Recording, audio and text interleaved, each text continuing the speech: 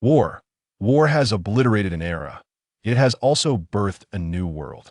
It is unclear when night ceased to be shrouded entirely in darkness. Beneath the veil of night, a dim, dark red luminescence flickers to life at 2 points, gradually drifting through the air. In the meager glow of this faint light, a viscous, deep green effluent flows incessantly, perpetually exuding a pungent stench, illuminating even the most obscure corners with a SDLY green shimmer. However, the truly perilous aspect of this nearly omnipresent sewage lies not in its unbearable filth, but in the lethal radiation it harbors. In the pools formed by the accumulation of this effluent, fragments of tattered cloth, rusted metal cans, and the decayed remains of unidentified creatures float and sink in a grotesque display of refuse. Occasionally, a massive rat, nearly a meter in length, emerges from the depths, screeching as it scurries through the muck, only to vanish into the shadows. The radiation, potent enough to fell a sturdy horse, seems to have no effect on these colossal rodents yet. Now and then, one might notice patches of flesh and fur falling away, revealing that this meat is already putrid. This suggests that the giant rats are not entirely immune to the insidious effects of radiation. The crimson glow ascends several meters, resting atop an inclined steel beam as it surveys the desolate world beneath the cloak of night. The reflections illuminated by the 2 points of red reveal only the skeletal remains of buildings, the half-collapsed walls of houses, and the scattered wreckage of automobiles. In this nocturnal realm, a ghastly green luminescence pervades every corner. In this place, what was once deemed a wasteland half a century ago is now referred to as a city. Not far away, the corner of the street suddenly ignited with blinding flames, and a cacophony of frantic and hysterical cries intertwined, swiftly surging in this direction. Startled, Hung rapidly unfurled her 4 transparent wings, vibrating vigorously as she ascended to greater heights. A burst of fire illuminated her path, revealing a colossal beetle over a meter in length soaring into the distance.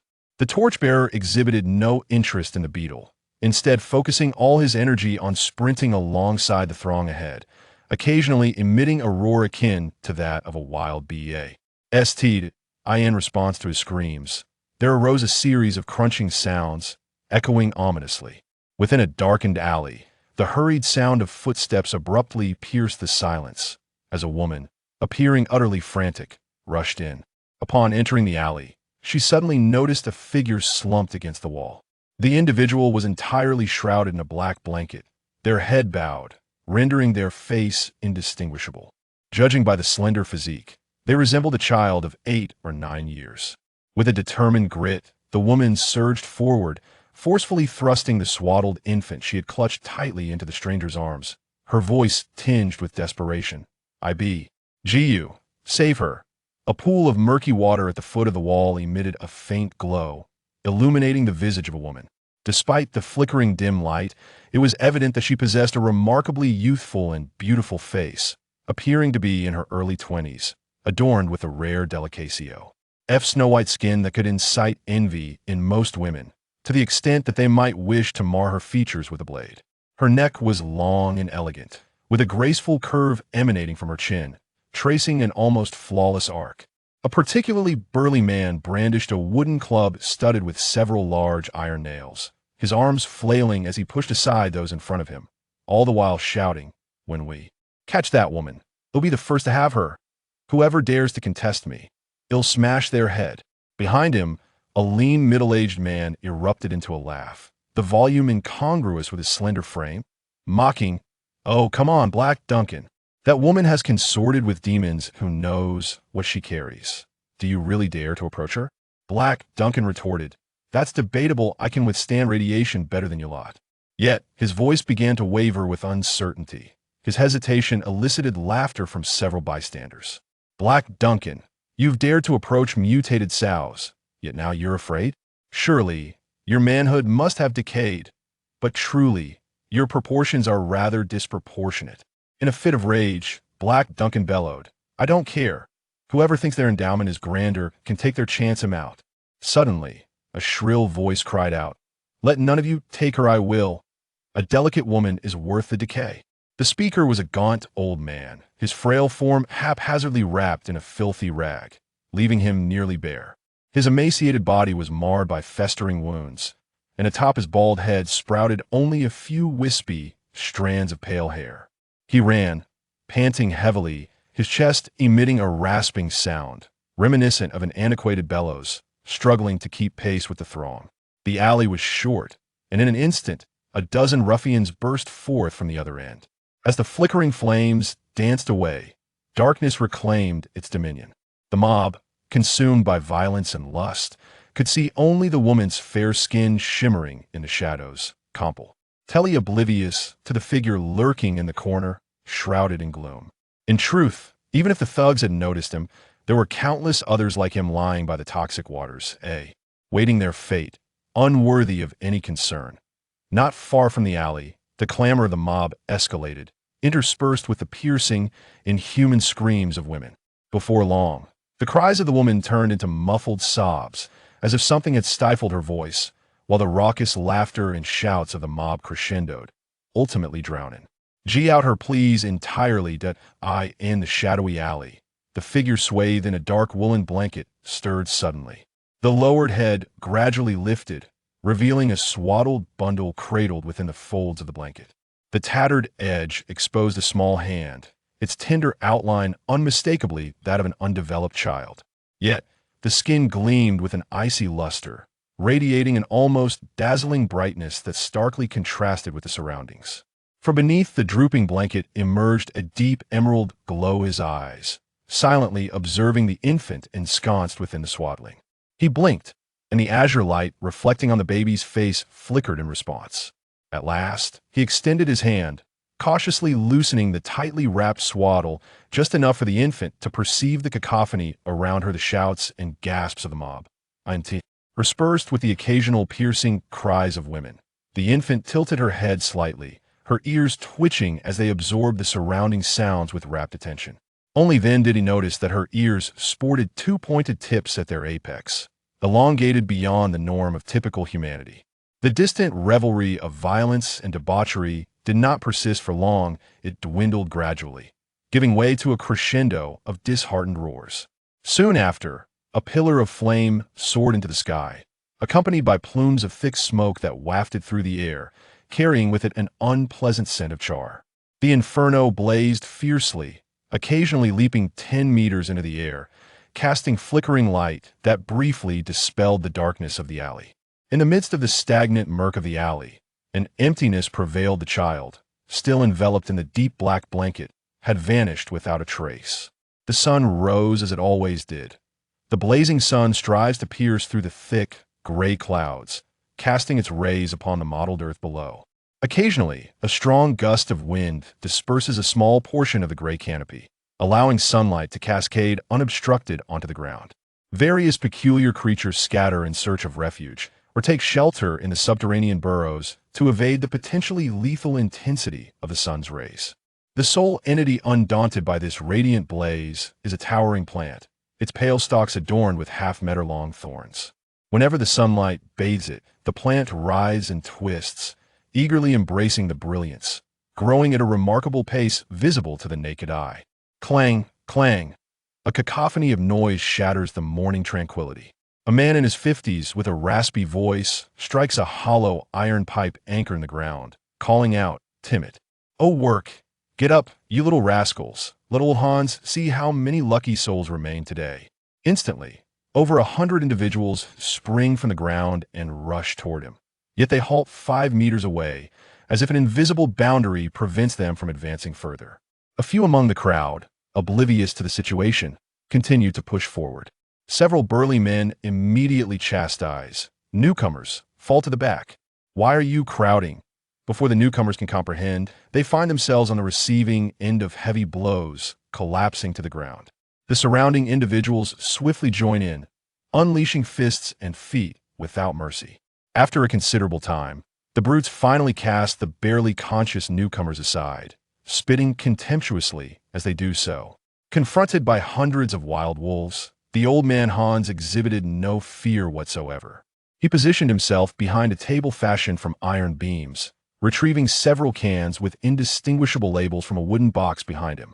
He forcefully tossed them onto the counter, raising his voice to proclaim, "The old rules apply. 100 kilograms of, or in exchange for 5 cents the cost of food remains, as it was yesterday cheaper for you lot of rascals. Today, there are even a few cans available, so let's see who can carry them away. No pushing, come one by one." These individuals were well acquainted with the regulations and formed an orderly queue, approaching the iron table one by one.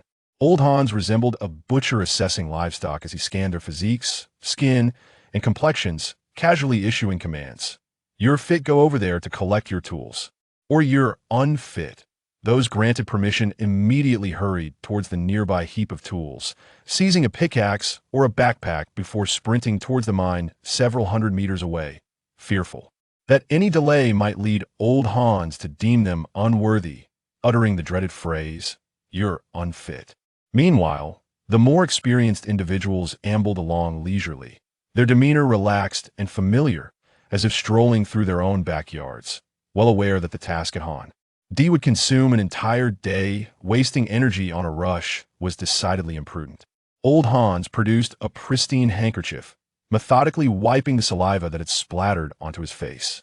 He pointed to a large, festering sore on the chest of a black man and remarked slowly, "You are ill. Sending you into the mine would infect my strong mules, and then who would work for me? I am capable of work. I have 3 children to feed." The African-American did not pay any heed to Old Hans's words, but rather continued to roar, making the iron table resonate with a thunderous sound. Old Hans furrowed his brow, stroking his thick beard as he gestured behind him.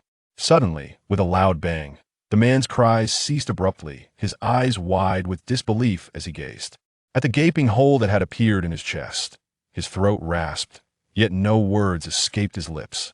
Behind Old Hans, a bald, muscular man pulled the trigger of his double-barreled shotgun once more, unleashing another deafening blast. Hundreds of iron pellets tore into the African-American's chest, doubling the size of his wound and completely penetrating his broad torso. The burly man wore a wrinkled black suit riddled with holes, clearly a relic from many years past. 3 such imposing figures stood behind Old Hans. After wiping his face, Old Hans addressed the air before the iron table, saying, "Moreover, your saliva reeks, you black devil." His tone suggested that the African-American still stood before him. Among the destitute who had not entered the mine, over 100 remained, their gazes shifting from greed to fear. A few approached to drag away the corpse of the African-American, discarding it several hundred meters away. It would not be long before the scent of blood attracted scavenging wolves and vultures, who would feast upon the remains, leaving not a single bone behind. The line before the iron counter rapidly diminished before the dawn had fully broken. Most of the refugees had descended into the mine, while those not chosen turned towards the 2WN, hoping to encounter some fortune there. The number of sick mules is increasing, and this month quota is rather precarious, grumbled the old man Hans, rising to his feet and straightening his aching back. Just as he stretched halfway, his movements abruptly halted. Leaning forward on the iron counter, he gazed at the child standing before him, whose head barely exceeded the height of the counter. The child was wrapped in a filthy blanket, so grime-laden that its original color was indiscernible. The exposed areas of the child's face and hands were tightly bound with strips of cloth, revealing only a single left eye that gazed quietly back at Hans. The child appeared to be around 8 or 9 years old, and it was impossible to discern their gender. Typically, Hans would not waste a moment on such an obviously unfit refugee. After all, he was not running a charitable organization. Perhaps the recent encounter with blood had softened his heart, or perhaps it was the anxiety over this month's labor shortage, or even the child's penetrating gaze. Regardless of the reason, he hesitated and unexpectedly inquired, "Do you wish to work as well?" The child nodded slightly. "Very well, but first you must tell me whether you are a boy or a girl," Hans replied. "I am a boy." The child finally spoke. Compared to other children of his age, his voice was somewhat deeper, yet possessed an inexplicable magnetism. "Very well, boy, go over there and collect your tools. Just like the others, if you excavate 100 kilograms of, or you will earn 5 cents. This is the greatest privilege I can offer you. With your appearance, I hope you are not suffering from any ailment. Do not fret, at least you do not carry a foul odor, for old Hans possesses a keen sense of smell." Get to work the sooner you finish, the sooner you can fill your belly. When you can no longer toil, seek out the limping Peter. He will inform you of your earnings and what sestina NCE they can procure. Amidst old Hans's ramblings, the boy hoisted a pickaxe nearly taller than himself and slung a nearly ground-scraping basket over his back, gradually vanishing into the depths of the mine. Once the boy's figure had completely disappeared, old Hans shook his head. He suddenly turned to the burly man in the black suit who had been closely following him and inquired, Am I particularly loquacious today?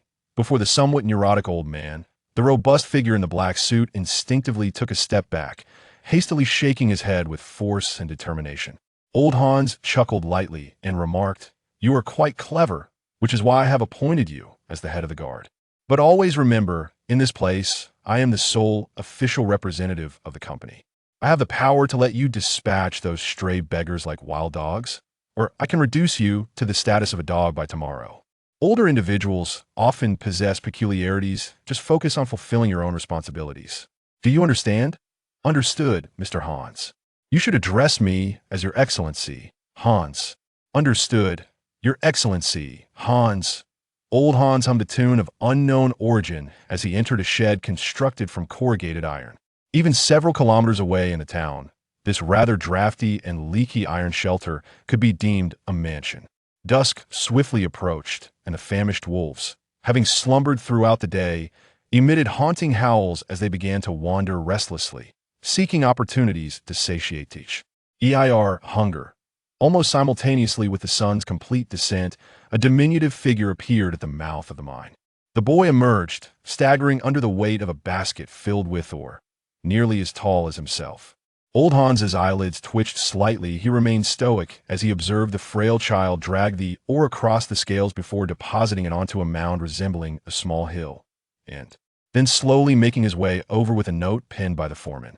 The rags wrapped around the boy were stained with large patches of reddish yellow and mixed blue from the mineral dust. As the boy approached, old Hans circled to the back of the house. There, leaning against the iron structure, was the crippled Peter, who, despite having lost half a leg, struggled. Shift his bulk of over 100 kilograms, calling out, Hey lad, come here. The boy approached the shelter and handed over the note. Peter glanced at it, unable to suppress a whistle, and remarked, Not bad, lad. You've done more than many adults. Here, take this list and see what you wish to exchange. Can you read? Oh, you can. Remarkable. I can only make sense of about half the words on that list. Hey, don't look at that side. You can't afford those items just yet. Focus on what's below that. Peter traced his coarse finger across the lengthy list, prompting the boy to gaze upon it. His eyes settled on the column labeled drinking water, and he continued his ascent until his view was obstructed by Peter's rugged digit. That's it, the boy declared, his finger, wrapped in strips of cloth, pointing decisively at the list. Peter exclaimed, Aha! Tier 3 drinking water. You must be of noble birth. L.A.D. It is said that nobles possess such delicate constitutions that they can only consume pure water absolutely devoid of impurities and entirely free from radiation. That's it, the boy reiterated, his voice flat and devoid of any inflection, casting doubt on whether it might be an artificially constructed sound. Peter shrugged and rummaged through a pile of wooden crates behind him, retrieving a canister of indistinguishable vintage beverage and tossing it to the boy. Here. Tier 3 drinking water for the extravagant little fellow. The boy gingerly tucked the beverage can into his blanket and turned it apart. Peter, the hobbled one, scratched his head, then tossed a fist-sized, rock-hard piece of moldy bread. To the boy, Kid, mining is a laborious task, and you can't do it on an empty stomach. Take this, and remember, you owe crippled Peter 5 cents. It will be deducted from your wages tomorrow. The boy accepted the bread with equal care, placing it into his blanket, then bowed deeply to crippled Peter before stepping into the enveloping darkness. In the shadowy wilderness, dozens of wolf-like eyes fixated on the boy, their whispers rising and falling like the tide. That lad seems to have accomplished quite a bit today. Shall we go and see what he has exchanged? Perhaps it's merely half a loaf of bread. I wager he is clutching a substantial piece of roasted ferocious rat meat. A languid yet menacing voice interjected, Ah, those new recruits over there. Are you not aware of old Hans's rules? On his territory, no one is allowed to snatch what has been traded. The earlier voice was evidently unconvinced. Old Hans? What can he possibly control? I could take on 10 of that old man. The slothful individual retorted with a laugh. With your capabilities? You wouldn't even be worthy of licking old Hans's boots. The one insulted as a rookie was about to retort when, unexpectedly, the other lost patience, whistled, and commanded, "Boys, chop this troublemaker into pieces and feed him to Vec." Aryan wolves, over a dozen shadows responded instantly, encircling the defiant figure. Following a brief cry, the wilderness returned to its eerie silence. The others needed to seize the moment to rest. For tomorrow, they must carry out an additional load of ore. In the storage shed, the limping Peter could no longer see the boy's figure. He scratched his nearly bald head and murmured, "Where's that lad off to? If he is devoured by the carrion wolves, my 5 cents will be for naught. Hey, old Hans, you don't think my money will be wasted, do you?" Old Hans, leaning against the shed's post, shrugged his shoulders and replied, "Heaven knows." Lame Peter struggled to rise, beginning to tidy the food and record list on the console. His remaining thigh was robust enough to support his over 100-kilogram frame as he hopped about the shed without the aid of crutches. He picked up the final note handed to him by the boy, intending to discard it casually, but suddenly recalled something and glanced back at it, murmuring to himself, "Level 3 DR, King Water. I truly wonder what he intends to do with this. The radiation in the mine is far more intense than the wastewater outside the town. A mere sip of clean water won't suff. Ice to resolve this." Old Hans took the note from Peter's hand, scanned the numbers, crumpled the paper into a ball, and tossed it into the fire pit outside the shed. Peter remarked, "That seems a bit against the rules." "He is raising a child," Old Hans replied, lighting a half-smoked cigarette, his voice somewhat somber. Peter, taken aback, lifted his gaze, asking, "What? How old is he to be raising a child?" Old Hans exhaled a smoke ring and said, "Children under 3, if they continuously consume non-radiated water and eat clean footies, if they persist with that damned level 3 and food will not mutate as they grow." Peter raised an eyebrow, exclaiming, "Good heavens! I thought everyone was destined to mutate. But how do you know all this?" Old Hans responded calmly, "Because I have raised a child as well." Peter was astonished, saying, "You've never mentioned this. How old is he now?" "He must be 20 by now. God forbid he resembles you in any way." Old Hans chuckled softly and remarked, "In those days, I was quite destitute, unable to procure sufficient clean water or food. He mutated at the tender age of 5 and did not survive." Peter, at a loss for words, fell silent for a moment before responding, "Old man, I apologize. I shouldn't have brought this up. You see, I've never encountered a woman capable of bearing children in my lifetime. Thus, I have never had the opportunity to raise a child." Old Hans took a deep drag from his cigarette, gazing out at the dimly green-tinged night sky beyond the barn. "My friend, you need not share these sentiments with me. Had it not been for your intervention back then, I would have long since become prey for the rotting wolves, and the position of company agent would not have been mine to hold." Peter hoisted a nearly 50-kilogram supply box, balancing on one leg to leap over a meter high, gently placing the box on the highest shelf. He scratched his head and said, "I didn't intend to save you. You know, I am a master in the arena of combat at that time. My enhanced offensive abilities were already at the 2nd tier, and that Wolf King could not have harmed me regardless of its attempts. But you, my friend, being one of those who dabble in the realm of magical arts, would find yourself, yes, idly torn apart by its jaws." Old Hans offered Peter the remaining stub of his cigarette and patted him on the shoulder, saying, "My friend, you should retire for the night. It is late, and no woman will be coming around here." The magazine cover suddenly detached and fell to the ground. The image of the voluptuous woman, once striking, had become somewhat blurred due to the passage of time, yet the prominent title Playboy remained discernible. Beneath the cover, a small line indicated the publication date, February 1982. Regardless of how many new drifters arrived in the wilderness or how many of the old ones vanished inexplicably, the sun continued to rise as it always had. The boy, as on the day before, arrived just as the miners were emerging from the tunnels, timing his exit at the very moment the sun fully descended. The quantity of ore he unearthed remained consistent with the previous day, and the barter yielded the same results. The only notable change was that his debt to the crippled Peter had doubled from 5 cents to 10. A month later, perhaps due to an abundance of food, or perhaps owing to the boy's increasing strength, he earned slightly more each day, gradually diminishing his debt to the limping Peter. Life in the wilderness was monotonous and repetitive, and thus a year slipped by in such a manner.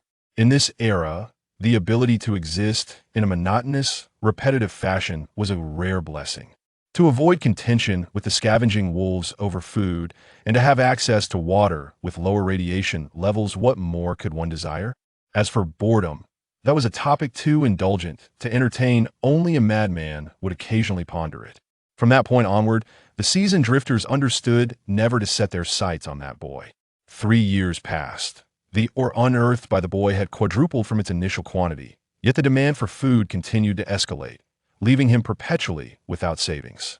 The wrinkles etched on old Hans's face deepened further, while the pages of the 1983 edition of Playboy, cherished by the limping Peter, dwindled from 15 to 11.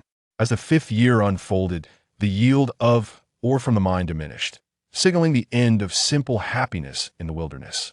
One evening, after receiving provisions and water once more from the limping Peter, old Hans called him to a halt. The boy, who had once been a child, now a young man, followed old Hans into the iron house. The interior was cluttered with odds and ends, yet housed a genuine bed, complete with bedding and a pillow. Such a bed was sufficient to distinguish old Hans from everyone else. The young man did not cast another glance at the bed. Instead, his gaze remained fixed upon a hand-drawn map it hung on the wall. The map was rendered in a crude manner, still possessing vast expanses of blank space, while certain areas were marked in red ink with alarming warnings of dang. Doubt we are here, old Hans indicated on the map. Then his finger traced westward until it came to rest on a circle marked with the ominous words of scarlet danger. He continued, "This area is the nest of fire ants. These formidable creatures, measuring over a meter in length, are quite troublesome. While they do not actually breathe fire, one must exercise extreme caution regarding the acidic liquid they expel, which can be far worse than the flames themselves. The most irksome aspect is that these pests always travel in swarms. However, they do possess a valuable trait. Their forelimbs are harder than steel, yet weigh half as much, making them a sought-after commodity, as few dare to hunt fire ants. Between their hind legs lies a small piece of flesh that is free from radiation and toxins, albeit in insufficient quantity." The youth gazed intently at the map, seemingly committing every line and mark to memory. His lone exposed eye shimmered a deep emerald, with faint gray patterns subtly weaving around the pupil, crystalline and pure, akin to the finest jade. Over the years, old Hans realized it was the first time he had truly seen the boy's eyes. Clearing his throat, old Hans gestured toward the southern end of the fire ant nest, where a solitary W marked an unknown significance. "There is a cave here, within which lies a stagnant pool of sewage, home to a mutated leech. If you feed it your blood, it will expel excess water from its body. This water contains only a slight amount of radiation, just enough to suffice for a 5-year-old child. The fire ant nest lies over 100 kilometers away from here. You may need to walk for several days. The mine will close tomorrow, so there is no need for you to come." The old Hans waved his hand, and the young boy quietly departed from the iron hut. Just before exiting, the boy glanced back at Hans and softly expressed his gratitude. The boy's voice was as gentle as the whispering wind, imbued with a mysterious allure. In a different era, he might have possessed the potential to become a superstar. On the second dawn, the sun drove the wandering carrion wolves back to their lairs. Yet it also brought with it howling winds and fist-sized grains of sand. To the west of the mine sprawled an endless expanse of barren desert, where the fiery red rocks had been sculpted by the wind into jagged, pockmarked pillars. As far as the eye could see, only a few stunted, thorn-covered shrubs, laden with lethal toxins, could be spotted. The rock scorpions and the giant black wasps posed lethal threats, but the gravest peril was the absence of water. Not even a drop of contaminated, radiation-laden liquid. As the rock scorpions sought refuge in the crevices of the stones to escape the sunlight, the boy appeared at the edge of the desert. He was wrapped tightly in a black woolen blanket, and in his bandaged hands, he held a small child, who was similarly draped in a black blanket. In the multifaceted gaze of the rock scorpion, the two figures, one large and one small, walked hand in hand, slowly venturing deeper into the desolate landscape. Suddenly, a gust of wind swept through, lifting the blanket from the child's head, revealing a cascade of silken, ashen hair that shimmered with 1,000 dazzling reflections on day.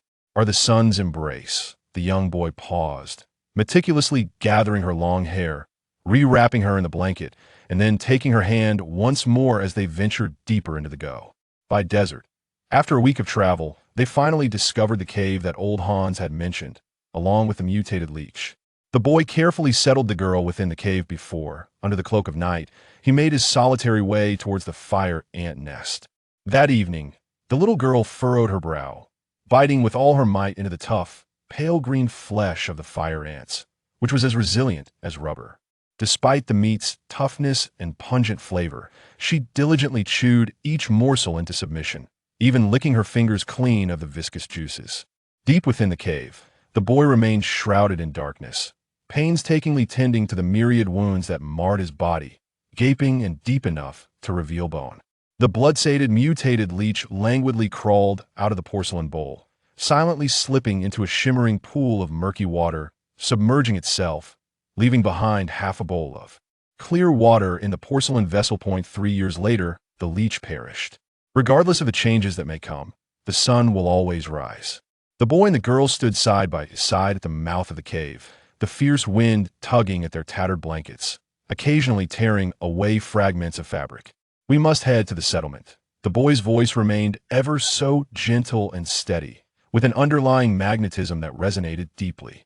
Now reaching the boy's chest, the girl leaned against him, tightening her grip on the blanket, and softly uttered, "I am afraid." "Do not be afraid, I shall protect you." The boy's voice resonated with unwavering determination, yet the extent of his confidence remained a mystery known only to himself. He had acquired 4 meticulously selected forelimbs of fire ants. Old Hans had mentioned that such items could fetch a handsome price in the settlement, and a handsome price meant sustenance and clean water. Experience from the mine had taught him that items of considerable value should not be carried in excess, lest trouble ensue. The boy led the way, with the girl clutching the hem of his garment, as they ventured together toward the desolate expanse that evoked despair. Yorkston was a settlement that had only flourished over the past decade, now home to 500 or 600 individuals of diverse backgrounds. Establishments such as bars, inns, restaurants, general stores, and clinics had emerged, and even a sheriff had been appointed to maintain order. The sheriff's authority stemmed from the Uzi submachine gun that he perpetually carried. In comparison to the more commonplace weapons of the region, beer bottles, iron rods, machetes, and even makeshift firearms, a sheriff's submachine gun wielded a far greater influence. Thus, a basic semblance of order prevailed in Yorkston at the very least. One could not take a life without just cause, for if a life were taken, there must be a legitimate REA. Son, the sheriff's endorsement constituted what was deemed a just cause. On this day, Yorkston welcomed a person of true significance, prompting those of notable status to venture outside the town in anticipation. Meanwhile, those lacking the privilege to attend buzzed with excitement, discussing the distinguished guest, even though they were entirely oblivious to whether this figure was male or female. In this manner, no one paid particular attention to the boy who had entered the settlement. The butcher of the town, who also managed the Soul Inn, was elated after receiving a premium fire ant blade. In his exuberance, he graciously offered a room to the young boy and girl, along with a complimentary dinner. However, it was clear that for a superior, low-radiation specimen, 1 fire ant blade would hardly suffice. The boy instructed the girl to rest in their room and ventured out of the inn, taking with him the remaining fire ant blade. He had heard that this item could fetch a better price at the general store. Before departing, he meticulously set up a discreet mechanism on the door. From the butcher's somewhat forced smile, the boy sensed impending trouble, yet he did not anticipate the urgency of its arrival. Barely past a street corner, he was intercepted by 2 individuals, their eager wooden clubs betraying their ill intentions. "Hey kid, we hear you have fire ant blade for sale. Our boss wishes to speak with you." After a moment's hesitation, the boy followed these 3 men into a secluded alley, leading to a relatively intact large house. In the center of the room sat a burly man, clearly the boss, while the other 3 strategically blocked the entrance. The boss appeared quite pleased with the boy's submissive demeanor. "Kid, you can call me Viper. I've heard you possess fire ant blades splendid. No matter how many you have, I want them all. Here is your payment." The young boy observed a piece of black bread, as hard as stone, rolled to his feet. He gradually bent down to pick it up, simultaneously placing the 3 fiery ant blades from his back onto the ground. Although this bread was sufficiently hard and durable, its level of radiation was not excessively high. The girl had matured and could withstand the radiation emanating from this device. Upon straightening his posture, he noticed that the 3 individuals behind him showed no intention of clearing the doorway, their grip on their wooden clubs visibly tightening. The Viper also rose to his feet, drawing a handmade, single-barrel pistol from his lower back, and sneered, "You are quite astute and know your place. Initially, having made this deal, you should have been granted a chance for survival. Alas, the butcher informed me that you brought along a delicate young girl, which complicates matters. In truth, I am not the leader, merely the second-in-command. The leader, known as Black Bear, is likely currently engaged with that young girl, reveling in his pursuits. It is unfortunate he is growing larger by the day, akin to a mutant, yet he has a penchant for children. Well then, lad, it is time to send you on your way. I hope that by the time I arrive, that girl has not succumbed."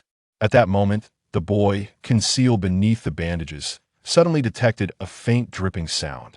It was the noise produced by a metal piece he had propped against the door, snapping and scraping together.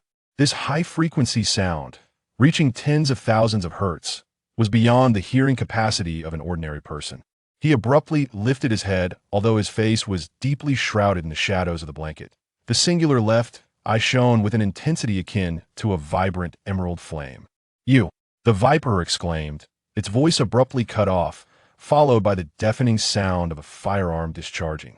The shot shattered the only intact pane of glass, and the air quickly filled with the acrid scent of gunpowder. Wrapped tightly in a black blanket, the youth appeared like a specter at the threshold of the butcher's inn. The door, haphazardly nailed together from wooden planks, stood ajar, and a pungent odor of blood wafted from within, detectable from distance. Inside, an unusual silence reigned, punctuated only by the faint sound of someone quietly weeping.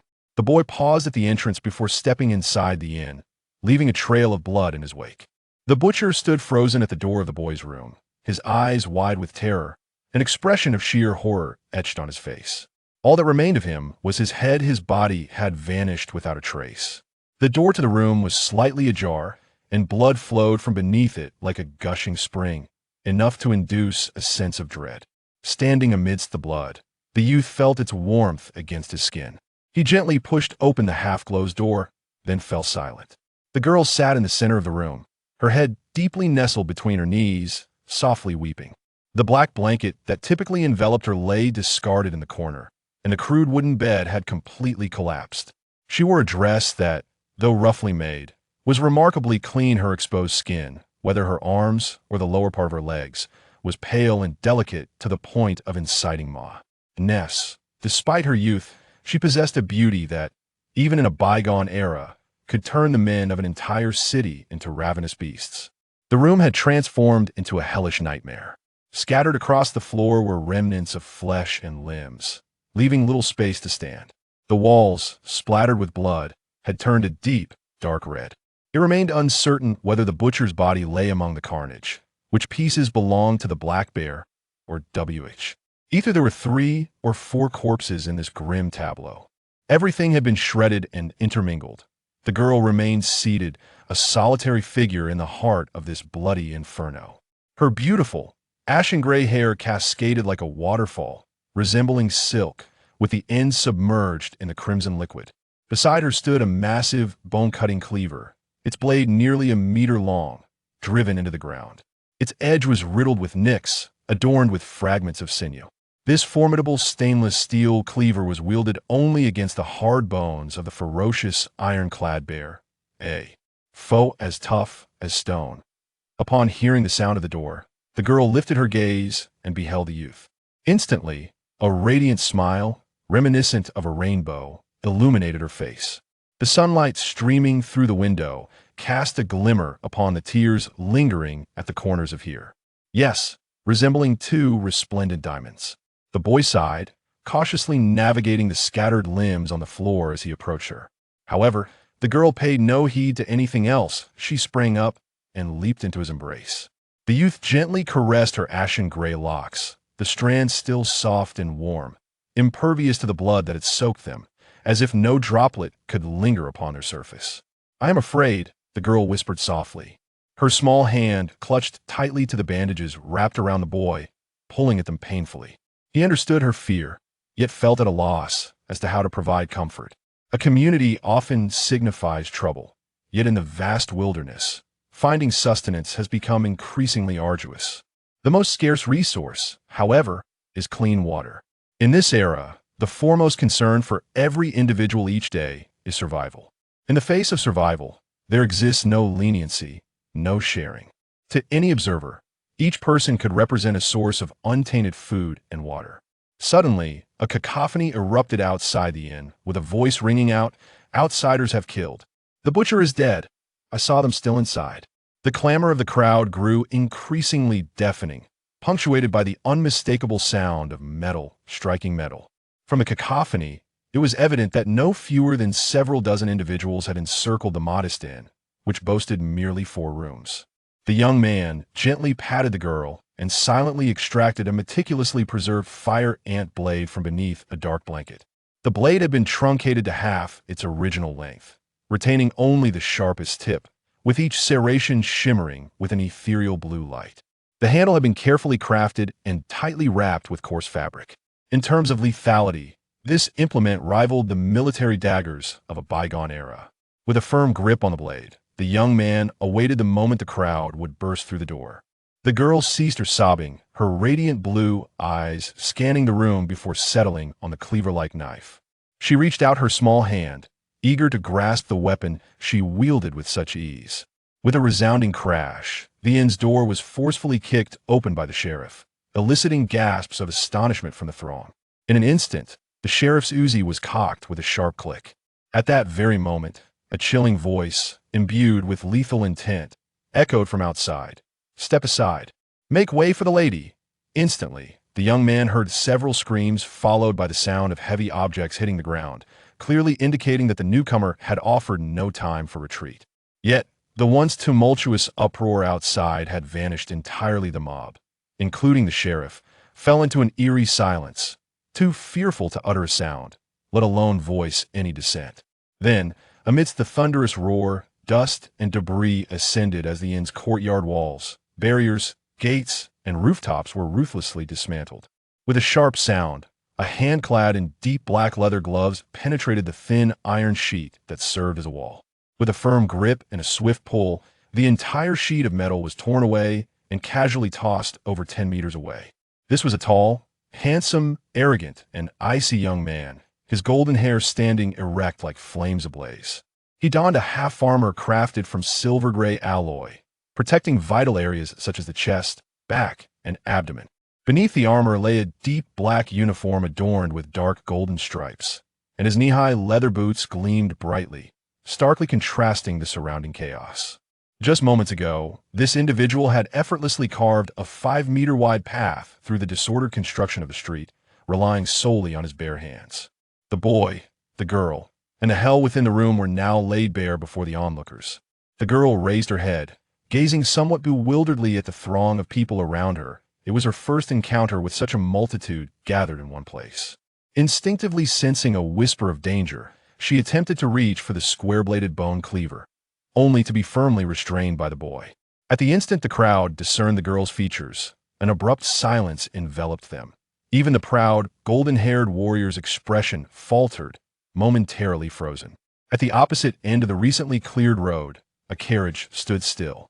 This was a 4-horse carriage reminiscent of the 18th century, its dark, gilded exterior exuding an air of antiquity and elegance, while the brass lanterns glimmered with a polished sheen. The carriage was drawn by 4 magnificent steeds, all remarkably identical in their pure, snow-white coats, devoid of any blemish. In the entirety of Yorkston, none would recognize these as thoroughbreds. However, that mattered little, for regardless of their breed, such horses transcended anything the townsfolk Kay could ever conceive of as luxury. Flanking the carriage were 8 fully armed knights, their alloy armor mirroring that of a youthful blonde figure nearby. The distinction lay in the fact that while the young man was unarmed, the 16 knights were equipped with heavy weaponry. In comparison to the 4 Minimi machine guns, the sheriff's Uzi appeared almost toy-like. 4 attendants emerged from the cargo wagon, retrieving rolls of crimson carpet, which they proceeded to unfurl along the road from beneath the carriage, extending all the way taut. The feet of the young boy and girl. Inside the chamber lay a hellscape of blood and flesh, as the opulent crimson carpet was laid down, immediately becoming submerged in the semi-congealed blood. Yet the attendants showed no hesitation as they meticulously layered the evidently exorbitant carpet, ensuring it rose 5 centimeters above the blood, thereby guaranteeing that any would spill onto the luxurious surface before they ceased their efforts. The 4 attendants, clad in their black tailcoats, pristine white shirts, and meticulously pressed bow ties, seemed entirely out of place in this in the town of Yorkston. Even the most respectable individuals bore a striking resemblance to the beggars of a bygone age. The sheriff's jeans sported a conspicuous, large tear, however. Since it was not located on his posterior, it had become a distinguished mark of status. Moreover, due to the scarcity of water, the townsfolk rarely indulged in bathing. Unlike the others, the young boy's gaze was fixed upon the feet of these attendants. They gracefully trod upon the shattered limbs, elevated above the pools of blood, moving as delicately as butterflies. The visibly softened muscles of the dismembered limbs barely sank under the weight of the attendants. It was only when they laid down the carpet and exited the building that the 8 gleaming black leather shoes bore merely a trace of blood on their soles. At this sight, the boy's deep azure eyes narrowed slightly. An elderly steward approached the carriage, slowly and elegantly opening the door, then draping a snow-white handkerchief over his arm, holding it aloft with poise. Within the carriage, a hand emerged, graceful, delicate, and elongated like an orchid, resting upon the steward's arm. The ring on the middle finger, adorned with a deep blue gemstone the size of a quail's egg, captivated the attention of all present. The only element that seemed somewhat jarring were the 5 centimeter long, slender nails. Their flawless lines were embellished with a chilling pattern of black and crimson, evoking an unsettling sensation.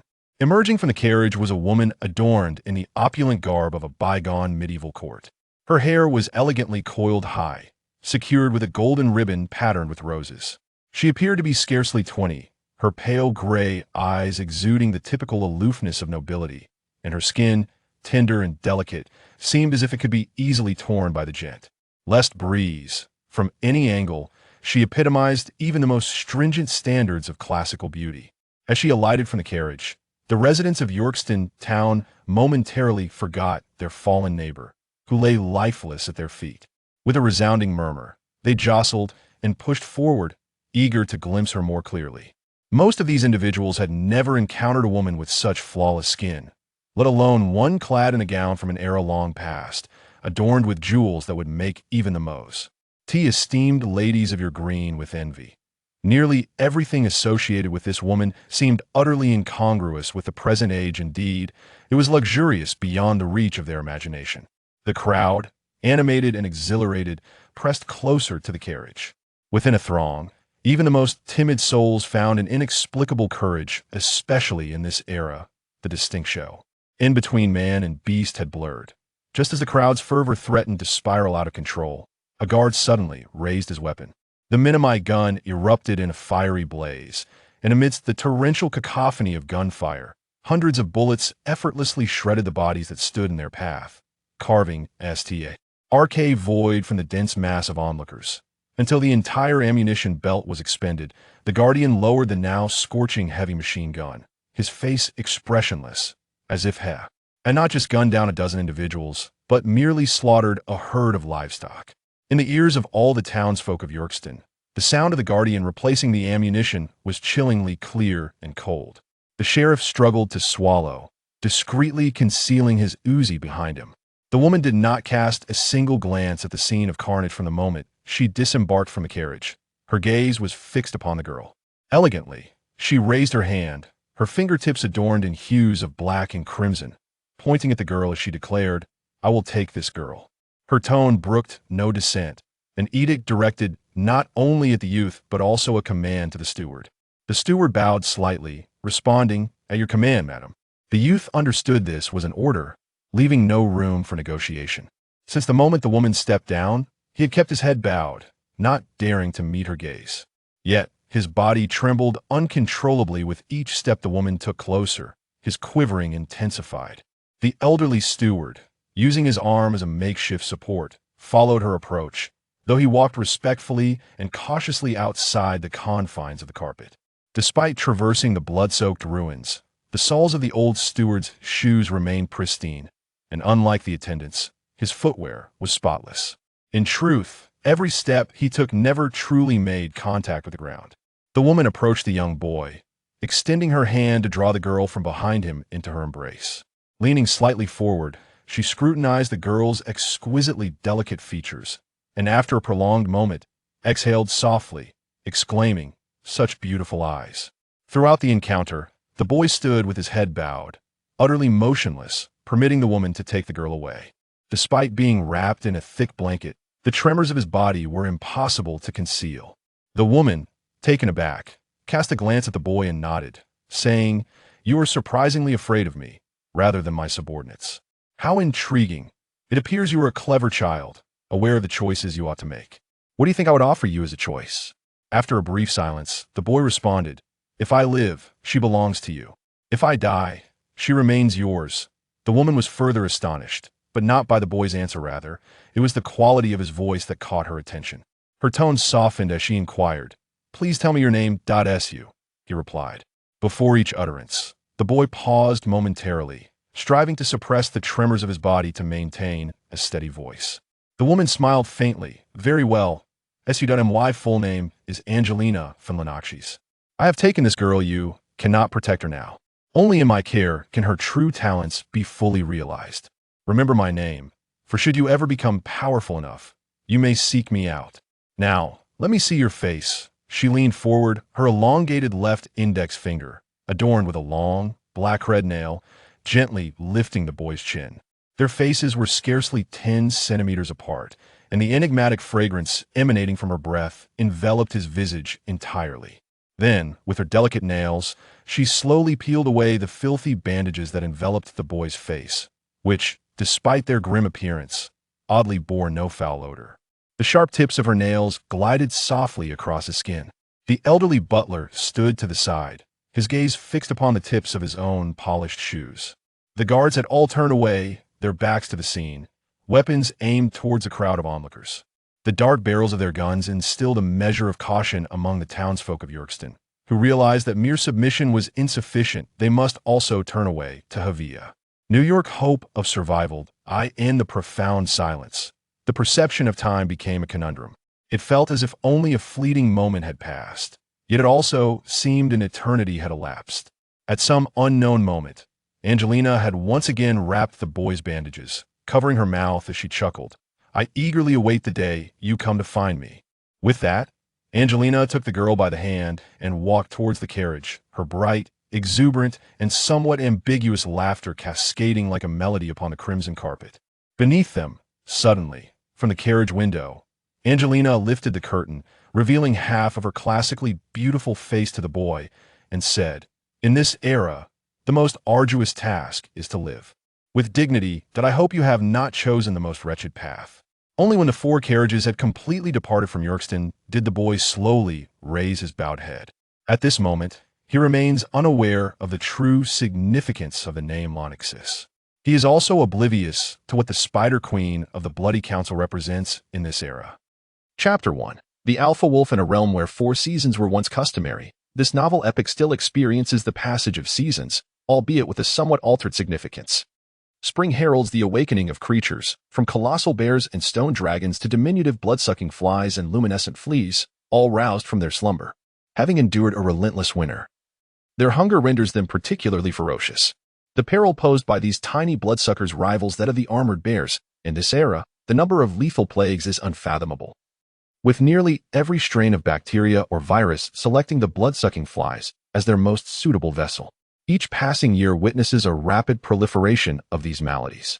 The profession of a doctor has never been more crucial, nor has it ever felt so utterly powerless. The sky, adorned with wispy gray clouds, shifts to reveal a breathtaking expanse of blue as sunlight cascades down like fire, saturating the parched earth that is cracked under the oppressive heat. At the moment the sunlight descends, Turner lowers the visors of his helmet. This relic from a bygone era is designed to filter intense light and ultraviolet rays, safeguarding one's vision. Although the ultraviolet radiation of today is exponentially more potent than in times past, the surviving humans have begun to acclimate to their new environment, while the frail among them have long since become mere skeletons in the wilderness. Despite the blinding intensity of the ultraviolet rays filtering through the visor, for Turner, it is merely a slight discomfort. The 8 soldiers trailing behind him possess sufficient strength. Although the sunlight may induce some discomfort, it does not hinder their movements. Turner rested his right hand upon the refurbished M3A automatic rifle, surveying the surrounding terrain.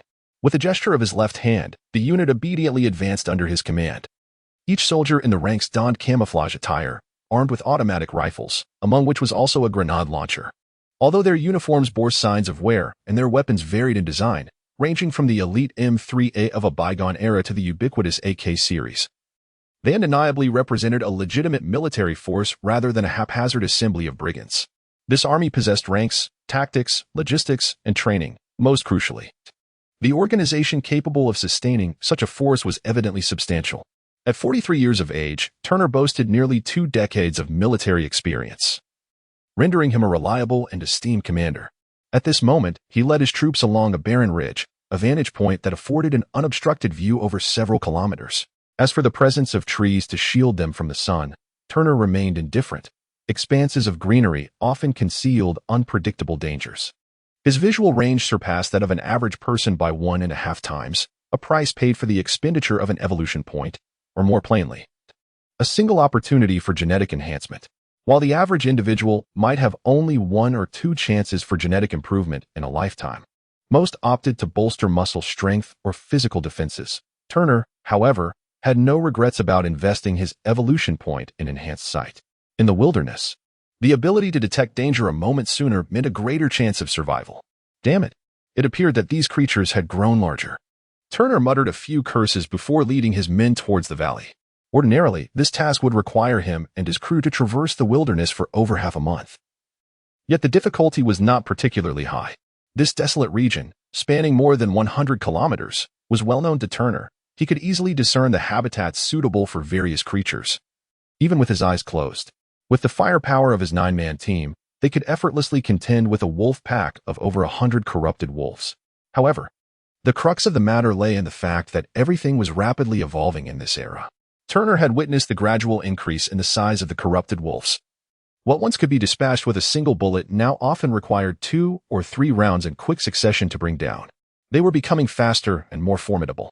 To quote the research director of the base, in the past 12 months, the average weight of an adult corrupted wolf had surged by 12, their muscular strength by 23, agility by 18, and resilience to blows by 35, while their resistance to radiation had improved by 50. Turner, of course, could not retain nor was he interested in such precise and meticulous statistics. His thought process was more straightforward and vivid. The corrupted wolves were growing larger and increasingly perilous. His team, once capable of handling 150 corrupted wolves, could now manage no more than 100, although everything appeared to remain under the base's control. Each mission intensified the unsettling feeling within Turner. Could one even imagine a creature as large as a tiger, possessing the intellect of a human, among the corrupted wolves? This was a nightmare Turner had encountered more than once in his dreams. The mountainous path, spanning several kilometers, represented merely a half-hour journey for Turner and his adept squad specializing in mountain warfare. Upon witnessing their arrival, an adult male carrion wolf crouched low on the rocky outcrop, baring its drooling fangs while emitting a deep, guttural growl. This behavior was quintessential for carrion wolves defending their territory, indicating the presence of a den nearby, likely housing several pups still dependent on their mothers, unable to keep pace with the adults. The territory of carrion wolves is typically vast, and this valley, riddled with caves, might solely belong to this pack. Turner had no intention of searching each cave individually. Thus, he signaled, prompting a veteran soldier behind him to raise his automatic rifle. The first shot sent one carrion wolf soaring through the air, followed by a rapid succession of 2 additional shots, each bullet striking the struggling creature, causing it to tumble several times. The remaining carrion wolves whined in distress, abandoning their fallen companion, and fled with their tails tucked between their legs deeper into the valley. Turner brandished his M3A and declared, "Lucas, it's your turn." "Understood," responded a young man, seemingly just in his early 20s, as he removed his mask, revealing an unusually large nose, nearly twice the size of an average one. He began sniffing his way deeper into the valley. Despite the overpowering stench of carrion wolves permeating the air, Lucas's olfactory senses rivaled those of the wolves. Each scent was distinctly unique, and with the creatures having just departed, misidentification was impossible. The 9-member squad proceeded at a measured pace, gradually making their way to the heart of the valley.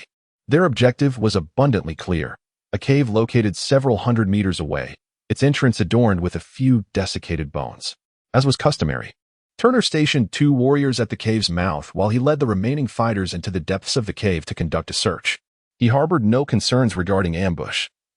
Within the confines of the narrow, elongated cave, the high rate of fire and formidable power of the M3A rendered it nearly invincible.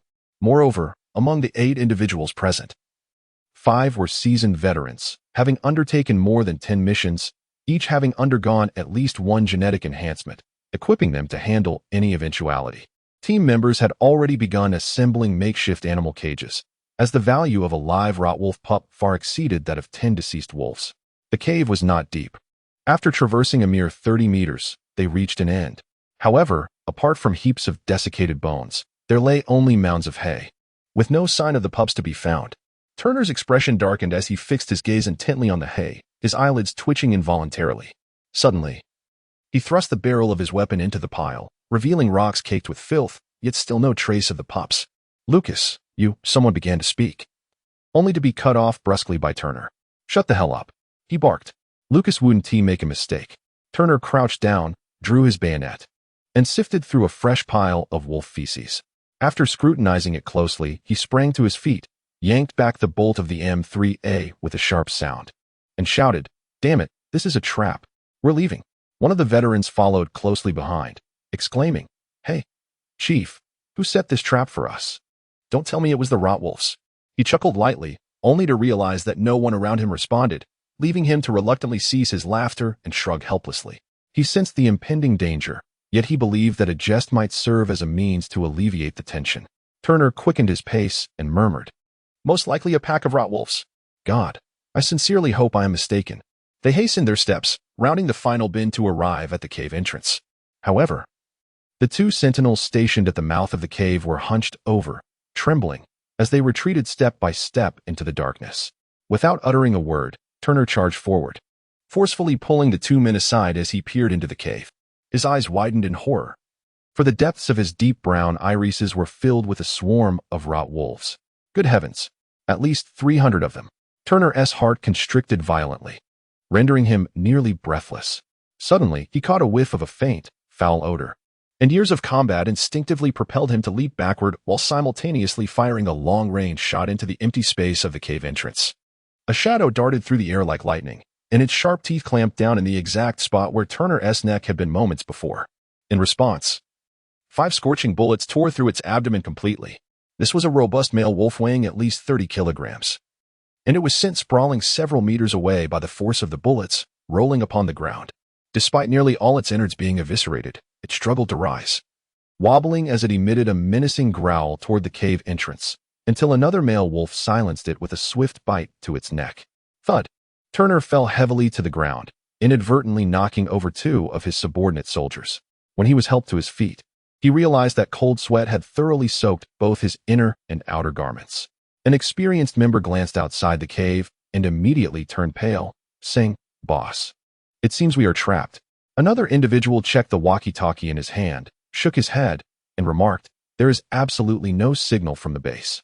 Our food and water can sustain us for 10 more days. However, we have only a limited supply of ammunition left, which is insufficient to eliminate them all." Several seasoned members reported on their supplies, and with each update, Turner's expression grew increasingly grim. He cautiously positioned himself a meter away from the cave entrance, peering outside. And with each glance, the chill in his heart deepened. Yet, hardly anyone could truly sleep. An unshakable question lingered in everyone's minds. How had these feral wolves become so cunning all of a sudden? They seemed to understand the traps laid for them and were adept at avoiding the deadliest range of automatic rifles. Despite their hunger, not a single wolf dared to cross that invisible boundary.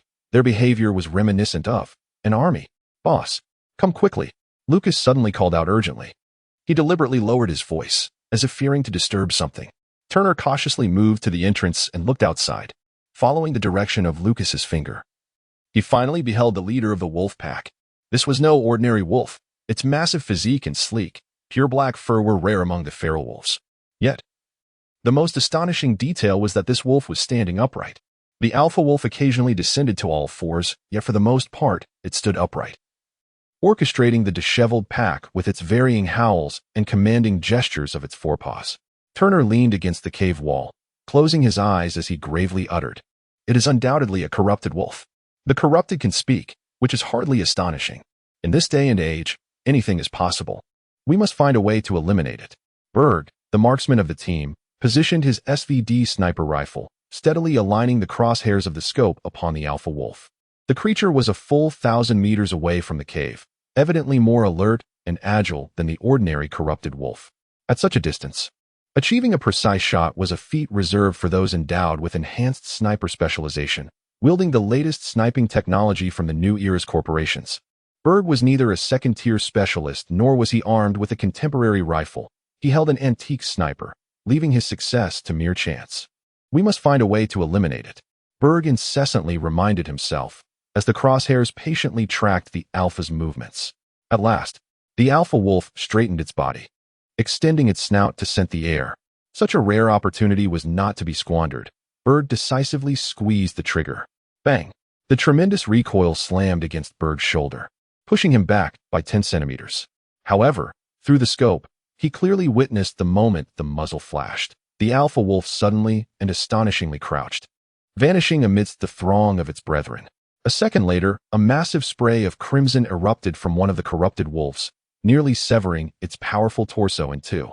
However, Berg's heart sank to the depths of despair. Such an opportunity comes but once, and having missed it, there would be no second chance. Powerlessly, Berg buried his head in his arms. A rough, strong, and warm hand gently patted Berg's shoulder, followed by Turner's uniquely steady voice whispering in his ear, "In the past 2 decades, I've made far worse mistakes than this. Do not dwell on it too much. My boy, if you cannot accomplish this, then no one here can. Often, we must simply strive to do our best and leave the outcome to fate." 3 days passed. The alpha wolf continued to coordinate the pack's movements, maintaining order. Those rebellious wolves that refused to submit were systematically slain. When necessary, it still walked upright, yet never lingered in one place for long. More often, it completely merged with the pack. In every aspect, apart from its lupin form, it resembled a calm, ruthless, and cunning human commander. A plan must be devised to eliminate it. On the ridge, a pair of greenish eyes streaked with gray fixated on the alpha wolf. He had unknowingly crouched on this vantage point that overlooked the entire valley, wrapped snugly in a heavy brown blanket that camouflaged him perfectly among the surrounding rocks. He was unsure how long he had been observing, but at last, a rifle muzzle, wrapped in brown cloth, emerged gradually from beneath the blanket, the old-fashioned sights aligning slowly with the alpha wolf's head. Chapter 1. The alpha wolf fortune was once again the deciding factor. The rifle's muzzle swayed slightly in accordance with the movements of the alpha wolf, a motion so precise it seemed to measure in microns. Bang! The thunderous roar of the gun reverberated throughout the valley. The alpha wolf's robust chest erupted violently as it lowered its head, catching a glimpse of its horrific wound before collapsing to the ground. Such a charge was akin to an act of suicide.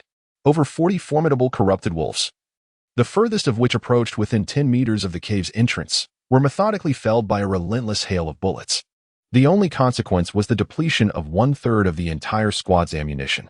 After another half hour, the pack of corrupted wolves began to exhibit heightened agitation and unrest. A particularly strong male wolf commenced a series of growls and howls, endeavoring to usurp the position of the fallen alpha. Witnessing this scene, the soldiers of Turner's squad grew increasingly tense. Although this wolf was significantly stronger than the average corrupted wolf, it lacked the remarkable intelligence that had characterized the original alpha. However, with the emergence of a new leader, the uncertainty of what might transpire next loomed ominously. Bang! Once more, a heart-stirring gunshot rang out, and the new alpha fell in response.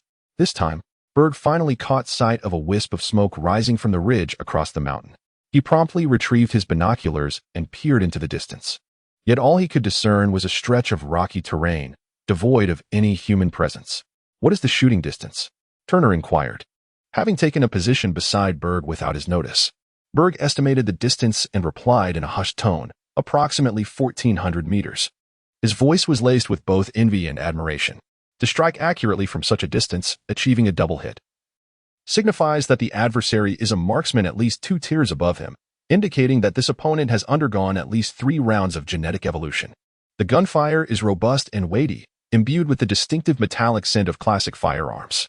The members of Turner's squad, whether novices or seasoned veterans, are all well-versed in the realm of weaponry. The sound of such gunfire resonates with a unique allure in their ears.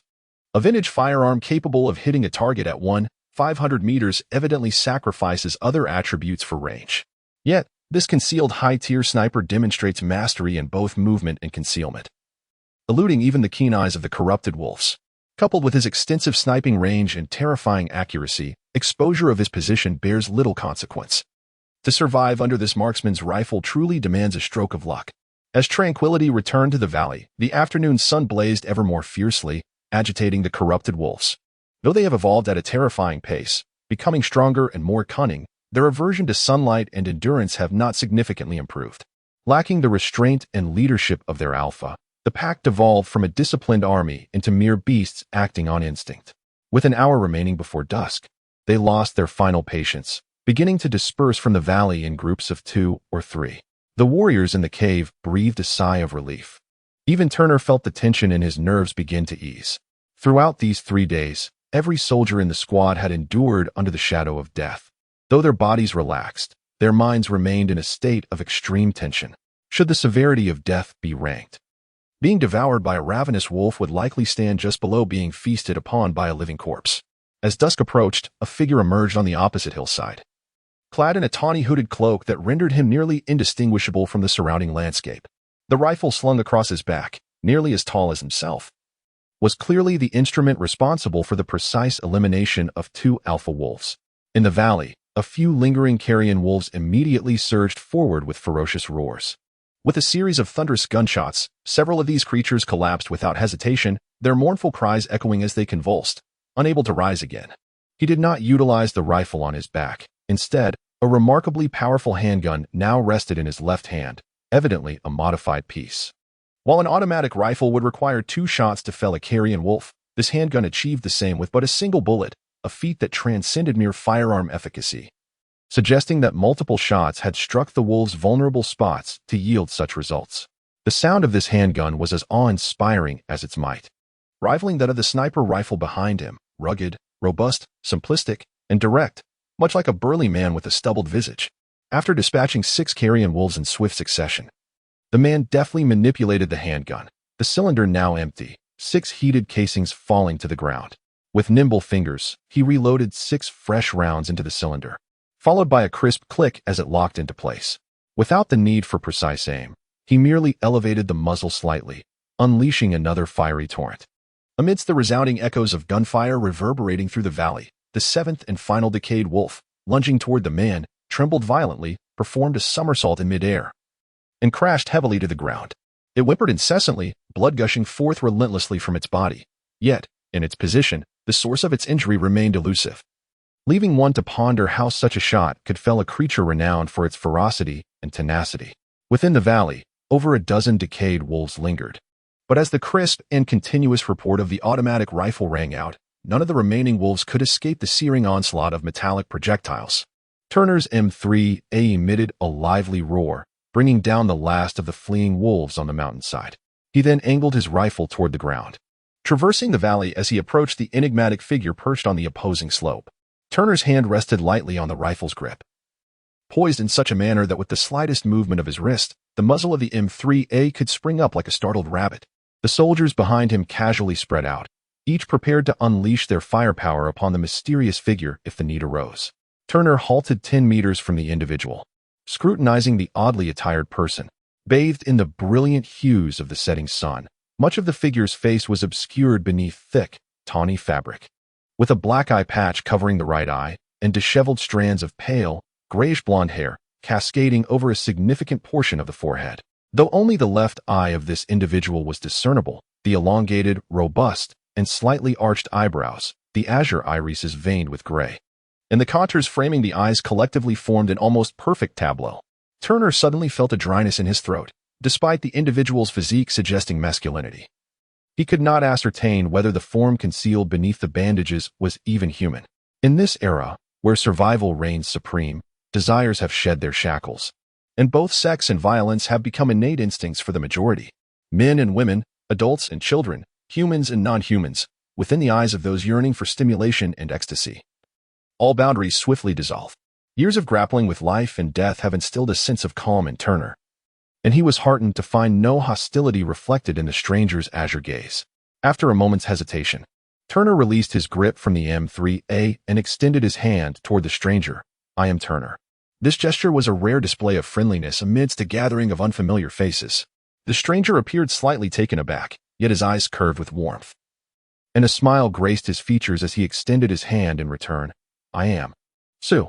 Sue's hand, too, was swathed in bandages, revealing not a hint of skin. However, through the wrappings, Turner sensed that this hand was more delicately slender than that of an ordinary person, exceptionally soft, yet seemingly concealing explosive strength within its gentleness. This contradictory sensation made Turner feel as though he were not merely shaking hands with a stranger, but rather grasping the formidable fangs of a stone dragon. Turner waved his hand, subtly signaling safety, and the warriors of the squad exhaled in relief as they dispersed to inspect the fallen, corrupted wolves and collect the necessary corpses. Turner stood alongside Sue, extracting a crumpled pack of cigarettes, carefully withdrawing 2 sticks and offering one to Sue. "You saved all our lives. Care for a smoke?" Sue smiled and replied, "This is quite a treat. Why not?" As the cigarette ignited, Sue inhaled deeply through the crevices of his bandages, holding the smoke within for a good 3 to 4 minutes before exhaling a faint wisp.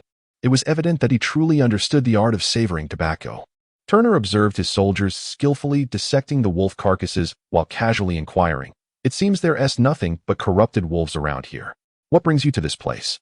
"I have been tracking some unusually behaving corrupted wolves to ascertain any changes and stumbled upon your predicament in this valley.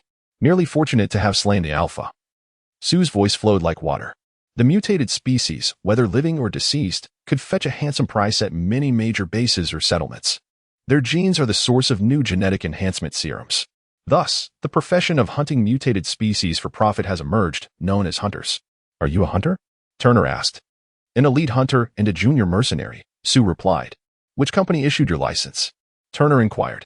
"The profession of hunter or mercenary is accessible to anyone, with ranks assigned based on past achievements, leading to the issuance of licenses. Licenses may be issued by various organizations, scattered bases, large corporations, or even coalitions. Obtaining a license from a particular organization signifies recognition within that organization and its allies, allowing one to enjoy corresponding privileges. Naturally, any organization may choose not to acknowledge licenses issued by others. Hence, acquiring a first-level hunter license from a major corporation often proves far more beneficial than possessing a fourth-level license from a smaller entity. Turner, somewhat taken aback, replied with a newfound respect, "That's quite a significant player." However, recalling Sue's prowess in sniping, shooting, stealth, and movement, it seemed entirely reasonable for him to possess such a license. The memory of the alpha wolf that Sue had slain caused Turner's eye to twitch involuntarily. He took a deep drag from his cigarette and said gloomily, "I never imagined even the corrupted wolves could rival human intelligence in this damned world." Sue observed as the soldiers meticulously wrapped several corpses of the corrupted wolves, shouldering them with care. He sighed and remarked, "Such alpha wolves will become increasingly common in the future." After issuing his orders, Turner turned to Sue and suggested, "You've been out here for quite some time. Perhaps it's best to return to the base for some rest. Possessing a license equates to having a background, no longer being a perilous stranger. Moreover, in this region, Payne Corporation wields substantial power." As dusk fell, Turner's squad set out, relying on the fading light. The journey to the base would require 2 continuous days of travel. Although the night posed its own dangers, this area was even more treacherous. At the rear of their group, there was a specter-like figure, Sue. Berg intentionally or unintentionally lagged behind, walking alongside Sue, beneath the dim green light of the night. He occasionally cast furtive glances at the enormous modified rifle slung across Sue's back. However, he was perplexed to find that the rifle was equipped with only a rudimentary optical sight. Even a novice could discern that it paled in comparison to the SVD sniper rifle in Berg's possession. Berg, evidently a bashful individual, felt his cheeks flush as he softly inquired, "Sir?" "No, Commander, may I ask what your sniper proficiency level is?" Sue remained silent, Berg's anxiety intensified, and he stammered. I apologize, I mean no offense.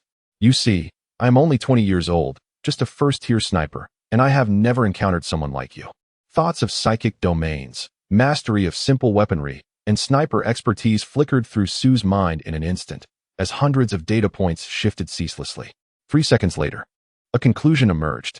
Berg's excitement grew. Indeed, Sue was, as he had surmised, a third-tier sniper. For every tier ascended, the requisite evolution points doubled, and third-tier status implied at least 7 evolution points had been expended. For Berg, whose lifelong aspiration was merely to become a second-tier sniper, Sue was nothing short of an idol. The timid Berg found himself hesitant to engage Sue in conversation, while Sue, for the most part, remained taciturn. Thus, the group fell into a tranquil silence, 10 individuals progressing swiftly through the night. Behind Sue, the crude, rough, and outdated modified rifle transformed in Berg's eyes into a rugged, minimalist piece of art, emblematic of the aesthetics of violence. Unbeknownst to him, Sue had not invested a single evolution point in the specialization of sniping. Chapter 2. Night Raid. Though the light was dim, Sue still discerned, through layers of steam, several weapon terminals concealed within the mountainside and suspended from the ceiling of the passage. The primary visible attack system consisted of miniature automatic machine guns, their dark barrels angled with meticulous precision. A calculation of their trajectories revealed that the firepower net effectively sealed the entire corridor. Above, 2 distinct lenses, presumably visible light and infrared sensors, were positioned. In the bygone era, such a defensive capability would have been deemed exceptional. However, in the present day, formidable species capable of withstanding a barrage from many machine guns were emerging continuously, rendering the antiquated weapon terminals evidently obsolete. As the group emerged from the passage, a towering figure, a 2-meter-tall African man, approached and enveloped Turner in a robust embrace. Following Turner's gaze, the man spotted Sue at the rear of the line. Striding over, he extended his hand, revealing a dazzling white smile, and said, I am Tony, the logistics supervisor of Base N11. You saved Turner, my friend, and I welcome you to Base N11. The N11 base is modest in size, currently housing only over 400 residents. Due to the lack of available space, the criteria for residency have become exceedingly stringent, bordering on harsh, with detailed and cumbersome regulations governing the acceptance of external guests. In the bygone era, the N11 base functioned as one among many nuclear and biochemical shelters, designated with the regional code N11. While classified as a micro-shelter, it is replete with essential provisions, including potable water, food, defense mechanisms, medical facilities, and an air purification system. In any nation, shelters capable of withstanding nuclear warfare and possessing complete self-sustainability are not intended for civilian use. Consequently, the equipment within is undoubtedly advanced and subject to regular updates. When war erupted without warning, the N11 shelter had yet to be activated, and not a single privileged individual with access rights managed to arrive in time. As the automatic defense system engaged and the N11 shelter sealed itself, only 16 maintenance personnel remained within. It was not until a protracted 15 years had elapsed that the shelter was reactivated according to its program protocols. By this time, the old era lay buried beneath an endless expanse of ruins, while the tumultuous new age had only just begun to awaken. The N11 base supplanted the N11 shelter, mirroring the transition from the old era to the new. The flow of water from the nozzle diminished swiftly, ultimately coming to a halt. The last reluctant droplet fell, creating a tiny splash upon the smooth, jade-like skin of his shoulder, cascading down the elegant curve of his body. However, by the time the droplet reached his waist, it had entirely vanished, absorbed by his skin. Consequently, when the shower concluded, Sue bore almost no traces of water upon his body. He merely wiped himself down before winding bandages around his torso. He had meticulously examined the room, ensuring there were no detection devices, and it was unlikely anyone would notice the few gallons of water missing, as it was merely non-potable recycled water. There remained a substantial supply of standard heavy machine gun rounds for his modified rifle, but only 3 handcrafted special bullets were left. This quantity needed to be replenished to over 20. The modified revolver utilized standard 5.56mm rifle ammunition from an earlier era, which should be readily available at this base. Reasonably priced. Only 110 yuan? Sue counted the coins, his elegantly arched brows furrowing slightly. This amount might suffice for replenishing water and ammunition. But it fell far short of his objective, the RF series rifles produced by Carter and Company. as an entry-level product in the new era of firearms. The base model of the RF series required 3,000 yuan, with various supplementary subsystems often exceeding the cost of the rifle itself. Produced by a large corporation. A complete evolutionary points basic gene modification serum would cost 10,000 yuan, and that was for a generic variant. Formulations with stable effects, mature dosages, and capable of directly imparting specific abilities, even the most basic ones, would command prices several times that of the generic serum. Su's belongings were quite simple: a standard military canteen, a bullet pouch, and a small utility bag measuring merely 10 centimeters in length and 5 centimeters in width, intended for holding money, medicine, and other miscellaneous items. These items can be effortlessly affixed to one's belt without hindering movement, for both hunters and mercenaries. A lighter load often translates to greater chances of survival. Su casually seized a piece of paper, sketching a design with a few swift strokes while annotating the corresponding data. Before stepping outside, following the signs on the corridor walls, he easily located the logistics area. Along the way, he encountered several residents who greeted him warmly. To them, this young man with tousled, light golden hair appeared merely eccentric in his attire.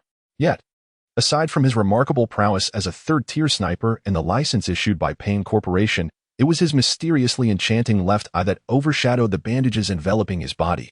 Upon finally entering the military zone, Su spotted a burly black man engrossed amidst a pile of firearms. "Tony, could you assist me in crafting some ammunition?" Su inquired, handing over the blueprint.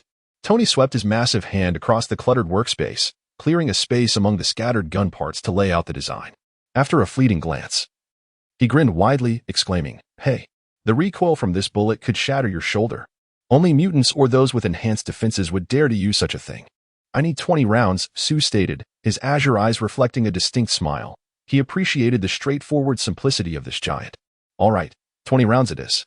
After all, you third-tier folks are all a bit unhinged," Tony grumbled, calculating the materials before extending his large hand towards Su. $90 in a day's time. "I cannot offer a lower price. For handcrafted unconventional ammunition, the price is indeed quite reasonable," prompting Su to readily part with a significant portion of his wealth. After securing the payment, Tony continued to gaze intently at Su's seemingly frail shoulders, unable to fathom how such delicate frames could withstand the ferocious recoil. Those who have undergone enhanced defensive or strength genetic modifications exhibit distinctly pronounced traits, characterized by excessively developed musculature and robust skeletal structures. Clearly, Su's somewhat slender physique and height of 179 centimeters placed him far from such enhancements. Tony shook his head, choosing not to dwell on this unanswerable question. In his view, anyone who had evolved to the third tier in any capacity was rather abnormal, although he excluded himself from this assessment. Tony's specialization in third-tier firearm modification fell within the auxiliary domain, distinctly different from the 5 primary domains that lean more towards combat capabilities. "Tomorrow morning, the base committee wishes to have a word with you," Tony remarked while mixing gunpowder. "They likely have some tasks in mind for you. You know, opportunities for our small base to encounter third-tier mercenaries are quite rare." Chairman Old Anthony, who once was a third-tier firearm specialist, lost an arm and half a leg in the battle against the mob 10 years ago, which led to his retirement and subsequent position as chairman. He is a fair man and understands what a third-tier warrior entails, thus he will assign appropriate tasks and suitable remuneration. "I suggest you give it some thought." Tony grinned broadly, his pearly white teeth strikingly visible. "You saved Turner, which means you're my friend." Tony never neglects his friends. He shrugged before continuing, although, in this era, the term friend has nearly been forgotten. After selecting a box of 5.56 high-explosive rounds, Su departed from the military zone. "Hey, if you're looking for some fun, head to Red X. There are a few fiery girls there." Tony called out to Su, who was yet to exit, carefully locking the door. Su discreetly set up a subtle mechanism, which merely appeared as a twisted metal wire inserted into the keyhole. Turner was quite well connected in this base. In fact, he was a member of the 7-person committee, and since Su had saved him and his entire team, he should, in theory, feel relatively secure here. However, nothing in life is absolute, and Su chose to remain vigilant. Having arranged everything, Su reclined on his bed, his azure eyes closing, his breathing gradually slowing, and his body temperature gently decreasing, entering a peculiar state of slumber. The formidable modified handgun rested beside his leg, his left hand lightly resting upon it. For Su, being awake constituted one world, while sleep ushered him into another.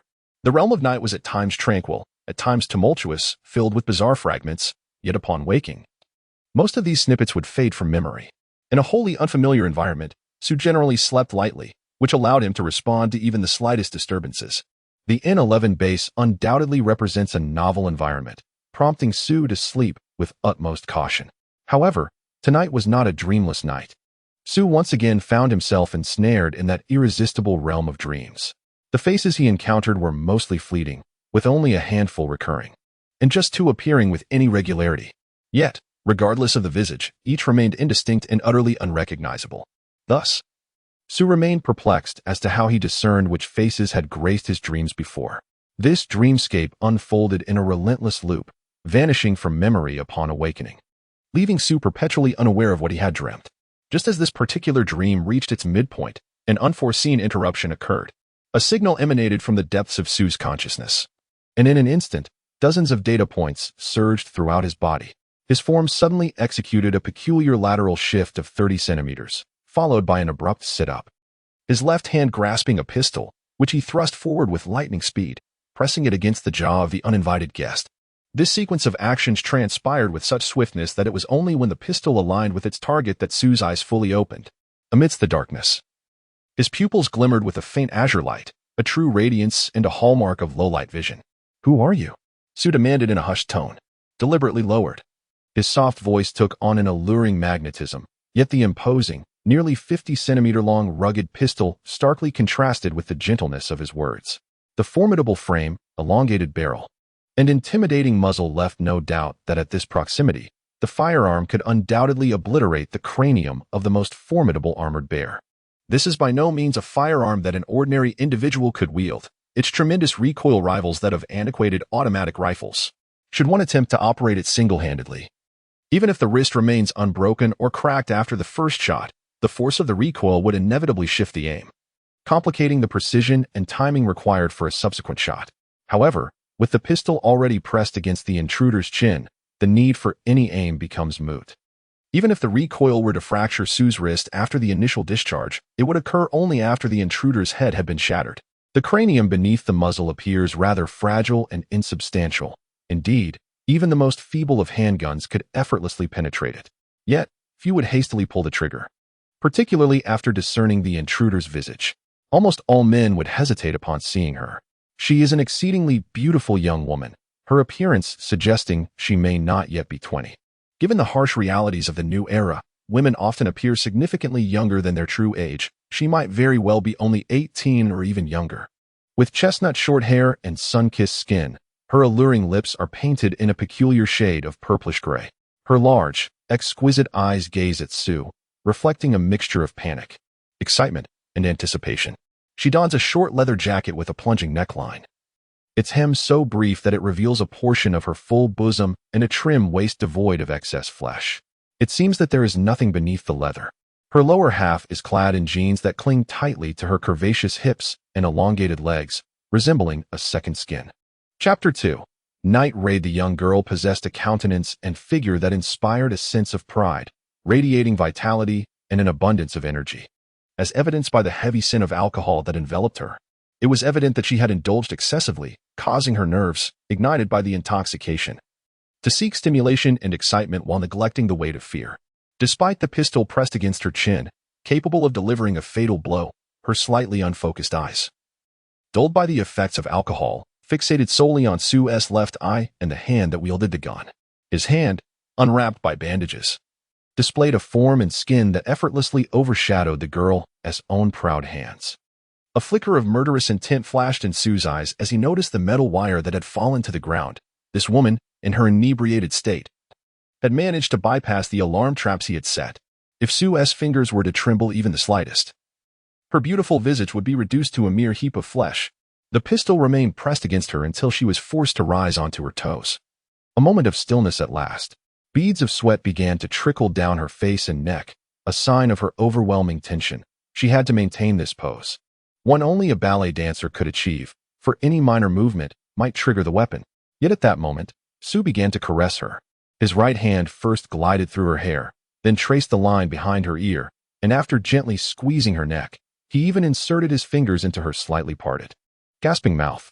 A sudden urge to bite down on those two cool, slick fingers surged within her, yet she dared not act. Sue's right hand was similarly unwrapped, its fingertips exuding a cool, smooth sensation reminiscent of a serpentine form, yet akin to the tender caress of a lover's tongue. He then focused on the lower half. Without any hesitation, Sue unfastened the button of her jeans, roughly pulling them down to her knees, initiating a meticulous search. To his surprise, he encountered something. Yet this discovery did not deter his examination. In an era rife with mutations and unstable genes, any protrusion or indentation on a woman's body could conceivably conceal a lethal weapon or a bioweapon. During his solitary wanderings in the wilderness, Sue had witnessed countless such instances. He took a step back and holstered his firearm. She bore no armaments, and her intoxication appeared genuine, lacking any semblance of malice. "Who are you, and what is your purpose?" Sue inquired softly. Her eyes blazed with fervor as she replied, "I am Liji. I heard you are new and rather impressive, so I came to see for myself. Oh, by the way, I am an expert locksmith." Sue understood that such occurrences were commonplace. In this violent age, women, due to their inherent physical and strength disparities, found themselves in a position of absolute vulnerability, their status profoundly diminished. Many women were compelled to barter their bodies for sustenance and water. Moreover, securing residency rights in places like Base N11 came at a steep price. However, with her youth and beauty, she could still negotiate, though it would not suffice for a better life. One must possess formidable skills capable of making tangible contributions to the base. As a mercenary and hunter, Sue is no stranger to money, violence, women, and dealings. However, the present moment does not seem particularly opportune, as certain principles seem to be in conflict. He is out of funds, with less than 5 yuan to his name, the rest having long since transformed into bullets and lodging expenses. The girl before him is clearly worth far more than that. The fire in her eyes blazes ever more fiercely as she suddenly pounces upon him like a female leopard, her force pinning Sue down onto the bed. Breathing heavily, she tears at the bandages on his body, emitting a mingled sound of moans and low growls. "This time, no money. You just searched me so infuriatingly. Give it to me, now." The girl, nearly driven mad by the drastic shift from fervor to chill, is compelled to leave under the pressure of the handgun. Clad almost entirely in nothing, she clutches her clothes, watching helplessly as the heavy metal door slams shut before her, locking her out. Sue sits upright at the edge of the bed, the pistol resting across his knee. Upon hearing the venomous, hysterical threat from outside, "Sue, one day, I will violate you," he merely chuckles with indifference. Undoubtedly, the girl named Liji is of exceptional quality. Despite her skin being somewhat roughened by exposure to radioactive water, she remains remarkably clean, possessing astonishing elasticity and suppleness.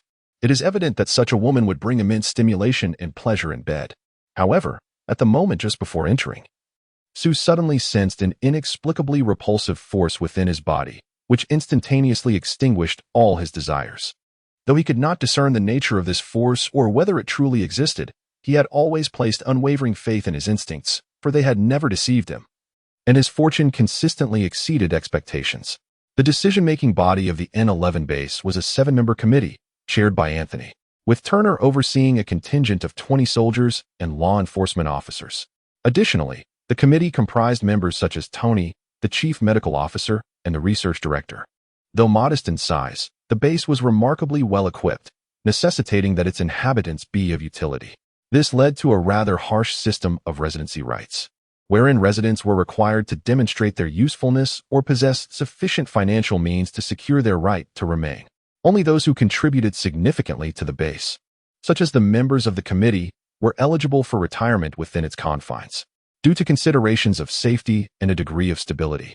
The base even retained certain aspects of a matrimonial system. Here, marriage was not bound by monogamy. As long as a man could afford to support a woman and pay the marriage tax, he could enter into matrimony. The stability of such unions was underpinned by the committee, whose assurance, though somewhat tenuous, represented an unassailable authority within the base. Turner, along with the 20 soldiers and officers, formed the bedrock of this authority. Mastery over water, while not equivalent to dominion over all, was nonetheless remarkably close. Within a radius of approximately 100 kilometers, the N11 base undoubtedly stands as the most affluent and formidable entity. With 15 first-stage genetically enhanced warriors, a small yet comprehensive logistics base, standardized military equipment, and a laboratory capable of producing genetic enhancement serums, this base resembles a cheetah armed to the teeth. In comparison, the surrounding bandits and mobs, regardless of their numbers, are scarcely more than scavenging wolves. At best, they are akin to mere packs of biting rabbits. During a mission, Turner was ambushed by over 50 armed marauders. After the squad of 10 warriors occupied a nearby hill, combat erupted between automatic rifles and vintage handguns, as well as hunting rifles and submachine guns. Although the armed mobs possessed grenades, none dared to charge through the hail of fire from first-stage warriors within 100 meters. The final casualty count was 0 to 35. From that point onward, no marauder dared to lay eyes on the N11 base. In the central conference room of the base, Sue sat alone on a metal chair. Before him stood a semicircular aluminum conference table, behind which sat 7 committee members.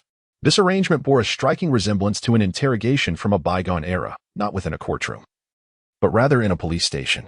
Fortunately, with Turner and Tony present, the atmosphere in the conference room remained relatively relaxed. The 7 committee members commenced their inquiries into Sue's abilities according to their internal regulations. During the seemingly casual questioning, all members, including Turner, occasionally glanced at the extended, modified rifle placed at Sue's feet. There is no need for one to possess the firearms expertise of Tony to discern that this particular weapon is rather antiquated and rudimentary. Perhaps its only merits lie in its stability, reliability, ease of maintenance, and the affordability of its components. However, when juxtaposed with the precision firearms of the bygone era, such as the M3A, the disparity is far more than a mere matter of grade. The modifications made to this rifle are indeed captivating. Even though it fires heavy machine gun ammunition or specialized rounds, achieving a range of 1,500 meters is astonishing, yet it brings forth a myriad of challenges, such as inadequate accuracy and excessive recoil. Equally intriguing is the rifle's scope, which, in its simplicity, is suited only for medium-range automatic rifles and utterly inadequate for the precision demanded by a sniper's weapon. Naturally, more advanced optics come at a steep price, often exceeding that of firearms of comparable caliber.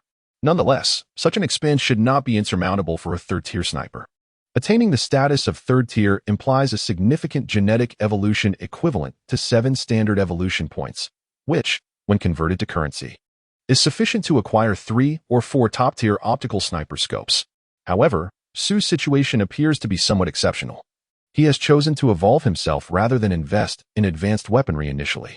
This is an unconventional decision, for it is well understood that from a livelihood perspective, a superior sniper rifle can directly enhance a sniper's efficacy, leading to greater income. After all, a weapon is the soldier's means of sustenance. From this viewpoint, Sue seems to lack a robust economic acumen. The inquiry persists, taking on an air of tedium. The committee does not require a genuine understanding of Sue's capabilities.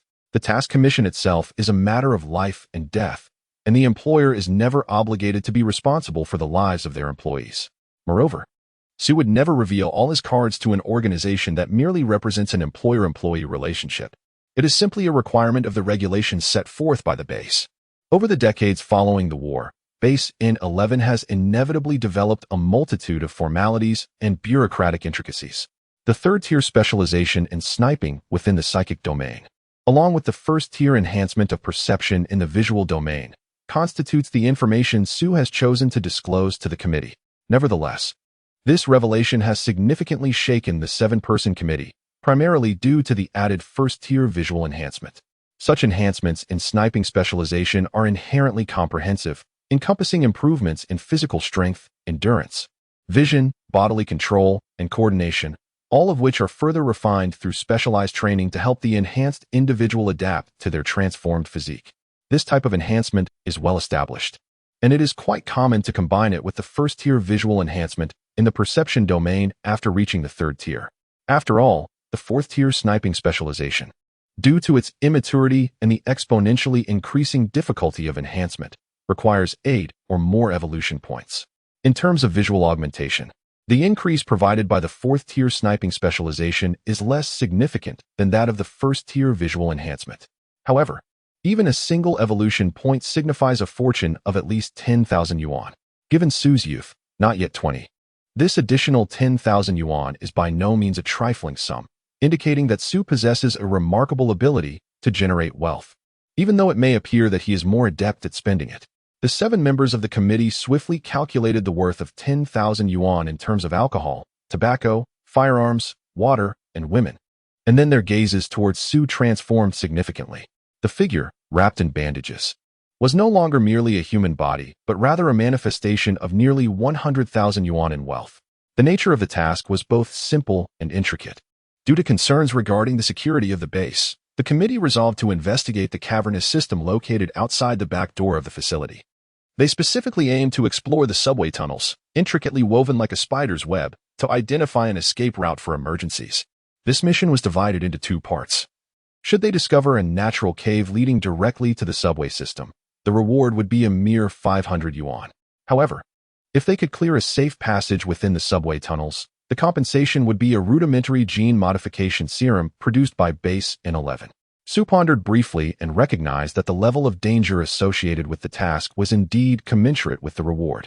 Several dozen kilometers from Base N11 lay a vast urban wasteland, teeming with a variety of cunning and ruthless mutated creatures, mutants, the undead, marauding bandits, and various organizations with unclear objectives. The underground world, resembling a labyrinth and divided into 6 distinct levels, posed even greater peril than the surface. The underground was ill-suited for snipers. The densely populated, expansive urban landscape above was the true haven for sharpshooters. Thus, as a third-tier sniper, the task of clearing natural cave passages was indeed appropriate for him. In the past, Su had consistently undertaken missions of this nature, with rewards ranging from 300 to 1,000 yuan. However, the substantial rewards associated with subsequent tasks have captivated Su.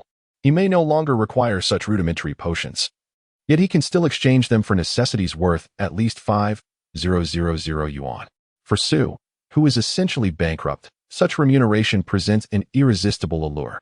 Upon accepting the task, Su is also able to withdraw 100 yuan in advance as preparatory funds.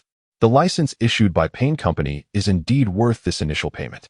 By evening, this 100 yuan transforms into a box of 556 ammunition, 10 additional specially crafted rifle bullets, and 2 jars of pure water with a purity level of 4.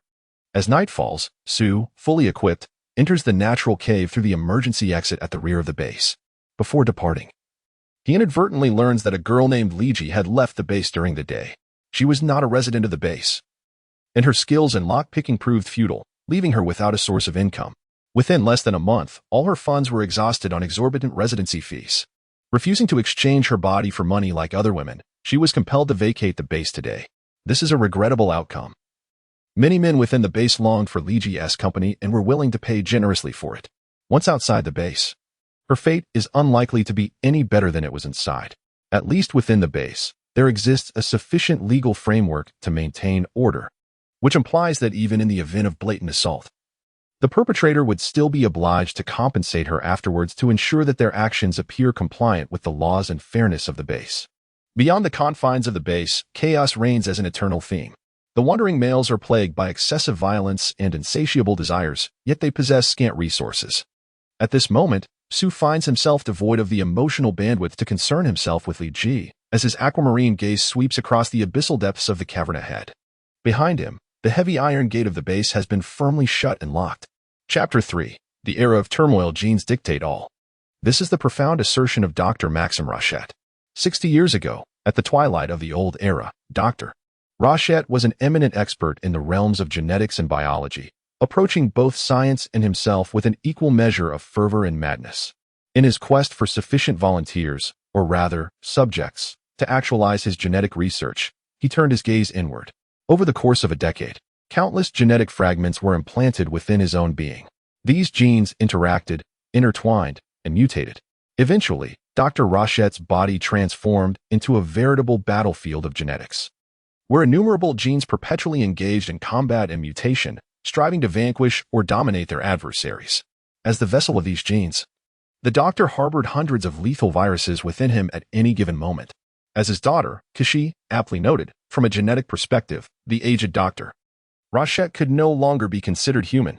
In his twilight years, he too came to regard himself not as a mere mortal, but as an apostle of the divine, particularly after his genes underwent a series of recombinations, culminating in the emergence of a mysterious, stable, and wholly novel genome.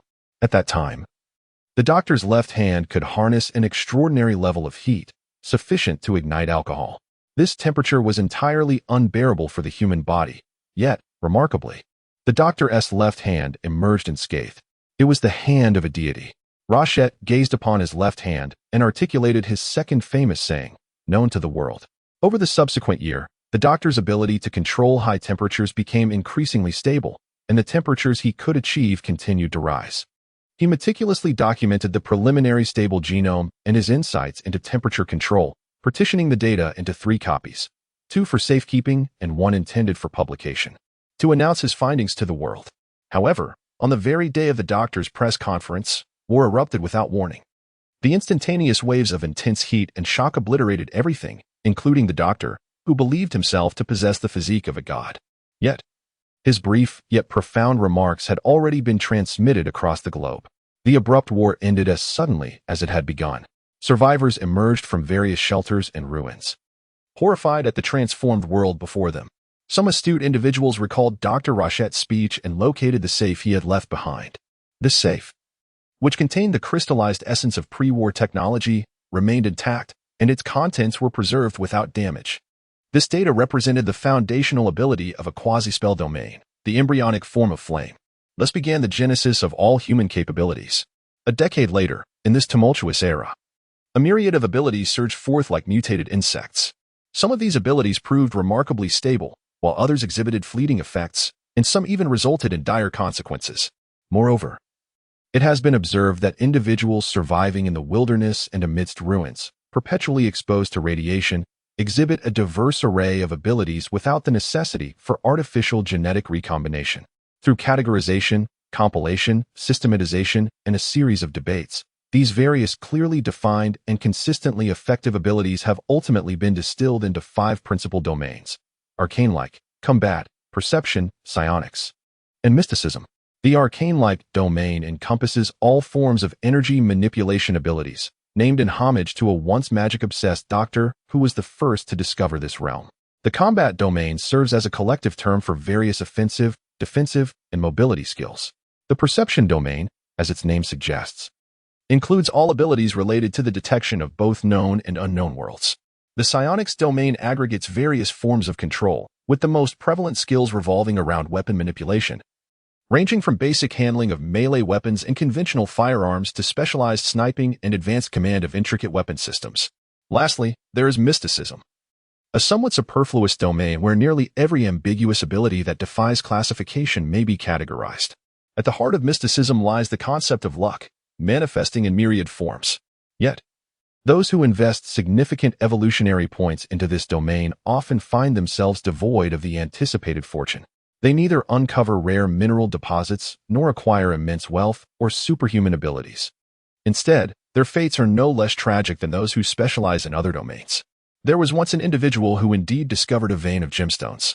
Yet the outcome was grim. He was mercilessly butchered by a horde of greedy marauders.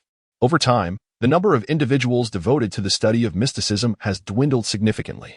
Naturally, the distinctions between various domains are not as clear-cut and rigid in reality.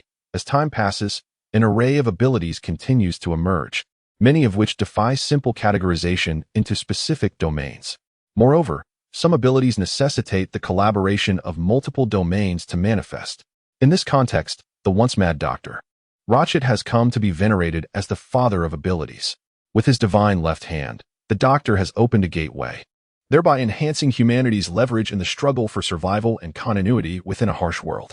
However, even now, humanity remains oblivious to whether the path beyond this door leads to paradise or perdition. As those who have endured within various bases gradually awaken from the halo of abilities, they are horrified to discover that the very fabric of this world has become unstable, including the essence of genetics. Every living being, humans included, is undergoing rapid transformation. The evolutionary and mutational processes that once took millennia to unfold are now compressed into mere years. The vast reservoir of knowledge that humanity has accumulated over thousands of years regarding the world is collapsing at an astonishing pace.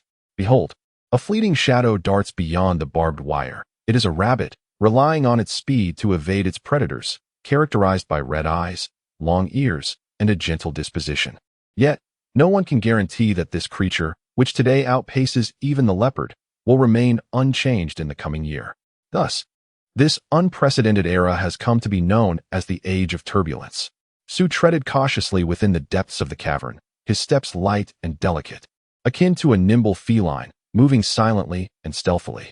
The thick hooded cloak enveloping him, along with the bandages that wrapped his entire being, concealed both his scent and body heat, rendering him nearly undetectable to the perilous creatures lurking below, which relied on their keen sense of smell or infrared vision for hunting.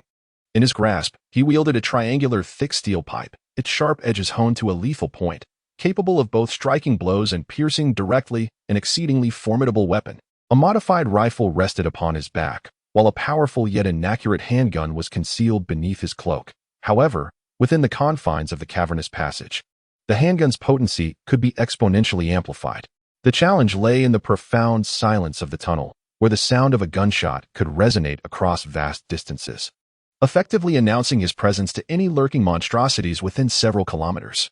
Su's eyes emitted a faint emerald glow, shifting in intensity alongside the ambient light, rendering the surroundings increasingly vivid. This was a manifestation of his third-tier visual enhancement within his perceptual domain, known as low-light vision. Within the cave, Base N11 had installed a few electric lights, illuminating a stretch of over 100 meters near the base, a remnant of a prior exploration. Deeper into the cave, the lights had been destroyed, and the base had wisely refrained from dispatching personnel to repair or restore them.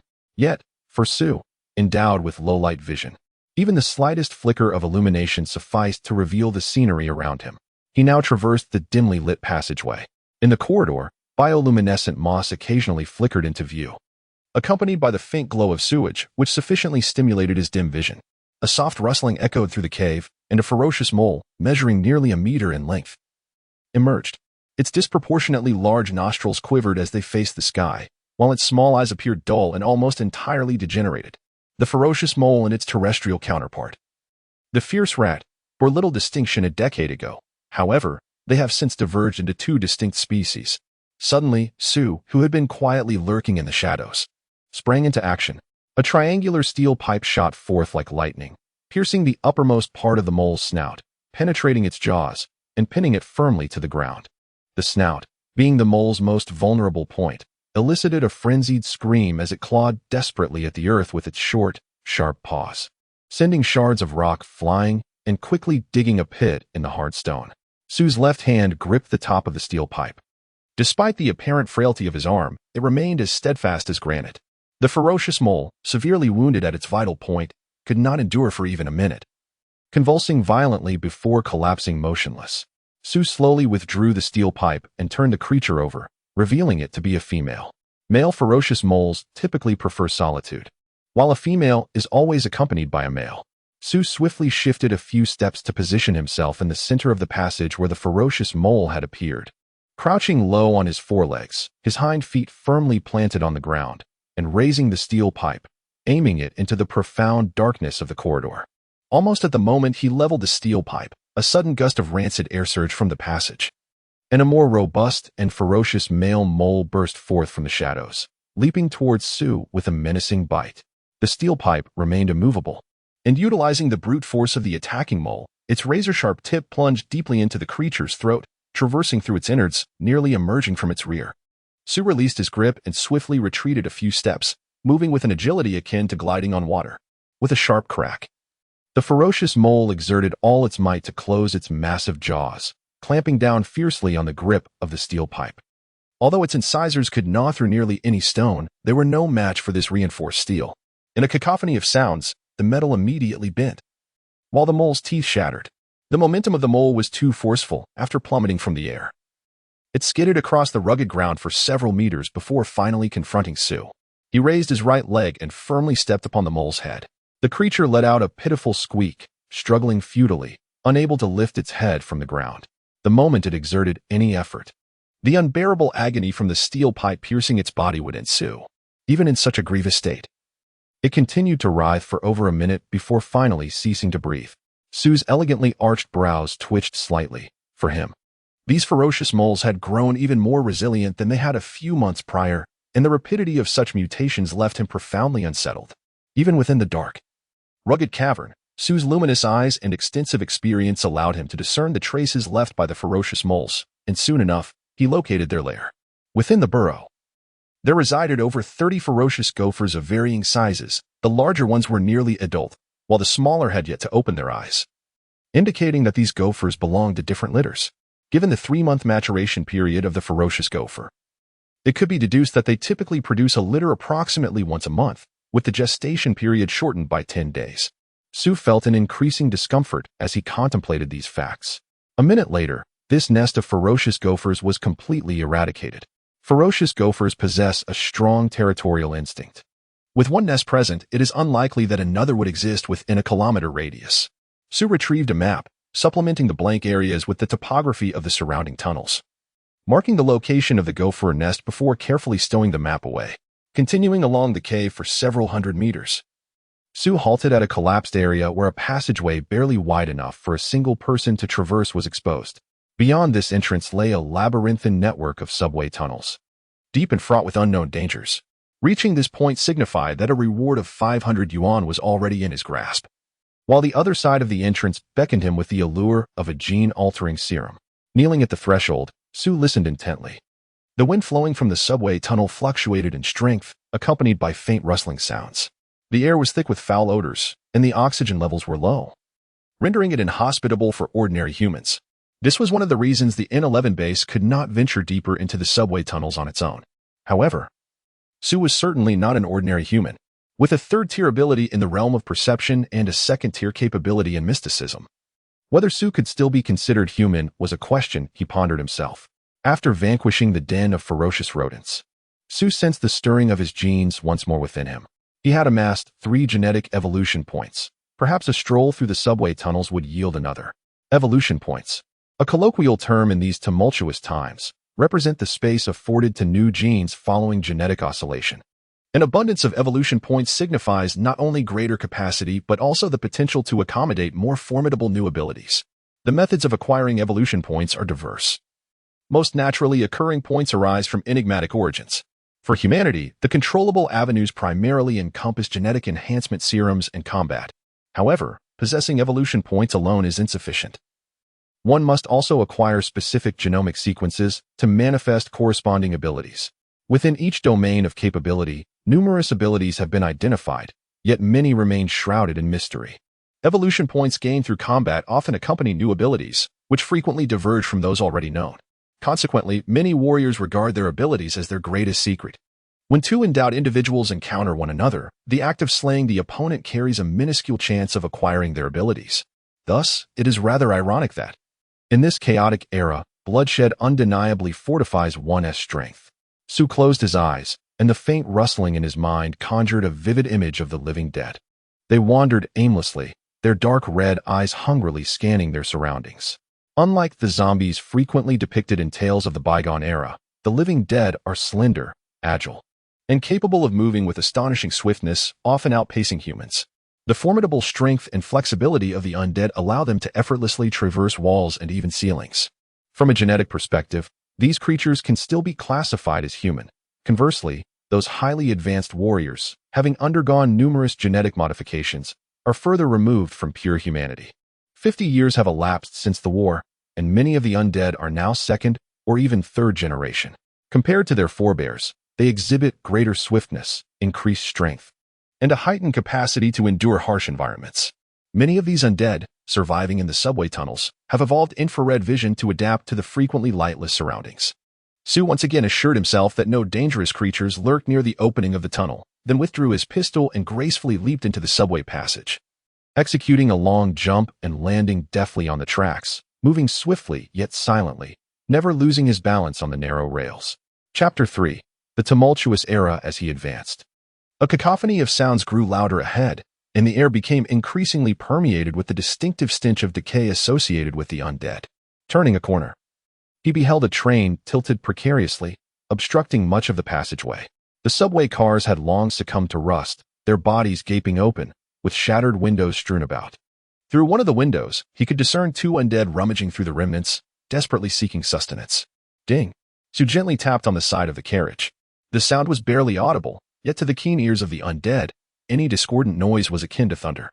The 2 undead instantly halted their foraging and turned in unison, catching sight of a fleeting shadow disappearing beyond the window. In the eyes of the living corpses, driven solely by primal instincts, anything that moved appeared as delectable prey, accompanied by a chorus of roars. The undead surged towards the end of the carriage with an agility rivaling that of hunting hounds. One of them leapt forward, shattering the broken window, half of its body forcefully squeezing through the opening. As its head emerged, the creature eagerly scanned its surroundings, intent on locating any sign of its quarry. With a sudden, sharp sound, a conical, jagged piece of metal pierced from below, effortlessly penetrating its throat and severing a significant portion of its cervical vertebrae. Sue gradually rose, disregarding the futile struggles of the living corpse attempting to extract the shard of metal, and proceeded toward the corridor. The undead straightened its neck and let out a fierce roar before exerting itself, its hardened feet with elongated claws crashing against the ground, propelling it through the corridor like a gust of wind. With a crisp click, Sue disengaged the safety of his pistol. He strode past the living corpse, now ensnared in a state of unconscious thrashing, without a second glance. He lifted his gaze upward momentarily, then leapt lightly, ascending more than 2 meters to land atop the abandoned train.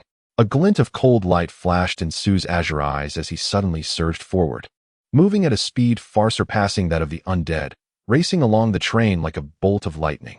Even at such velocity, he emitted almost no sound. Glancing back, he appeared as a wisp of dark mist gradually receding into the distance. Bang! Bang!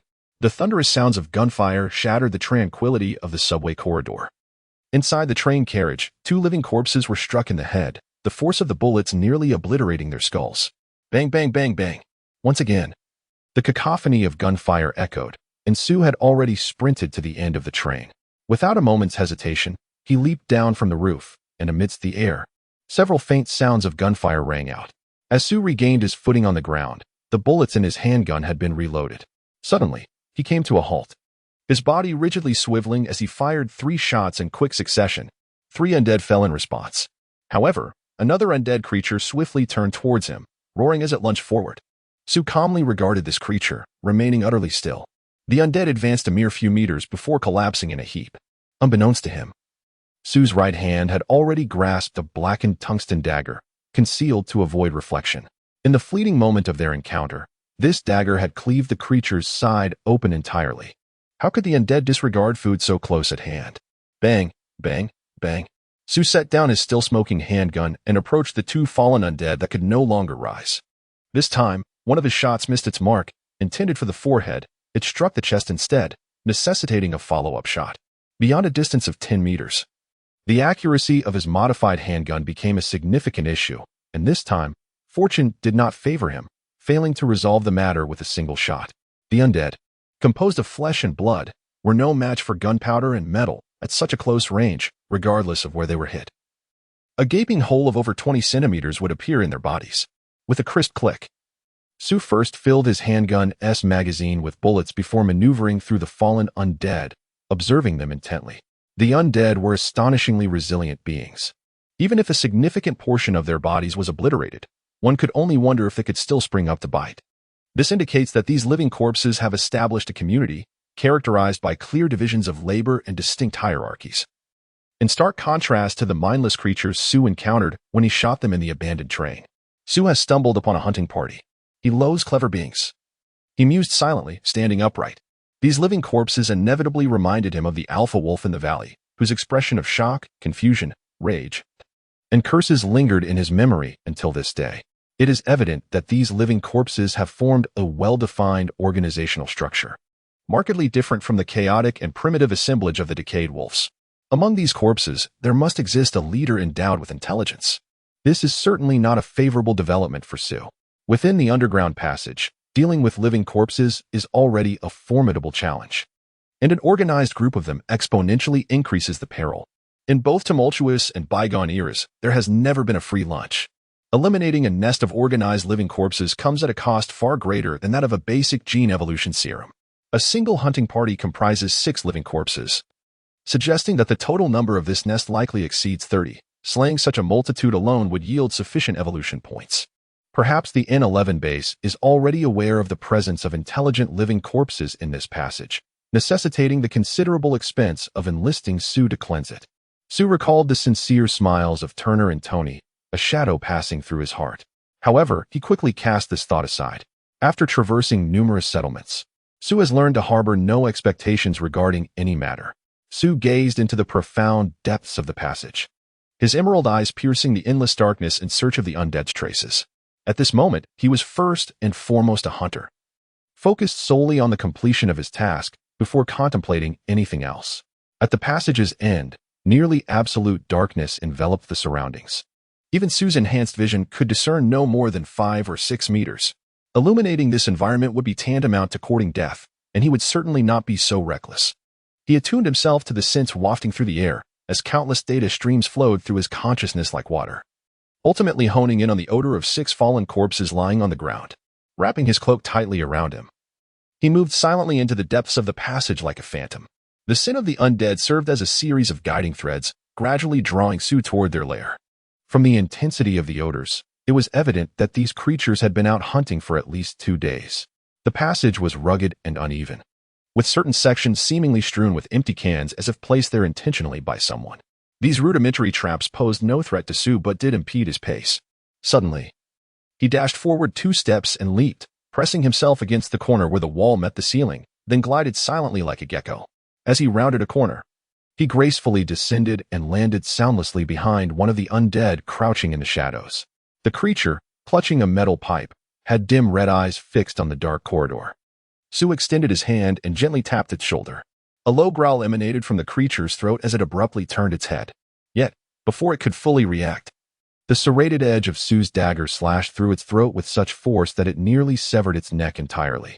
Sue bent down and gently placed the animated corpse on the ground. From the sensation at his fingertips, he discerned that this corpse possessed muscles that were far more robust and resilient than those he had previously encountered. Moreover, the sharp end of the iron pipe had been meticulously polished. It appeared to be a sentinel, and the only consolation was that the corpse was yet unaware of the necessity to station 2 guards. Sue gazed towards the end of the corridor, where a half-constructed sand fortification stood, fortunately unguarded by any animated corpses.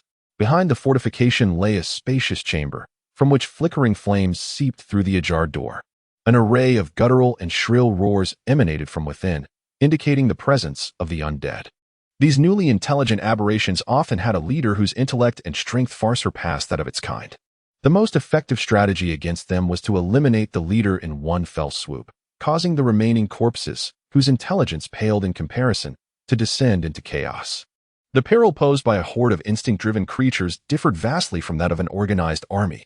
Sue paused, gently lifting the bandage over his face to cover his nose, and then began to approach the lair of the undead with gradual determination. His pace quickened, and as he neared the doorway, he was almost running. With a creak, he forcefully swung open the heavy iron door and surged into the den of the animated corpses. The chamber was an expansive hall, spanning several hundred square meters, within which over 30 animated corpses were scattered about, some resting, while others were in a corner, tending to a large pot, boiling the flesh of vicious rats. In one corner of the hall, a pair of corpses were panting and roaring, preoccupied with copulation.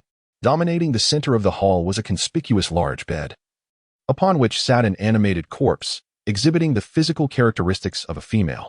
She unexpectedly donned an entire ensemble reminiscent of the professional women from a bygone era, a fitted pencil skirt and a tailored suit. Her skin, unlike that of other undead, which bore large, darkened patches and was riddled with wrinkles, appeared somewhat smooth. Her visage resembled that of a woman from a past age, embodying the essence of a professional female. In comparison to the other undead, she possessed a slightly petite figure, maintaining an upright posture, with her legs elegantly crossed, truly the picture of an office lady. However, the cautious distance the other undead maintained from her bed, coupled with the unusually bright red gleam in her eyes, indicated that she was indeed the queen of this lair. Suddenly, the hall door was thrown open with a loud crash, causing nearly all the undead to instinctively turn their gazes toward the entrance, only to find it empty. In the instant the door swung wide, Sue abruptly crouched and propelled himself forward, covering several meters in an instant, akin to teleportation, landing squarely in the center of the hall. It was only then that the undead turned their attention to the entrance, naturally seeing nothing. In the moment of their bewilderment, Sue surged forward another 3 meters. His pupils rapidly contracted, transforming into a peculiar star-shaped pattern. This star aligned perfectly with the dark muzzle of his pistol, aimed directly at the queen of the undead's forehead. In the entire hall, only the queen remained fixated on Sue rather than the door.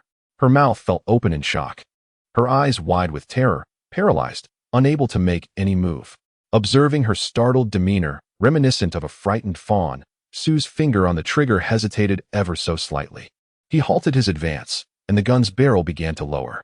The eyes of the Queen of the Undead suddenly ignited with a dazzling crimson glow, revealing two elongated fangs that were each a few inches long, as she lunged forward with a speed surpassing that of a typical corpse. Her mouth, contorted to an extreme degree, rendered her entire visage grotesque. Bang, bang, bang, bang. 6 bullets were discharged almost simultaneously. The first penetrated her neck, while the remaining 5 traced an arc along her collarbone, ultimately severing her head from her body. Only then did the other undead in the hall react, their eyes turning blood red as they screamed in hysteria, charging madly towards Sue. Sue adeptly retreated, gliding back like a ripple across water, narrowly escaping the onslaught of the undead. He then dashed towards a robust corpse stationed by the door. In a sudden motion, he extended his left hand and forcefully seized the iron pipe that was swung down upon him. With a swift twist, the pipe was now in his grasp, and he propelled himself into the embrace of the towering undead, pushing it back at an astonishing speed until its back crashed heavily against the wall beside the door. Sue's body contracted, allowing him to elegantly slip free from the corpse's grasp, darting outside into the dimly lit corridor. Meanwhile, a gaping wound, deep and unfathomable, had appeared in the chest of the undead. The remaining corpses in the hall howled madly as they surged towards the entrance. Suddenly, a strange and high-pitched whistling sound pierced the air.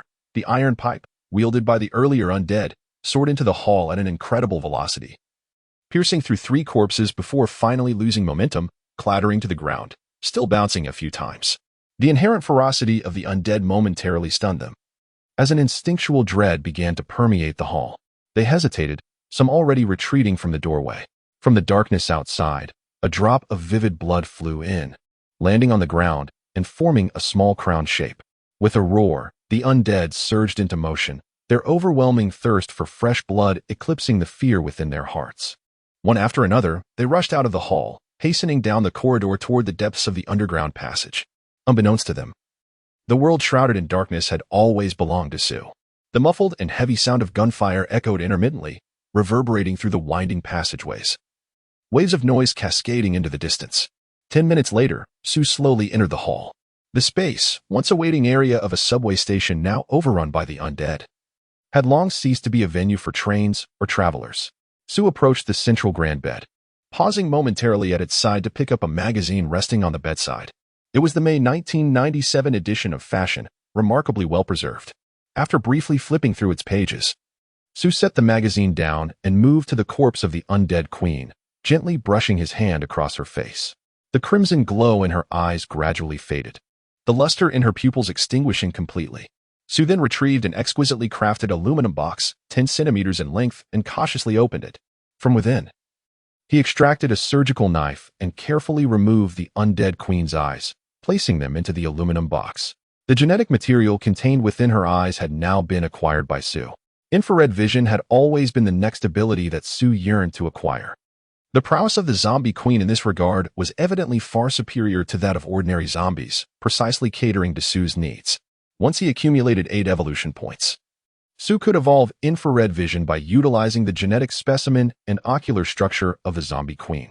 Ascending the staircase in the hall, Sue soon encountered an iron wire gate that barred his passage.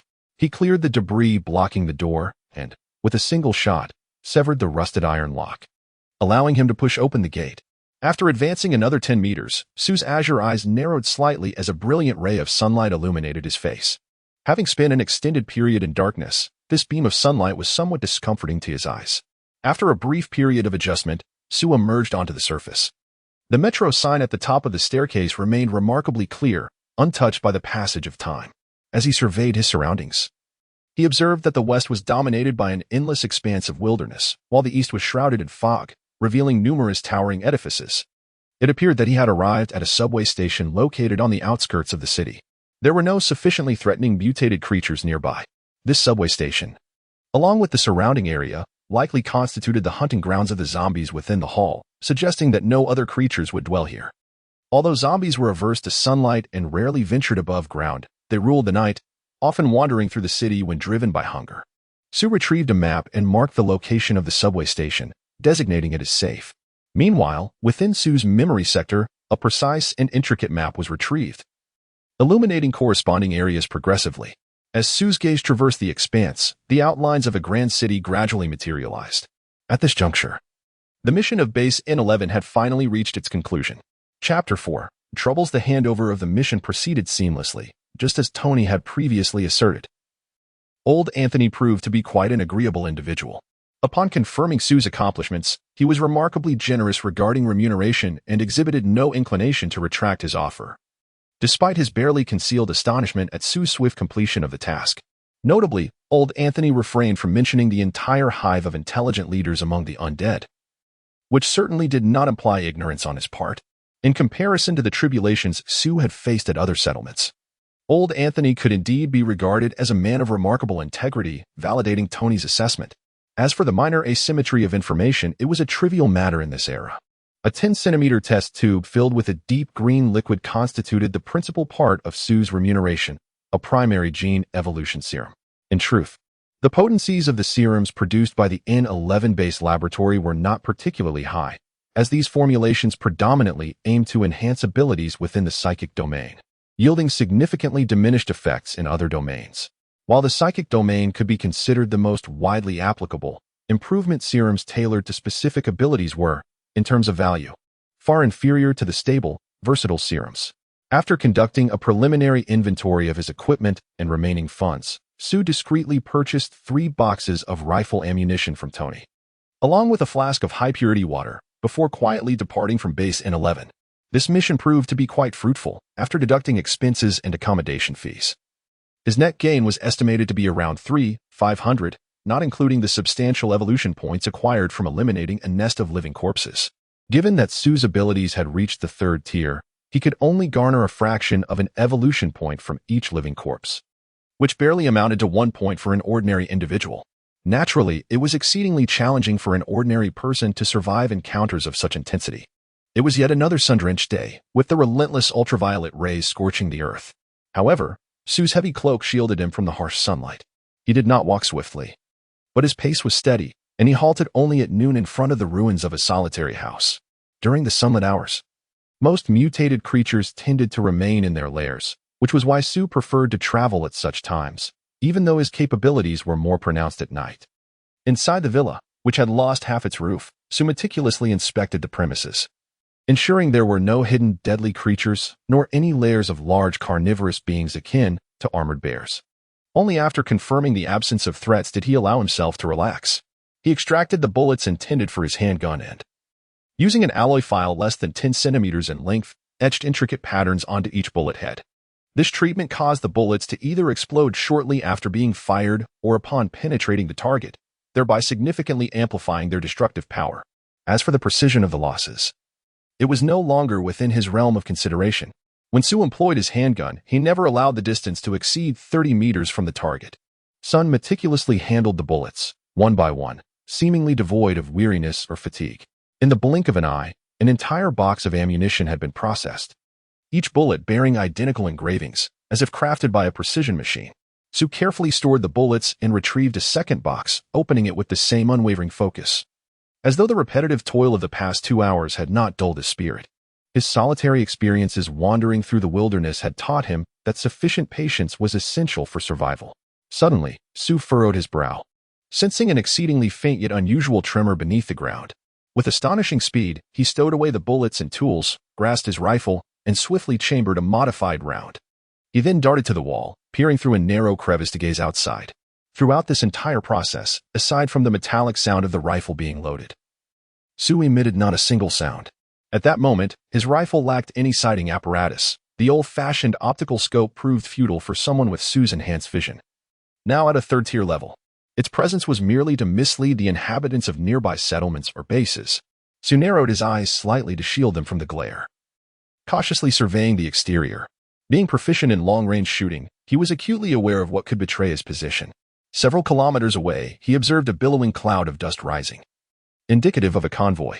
The vibrations emanating from the ground indicated the presence of at least one armored vehicle within the convoy. Observing the pace of the dust cloud, it was evident that the convoy was not moving swiftly, traveling at a mere 20 kilometers per hour. The direction of their advance pointed directly towards base N11. Su felt a stir within him.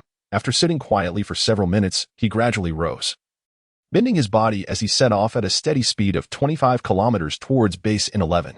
Although he could not claim friendship with the residents of base N11, Su resolved to pay a visit. The base provided him with a sense of warmth, reminiscent of home, a feeling he had never experienced before. Thus, despite having known since entering the base that its independence could not endure, he felt compelled to see it for himself. With the ability to process water, and possibly harboring hidden water sources, base N11 had become the most coveted prize in the region. It was a sight that no one could resist desiring. To survive, base N11 would either have to be annihilated or subsist under the aegis of a more formidable entity like Payne Corporation. After all, relying solely on Turner's mere 20 men could not safeguard the independence of a base capable of purifying water. Su arrived at the outskirts of base N11 nearly simultaneously with the convoy. As he approached, he discerned the composition of the convoy, at the front and rear. There were 2 antiquated armored vehicles, flanked by 3 cargo trucks brimming with soldiers, the most conspicuous being a wheeled armored command vehicle. The convoy had a clear objective. Upon reaching their destination, the 2 armored vehicles advanced to the forefront, effectively sealing off the exit of base N11. 3 trucks, carrying over 100 soldiers, established 2 defensive lines behind the tanks. Although these soldiers lacked the first-tier abilities of Turner's squad and were not as well equipped, their 5-fold numbers, along with 2 armored vehicles, were sufficient to decisively overwhelm the armed forces at base N11. From the armored command vehicle, several troopers disembarked, clad in dark camouflage, wielding modern automatic rifles, their agile and formidable movements setting them apart from ordinary soldiers. Hidden a kilometer away, Su narrowed her pupils. These soldiers possessed second-tier abilities, and among them were 2 third-tier warriors. Observing one of the third-tier warriors brandishing a sophisticated sniper rifle made Su even more cautious. The soldiers ahead began using a loudspeaker to urge surrender, while several special forces operatives carefully entered the cave. At this moment, the command vehicle's roof opened, and 2 figures in commanding attire emerged, surveying the hill that concealed base N11. Attention! This is the direct guard of Roxorland Corporation. The base is now under our control. You have 3 minutes to open the gates and surrender. The facilities must remain intact. Otherwise, you will bear the consequences. Moments later, a tremendous explosion reverberated, belching forth a cloud of smoke laced with countless fragments. The mountain began to crack, the thunderous sounds continuing, until nearly half of the slope was violently uprooted by the fierce detonation. Debris scattered, clattering against the tank's exterior and the soldiers who had already taken cover on the ground. The warriors of the Roxorland Company are equipped with steel helmets and bulletproof vests, rendering them nearly impervious to injury. Amidst the cascading hail of debris, despite the command vehicle being jolted upward by nearly half a meter, the 2 commanders within stood resolutely, as if anchored to their seats. When the hillside was entirely uprooted, the entrance to base N11 was laid bare. The automated defensive weaponry platforms had long since vanished, and the gear-like gates tilted inward, revealing the traction machines within. A mere additional explosion, or a few direct hits from a tank, would suffice to breach the base's entrance. Given the formidable construction of the gates, such explosive power, while potent, should not have been sufficient to compromise them so thoroughly. Yet, inexplicably, the gates had succumbed to failure. At that moment, an unexpected incident transpired. A violent tremor resonated a kilometer away, causing a row of abandoned 2-story buildings to collapse. Su, who had been lying atop one of the rooftops, was forced to leap down, landing softly on the ground. As soon as he revealed himself, the 2 commanders in the command vehicle immediately sensed the disturbance. Almost in unison, they raised their binoculars to scrutinize the area. The elite soldiers surrounding the command vehicle also detected Su, raising their weapons to aim, however, at a distance of nearly 1,200 meters. Only the third-tier sniper wielding the Cartron Company SRF-1000 sniper rifle posed a genuine lethal threat. Upon landing, Su swiftly dropped to one knee, positioning his lengthy rifle with intent, targeting the third-tier sniper. The tremors beneath continued to reverberate, and the fierce winds generated by the shockwave swept past, billowing Su's cloak. Nevertheless, the rifle in his hands remained steadfast, unmoved by the chaos surrounding him. As the subsequent shockwave surged forth, Su observed that the muzzle of the sniper's rifle appeared to twitch slightly. His pupils instantly constricted into star-like shapes, yet he refrained from pulling the trigger. At such a distance, without the aid of any optical sights, Sue had already recognized that the commander in the command vehicle was none other than Li Ji, the very intruder from that fateful night in his room. The commander beside her raised his hand and pointed towards Sue, commanding, "Eliminate that individual." The third-tier sniper responded promptly, his finger tightening around the trigger as he commenced his final aiming. Sue remained as motionless as a statue, his emerald eyes magnifying the sniper's actions, even discerning the subtle twitch of muscles upon the sniper's face. He did not preemptively fire at this distance should the sniper exhibit any signs of firing. Sue could shoot first and then evade. Moreover, an overwhelming intuition compelled him to refrain from initiating the shot. "Stop," Li Ji commanded sharply, pressing down on the hand of the commander. The sniper clearly recognized who the true leader was. Upon hearing the order, he instantly released his grip on the trigger. In that fleeting moment, the heavy burden that had weighed upon his heart suddenly dissipated. "Commander, that person appears suspicious, as if he has been tailing us. And he seems to be a sniper as well. It would be prudent to eliminate him." The commander did not seem to concur with Li Ji's directive. Coldly, Li Ji interjected, "I said to let him go. Do not provoke him." However, the commander was not one easily swayed by words. The proposal for the merger of the N11 base epitomizes her characteristic style. It offers no opportunity for peaceful negotiation. Instead, she opts to obliterate the gates of the base with a considerable quantity of high-explosive compounds, only to engage in what she deems a negotiation thereafter. In Li Ji's perspective, a turtle stripped of its hard shell possesses no bargaining power. Once the gates are demolished, the remaining individuals within the N11 base face but two choices: to surrender unconditionally, becoming either slaves or free individuals, contingent solely upon her whims, or to meet their demise should they dare to resist. Casting a cold gaze over the elite soldiers surrounding the command vehicle, Li Ji commanded, "Lower your weapons." "Shall I repeat myself?" The elite soldiers promptly complied, fully aware that executing her orders demanded absolute certainty, devoid of hesitation or any extraneous actions or words that might lead to misunderstandings. On the battlefield, Li Ji embodied a butcher, both towards her adversaries and her own comrades. Having subdued her subordinates, she turned her attention towards Sue in the distance, guided by instinct. Despite the great expanse separating them, in the absence of any aiming apparatus, she knew Sue could discern every nuance of her expression. She raised her hand, pointing towards Sue, a faintly ambiguous smile gracing her lips, her eyes gleaming as if ready to ignite. She was confident that Sue would grasp her intentions. "You shall inevitably be mine." Her left eye seemed to declare, "I will surely capture you." Her right eye conveyed. Sue remained silent, refraining from contemplating the potential outcomes of that hypothetical scenario. He simply stowed away his modified rifle and turned to vanish within the desolate ruins of the wilderness. Liqui turned her gaze towards her aide, her face adorned with a teasing smile suffused with desire, igniting a spark of indignation in the aide's eyes. She extended her left hand and gently tapped his forehead, saying, "I am aware of your discontent. However, at this distance, he could effortlessly shatter your skull." The aide's expression turned ashen. Unable to fathom how a person could strike a target 1,200 meters away without the aid of a scope.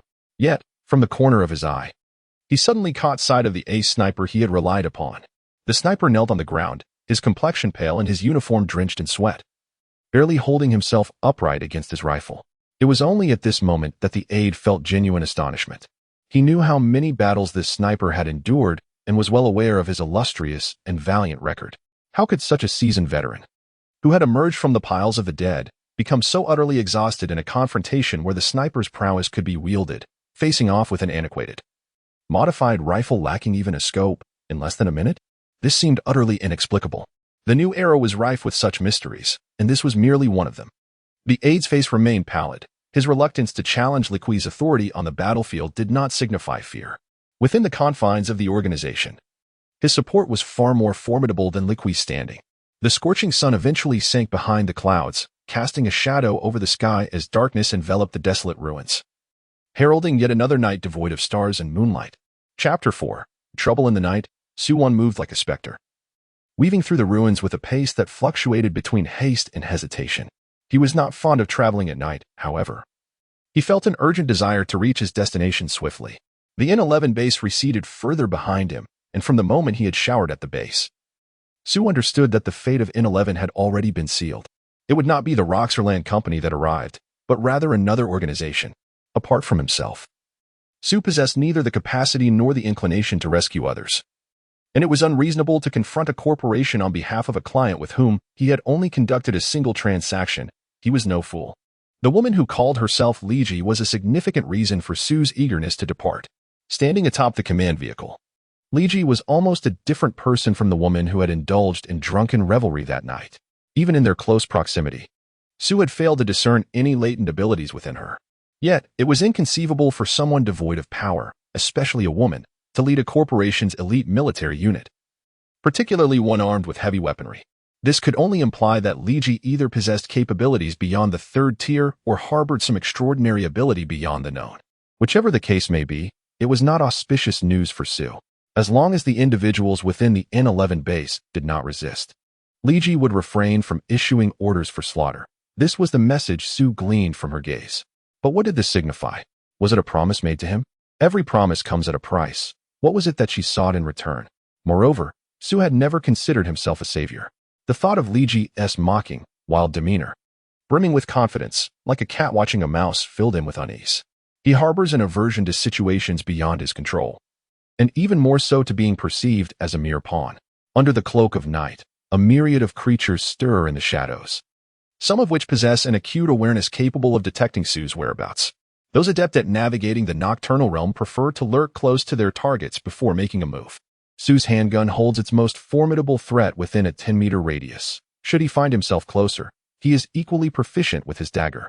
After a grueling day and night of relentless trekking, a vibrant town emerged within Sue's line of sight. This town stood in stark contrast to the filthy and chaotic settlements he had encountered, encircled by a perimeter of barbed wire. At its entrances, sandbags were piled to form barricades, guarded by several armed soldiers. Each corner of the town featured a concrete watchtower, towering 7 to 8 meters high, with dark gun barrels silently surveying the desolate expanse. At the center of the town stood a conspicuous 10-story building, its deep blue glass faade impeccably clean, topped with a massive billboard emblazoned with a striking flame emblem. This was the headquarters of Payne Corporation, known as Asmo. No longer concealing himself, Sue approached Asmo. The guards, evidently recognizing Sue, performed a cursory check of his credentials before granting him entry. Asmo was not particularly large, encompassing the headquarters. Approximately half of the area was designated as the company's exclusive zone, accessible only to its members. The remaining sections housed hotels, bars, warehouses, and parking lots, catering to clients engaging in transactions with the company. Additionally, the company's members often frequented the entertainment areas during their leisure time. Behind the headquarters lies a sprawling complex of factories, engaged in the production of an array of goods ranging from canned goods, cement, and steel to weaponry. At the opposite end stands a modest power plant, providing essential energy, while the scale of production here pales in comparison to that of a bygone era, and thus lacks any semblance of economies of scale. It is a necessity in these tumultuous times. To reconstruct amidst the ruins, most essential supplies must be manufactured in-house. Although trade permeates the environment, no company is willing to exchange strategic materials with adversaries. Like all enterprises, Payne Company maintains its own armed forces, a contingent of 150 personnel, all equipped with the company's own PE-02 rifles. In Asmo Town, in addition to 3 antiquated howitzers from the old days, an old battle tank serves as a deterrent. With such military might, no refugees dare to provoke Asmo, nor would they risk lingering within a 50-kilometer radius. The uncertainty of encountering a company patrol, leading to either expulsion or immediate execution, renders their fate left to chance. The upper echelons of Payne Company are acutely aware that security underpins profitability, thus they spare no effort in combating the marauding mobs in their vicinity. The military strength of Payne Company far surpasses that of the N11 base, yet it remains insufficient to seize the base at a reasonable cost, which elucidates the company's hesitance in taking action.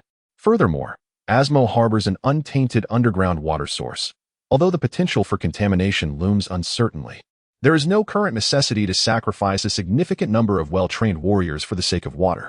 In Asmo, one can resupply, purchase weaponry, work for the Payne Corporation, and seek the company of attractive men or women, provided, of course, that one possesses sufficient funds.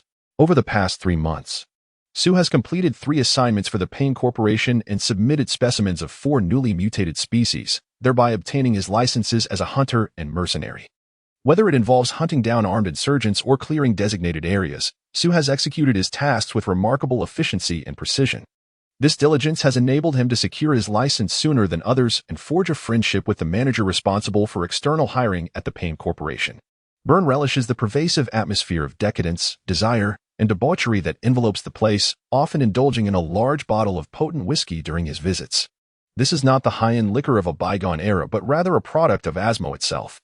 While this whiskey lacks the diverse and rich fruitwood aromas of the olden spirits, it is sufficiently strong. Sue, however, harbors a disdain for this locale. The almost suffocating scent, for most, could be likened to an intoxicant or an aphrodisiac, but for Sue's overly sensitive senses, it is a sheer torment. Moreover, each time he observes Byrne ordering that whiskey priced at 90 credits a bottle, he cannot help but equate it to 20 rounds of custom ammunition or 2 high-explosive grenades. In the wilderness, such munitions could very well save Sue's life, whereas whiskey would not. In Asmo, Byrne is no insignificant figure. This balding old man, who oversees the Payne Corporation's external hiring operations, wields the power to determine the fates of numerous mercenaries and hunters. The first time Sue accompanied him for a drink was out of a sense of indebtedness. When calculating the remuneration for the initial task, Byrne generously awarded Sue the full commission without any deductions. From Sue's perspective, the absence of such deductions was, in itself, a gesture of goodwill.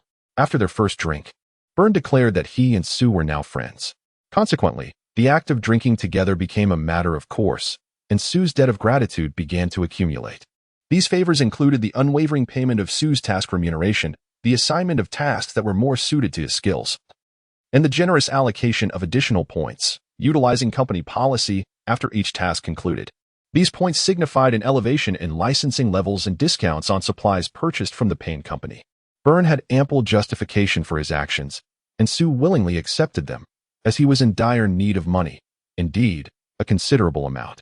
Despite earning at a rate several times faster than other hunters, Sue had yet to amass any savings, unable even to afford better firearms. Nevertheless, he incited the envy of other hunters and mercenaries, having encountered ambushes or assassination attempts thrice within a single month. Byrne poured himself a full glass of liquor, exhaling contentedly, and remarked to Sue, "Hey, kid, I hear you've tangled with the Roxland Company? I've heard of them. They're a real heavyweight, primarily dealing in steel and ore, maintaining an army of no fewer than several hundred. The only silver lining is that they are quite far away, too distant for their war chariots to reach us. And we not only possess war chariots but also cannons." Sue smiled faintly, gently swirling the contents of his glass. Byrne had consumed most of a bottle, while Sue's first glass remained half full.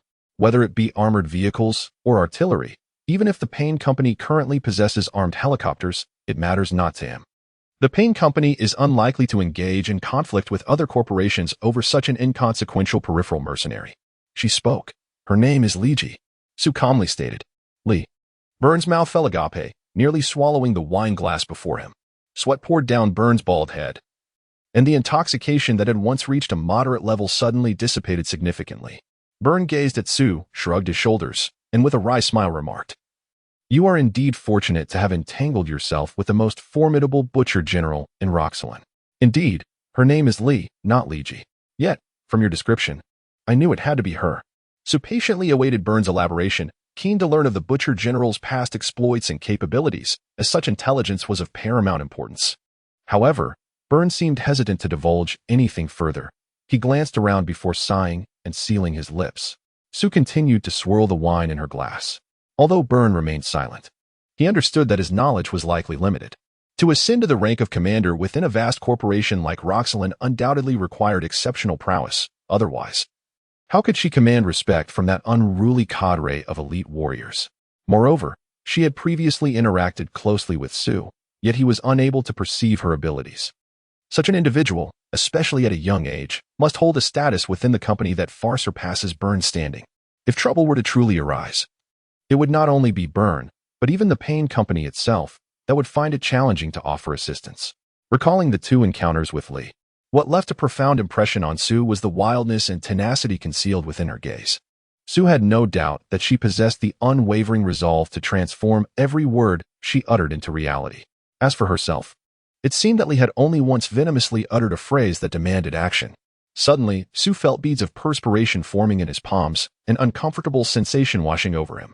At that moment, Byrne began to scrutinize Sue intently, an ambiguous smile gradually emerging on his face. Intentionally lowering his voice, he whispered, "Perhaps this is not entirely a misfortune. If you truly find yourself in the clutches of that butcher general, she would likely hesitate to slay you. Hey, I speak from experience. You must make an effort to resist when that time comes. A touch of defiance can greatly enhance the experience. Moreover, I've heard that from a man's perspective. Lee is undoubtedly a beauty." Of course, Sue did not disclose the events that transpired at Base N11 that night to Byrne, and thus, upon hearing Byrne's words, he could not help but feel a mix of amusement and exasperation. In the bar, he certainly could not don that heavy woolen cloak again. Instead, he wore a camouflage combat uniform, quite popular among hunters and mercenaries, and donned black leather gloves. Although half of his face remained bandaged, his tousled golden hair, azure eyes, and slightly thin lips still possessed considerable allure. The black eye patch covering his right eye added a rugged and mysterious charm to his appearance. As if annotating Byrne's words, a bottle of genuine vintage brandy was placed before Sue with a resounding thud. Beside him sat a young woman, already half-drunk, who leaned in close to his ear and whispered, "Hey, handsome boy, how about sharing a drink? Look, this liquor is delightful, and so am I, even by Asmo's standards." The woman was indeed attractive. Under normal circumstances, Sue, having just completed a task, might have been tempted to release some pent-up desires. However, her arrival, perfectly timed just after Byrne's remark, extinguished any flicker of desire within him, leaving him devoid of even the inclination to engage with her. Trouble seemed to always accompany women. Before Sue could contemplate a refusal, a large, hairy hand descended upon the glass he held, shattering it violently against the bar. The hand then flaunted itself in the air, scattering shards of glass across the floor, yet bore not a single scratch. Behind Sue stood a towering figure, a man nearly 2 meters tall, his muscular frame clad only in a leather vest. He glared at Sue like a bear, menacingly growling, "Kid, are you trying to seduce the woman I have my eye on?" The entire bar fell silent, with nearly everyone turning their gaze towards the scene: hunters, warriors, women striving to earn their daily bread, and numerous employees from Payne Corporation. The bouncer stood with arms crossed against the wall, awaiting the unfolding drama with keen interest. "You have sullied my glass," Sue said calmly. His voice was soft and melodious, imbued with a magnetic charm that illuminated the eyes of the half-drunken woman. "What did you say, you bastard?" The burly man felt insulted, the thick veins on his neck pulsating vehemently, while the muscles on his body writhed as if infested with insects. The patrons in the bar instantly erupted into a cacophony of whispers and judgments. The grotesque extent of his muscularity indicated that this man had attained a third tier of strength enhancement.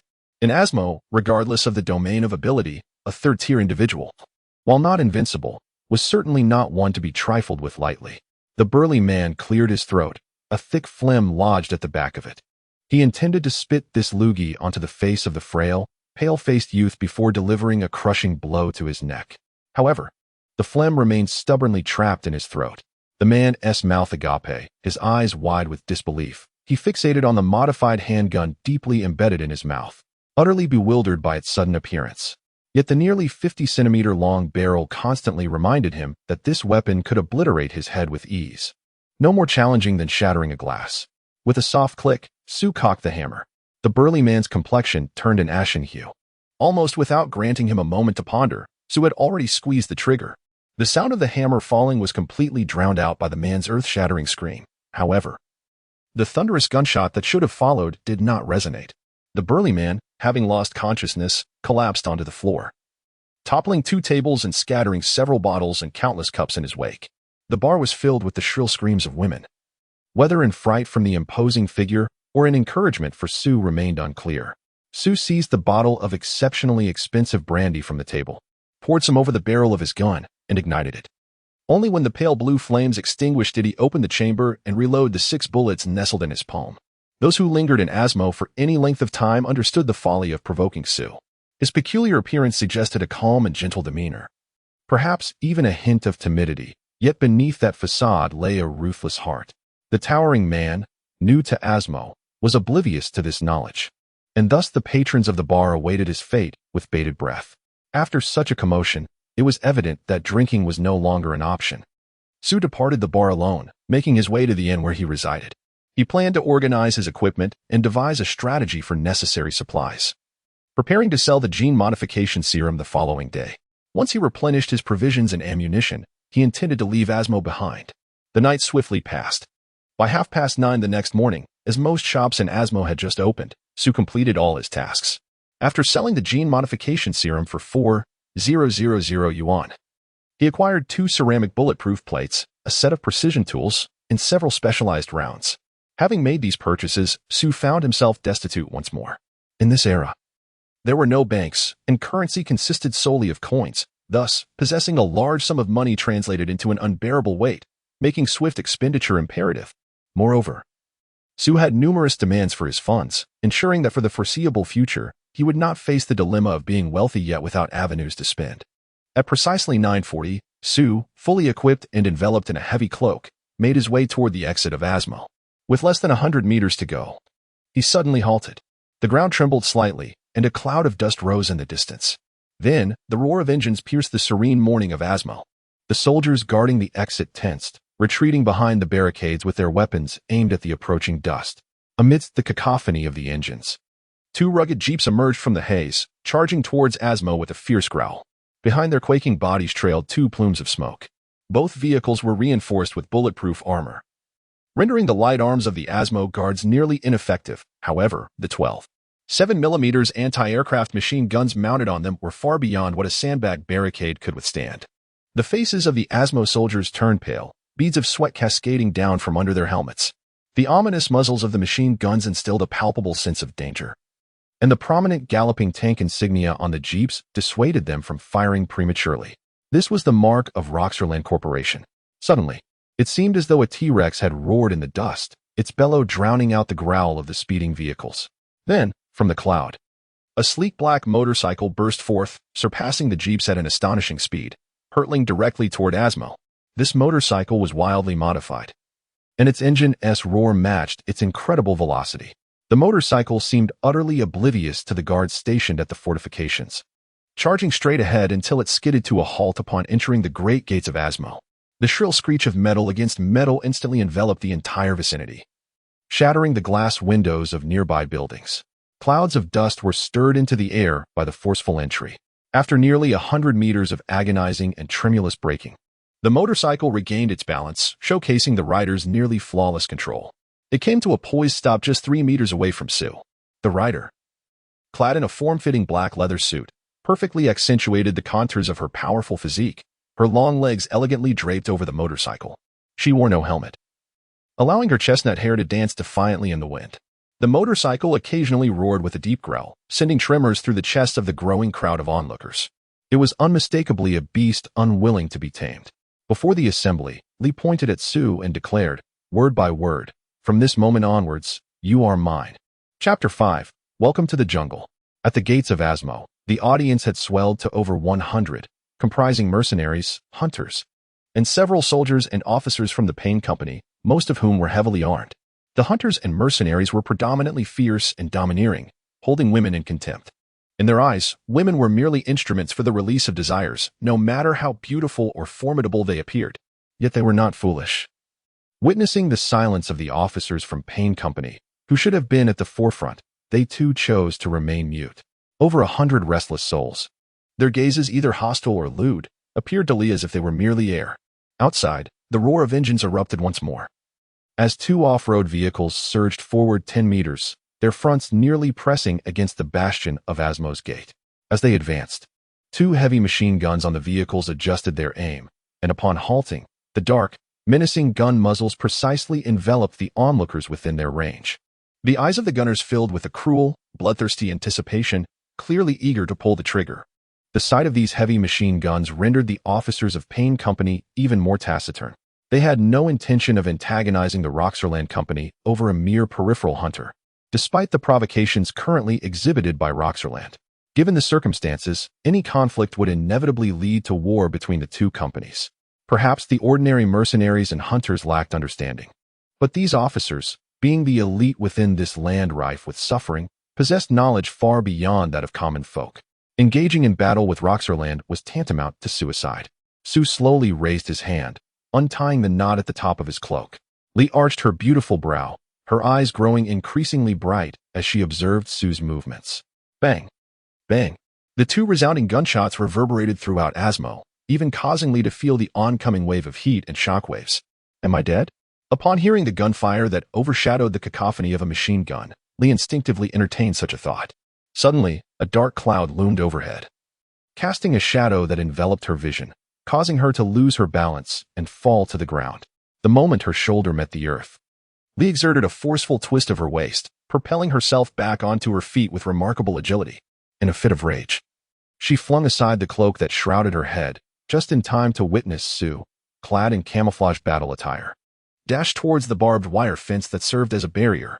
Without a hint of deceleration or pause, he leaped over the imposing 1.5-meter-high wire fence with an almost defiance of the laws of physics, gliding effortlessly into the depths of the wilderness. Meanwhile, her formidable modified motorcycle lay toppled, its tires marred by gaping holes the size of a bowl, clearly the handiwork of Sue's previous shots. Rat-a-tat-tat. A heavy machine gun mounted on an off-road vehicle roared to life, sending plumes of dirt erupting behind Sue. The earth and debris soared into the air, only to crash down heavily, nearly burying him alive. It was evident that the vehicle harbored two skilled marksmen, each proficient in wielding heavy weaponry. In a sudden shift, Sue altered his course, evading the trajectory of the machine gun fire as he continued his reckless sprint toward the nearby trees and ruins. No one is allowed to fire, Lee bellowed like an enraged lion. With a powerful leap, she surged toward the off-road vehicle, matching Sue's speed, and seized one of the gunners, yanking him forcefully from the vehicle and flinging him several meters away. With a thud, the gunner landed heavily in the dust, resembling a cumbersome sack of sand. Despite his robust physique, he found himself momentarily incapacitated by Lee's fierce throw. Lee swiftly opened the car door, forcefully ejecting the driver several meters away. Before taking her seat behind the wheel, the off-road vehicle roared to life, abruptly reversing a few meters, its rear wheels spinning rapidly and kicking up a cloud of dust. With a violent tremor, the vehicle surged forward, tracing a powerful arc as it veered past Asmo, in pursuit of the fleeing Sue. In the instant the off-road vehicle retreated, a tall man clad in military attire leapt from another vehicle, swiftly dashing to Lee's side and instantly occupying the passenger seat. The unfortunate soul who had previously occupied that position was hurled several meters away, landing in a heap with his two comrades, groaning in pain. Another off-road vehicle received orders to remain stationary, unable to follow, especially with Lee at the helm. Gritting her teeth, Lee vehemently shifted gears, flooring the accelerator. The vehicle lunged forward, roaring as it charged at Sue's back, nearly lifting its wheels off the ground. Just as the front of the vehicle was less than a meter from Sue, he suddenly pivoted, executing an agile side roll that allowed him to evade the oncoming collision. The off-road vehicle sped past him, and with a screech of tires, it executed a perfect 180-degree turn, creating a swirling wall of dust in its wake. As the front of the vehicle swung back around, Sue's figure emerged like a specter from the haze, narrowly gliding past the off-road vehicle. Through the glass window, the distance between Sue and Lee's faces was less than a meter. With a sharp crack, at the moment of their fleeting encounter, Sue deftly brandished a dagger, severing the rearview mirror of the SUV. Like a startled elk, she dashed towards the nearby jungle ruins. Elle, with a fierce determination, pressed the accelerator to the floor. The SUV, propelled by this sudden force, spun 180 degrees and charged towards Sue with reckless abandon. Seemingly with effortless grace, she evaded the oncoming vehicle from the left, only to reappear on its right side as it began to decelerate, surging forward with renewed vigor. The SUV roared like a newly awakened beast, trembling as it relentlessly pursued the fleeing Sue. Despite the closed windows, the violent motion caused her short hair to flutter wildly, as if she were racing against the wind. Remarkably, the man in the passenger seat, who had neglected to fasten his seatbelt and lounged with one leg casually draped over the other, should have been flung from the vehicle, sustaining injuries that would leave him broken. Yet, he remained inexplicably anchored to his seat, as though his backside had been coated in a potent adhesive. He appeared to be under 30 years of age, but the stubble on his face lent him an air of rugged maturity. Clad in leather combat attire, his outfit bore no resemblance to that of a regular soldier. With the top half of his shirt unbuttoned, revealing a chest adorned with a thick mat of hair and well-defined muscles.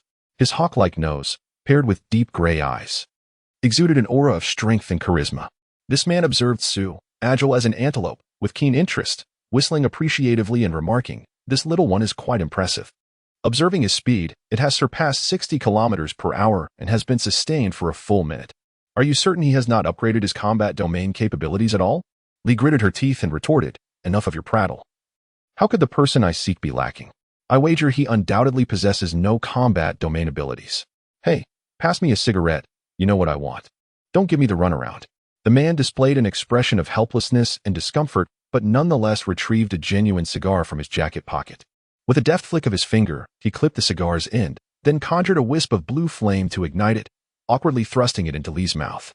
She inhaled deeply, exhaling 2 serpentine plumes of smoke from her nostrils, instantly invigorated, clenching the cigar between her teeth. She laughed wildly and squeezed out a few words through her grin. Darling, I wonder how far you can run. The compartment was filled with the roar of the engine and the piercing screech of tires scraping against the ground. Nevertheless, the exchange between Lee and the man was utterly unimpeded, their voices overpowering the cacophony of the cabin. Lee's voice remained crisp and piercing, while the man's resonated deeply, akin to the engine's growl. Despite the volume being somewhat excessive, both voices were undeniably captivating. Sue raced through the wilderness, making abrupt turns without warning, narrowly evading the pursuing off-road vehicle. With each deft maneuver, he drew closer to the chaotic overgrowth of the city ruins ahead. Although Lee's driving skills were nearly unparalleled, they were ultimately unable to outmatch Sue. After sprinting several kilometers at an exhilarating pace, Sue showed no signs of slowing down. The man observed Sue's movements for a while, chuckling with ill intent, and remarked, Lee, I doubt you can handle this kid. Lee abruptly jerked the steering wheel, biting down on his cigar, and retorted fiercely, Lee Galloway, shut your crow's mouth.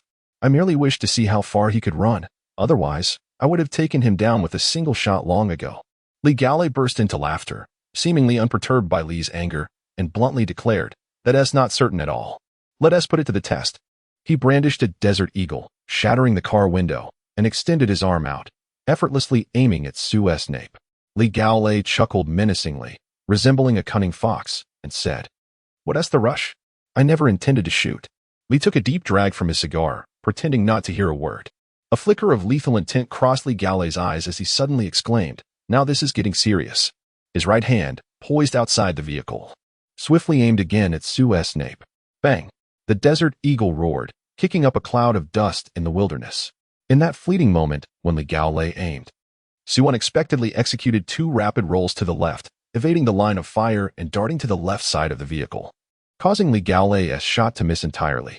Lee Galloway's pistol continually targeted Sue's back or head, while Sue's movements fluctuated between bursts of speed and sudden slowdowns, consistently evading Lee Galloway's aim at the precise moment he was locked on. Did you see that? Lee Galloway turned to look at Lee, casually firing 3 shots at Sue with his right hand, without even aiming. However, this time, Sue did not evade. Instead, he accelerated straight ahead, instinctively allowing the bullets to pass by. Suddenly, Lee slammed her fist on the steering wheel and abruptly pressed the brakes. The tires of the SUV screeched to a halt, carving deep grooves into the ground before finally coming to a standstill. At that moment, the front windshield of the SUV was merely 10 centimeters away from a shrub on the outskirts of the ruins, while Sue had vanished deep into the debris. Lee and Lee Galloway stood side by side before the overgrown ruins. Beside the towering figure of Lee Galloway, who stood at an impressive 190 centimeters. Lee appeared exceptionally slender and petite, hardly giving any indication of the explosive strength she harbored within. Behind them, the sounds of gunfire and the frenzied welcome to the jungle echoed from the SUV. Lee took one last puff from her cigar, then flicked the butt several meters away, squinting her eyes as she coldly surveyed the ruins and the jungle beyond. Lee Galloway, also gazing into the depths of the jungle, shrugged and remarked, I know you intend to confront him directly. Allow me to accompany you. You may not be able to handle him on your own. Lee retorted icily. This is my affair. What business do you have following me? With a chuckle, Lee Galloway replied, I can help you restrain his hands, allowing you to relish the experience fully. Lee spat dismissively and declared, Get lost. He is mine, and I prefer to enjoy on my own. Do not meddle in my affairs. Her eyes glimmered with a predatory light, and a cold smile graced her lips as she strode purposefully into the jungle. Lighor, with a resigned gesture, raised his voice and called out to the direction in which Lee had vanished. Hey, the ambience here is quite delightful. I have no doubt something will transpire between you. However, there exists a significant distinction between the act of doing and being done unto. From the depths of the jungle came Lee's furious roar. Shut the hell up. The jungle and ruins fell into a profound silence once more. Lighor smiled knowingly, retrieved a crumpled pack of cigarettes from his pocket, lit one, inhaled deeply, and exhaled a ring of smoke. This was a pack of tattered cigarettes, far removed from the luxurious cigars that Lee favored, even in the bygone era. These cigarettes burned swiftly, and he finished one in just a few puffs. Chapter 5. Welcome to the Jungle. This was an abandoned town, with a small river flowing through it, shimmering with an ethereal green glow. If one disregarded the dubious luminescence of the water and the myriad of entities lurking beneath the surface, the sight could indeed be described as a gentle ripple of green waves. Thanks to the abundant water supply, resilient shrubs thrived astonishingly in every corner. After decades of neglect, some trees had even reached heights of several meters. Despite it still being morning, the sun shone fiercely, yet the ruins remained steeped in an eerie atmosphere, devoid of warmth. On the third floor of a four-story building, a faint azure light flickered behind a completely shattered window. Sue, with deliberate slowness, set down her water jug and quietly observed Lee, who moved like a silent cat through the underbrush below. She appeared remarkably familiar with the jungle terrain.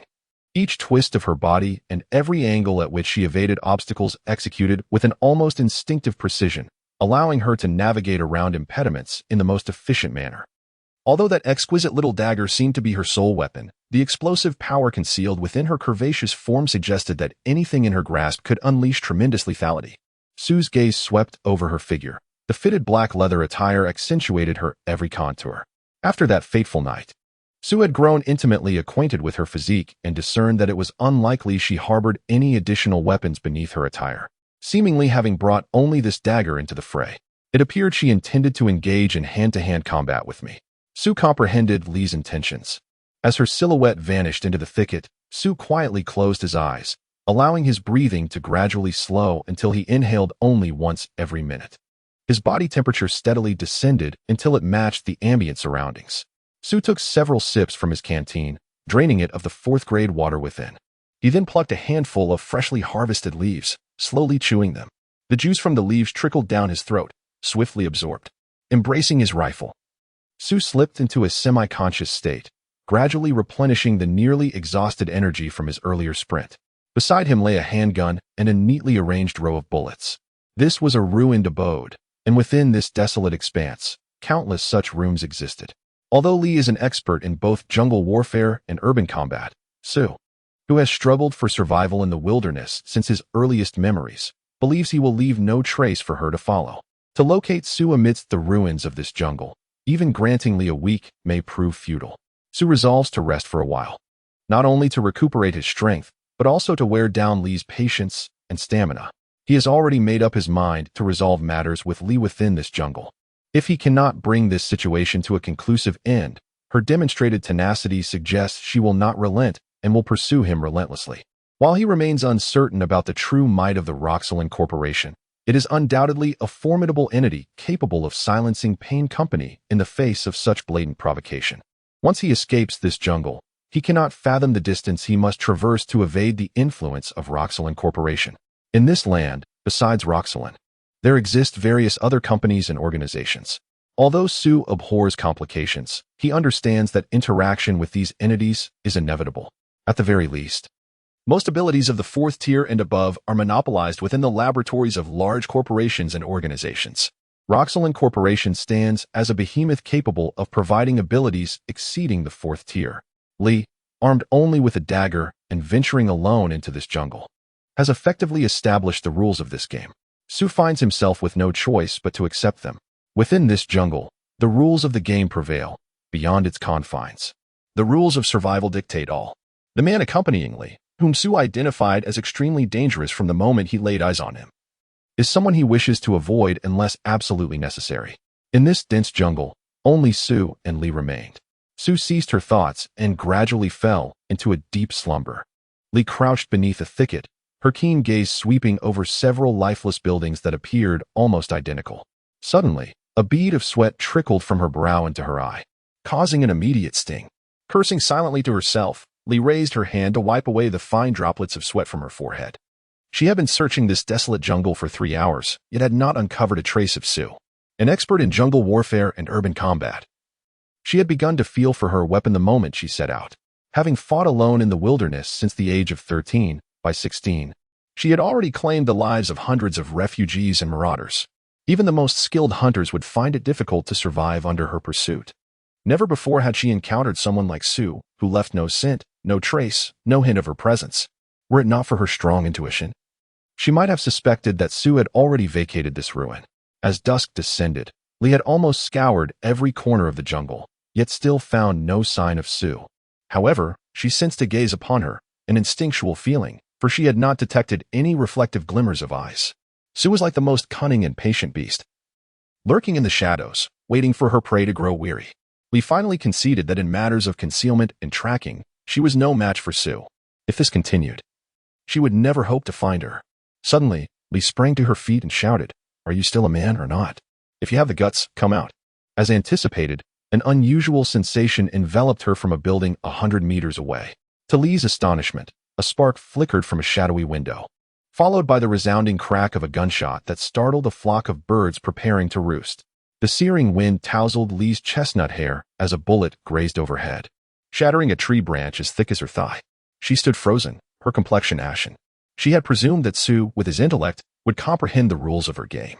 If he were to draw his weapon, she would have no choice but to summon the arrival of the formidable Ligale. However, from the severed branch above, not only would shavings rain down, but also droplets of a foul-smelling liquid. Lee deftly sidestepped to avoid the rancid drizzle.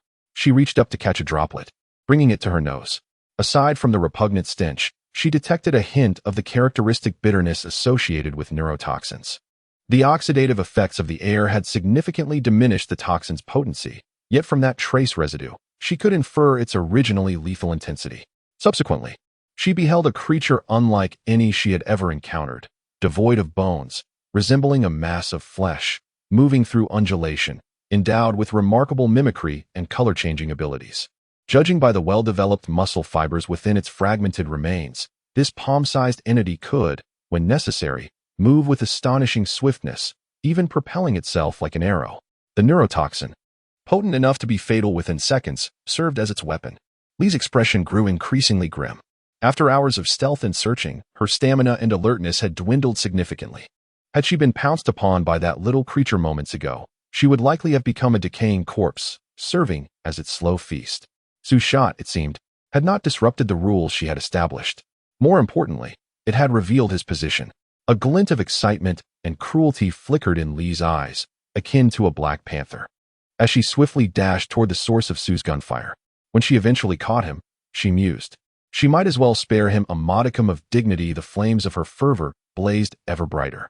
In less than a minute, Lee stood within the room where Sue had sought refuge. She gazed in silence at the rifle, handgun, and rows of bullets strewn on the floor. Sue was no longer there. Scanning the room, she suddenly leaped out of the window. In the moment her upper body passed through, she deftly gripped the window's ledge, using it to propel herself upward. With a slight push from her black high-heeled boots against the fourth-floor windowsill, Lee found herself atop the roof. The rooftop was deserted. Without hesitation, she sprinted toward the stairwell in the corner, forcefully kicking open the locked door, and dashed down the fire escape. As she passed the second floor, she abruptly raised her right leg, pressing it against the opposite wall, halting her momentum in an instant. Her upper body leaned back at an extreme angle, almost casting doubt on the existence of bones within her. Peering into the corridor on the second floor, she caught a fleeting glimpse of a shadow disappearing at the end. Just as her body extended into the hallway, a tungsten steel dagger silently lunged toward her ribcage from the left. Lena deftly transitioned her exquisite dagger from her right hand to her left with astonishing swiftness, deflecting the thrust of the approaching blade. Extending her right hand forward, she lunged for Sue's throat. Her other hand was equally engaged. Sue parried Lena's right hand with his left arm and seized her wrist. Yet, with a casual flick, she shook off his grip and launched a powerful punch toward his chest. Sue again raised his left arm to block, simultaneously lifting his right leg to counter the stealthy kick aimed at him. Suddenly, he caught the cold smirk in Lena's eyes, an intense alertness flooding his mind.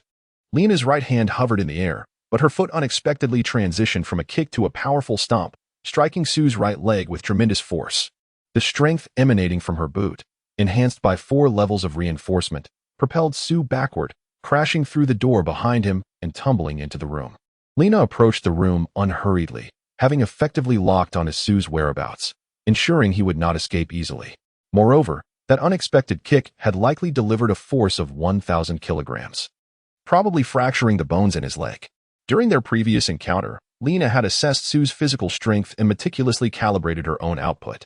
Upon entering the room, she discovered it to be spacious, furnished with an office desk and a few chairs, their frames stripped down to mere metal. Meanwhile, Sue stood in the corner, having removed his shirt, methodically unraveling the bandages that encircled his torso. He had reached the final layer around his waist, leaving his entire upper body exposed.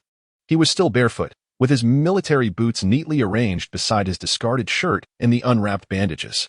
Sue's upper body was adorned with nearly perfect muscle contours, exuding a sense of strength without appearing overly robust. His skin radiated a gentle ivory hue, glistening like exquisite jade. Lee's eyes sparkled with delight as she instinctively arched an eyebrow and whistled in his direction.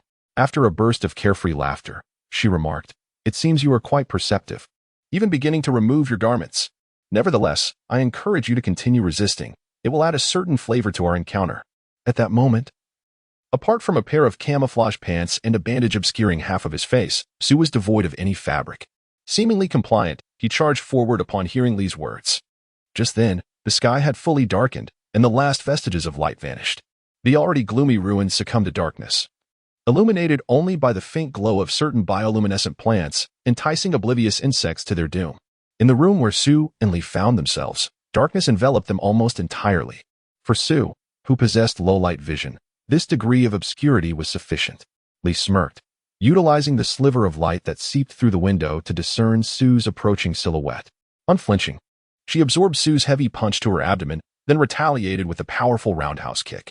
Although Sue adeptly dodged, her leg still grazed him, causing him to stagger back a few steps.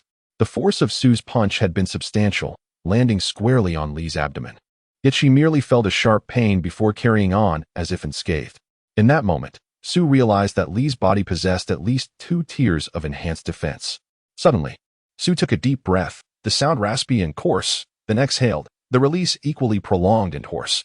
A wave of heat seemed to sweep through the room, carrying an aura of extreme danger. The fine hairs on Lee's nape stood on end, as she was struck by a peculiar illusion. As if an ancient Tyrannosaurus lay in wait within the darkness, its mere head capable of filling the entire room. And now, that fearsome beast was watching her from the shadows. In that moment, Sue lunged again. If previously he had been as swift and ruthless as a cheetah, now he had transformed into a violent bear, brutish and relentless. Lee raised her arms to shield her head, her right leg lifted in a defensive stance. And soon the room was filled with the sound of thuds as Sue unleashed a torrential assault upon her, landing over a dozen blows. The final knee strike crashed into her lower back, shattering her balance and sending Lee tumbling forward. Yet, in that instant of losing equilibrium, she retaliated with a swift kick to Sue's chest, sending him sprawling. Before Lee could rise, a rush of heated air met her face as Sue charged once more, knocking her to the ground. What followed was a chaotic melee in the darkness. The two were engaged in a raw contest of endurance and reflexes, rendering Lee's refined techniques of combat utterly ineffective. More often than not, they grappled in a primal struggle. In less than a minute, both were gasping for breath, drenched in sweat. Yet, an ominous premonition began to brew within Lee's heart. Enveloped in profound darkness, she intentionally shielded Sue's eyes, even colliding directly into his face.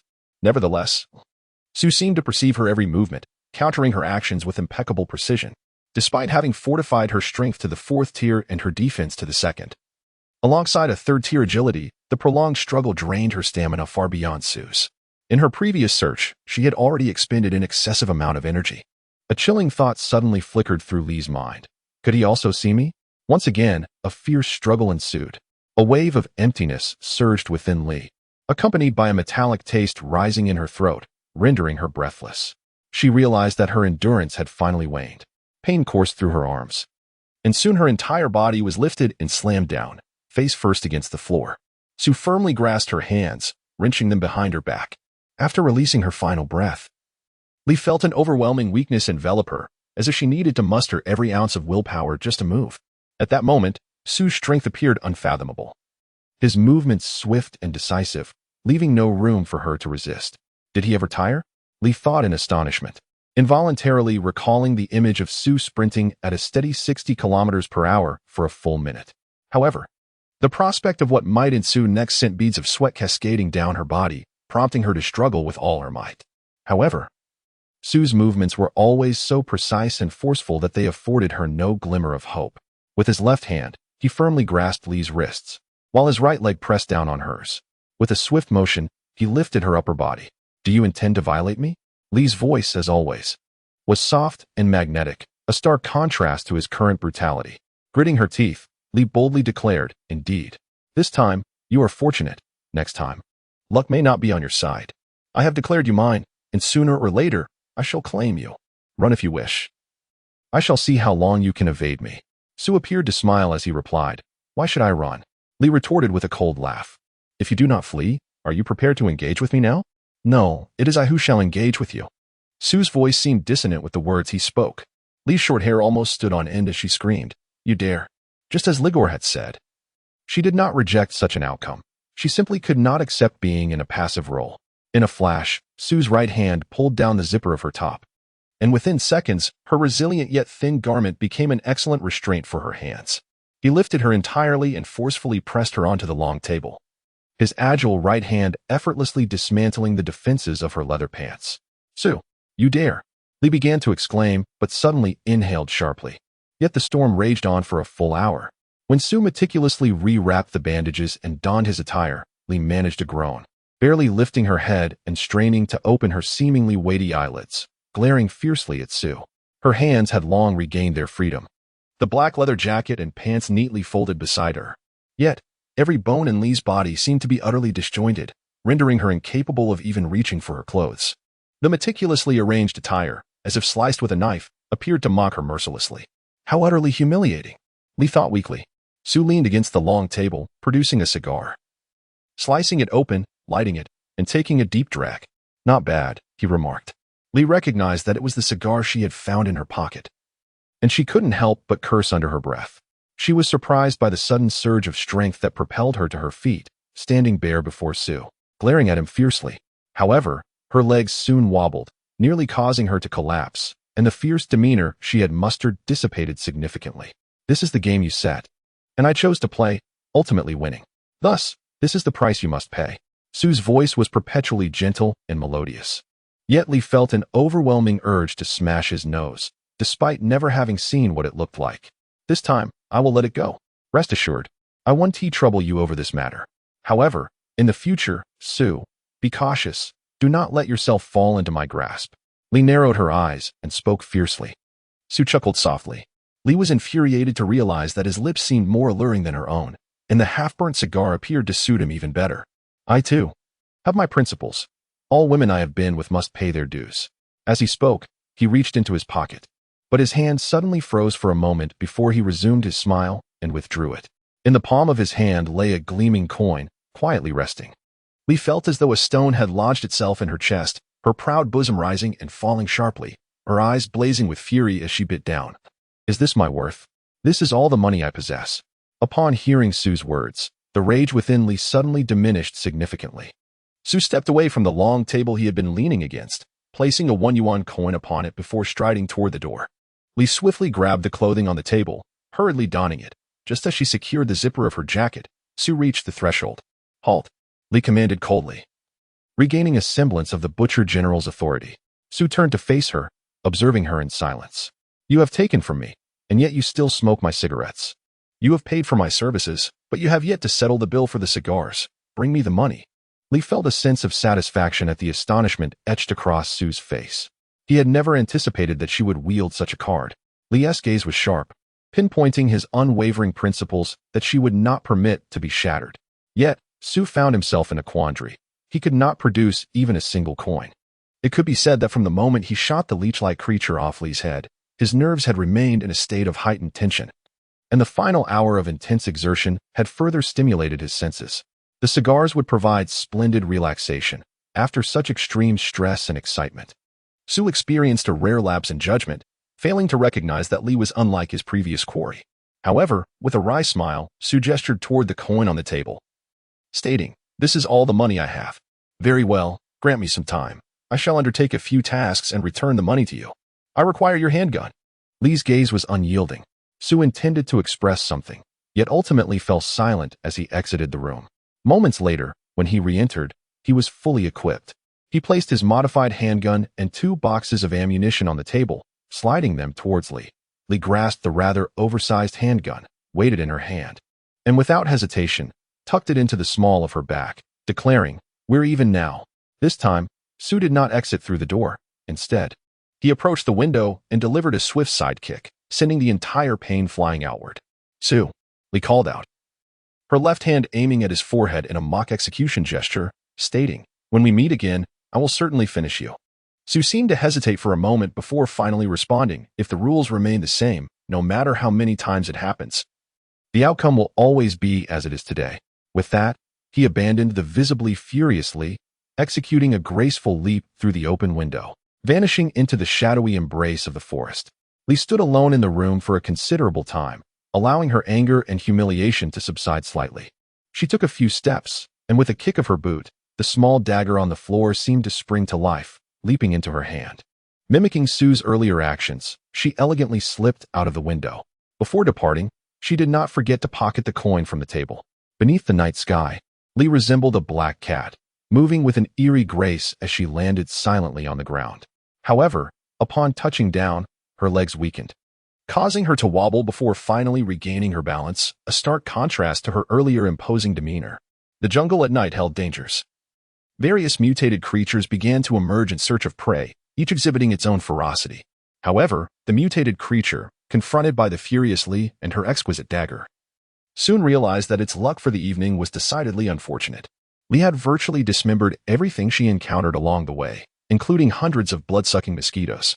With a thud, she threw herself into the driver's seat of the off-road vehicle, carelessly tossing Sue's handgun onto the dashboard. The massive modified pistol immediately piqued the interest of Legol, who picked it up and examined it curiously, inquiring whether it belonged to him. The Guns N' Roses track blared relentlessly, "Welcome to the Jungle," a song that Lee typically adored, yet now resonated with an unbearable harshness. With a decisive strike, she smashed her fist into the radio, finally granting a reprieve to the raucous music that had been screeching all day. After a moment of silence, she murmured, "Hand me a smoke." Legol passed her a cigar, uncut and unlit, which suited her perfectly. She clipped it, ignited it, inhaled deeply, and abruptly revved the engine. The vehicle roared to life, first reversing a few meters before executing a near-instantaneous turn and barreling into the darkness. Observing the scenery whizzing by outside and listening to the engine's growl and the wind's howling, Legol chuckled and provocatively remarked, "You don't seem to be in the best of spirits." Lee, fixated on the road ahead, ground out a few words through clenched teeth. "Mind your own business." "I'm feeling absolutely invigorated." Lee Gowley shrugged indifferently. After a moment, feeling somewhat bored, he began to hum lightly, "Welcome to the jungle. We have an intriguing game." Suddenly, a jarring screech of brakes pierced the darkness, followed by the right door of the off-road vehicle swinging open. The robust Lee Gowley leaped from the vehicle, crashing heavily to the ground several meters away. The off-road vehicle kicked up a cloud of dust and sped away. Chapter 6. The Intruder's Pendulum City serves as the headquarters of the Roxerland Company's Central Division. It lies over 200 kilometers from Asmo and 150 kilometers from Base N11. In a landscape devoid of roads, where the terrain is rugged and strewn with ruins from tumultuous times, 150 kilometers represents the operational radius of the division's antiquated armored vehicles. As dawn broke, Pendulum City was roused by the roar of engines and the crisp, commanding orders echoing through the air. 5 light troop carriers were lined up in the city square, fully armed soldiers boarding them in a steady stream. Additionally, 2 formidable off-road jeeps stood nearby, their gunners lazily leaning against the heavy machine guns, casting disdainful glances at the inexperienced recruits. Beside the machine gunners stood seasoned veterans, each cradling an RPG launcher in their arms. Lee, clad in a crisp military uniform, displayed no hint of a smile, coldly observing the boarding soldiers. After the last soldier climbed aboard the troop carrier, she glanced at her watch, noting that time had surpassed her schedule by 30 seconds. Only then did Lee stride towards her command vehicle, this time taking the wheel herself. The command vehicle's 4 wheels spun in unison, and amidst the piercing sound of tire friction, it surged forward, swiftly surpassing military trucks and swiftly positioning itself at the forefront of the convoy. Upon reaching the front, the command vehicle roared even louder, its speed escalating once more as it raced ahead. Inside the vehicle were 5 or 6 elite warriors, whose second and third tier abilities allowed them to remain remarkably stable, showing no signs of being thrown off balance, with even their bodies barely swaying. Observing the command vehicle accelerate away, the drivers of the following military trucks were drenched in sweat. They could no longer concern themselves with the lives of the soldiers aboard or the alignment of their formation, each pressed down hard on the accelerator, racing after one another as if in a high-speed chase out of Pendulum City. Within Pendulum City, an 18-story office building had been completely restored, now serving as the branch of the Roxxon Corporation. Ligor stood before the floor-to-ceiling windows on the 11th floor, watching the departing troops. Although Lee did not bring a battle vehicle this time, this contingent was indeed her elite force, their combat prowess surpassing that of the previous assault on N11. Deploying such a formidable unit to eradicate a band of marauders recently encroaching upon the Roxxon-controlled territory seemed somewhat excessive. Moreover, it was Lee herself leading the charge. In outdoor skirmishes, even Ligor would prefer not to encounter an opponent of Lee's caliber. In summary, we find ourselves in tumultuous times. Each day, countless rules are established, while even more are broken. It is only within a grand corporation like Roxxon that individuals like Lee can emerge. And only within its ranks can she truly grow and fully harness her strengths. If each side brings 5 individuals, Lee Gaole would undoubtedly triumph over Lee. With a force of 20, the outcome becomes uncertain. However, with more than 200 participants, Lee Gaole's troops would likely face complete annihilation, while Lee could still retain a significant portion of her forces. Only colossal entities like Roxxon could muster a guard exceeding 200 to be commanded by Lee. The convoy had already traveled a considerable distance, with the dust forming a spiraling dragon that ascended ever higher. Lee Gaole departed from the window and approached the expansive desk, dialing several numbers on the telephone. A sharp yet aged voice emanated from the receiver. "Who is this? Is it not specified in the company regulations that this is not my experimental time?" Lee Gaole. The voice on the other end muttered a few reluctant words before replying. "Very well. What do you want? I have a multitude of experiments to conduct. Has the analysis of that item been completed?" When standing in this office, Lee Gaole was no longer the despondent figure of spontaneity, but exuded an air of authority, speaking succinctly and clearly. He promptly hung up the phone and dashed out of the office. With astonishing speed, he traversed the corridor, not waiting for the elevator still stationed on the ground floor, but instead sprinting up the fire escape directly to the 16th floor, the location of the branch's biochemical laboratory. After verifying his identity card, Lee Gaole moved through the engrossed researchers, heading straight for the central laboratory that occupied half a floor. Within the vast laboratory of over 1,000 square meters, only a frail, emaciated elder was hunched over a microscope, intensely observing something, his facial muscles twitching with evident excitement. The elderly gentleman serves as the chief scientist in the biochemistry sector of the Roxxon Corporation, having previously established a remarkable fourth-order capability. Righor gently patted his back, prompting Rostan to immediately relinquish the electron microscope to him. As Righor peered into the eyepiece, he was momentarily taken aback. Within the verdant field of vision, he discerned numerous deceased cells, among which he recognized several renowned, tenacious bacteria. Righor straightened his posture, casting an inquiring glance at Rostan. Rostan, meanwhile, was dabbing at the perspiration on his brow with a handkerchief, exclaiming, "My goodness, I have never encountered such a phenomenon. Where on earth did you procure this? How does one even begin to describe it?" In a flurry of frantic keystrokes at the computer adjacent to the lab bench, Rostan's screen instantly showcased a series of breathtaking images. Against the lush green backdrop, a vibrant tableau teemed with a multitude of cells. These cells, or bacteria, moved languidly, engaging in mutual assaults.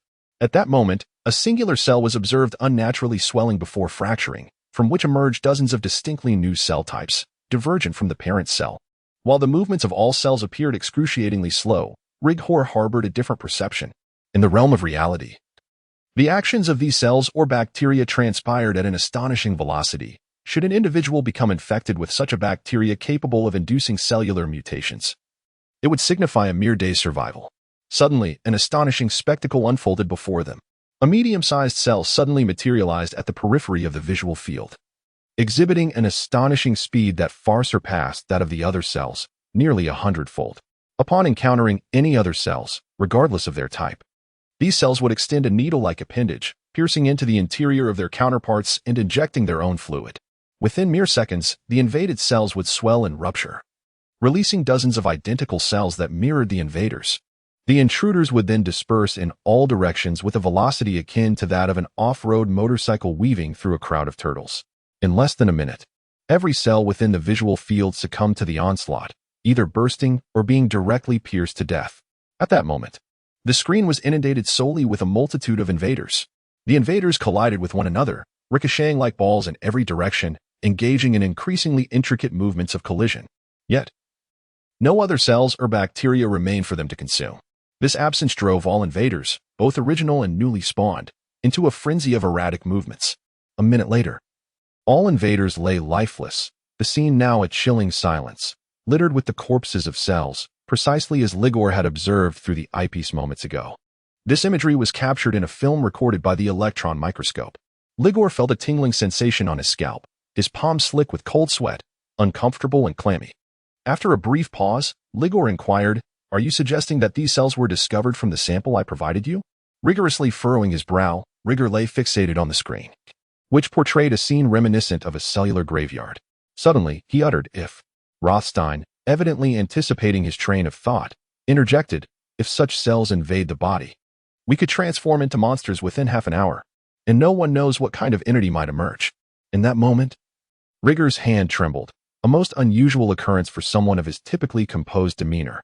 However, Rothstein remained oblivious to this subtle shift, gesturing towards the screen as he remarked, "I'm not certain whether this qualifies as good news. Yet if the invaders fail to locate sustenance within a minute, they will perish. This might suggest that they possess a speed surpassing their kin by 100-fold, thus necessitating a substantial amount of energy. Furthermore, the invaders would never turn upon one another. Commence immediate analysis of their genetic structure," he commanded. Rothstein shook his head, and his fingers danced across the computer keyboard once more, summoning another chart. It displayed a plethora of fragmented genetic sequences, utterly incapable of forming a coherent and meaningful genetic strand. "What of the sample? Can we detect the genetic composition of the living invaders?" Rigor's voice was laden with gravity. The doctor glanced at the time displayed on the monitor, revealing a figure that sent a chill down Rigor's spine. 2 minutes and 11 seconds.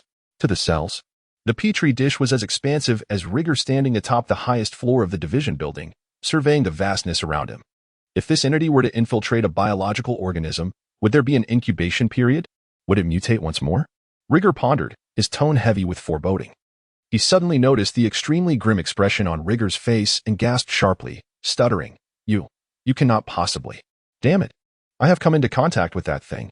Rigor exhaled a heavy breath. Roston immediately stepped back, only to collide with a row of glass cabinets filled with chemical agents. The cabinet emitted a groan as a bottle of concentrated acid teetered precariously atop it, suddenly tipping over and plummeting directly towards the doctor's head. If drenched in this potent acid, which measured a staggering 1,000 cubic centimeters, the doctor's large head would undoubtedly suffer catastrophic consequences. Rigor stepped forward, skillfully catching the bottle of acid, his muscular arm mere centimeters from the doctor's crown. The doctor raised his gaze, his bloodshot eyes behind thick lenses widening in sheer terror. Yet, his fear of the acid seemed to pale in comparison to the dread evoked by Rigor's formidable arm. Rigor forced a bitter smile, retrieved a syringe from a nearby tray, and plunged it into his own arm's vein, extracting a full vial of blood before meticulously injecting it into a vacuum tube. He drew 3 vials in succession, his left palm erupting in a blaze of blue flames that turned the syringe tainted with his blood to ash, leaving only a charred needle behind. "Help me analyze this, to see if I have contracted that cursed thing." The doctor remained pressed against the cabinet of agents, unwilling to draw even a fraction closer to Rigor, merely nodding numbly in response. Rigor pondered for a moment and then commanded, "Delete all backups of the footage, leaving only one copy for me. Do not mention this matter to anyone, including the senior executives of the headquarters. The personnel from the division must remain silent. Particularly General Lee, she must absolutely not be made aware of this situation. If anyone learns of it, regardless of whether it was you who leaked it, Perry will have to die." Rothstein trembled momentarily, awakening from his fear. Perry is his only daughter, merely 7 years old this year. For the next 3 days, Li Gaolei sat in his office in silence, his hands clasped beneath his chin, gazing out at the overcast sky. He spoke scarcely a word throughout the day. His subordinates would report the daily operations of the company as per usual, but Li Gaolei merely listened quietly before dismissing them with a wave. Thus, the entire evening passed in solitude within his office. He consumed not a morsel of food, only quenching his thirst with 2 bottles of water. On the 4th morning, a cloud of dust rose outside Zhongbai City, heralding the return of Li and her troops. At last, Li Gaolei altered his unchanging posture and stood up. He reached for the telephone, dialed a few numbers, then hesitated and cut the call. Yet, his hand remained poised above the receiver. Suddenly, the phone rang abruptly. Li Gaolei's hand stiffened, and only after the ringing persisted for several moments did he press the answer key. The voice of Dr. Rothstein echoed from the receiver. "It's me. Is anyone there?" "I am listening," replied Li Gaolei, his voice hoarse and unappealing. Days of silent contemplation had rendered his throat completely raspy. Fortunately, the doctor still recognized his voice, exclaiming, "It is good that you're there. The results of the blood sample examination have been released, and I have employed every possible method. The findings indicate that none of the 3 blood specimens bear any traces of intruders. Thank heavens." An hour later, Rigarai emerged from the laboratory on the 16th floor. His hair was somewhat disheveled, his eyes deeply sunken, and the unkempt stubble on his face appeared longer than usual. Had he lived in a bygone era, this tall, weathered, and disheartened man might have found a promising future in the entertainment industry. Perhaps as an explanation for his disheveled appearance, Rigarai's stomach suddenly growled. It was at that moment he realized his hunger, a hunger that transcended the ordinary. As beads of sweat began to form on his skin, he recalled that he had not eaten for several days and contemplated heading to the lower-level cafeteria for a substantial meal. However, after a moment's reflection, he decided to first press the intercom in the corner and inquired, "This is Rigarai. Where is General Li currently located?" Chapter 6. Intruder within the shooting range. 2 ammunition administrators were engaged in a hushed discussion behind the counter. "Hey, what do you think that thing is used for?" one asked. "I have no idea. Perhaps only a mutant could wield such a bizarre weapon." The other replied, "God knows, I've never seen a handgun like that before. I truly wonder which lunatic crafted it." As they conversed in low tones, they were startled into attention when Rigarai entered, immediately standing at attention and saluting. Rigarai acknowledged them with a nod as he proceeded into the shooting range. As soon as he descended into the range, he was met with an ear-splitting gunshot that resonated through the air, louder by far than his beloved modified Desert Eagle. Bang, bang, bang. 3 consecutive gunshots rang out, accompanied by a wave of heat that washed over. Then came Li's furious exclamation, "Damn it."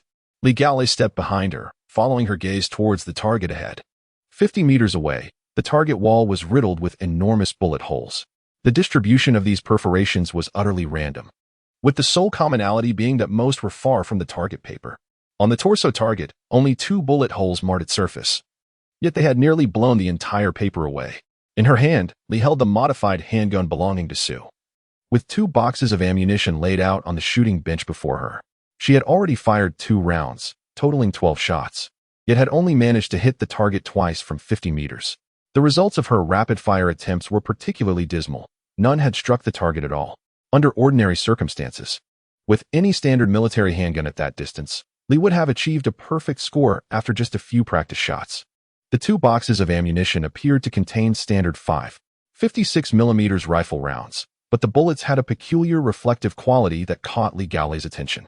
He picked one up for a closer inspection, discovering that the bullet's tip was adorned with intricate and delicate engravings, reminiscent of the decorative patterns often found on ancient precious metal artifacts. Yet, these markings seemed to signify more than mere ornamentation. Picking up another bullet for comparison, he noted that the engravings on the 2 bullet tips were identical, showcasing no distinction whatsoever, as if crafted by an ultra-precision CNC machine. Li had already loaded a fresh magazine, her eyes fixed on the target like a wolf stalking its prey, motionless for a time, before suddenly tossing the handgun to Li Gaolei, exclaiming, "Hey, give this cursed gun a try." However, the pistol fell to the ground, missing its target. The hammer, subjected to the shock, fell, and the muzzle suddenly erupted in a burst of flame, releasing a bullet that whistled through the air and struck the bullseye, utterly shattering the fragmented chest target. The pistol, propelled by the immense recoil, slid backward until it collided with the wall, finally coming to a halt. Liwa turned her gaze towards Li Gaolei. Noticing his pale complexion, she observed a bead of sweat trickle down his face, laboriously navigating through the bristles and slipping into his collar. "Apologies, I was momentarily distracted," Li Gaolei explained, his smile as wan as his expression, under Li's scrutinizing gaze. He offered an awkward smile and inquired, "Is this the gun you took on your mission?" The biting expression on Li's face revealed that his question struck a nerve. During the battle, Lee had expended an entire magazine of 6 bullets with this weapon, its force even overshadowing the 2 heavy machine guns in the unit. Yet not a single shot found its mark. The pistol's formidable power juxtaposed with its abysmally low accuracy had become a subject of conversation. Were it anyone else, this incident would surely have transformed into a long-lasting jest. However, as this was Lee's elite unit, all the soldiers were acutely aware of her fearsome prowess, leading them to conclude that the fault lay with the firearm. Consequently, their banter during the aftermath of the battle shifted to discussions about the origins of the gun. Little did they realize, this topic incited her ire even more than the discourse surrounding her poor marksmanship. Yet, Lee found herself unable to express her frustration openly. Legala recalled the horrifying image frozen on the doctor's computer screen, glancing once more at the 2 boxes of specially crafted 5.56mm ammunition, evidently sourced from the same origin as the handgun. Suddenly, he burst into laughter and moved to the wall to retrieve the modified firearm. Approaching the target range, he raised his hand and unleashed a rapid succession of 5 shots. After emptying the magazine, Legala ejected the spent cartridges and meticulously examined the structure of the weapon. The sample he had provided to Dr. Roston was taken from this very handgun.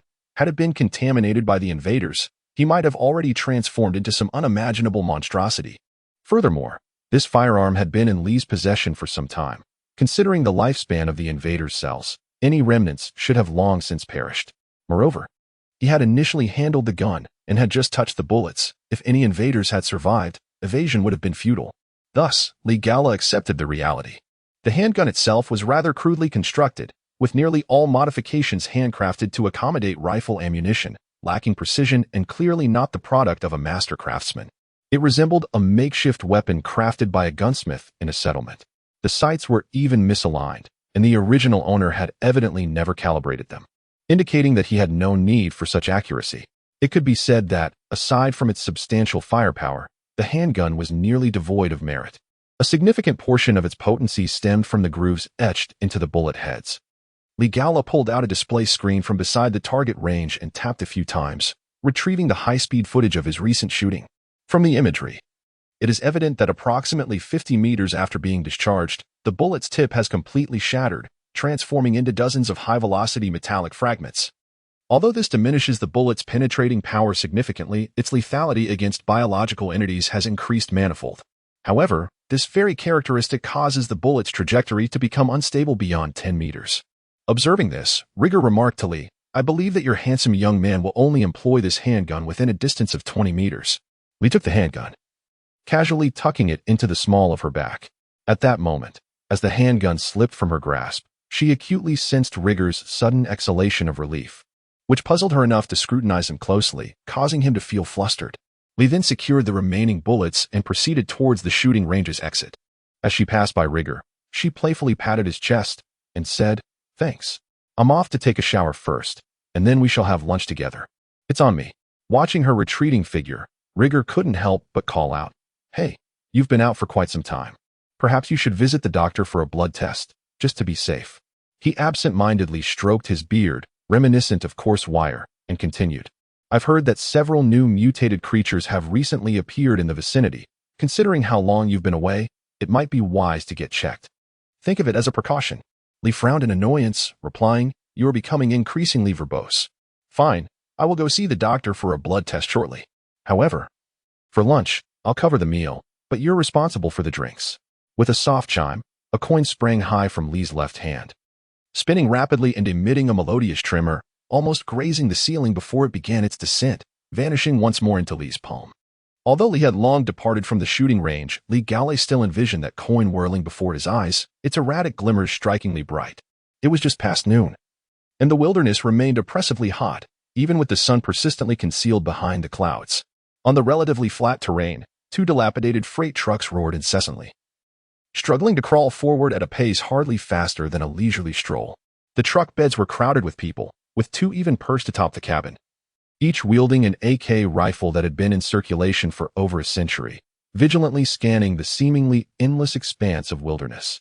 Trailing behind the trucks were more than 30 individuals, varying in size and attire, armed with a kaleidoscope of weaponry, including even a shotgun typically reserved for fowl. Their expressions were vacant, mechanically trudging onward in the sweltering heat. The 2 trucks flanked the group, the front one clearing the path while the rear provided reinforcement to prevent anyone in the middle from fleeing. Su clutched a conspicuous modified rifle. Leaning against the side of the truck bed, swaying with the vehicle's movement, he occupied a relatively favorable position in the rear truck, surrounded by a few others like him who claimed the edges, all of whom were formidable figures. The remaining passengers had no choice but to huddle together. The few menacing individuals, each possessing first-tier abilities, commanded a certain level of respect within this hastily assembled group, leaving no one eager to provoke them. Meanwhile, the relatively slender Su enjoyed the same level of regard, owing to the modified rifle he wielded. The seasoned veterans, having survived numerous fierce battles, understood that a sniper could often be the key to their survival in intense confrontations. They were unwilling to see the sniper's stamina wasted on trivial journeys. Thus, Su found himself able to rest with his eyes closed in the truck with minimal effort. His body had entirely relaxed, yet his mind remained active, repeatedly contemplating his own physical condition. His confrontation with Lee had nearly granted him 2 complete evolution points, and even the final hour-long struggle had provided him with additional evolutionary energy. After expending nearly all of his strength, witnessing Lee's repeated collapses under his onslaught infused Su with a sublime sense of conquest, merging physical pleasure with an unparalleled thrill.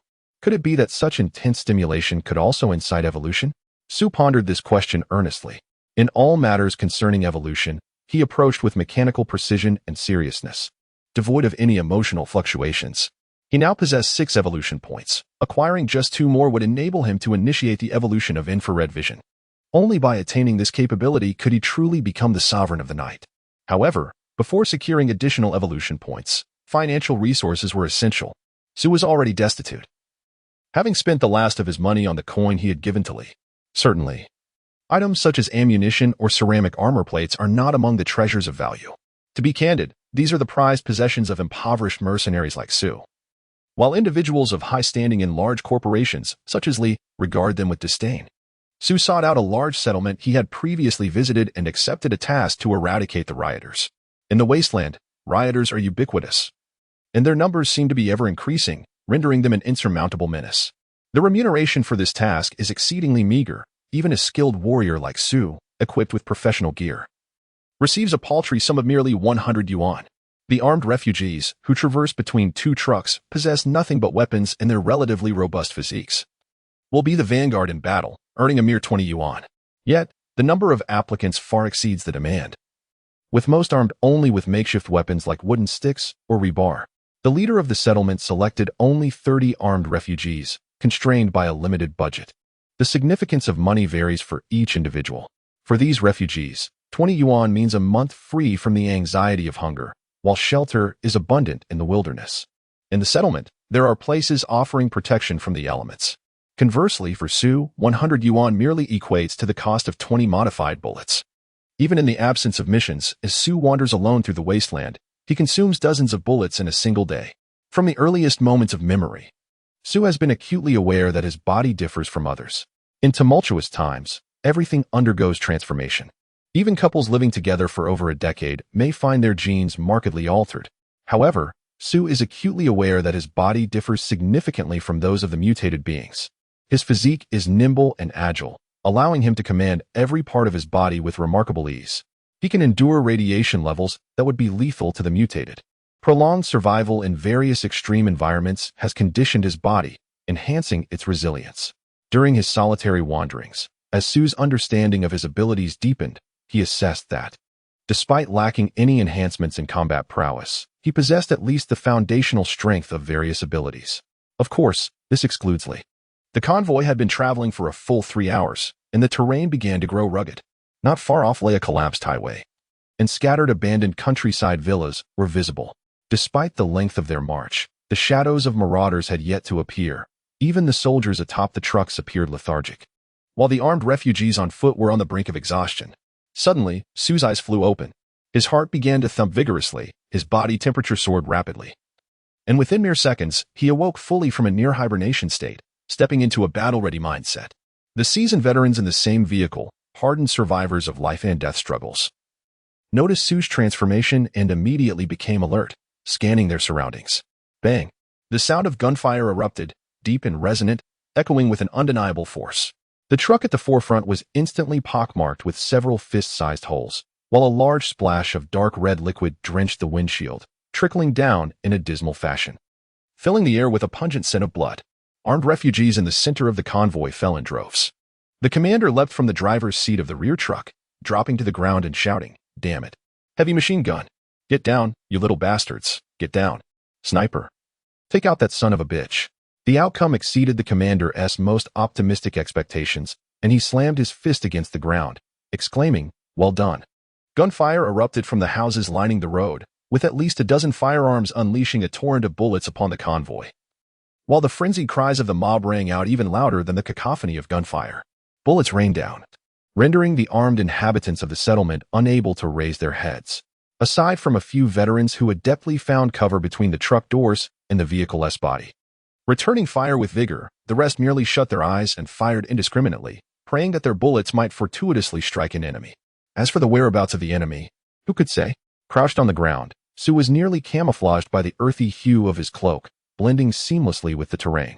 Yet on this bullet-riddled battlefield, such concealment offered little assurance of safety. It was mere luck that truly safeguarded one's life. The rifle's muzzle belched flames once more, and the most ferocious assault rifle within the house fell silent. The sound of that rifle was so profoundly resonant that each shot eclipsed the others. With each gunshot, another enemy was destined to perish. The frequency of gunfire resonating one after another bore no resemblance to the expected rate of a sniper rifle. It seemed as though this marksman required no aim at all. The morale of the armed personnel in the settlement surged, with several veterans leaping from the ground, seizing the opportunity presented by a vulnerability in the enemy's firepower and flanking the hidden insurgent stronghold, intent on capturing them all in one fell swoop. One enemy after another fell within Sue's line of sight, each displaying a different expression. Yet Sue's emerald gaze remained steady and serene, bearing witness to the demise of each life. Suddenly, the jarring sound of a heavy machine gun erupted once more, causing the two seasoned fighters at the forefront to freeze mid-stride, blood gushing from multiple wounds on their chests and backs. The others were once again pinned to the ground by the relentless barrage of bullets, unable to raise their heads. Almost instinctively, the moment Sue heard the roar of the machine gun, he adjusted his aim, bringing the shooter behind the window into his crosshairs. However, his finger hesitated on the trigger, refraining from pressing down immediately. The operator of the heavy machine gun was a girl who appeared no older than 11 or 12. Her delicate features a rarity among the insurgents, with large eyes still glistening with unshed tears. She bit down hard on her lower lip, blood seeping through her teeth in crimson rivulets, her face illuminated and shadowed by the flames spewing from the gun's muzzle, a visage etched with hatred. From the girl's face, Sue seemed to catch a fleeting glimpse of another countenance, that of a girl he had nearly forgotten. In the brief moments of his hesitation, a piercing scream echoed across the battlefield as a soldier lying prone was swept away by a hail of machine gun fire, blood erupting from him in torrents. Sue's pupils contracted into a star shape, and with a slight movement of the gun's muzzle, he squeezed the trigger. The modified bullet surged forth with tremendous kinetic energy, directly entering the gaping maw of the heavy machine gun, spewing forth flames. The roar of the machine gun abruptly ceased, only to be followed by a thunderous explosion, scattering searing fragments in all directions. The little girl stood for mere seconds before collapsing backward, a piece of the machine gun embedded deep in her forehead. Sue buried his face heavily into the earth, which reeked of gunpowder. The battle concluded swiftly. This residential area was the stronghold of the mob. The warriors of the settlement commenced a methodical search of each dwelling, meting out death to all members of the mob, whether they resisted or not. Whether they were adults or children, there was but one outcome: execution, with no prisoners taken. This was the custom of the wilderness. The capacity of any settlement was maintained at the maximum sustainable level of food and water, with no surplus allocated for captives. Young women among the mob might still hold some value, whereas men were deemed a burden, as most settlements lacked any production capability and thus required no excess labor. As for the children of the mob, they represented the very roots of hatred, and there was no possibility of their survival. Sue leaned alone against a cargo truck, smoking his last cigarette. He did not partake in the search of the mob's stronghold, nor was there any need to. In the recent skirmish, he had thoroughly proven his worth. Had he not taken down the heavy machine gun twice, the armed forces of the settlement would likely have faced annihilation. Now, even the most disdainful veterans regarded Sue with newfound respect, aware that the relentless gunfire they had just witnessed could not have been the handiwork of a mere first-tier sniper. The commander approached Su's side and noticed that his cigarette had reached its end. He offered him another cigarette, lighting it for him while inquiring, "Feeling unwell?" "A bit tired," Su replied. The commander, nearing 50, had established this settlement after years of combat. He had just inspected the heavy machine gun positions and had some understanding of Su's current mood. After all, this mob was somewhat different from the past. They bore little sign of decay and appeared no different from ordinary humans. In fact, it was just over a decade ago when the commander led those in search of refuge to form a community much like this one. The wind tousled his gray hair, and a knowing smile adorned his weathered face, a smile that carried a hint of melancholy. Su managed a faint smile in return, remarking, "This is the best news I've heard in days." Chapter 7. The influential figures within 10 minutes of receiving his reward.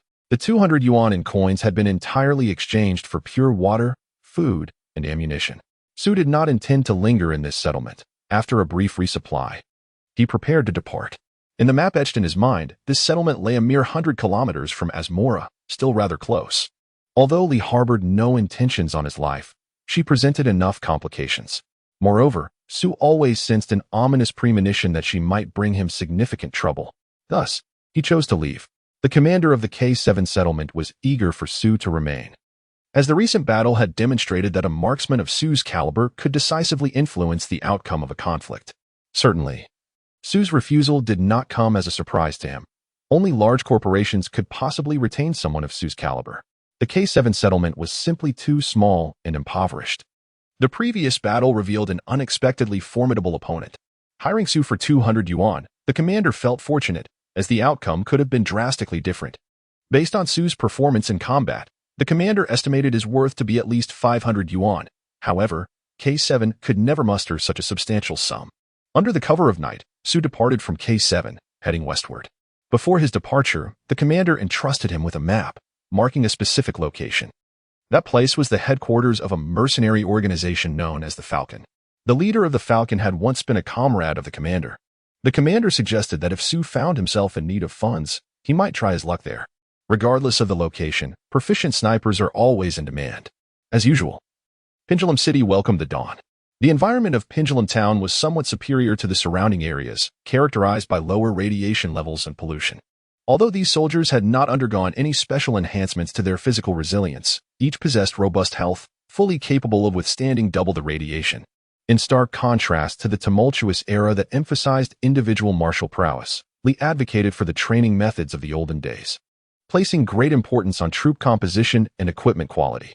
It could be said that 80 of the construction funds for the Northern Division of Roxorland were expended on Li's army. Yet, the profits generated by the division thus far were insufficient to sustain even 50 of Li's subordinates. The Northern Division of Roxorland had been established for less than 3 months, yet Li already commanded a formidable force of 500 personnel. Roxland has dispatched nearly half of its elite forces to this location, clearly not merely for the sake of a singular N11 base. Under Li's command, the more numerous the troops, the greater their potency. The armed vagrants or rioters surrounding Pendulum City could number in the thousands. Yet Li's 500 elite soldiers could effortlessly sweep them away. Within the Roxland Northern Division, Rigor oversees all agents in this territory, while he commands the armed forces. Naturally, most agents possess formidable personal capabilities, otherwise they would struggle to survive in the chaotic and bloody wilderness. Unlike Asmo, governed by Payne Corporation, Pendulum City does not welcome outsiders, and the Northern Division has no intention of engaging in external trade. After designating Pendulum City as the division's headquarters, Li led her troops in a meticulous 2-week campaign to purge the entire city, followed by another fortnight dedicated to clearing the underground passages, sealing and demolishing all redundant tunnels. Subsequently, a restricted zone was established, extending 10 kilometers around Pendulum City. Not only were vagrants barred from residing there, but even members from other corporations or settlements were prohibited from passing through. Even mercenaries and hunters bearing licenses issued by Roxland Corporation would be equally denied entry if their operational areas did not fall within this 10-kilometer radius. Those who disregarded these warnings faced the wrath of the Roxland Guard, and in the wilderness, such retribution often signified annihilation. As dawn gradually brightened, distant plumes of dust became discernible. A sentinel occupying the highest building at the edge of Pendulum City noticed an anomaly through a high-powered telescope. A long convoy could be faintly observed, making its way toward Pendulum City amidst the swirling dust. The sentinel promptly disengaged the safety on the heavy machine gun while simultaneously notifying the division via radio. It appeared that a person of considerable importance had arrived. At the heart of the convoy were 3 vintage black motorhomes, flanked by 2 wheeled armored vehicles and 2 troop carriers brimming with soldiers. To navigate the desolate wilderness devoid of proper roads, these motorhomes had been meticulously modified. When necessary, their chassis could be elevated by over a meter, and their powerful engines ensured they could traverse terrains accessible by wheeled armored vehicles. Throughout the ages, grandeur has invariably been underpinned by material wealth. The convoy was merely a kilometer away from Pendulum City when Li Gaolei and Li appeared to greet them outside the city limits. Disembarking from the motorhome was an elderly gentleman, somewhat portly, with hair as white as snow. He wore a sharply pressed light gray suit, and his glossy black shoes were impeccably clean. A perpetual smile adorned his face, and at first glance, he seemed devoid of any extraordinary abilities. In this era of rapid transformation, the majority of people remain devoid of such powers. Since time immemorial, individuals have been inherently gifted in their distinctions, a reality that holds true even in times of turmoil. Most individuals lack the innate talent for acquiring abilities, and those who do possess the potential are often confined to specific domains, rarely advancing beyond the first tier. Although genetic evolution serums can grant ordinary individuals, lacking inherent gifts, the opportunity to acquire evolutionary points and thus gain abilities, the exorbitant cost and scarcity of these serums present far stricter limitations and obstacles than innate talent. An ordinary person might never accumulate enough wealth throughout their lifetime to afford a single vial of serum. However, with relentless effort and a stroke of good fortune, it is conceivable that a few battles could yield sufficient evolutionary points. Since the dawn of human wisdom, 2 enduring principles have remained unchanged. The first is that life is inherently unequal. The second is that individuals have the capacity to alter this inequality through their efforts. However, it is ironic that throughout history, such endeavors and their consequences have often exacerbated societal disparities. Despite his inability, the elderly man commanded great respect from Li and Ligor. This venerable individual, known as Phaser, is one of the founders of the Roxerland Company and currently serves as one of its 5 directors, a figure of significant influence within the organization. Behind Phaser stood 2 striking young men, clad in identical, deep black uniforms adorned with 2 discreet golden patterns at the cuffs. Their attire starkly contrasted with that of the other Roxerland members, exuding an air of opulence, impeccably tailored, and crafted with exquisite precision, rivaling even Phaser's own suit and quality. It appeared that these 2 individuals were not members of Roxerland but belonged to another organization altogether. Notably, they silently occupied seats in the conference room, quietly observing from behind Phaser. The meeting was brief. Phaser expressed immense satisfaction with the North District's achievements thus far and announced a 30% increase in mid-year compensation on behalf of the company's upper management. Following the meeting, Phaser retained Ligor's presence and the rest of the department, aware of an impending confidential discussion, left with great anticipation, including Li, who also rose to depart the conference room. However, the 2 young individuals remained quietly seated in the rear of the conference room. Li Gaolei sat at the expansive conference table, and an inexplicable sense of unease began to stir within him. Unlike the relatively straightforward Li, who had served the company for over 11 years, Li Gaolei was acutely aware of the formidable energy possessed by the elderly gentleman before him, who always wore a smile, exuded warmth, and moved with deliberate slowness, appearing entirely innocuous. In this world, power wields influence, yet it is often subdued in the presence of wisdom. The 2 young men also intrigued Li Gaolei, evoking a sense of danger. The young man on the left was tall and robust, his height nearly matching Li Gaolei's, with broad shoulders and a physique as solid as a fortress. He appeared to be in his 20s, with a chiseled nose and piercing, eagle-like eyes, concealing a hint of arrogance beneath his expressionless visage. The other young man appeared even younger, seemingly just 20, with an unusual head of soft gray hair and striking gray-green eyes. In contrast to his imposing companion, this young man exuded a quiet demeanor, bordering on shyness. And he too regarded Li Gaolei with curiosity. Suddenly, Li Gaolei noticed a flicker of light deep within the young man's pupils. Almost simultaneously, he felt a chill sweep over him, an instinctual warning suggesting that this youth had seen through him. Observing the elder's actions in silence, Li Gaolei leaned back against his chair and casually inquired, "What do you have to say?" Fazelle extracted several photographs from his pocket and gently slid them across the smooth surface of the table, where they came to rest before Ligor. A mere glance at the images transformed Ligor's countenance. He cursed vehemently, exclaiming, "That son of a dog." The vivid green backdrop was marred by the corpses of invaders and various cells, precisely mirroring the scene Ligor had witnessed on the doctor's computer screen. All the photographs depicted this grim reality. Fazelle shifted slightly, gesturing towards the two young men, and remarked, "Ah, it seems I have truly aged. I forgot to introduce myself. This is Mr. Lacona, and this is Mr. Oberon. Both are members of the Dark Dragon Knights, specifically summoned to address this matter of the invaders." At the mention of their names, the two young men rose and offered a slight bow to Ligor, exemplifying exceptional etiquette. The gray-haired youth inclined his body slightly and spoke in a melodious voice, "Private Oberon, Dark Dragon Knights." The other replied, "Corporal Lacona, Fabregas." Oberon performed his greeting with utmost sincerity, while Lacona exuded a subtle air of pride, particularly regarding his family name. Ligor was unsure whether the Fabregas family truly existed. Yet, judging by Lacona's demeanor, it must be a name of considerable renown. However, the nature of the Fabregas family became irrelevant upon hearing the term Dark Dragon Knights. Ligor's eye twitched involuntarily. He intended to light a cigarette, but despite several attempts to strike a match, he failed to ignite it. Ligor fixed his gaze upon Farcel and inquired, "If I surmise correctly, your associates must have commenced their investigation into the personnel within the division, have they not?" Farcel shrugged nonchalantly, replying, "There has been no grand upheaval, nor is there any necessity for it. After all, aside from you and Rostin, no one else is privy to this matter. Lee is still but a child. I doubt she is aware of it. If she hasn't been infected by this intruder, there is no reason for her to know." Ligor crumpled the unlit cigarette in his hand, his voice gravelly. "What do you wish for me to do?" Farcel reclined slightly, a smile gracing his lips. "Precisely. You are aware of the source of the intruder. Your task is to assist the two Dark Dragon Knights in tracing this origin. Oh, by the way, I nearly forgot to mention that the cornerstone of collaboration with the Dark Dragon Knights is honesty, to ensure that honesty remains intact. Shaylee has been sent to the Dark Dragon Knights for a year of complementary education. I can assure you, it will be a thorough foundational training within the Dark Dragon Knights, a rare opportunity that many families and corporations would pay handsomely for." Shaylee. Ligor's eyes widened in astonishment, his disheveled hair seeming to bristle with agitation. Yet, Farcel maintained his genial demeanor, seemingly unfazed by Ligor's intensity.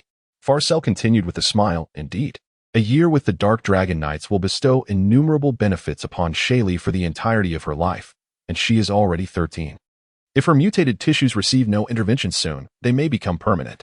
The Dark Dragon Knights have pledged to restore her completely. You are aware that Roxerland lacks such technology." Rigore was hit in a critical spot once more, his visage contorted, his breaths labored like a steam locomotive, as he buried his head deeply in his hands. After a moment, he lifted his head and spoke in a low tone, sparely. Farcel chuckled with delight, replying, "I mentioned before that Lee is still a child, yet possesses remarkable talent. The company requires her." Moments later, a colorful portrait of Sue appeared before Rigore. He could not deny that the likeness was strikingly lifelike, particularly the serene emerald eyes that seemed to conceal a dormant volcano, making Rigore feel as if Sue stood right before him. This exquisite portrait was the work of Oberon.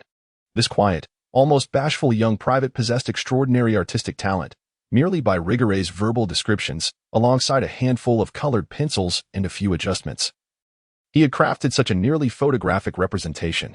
Rigore glanced at Lacona. Despite the discomforting arrogance of this young man, his prowess was undeniably formidable. Even in proximity, Rigore felt a pricking sensation upon his skin. "Should we gather some personnel? This Sue is quite formidable," Rigore remarked.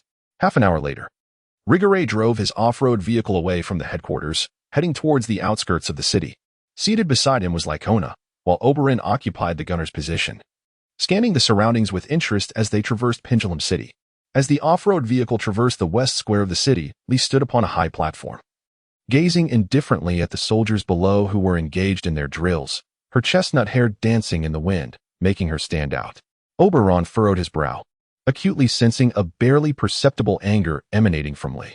In response to Lacona's inquiry, he calmly stated, "I have someone I hold dear." Lacona burst into laughter, exclaiming, "Come on, don't be so serious. We're here to unwind. Relenting, he added, "All right, let us not dwell on that topic. Yet, I am genuinely curious about who could possibly capture your heart." Chapter 7. The big shots Lycona and Oberon each led a retinue of 5 attendants, driving 4 off-road vehicles in pursuit of Lee's car, speeding towards Asmo. Lee observed that these attendants, aside from their sidearms, carried no heavy weaponry. Notably, Lycona and Oberon bore no firearms whatsoever. At the stroke of midnight, the speeding convoy arrived in Asmo, rousing the tranquil town from its slumber. After briefly explaining their purpose, Lycona and Oberon inspected the room once occupied by Sue and inquired about nearly all individuals associated with him, including Byrne. Several items suspected to have been used by Sue were collected and preserved. Lycona's attendants were predominantly combat-focused, while Oberon's contingent included a biochemist, a pilot, a communications and electronics expert, a hunter, and a soldier. Ironically, the sole individual who resisted was a woman, the one who had attempted to seduce Sue in the bar. She was not unattractive, yet she did not align with Lycona's preferences. Perhaps it was a result of her childhood spent in the wilderness, or perhaps the hedonistic lifestyle she had indulged in recent years, but Lycona detected the scent of a mutant organization emanating from her, which extinguished any flicker of interest he might have had. He had always been notoriously impatient, and mere moments later, the hotel room designated for interrogation was illuminated by an eerie crimson glow, accompanied by the woman's anguished screams. When Oberon and Rigore arrived, they were met with Lycona's indifferent expression and the charred remains of the woman lying on the floor. Oberon sighed, yet refrained from uttering further words.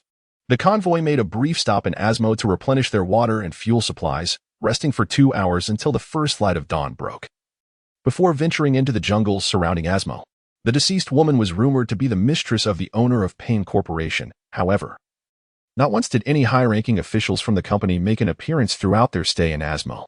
Utilizing the dim morning light, Oberon and his hunter escort meticulously scoured the jungle. Oberon's escort was the finest hunter Rigore had ever encountered, possessing an intimate knowledge of the wilderness. Although days had passed, the hunter seemed to retrace the very path Lila had taken on that fateful day, discovering trees felled by gunfire. Meanwhile, the typically taciturn Oberon and the hunter escort simultaneously turned their gaze toward a nearby small building. The hunter and Oberon devoted a full half-hour to thoroughly searching the premises, ultimately stepping into the room where Sue and Lila had engaged in their fierce struggle. Upon entering the room, the seasoned hunter sensitively inhaled, detecting an exceedingly faint scent of musk. This was an extraordinarily rare occurrence. It is worth noting that they had entirely relied on tracing the subtle signs left by Lee to arrive at this location. Throughout the vast jungle, Sue had not left even the slightest clue. Only the accompanying hunter and Oberon were permitted to enter the room, while the others remained outside to avoid inadvertently disturbing any evidence. After meticulously examining the entire room, the accompanying hunter's gaze fell upon a long table leaning against the wall. The edge of the table, where it met the wall, exhibited clear signs of damage, while the wall itself bore large, fresh scratches, suggesting a recent and violent collision between the table and the wall. The hunter retrieved several spray canisters from his backpack, alternatingly applying them to the surface of the table before producing a lens for a closer inspection. Through this filter, a vague outline of an upper body materialized on the tabletop, its curves elegantly contoured, indicating a delicate and refined skeletal structure, likely belonging to a female form. The edges of the outline were adorned with continuous colored lines, representing different moments in time, thus allowing for a rough estimation of the origin and trajectory of the marks. With a brief glance, the hunter comprehended the events that had transpired here and handed the lens to Oberon. As Oberon examined it, his brows furrowed slightly. He, too, understood what had occurred in this room. After a moment of contemplation, Oberon cast a sidelong glance at the hunter and shook his head. The accompanying hunter, though surprised, was bound by their duty to unconditionally obey their master. When Lycona and Rigor finally gained entry, the spray on the table had completely evaporated. What they discovered was that a fierce struggle had transpired within the room, leaving behind traces primarily in the form of scent. For the enhanced third-tier olfactory abilities of the hunter, it was barely possible to discern Sue's whereabouts from the faint odor. Should Sue have deliberately concealed his scent, tracking him would prove futile. However, the places where Sue had rested, particularly during moments of mental and physical relaxation, would inevitably bear some residual evidence. Unbeknownst to Lycona was the fact that an intense battle had raged on this very table for the duration of an hour. After a moment of contemplation, Lycona remarked, Su is without his handgun, and it appears he has no backup weapon. Therefore, the first order of business should be to procure a melee weapon. He continued, "We should first search the nearby settlements for clues.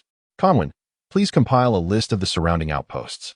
The electronic specialist brought by Oberon produced a flat computer, merely 1 centimeter thick, and with a few taps on the screen, summoned a map. From the indicators on the map, 3 settlements lay within 100 kilometers of the jungle. Lycona casually traced a semicircle on the map, connecting the 3 settlements, declaring, "We shall proceed in this order, one by one." At this juncture, the biochemist interjected, "I believe we should first examine this jungle to ascertain that the intruder is not one of the indigenous beings before pursuing that individual." Lycona furrowed his brow slightly and replied, "Very well, Oberon will oversee the search here, while I shall pursue Su. After concluding the search, hasten to meet me. Oberon, what do you think?" Oberon nodded and replied, "I should remain here for a couple of days. I will seek you out in 2 days." Thus, the matter was settled. As the group from Lycona departed the jungle, Su helplessly gazed at the full glass of spirits before him. The strong aroma of the liquor was pungent, a relic from a bygone era. While it was not an expensive vintage, its age assured its rarity. Within the intoxicating scent, there lingered a subtle spiciness that pricked at Su's skin, evoking a faint sensation akin to needles. The radiation level of this drink was tolerable, manageable for an adult accustomed to survival in the wilderness. Naturally, prolonged exposure could lead to mutations, yet as a mercenary, who could say whether one would endure until such changes manifested? Around the table sat 12 rugged men, their expressions fierce as those of wolves or tigers, each displaying prominent scars upon their exposed skin. The leader, a man in his 40s, possessed a physique so immense that Su could easily be enveloped within it. The table itself was a fine artifact from an earlier age, while the surroundings were stark and drafty.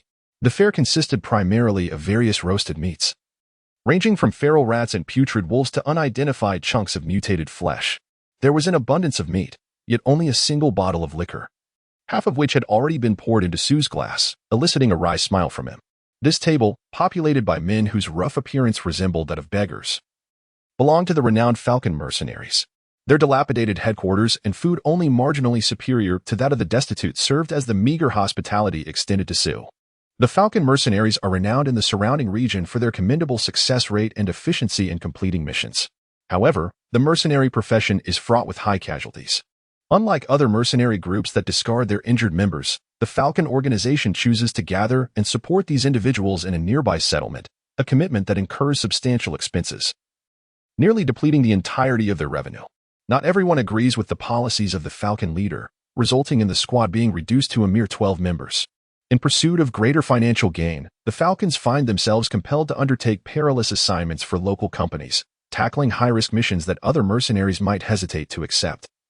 Charging into the fray on the front lines, as Su gazed at the full glass of liquor before him, he found himself at a loss for words. He harbored no fondness for drinking, especially not the harsh and inferior spirits, yet faced with what might be the final bottle for this beleaguered band, he was uncertain how to decline. As the commander of K7 had noted, snipers are highly coveted in any context, particularly within mercenary factions like the Falcons. In an era where long-range explosive weaponry is exceedingly rare, snipers serve as the primary force in suppressing the enemy's heavy firepower. Thus, upon Su's arrival at the Falcon headquarters, upon revealing that he had been introduced by the K7 commander, he was met with an enthusiastic welcome from the Falcon leader, who earnestly invited him to join their ranks. However, the K7 commander had neglected to mention that he and the Falcon leader had once been lifelong friends in their youth. Despite the fact that friends are far scarcer than mutated creatures in these tumultuous times, men who have fought side by side are often able to forge unbreakable bonds. Thus, the commander K7 introduced Su, who immediately garnered the trust of the Falcon leader. Su merely intended to undertake a couple of missions before embarking on a journey westward, gradually venturing into more distant realms. Little did he anticipate encountering such an unconventional mercenary group. Su offered a wry smile as he turned his gaze, only to behold the Falcon leader's beaming visage, radiating joy. In truth, Su began, and an immediate hush fell over the room, with every pair of eyes fixed upon him. This marked the first opportunity Su had had to voice his thoughts since arriving at the Falcon headquarters, as his time had been monopolized by the Falcon leader's incessant chatter. Noticing Su's intention to speak, the rough men, both young and old, in the room exhibited an array of emotions in their eager, anxious stares mingled with hope and trepidation. The Falcons' missions had consistently resulted in casualties due to a lack of snipers, and given their current predicament, each loss equated to a dwindling pool of available members. The atmosphere in the room grew increasingly tense, an unsettling aura beginning to permeate the air. Not only the 12 burly men within, but also a few women, elders, and children quietly appeared at the door and windows. The women here were as rugged as the men, equally driven by a fervent desire for survival and an abiding love for this land. In the stark barrenness of the wilderness, it was only an unconventional group like the Falcon that would embrace those deemed devoid of worth, such as the elderly and disabled. Sue suddenly felt the weight of every word he was about to utter, necessitating careful contemplation. With a resounding thud, the men in the room erupted with excitement. Their gazes towards Sue now infused with a newfound reverence and admiration. Here stood a true figure of significance.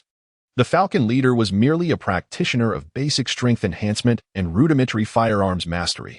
Aside from the leader, none in the room had ever encountered an authentic individual possessing third-tier abilities. The men and women were brimming with excitement, even beginning to fantasize about a future filled with happiness, charging into battle under the protection of a third-tier marksman. However, the leader's thoughts were far less optimistic.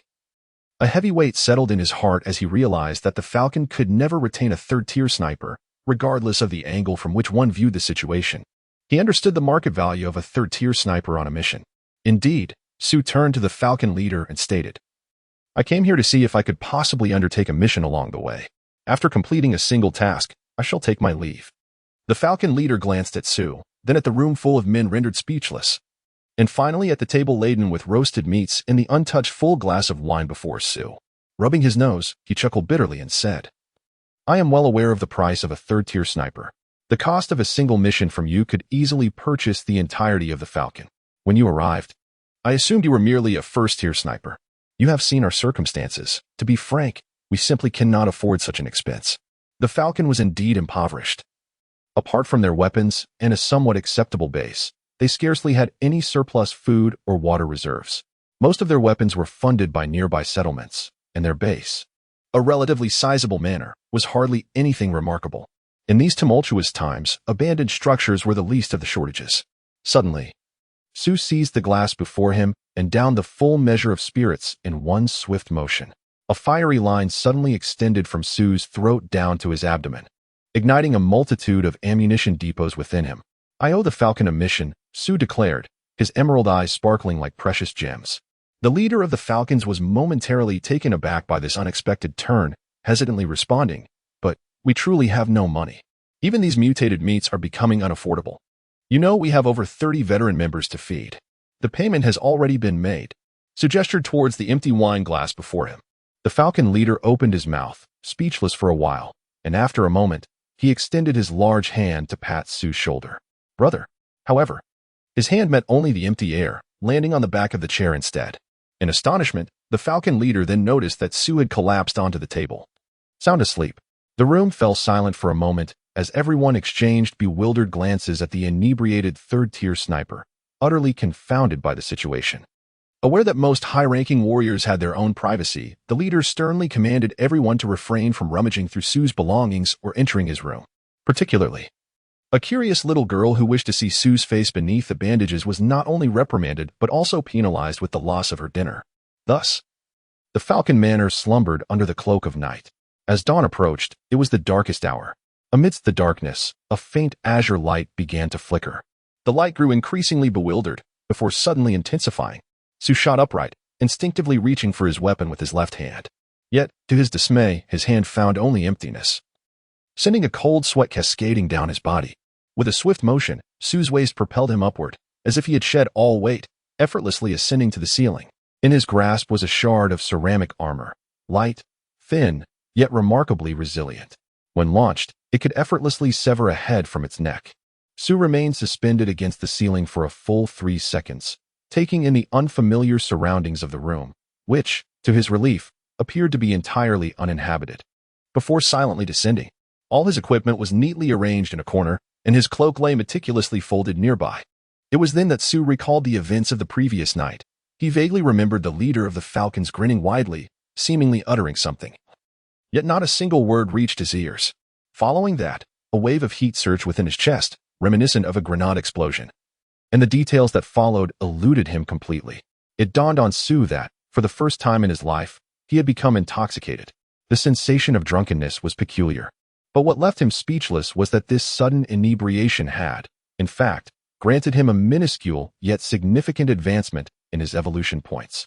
This seemingly trivial increment represented a monumental stride, for he had finally amassed a total of 6 complete evolution points. He found himself bemused. Could it be that he would need to indulge in excessive drinking daily? A decade ago, Sue might have entertained such a notion, but now, given the exorbitant cost of alcohol, the evolution energy he acquired through 2 missions would far surpass it. With quiet resolve, Sue donned his attire, meticulously tidied the room, erasing all traces of his presence, before leaping through the window and vanishing into the enveloping night. Upon awakening, a profound sense of unease suddenly engulfed Sue. This feeling bore an uncanny resemblance to the terror he experienced at the age of 10 when a pack of ravenous wolves stalked him throughout the night. Sue swiftly recalled Lee, yet he reasoned that Lee harbored no murderous intent. The sensation of being pursued by Lee was entirely different from his current predicament. He was nearly certain that the entities trailing him were not Lee, but rather a pack of wolves. Resolute, he decided to depart immediately.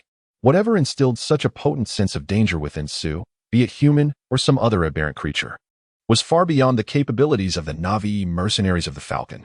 The childish and impractical ideals of the Falcon, in this tumultuous era, resembled a flicker of light in the darkness, incapable of illuminating the world, yet potent enough to beckon destruction. Under the cover of night, Sue stealthily exited the Falcon Manor without alarming anyone and commenced a steady advance across the vast wilderness. The weighty modified rifle on his back lent him a modicum of confidence. He intended to engage in a tactical dance with the wolves that pursued him across this expansive, intricate terrain. His first priority was to ascertain the nature of those tracking him, followed by a test of patience, perhaps even luck. The boundless expanse was a paradise for wolves, as it was for Sue. Wolves are creatures of remarkable patience, and so too was Sue. Chapter 8. The unfinished task. Dense clouds were parted by a fierce wind, allowing the searing sunlight to cascade down. The myriad of colorful creatures that had been scurrying on the ground instantly scattered, seeking refuge in the shadows. The sun-drenched ground temperature soared rapidly, and soon the rising heat distorted the objects upon the surface. Aside from the howling wind, the wilderness was almost devoid of any sounds. Nor were there any traces of activity. In an abandoned villa, Sue sat beside the second-floor window, meticulously polishing the components of his rifle.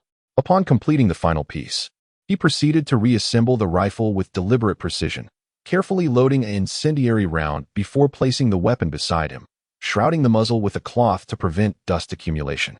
The rifle served as Sue's assurance of survival in the wilderness. Having lost his handgun, this modified rifle became his sole means of defense. Moreover, in the face of a pack of wolves, this rifle was his steadfast ally. Leaning against the wall, Sue drifted into slumber. He had roamed this area for a full 5 days, and in the mental map of his mind, the trajectory he traversed was vividly apparent, a grand arc, nearly forming a semicircle. The region he had now entered was one he had nearly explored thoroughly on the map. Sue was reluctant to engage in combat within an entirely unfamiliar territory. Half an hour later, Sue opened his eyes, precisely on the dot. At that moment, the clouds in the sky had regrouped, casting a dreary grayness over the wilderness, while the heat from the sun's earlier blaze still lingered, causing waves of warmth to rise from the ground beneath his feet. For the past 5 days, Sue had maintained a rhythm of walking for 2 hours followed by a half-hour rest, a ceaseless cycle regardless of day or night. He advanced at a steady pace of approximately 10 kilometers per hour. Certainly, Sue's pace far exceeds 10 kilometers, a tactic employed to mislead the pursuing pack of wolves. At crucial moments, even the slightest error could potentially alter the course of battle. The wolf pack draws ever closer to Sue, yet they have yet to encounter him, leaving Sue unaware of their motivations. Upon completing a wide circuit, he may uncover some clues from the traces left by the wolves. Time is still plentiful, allowing Sue to gradually stretch his body. His skin quivers slightly, constantly sensing a faint, prickling sensation, a harbinger of danger, indicating that his pursuers remain relentless in their tracking. Many wild beasts possess an innate sense of danger, and Sue is no less adept than most, if not superior.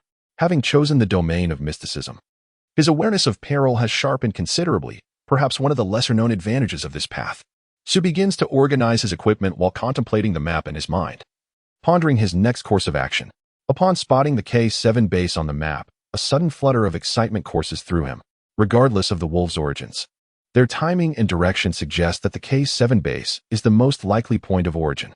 Exiting the small building, Sue abruptly alters his course after several kilometers, veering diagonally towards the K7 base. Less than 90 kilometers away, Lycona and others have discovered some recent traces beneath a large tree.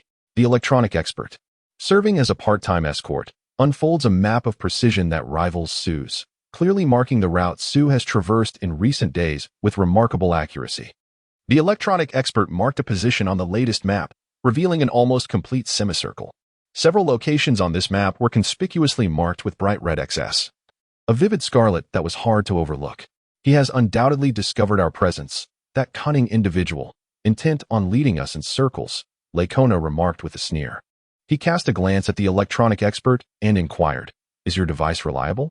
The electronic expert lifted his gaze, responding gravely, "Aside from Lord Oberon, there should be no one in our team capable of detecting and dismantling my apparatus." Lycona's expression darkened, though he refrained from expressing his displeasure outright. Instead, he scrutinized the map and coldly stated, "If this fellow truly intends to toy with us, I hope you can deliver him a surprise of considerable magnitude." Lycona then turned to the hunter, his dissatisfaction evident as he asked, "Can't we increase our speed?" The hunter, engrossed in studying the traces left on the ground, looked up at Lycona's query and replied, "We cannot go any faster. The traces he left are exceedingly sparse. We have reached the limits of our pursuit. And we are fortunate that this area has not experienced extreme weather lately. Otherwise, a passing tornado could easily erase all evidence. Given the time since these traces were made, I estimate that we are now less than 100 kilometers away from him. In 3 days, we should be able to close in for a coordinated attack." 3 more days. Lycona was evidently dissatisfied with the answer, yet blaming a Tier 3 hunter was utterly futile, for he had no alternative candidates, and a Tier 4 hunter could hardly be expected to serve as his retinue. The attendant set up a collapsible field stove, placing the standardized rations into the pot before adding water. Beneath the pot lay a switch, with a mere press. A high-temperature flame from solid fuel could boil the rations within 3 minutes. Each pot was supplied with a kilogram of fuel, sufficient for a month's use. Moreover, the Dark Dragon Rider's equipment was exquisitely crafted, simple, and practical, each item embodying technology that surpassed the capabilities of the Rockthulin Company. For instance, this field stove was beyond the company's production capacity. While metallurgy, electronics, and precision machining posed no challenge, the development of efficient solid fuel far exceeded the company's research capabilities. The team's operations were clockwork precise: 3 minutes to cook, 2 minutes to serve, 10 minutes to eat, and 15 minutes to rest. After traversing the wilderness for 5 days, all-terrain vehicles were abandoned due to a lack of fuel. Furthermore, the speed of travel often caused them to lose sight of Sue, rendering it less efficient than marching on foot. In just 15 minutes, Rigor fell into a deep slumber, and upon the alarms ringing, he sprang to his feet, invigorated. Lycona's gaze towards Rigor carried a hint of respect. After 5 consecutive days of pursuit, even the Tier 3 attendants began to show signs of fatigue, while only Lycona, Oberon, and Rigor remained unyieldingly alert. Nightfall quickly approached, and a chill wind dispelled the heat of the day. Su Jingjing stood, gazing at the K7 settlement a kilometer away. Beneath the profound darkness of night, even with his enhanced vision, he could barely discern a vague outline at this distance. The wind rushed towards him, carrying with it a pungent stench. Such odors were not uncommon in the wilderness, yet tonight's aroma was particularly intense, far fresher than the usual drifting scents. The K7 settlement was enveloped in silence. Typically, at this hour, most inhabitants should have succumbed to slumber. However, a small fraction remained active, numbing their senses with alcohol, drugs, and carnal pleasures. Tonight, the K7 was eerily tranquil. The night belonged to Sue. He unslung his modified rifle, chambered around, and, like a specter, advanced toward K7. Every corner of the settlement was etched in Sue's mind, not as a mere 2-dimensional map, but in vivid 3-dimensional detail. Indeed, Sue possessed an intimate familiarity with K7. The settlement housed approximately 200 residents, a size that could be deemed neither large nor small for such a community. The available structures formed a circular arrangement, largely a necessity for defending against external threats, with a small clearing at the center, typically used for gatherings or trade among the residents. The commander of the settlement resided in a modest tin shack, situated at the edge of this clearing. Now, the open space bore witness to an unusual addition. Beneath a wooden beam lay a heavy base, constructed from a grim assemblage of stacked corpses. Sue gradually surveyed the bodies before him, each bearing a commonality. Despite the grotesque mutilation of their limbs, their faces remained preserved in a state of despair, anguish, rage, and silent screams. Some of these visages were familiar to Sue, while others were unrecognizable, yet they all appeared to belong to the residents of K7. A cursory estimation revealed that approximately 40 corpses lay heaped beneath the wooden pole. The bodies had succumbed to advanced decomposition, with enormous maggots writhing in and out of the decaying flesh, suggesting these individuals had been dead for some time. In the desolate clearing, Sue stood solitary, akin to an undying wraith in a graveyard. Not only in the central clearing, but throughout many of K7's dwellings, a fresh stench of decay permeated the air. The entirety of K7 had transformed into a graveyard, with only a few faint breaths still echoing in the silence. He slowly bent down, grasping the charred arm of one corpse. Upon contact, ash billowed into the air, indicating that the flesh had been thoroughly incinerated. However, beneath the ash, a thin layer of flesh still clung to the bone. Strangely, while the exterior of the arm had been completely carbonized, the inner flesh remained remarkably intact. This suggested that the flames that had engulfed the body were of an extraordinarily high temperature, far exceeding that of conventional fire, capable of entirely carbonizing the flesh in such a brief encounter. After pondering for a moment, Sue rose to his feet. He did not disturb the corpses in the clearing any further, but gently pushed open the door of a nearby shed, where he beheld a gaunt old man seated within. Upon hearing the sound, the elder turned his gaze towards the entrance, his murky eyes sliding over Sue without registering any reaction. In a diminutive shed, scarcely spanning a few square meters, an elderly man sat amidst 3 corpses, 1 male, 1 female, and a child. The remains had long succumbed to decay, saturating the air with a pungent stench, yet the old man remained oblivious. As if a phantom, he lingered in his stupor. Those who still inhabited K7 were primarily the immobile elderly, resigned to await their demise. The fortunate survivors had long since departed. Indeed, a settlement, despite its relative safety, held little allure. As the bodies in K7 began to rot, a plague would swiftly claim the lives of any who dared to linger. This truth remained unchanged through the ages. As Sue prepared to leave, something caught his attention, the sound of the night wind rustling through printed pages. Among the heap of corpses lay a book, its corner protruding oddly.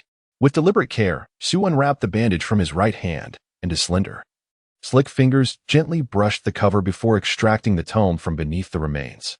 It was a palm-sized booklet, approximately 1 centimeter thick, with a beautifully crafted black hardcover adorned with the gilded Gothic title, Revelation. Upon opening the cover, he found the title page inscribed in exquisite, ornate script, "May the lost traveler find everlasting rest." The signature read, Oberon. Sue closed the revelation and placed it upright before the heap of corpses, then vanished into the embrace of the night. Under the cloak of darkness, 13 figures moved through the wilderness like wolves, yet the true sovereigns of the night. A pack of ravenous wolves sensed a looming danger and vanished without a trace.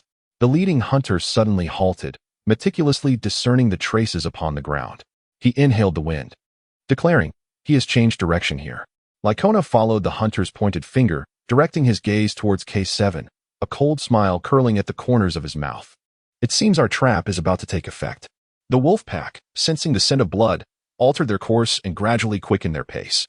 In the blink of an eye, dawn began to break. With the faint light of morning, Sue spotted the falcon's estate several kilometers away. Without the need for enhanced vision, he could discern the 12 wooden stakes erected at the entrance, each bearing the lifeless body of a man. Without pausing, he maintained a steady pace until he reached the estate's entrance, coming to a stop.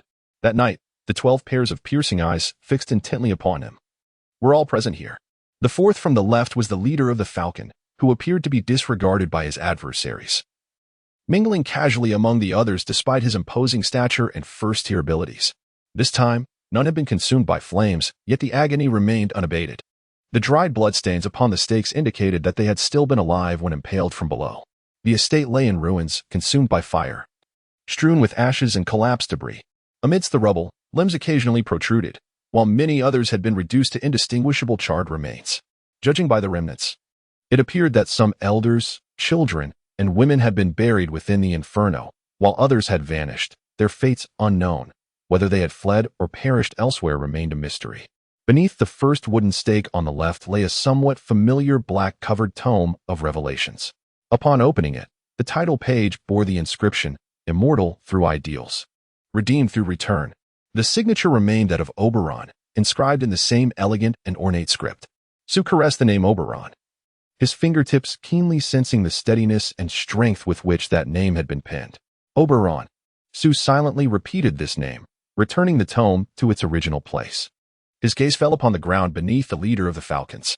There lay a toppled bottle, containing a murky liquid that filled it to a little over half. Judging by the design of the bottle and the nearly obliterated label, it appeared to be a relic from a bygone era. That night, when the Falcon leader had produced this bottle, only 2/3 of its contents had remained. Half of that had found its way into Sue's mouth, a reward for a completed task, while the other half now lay before him. Sue approached the bottle, but as he took a single step, he suddenly halted, his eyes narrowing as he scanned his surroundings. A tightness gripped his chest, his heart raced, and a rush of blood surged through his veins, causing his body temperature to rise swiftly. His light golden hair billowed as though caught in an unseen breeze, despite the stillness of the air. This sensation was one of extreme peril, and it drew ever closer. Without warning, the murky liquid within the bottle began to bubble, and the bottle itself lifted off the ground, veering away at an angle. Just half a meter into its trajectory, the surface of the bottle became riddled with cracks, before it erupted violently. In the depths of her sapphire-hued eyes, all surroundings contorted, while the deafening roar of multiple jet engines resonated in her ears. Intense sound waves cascaded from the depths of sub-bass frequencies to the heights of ultra-high frequencies, colliding violently with Sue's form.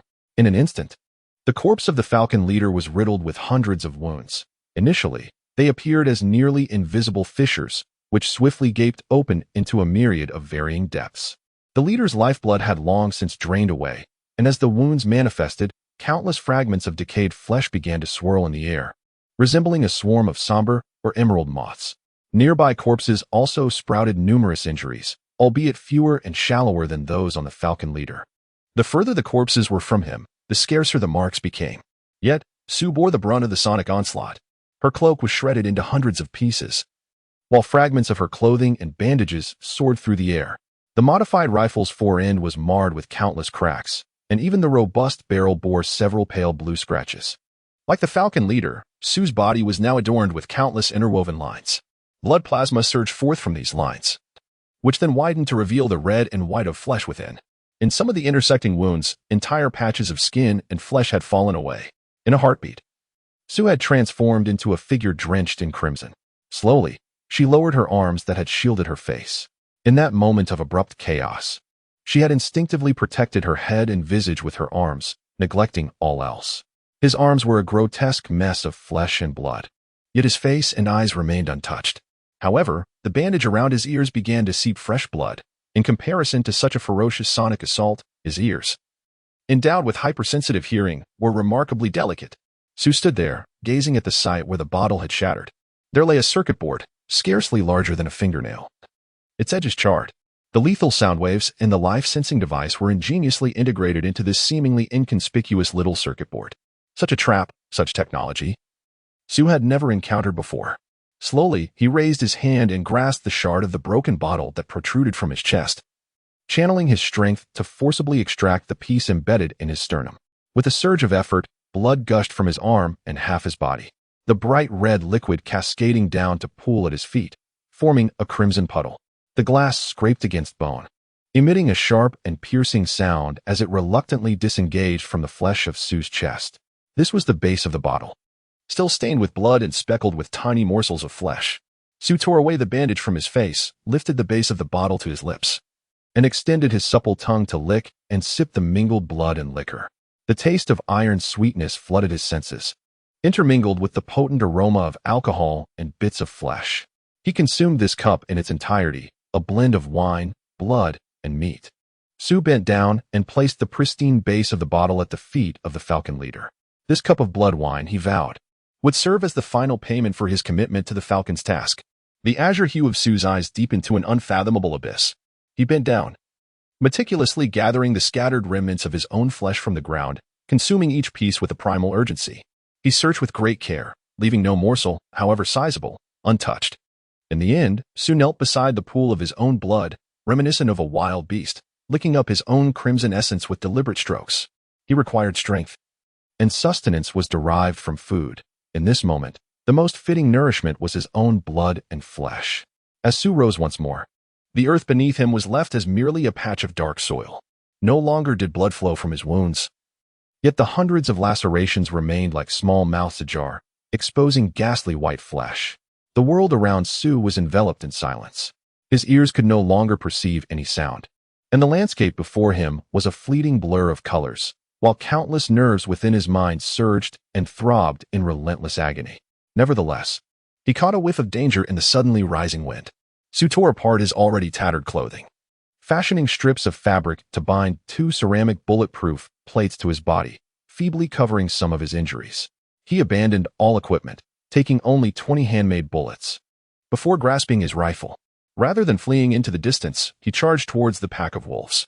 At that moment, he was both a wounded lone wolf and a mercenary on a mission. Chapter 8. The unfinished task. The advancing pack of wolves suddenly came to a halt. The electronics specialist adjusted his headset, patiently listening for a moment before raising his head to declare, "Someone has triggered my trap." At this moment, the team was a mere 40 kilometers from the Falcon headquarters trap. A predatory glint flickered in Lycona's eyes, reminiscent of a wolf stalking its prey in the frigid forest. Without hesitation, he commanded everyone to advance towards the Falcon headquarters with utmost speed, and together with Oberon and Rigolet, they surged ahead, leading the charge. Upon discovering the invaders, they were all lifeless. The biochemist announced this finding, which elicited a collective sigh of relief among the group. Everyone understood the terrifying nature of the invaders, who annihilated all in their path.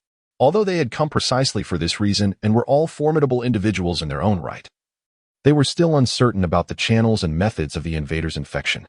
The prospect of confronting a living entity filled them with trepidation.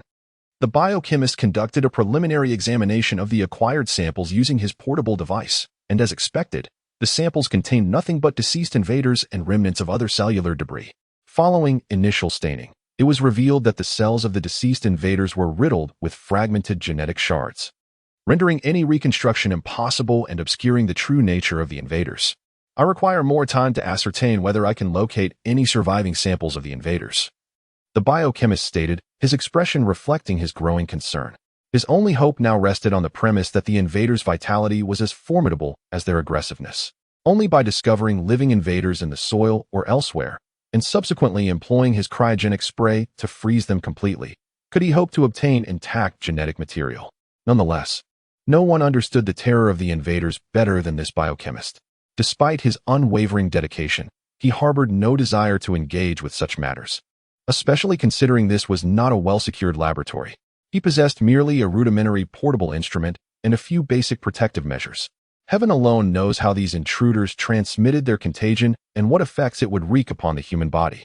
Within a 10-meter radius, only the biochemist was absorbed in his anxious work, while the others adhered strictly to protocol, remaining 10 meters away.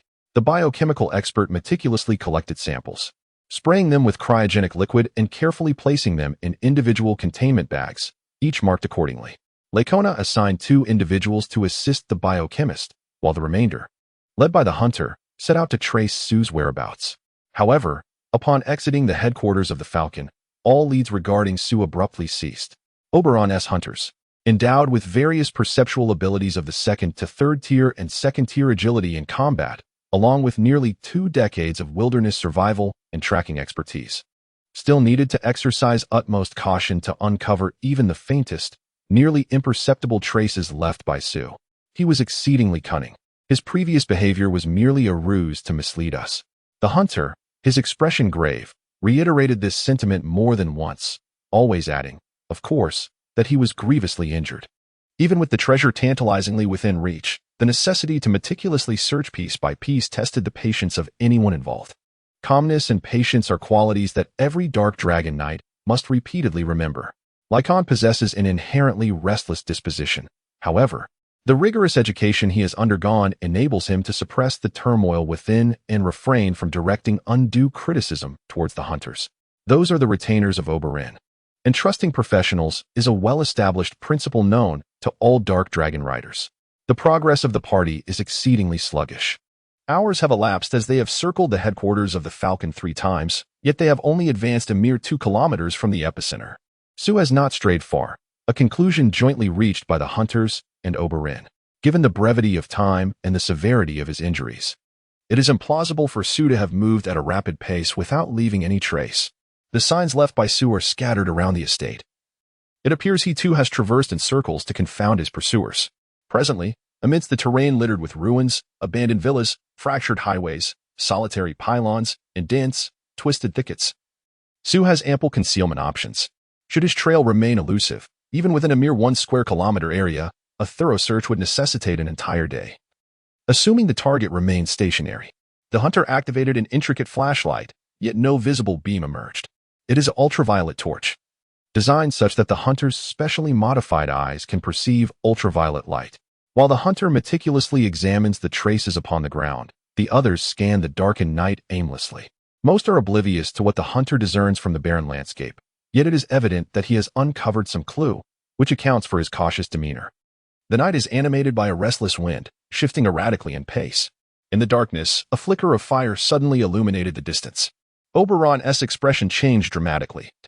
Before he could cry out, he swiftly extended his hand towards Lacona, several meters away, and pressed downwards. With a soft thud, a powerful gust of wind erupted from the center of Lacona, tousling Oberon's gray hair and pressing his black uniform tightly against his body.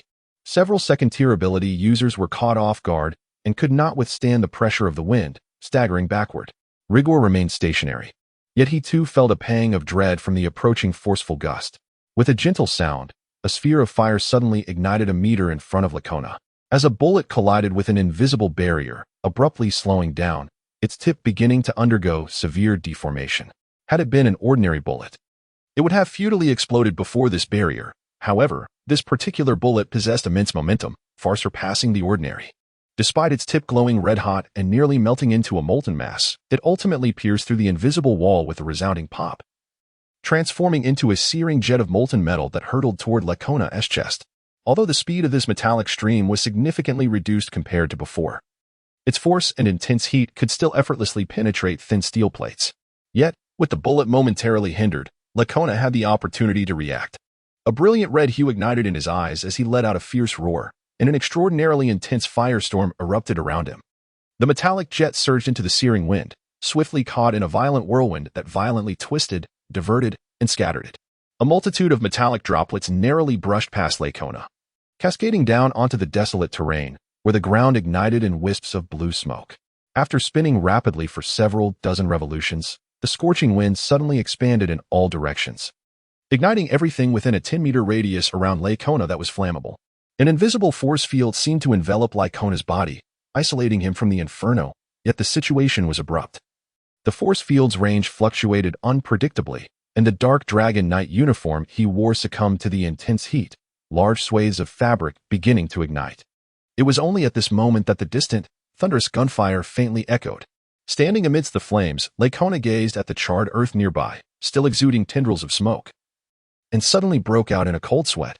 The trajectory of the bullet had been aimed directly at his heart, had it not been for Oberon's keen perception, who timely enveloped Lacona in a protective force field. A gaping hole would have marred his chest. One of Lacona's attendants quickly found a suitable vantage point, setting up a long-range sniper rifle, scanning for Su's whereabouts through the composite sight. The remaining attendants assumed combat stances, ready to charge toward the source of the gunfire. No need to pursue, Oberon calmly interjected, halting the eager attendants. He has already departed. Illuminated by the flames, Oberon's countenance appeared notably pallid, sweat beading on his forehead, while his usually soft and flowing gray hair clung to his brow, and his gray eyes had lost much of their luster. At this moment, he appeared to be a somewhat frail and pallid young man, who, perhaps with a change of attire, could transform into a strikingly androgynous beauty. However, Rigore was not deceived by Oberon's seemingly delicate exterior. He was profoundly astonished by the formidable and enigmatic capabilities that lay within. The powerful protective barrier aside, the mere fact that he could perceive impending danger and shield Lacona from such a terrifying assault was nothing short of miraculous. Had that shot been directed at Rigore, he believed he would have met with certain death. The young man before him, erudite, composed, humble, and even slightly fragile, resembled an unfathomable abyss or an endless ocean, impossible to gauge in depth. Suddenly, Lacona let out a roar, and a circle of flames erupted around him, turning the area within 10 meters into a blazing inferno. His entourage immediately scattered in all directions, unwilling to approach the seemingly ordinary flames. These flames, ignited by an extraordinary ability, possessed an unusual temperature capable of incinerating a human body in mere seconds. Only Oberon remained unmoved amidst the sea of fire. As the flames reached him, they parted, flowing around him effortlessly. I won't let him escape. I will kill him with my own hands. Lycona bellowed, his eyes ablaze with fury. And even the skin on his face flushed a deep crimson. The intense heat generated a fiery aura around him, threatening to reduce everything in sight to ashes. Oberon spread his arms, blocking Lycona's path, and earnestly stated, "He is far more dangerous than we initially anticipated. Just the two of us will not suffice. We must request reinforcements from the headquarters." Confronted by the furious Lycona, Oberon sighed and remarked, "I am well aware of that. However, if we pursue him in this manner, the casualties may be substantial."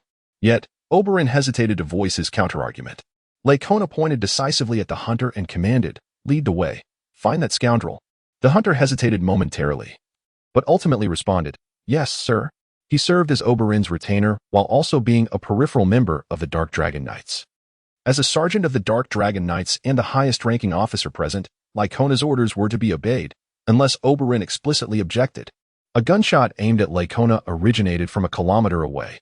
After firing, the shooter immediately retreated without concealing his firing position, allowing the hunter and Lycona to quickly locate the site.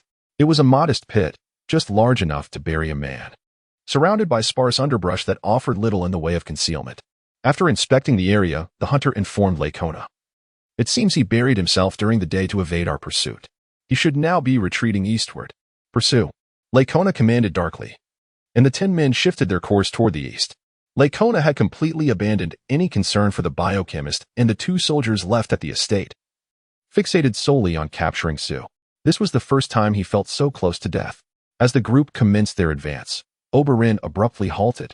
His sudden stop was so unexpected that one of his retainers nearly collided with him, struggling to come to a halt. Oberon's complexion turned even more pallid, beads of sweat dampening his hair once again. He managed a faint smile and said, "I am fine. Please continue." Lycona felt a twinge of confusion but chose not to dwell on it. Oberon possessed ample self-preservation skills. If he could not safeguard himself, then Lycona would be of little assistance. At that moment, the hunters ahead had discerned the path Sue had taken and began to quicken their pace in pursuit. Lycona hurried to keep up.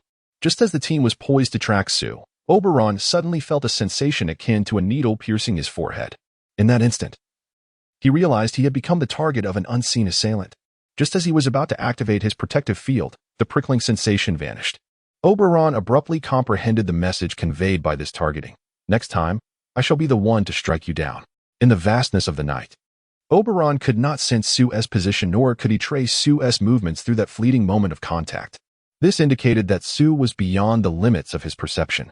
However, given the brevity of their previous encounters, Sue likely could not ascertain the extent of Oberon's sensing range. Thus, when he next revealed himself, he might fall within Oberon's grasp.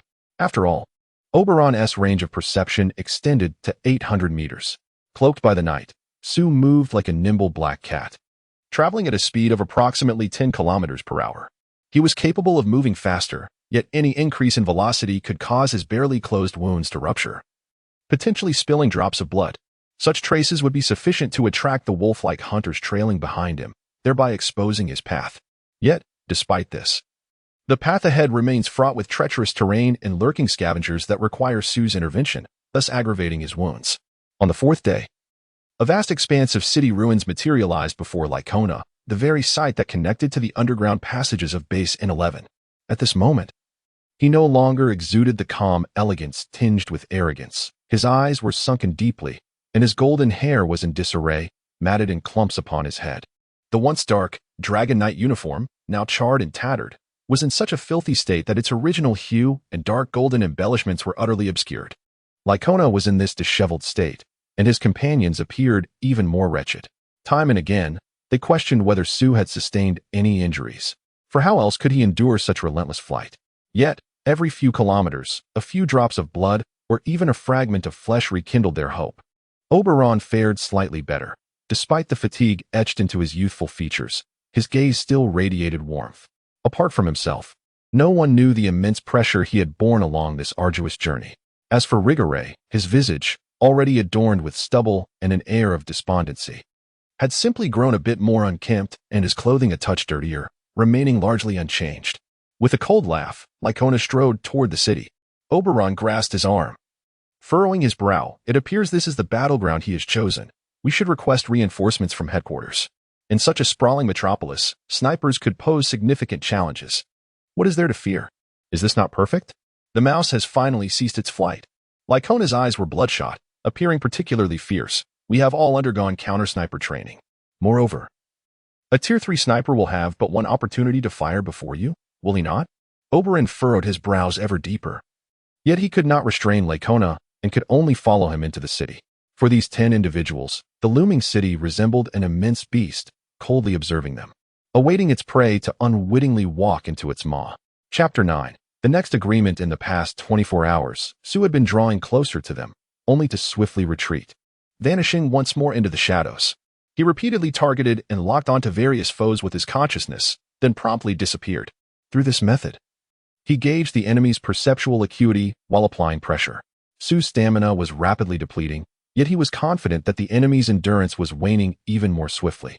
Their water supply had been entirely consumed, and the high-energy food was nearly exhausted.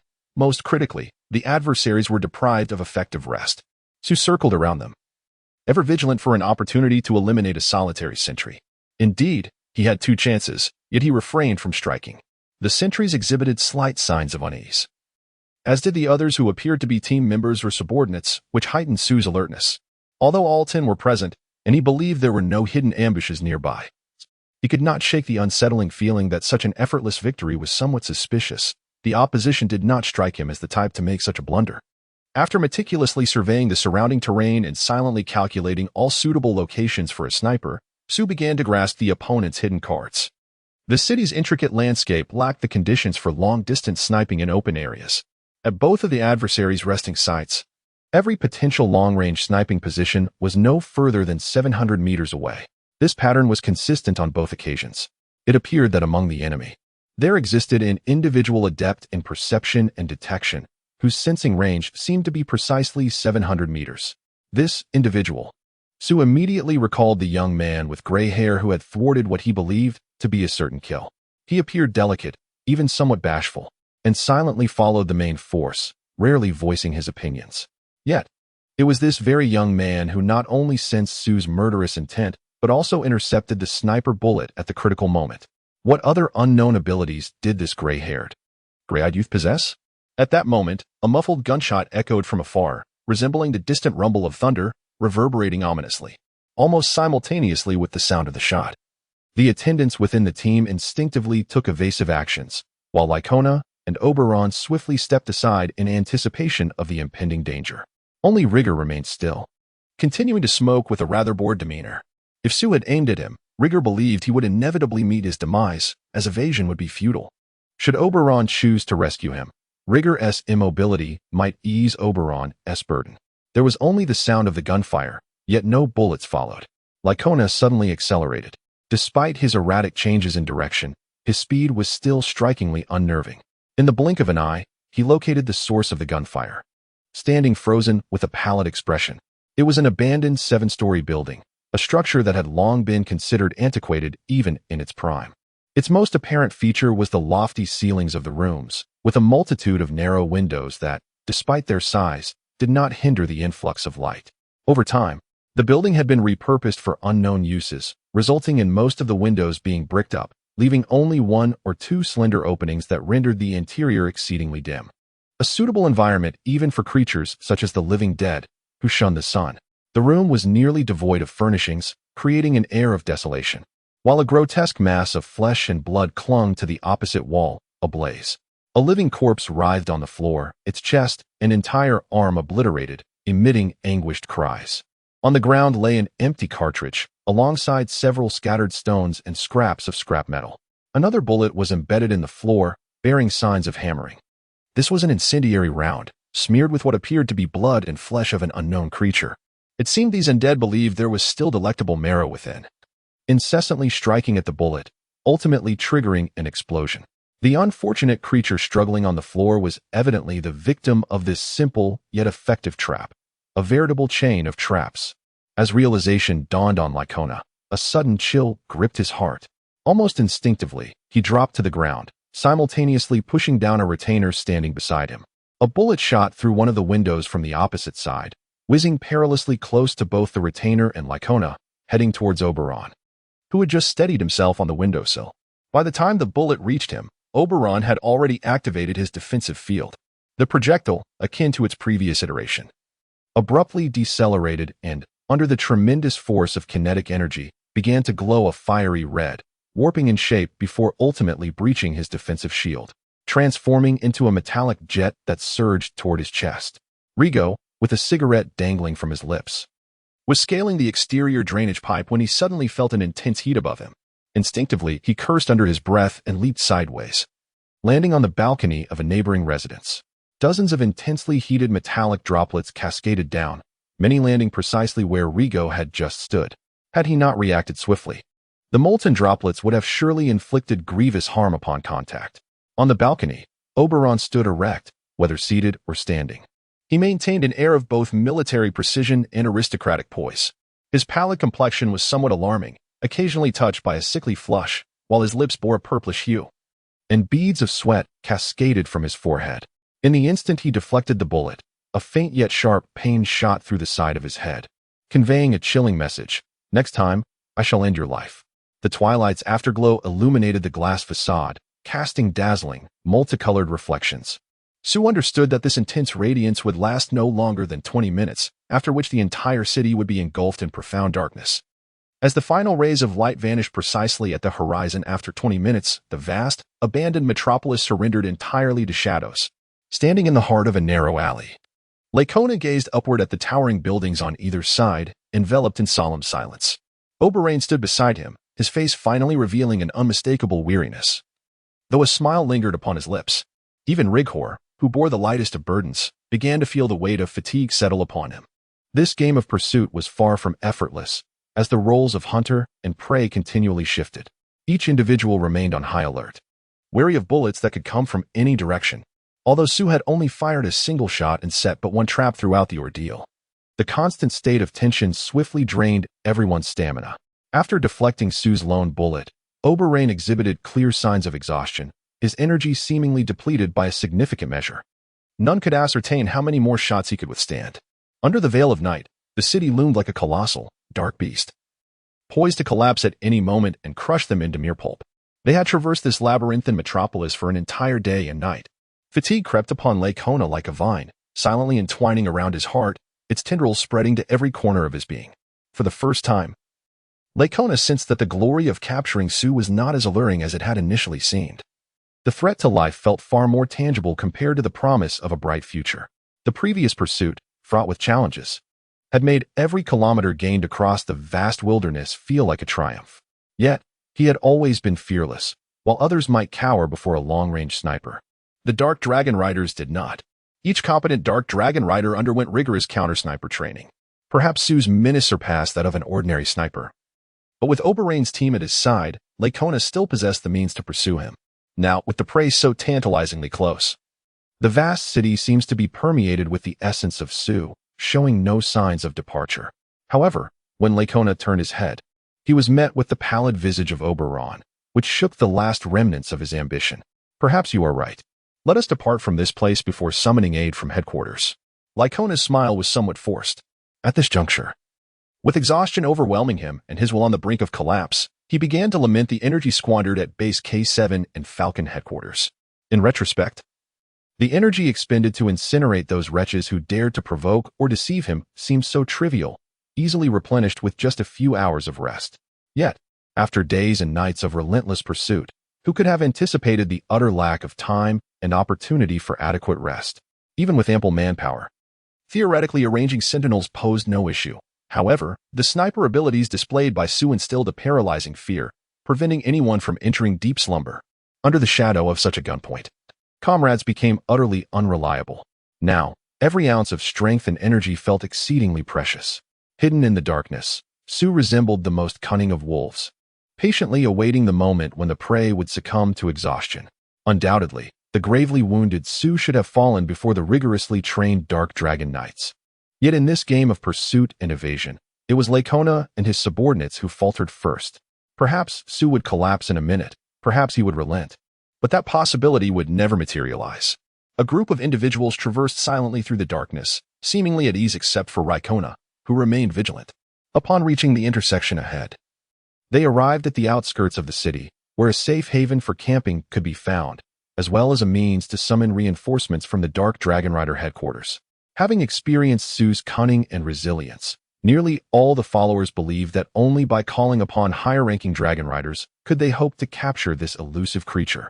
The abandoned city lay before them, littered with massive concrete blocks, exposed rebar, and fractured roadbeds, presenting a particularly sinister visage in the shadows.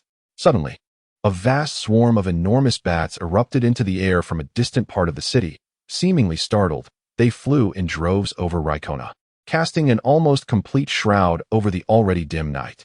With a clatter, a small chunk of concrete, no larger than a fingertip, tumbled down from a pile of debris and refused less than 10 meters away from Raikona.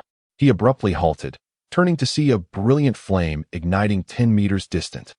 In that fleeting moment, Raikona's mind ascended into a state of acute tension, yet profound calmness, as he observed the bullet's projectile spinning toward him. A faint trail of flame igniting along its body from the rapid friction with the air, only to vanish above his line of sight. Remarkably, the thought crossed Raikona's mind that it was aimed at his forehead. Alas, the speed of his consciousness had entirely surpassed the body's reflexes. In the span of the bullet's 10-meter flight, his body was utterly incapable of evasion. A bullet pierced through Lacona's forehead, emerging from the back of his skull, its immense kinetic energy shattering his entire cranium. It then grazed past a nearby attendant, severing his ear, and blood cascaded down like a torrential waterfall. The sudden turn of events left everyone in stunned disbelief. Just 10 meters away, behind a pile of construction debris, a faint shadow nimbly leapt into the nearby entrance of an underground passage, vanishing into the pitch-black corridor. Lacona remained standing, maintaining an upright posture, slowly beginning to fall backward. A warm, trembling hand caught him, gently easing him down to a prone position. Lacona stared vacantly at the night sky, his right hand reaching upward as if searching for something.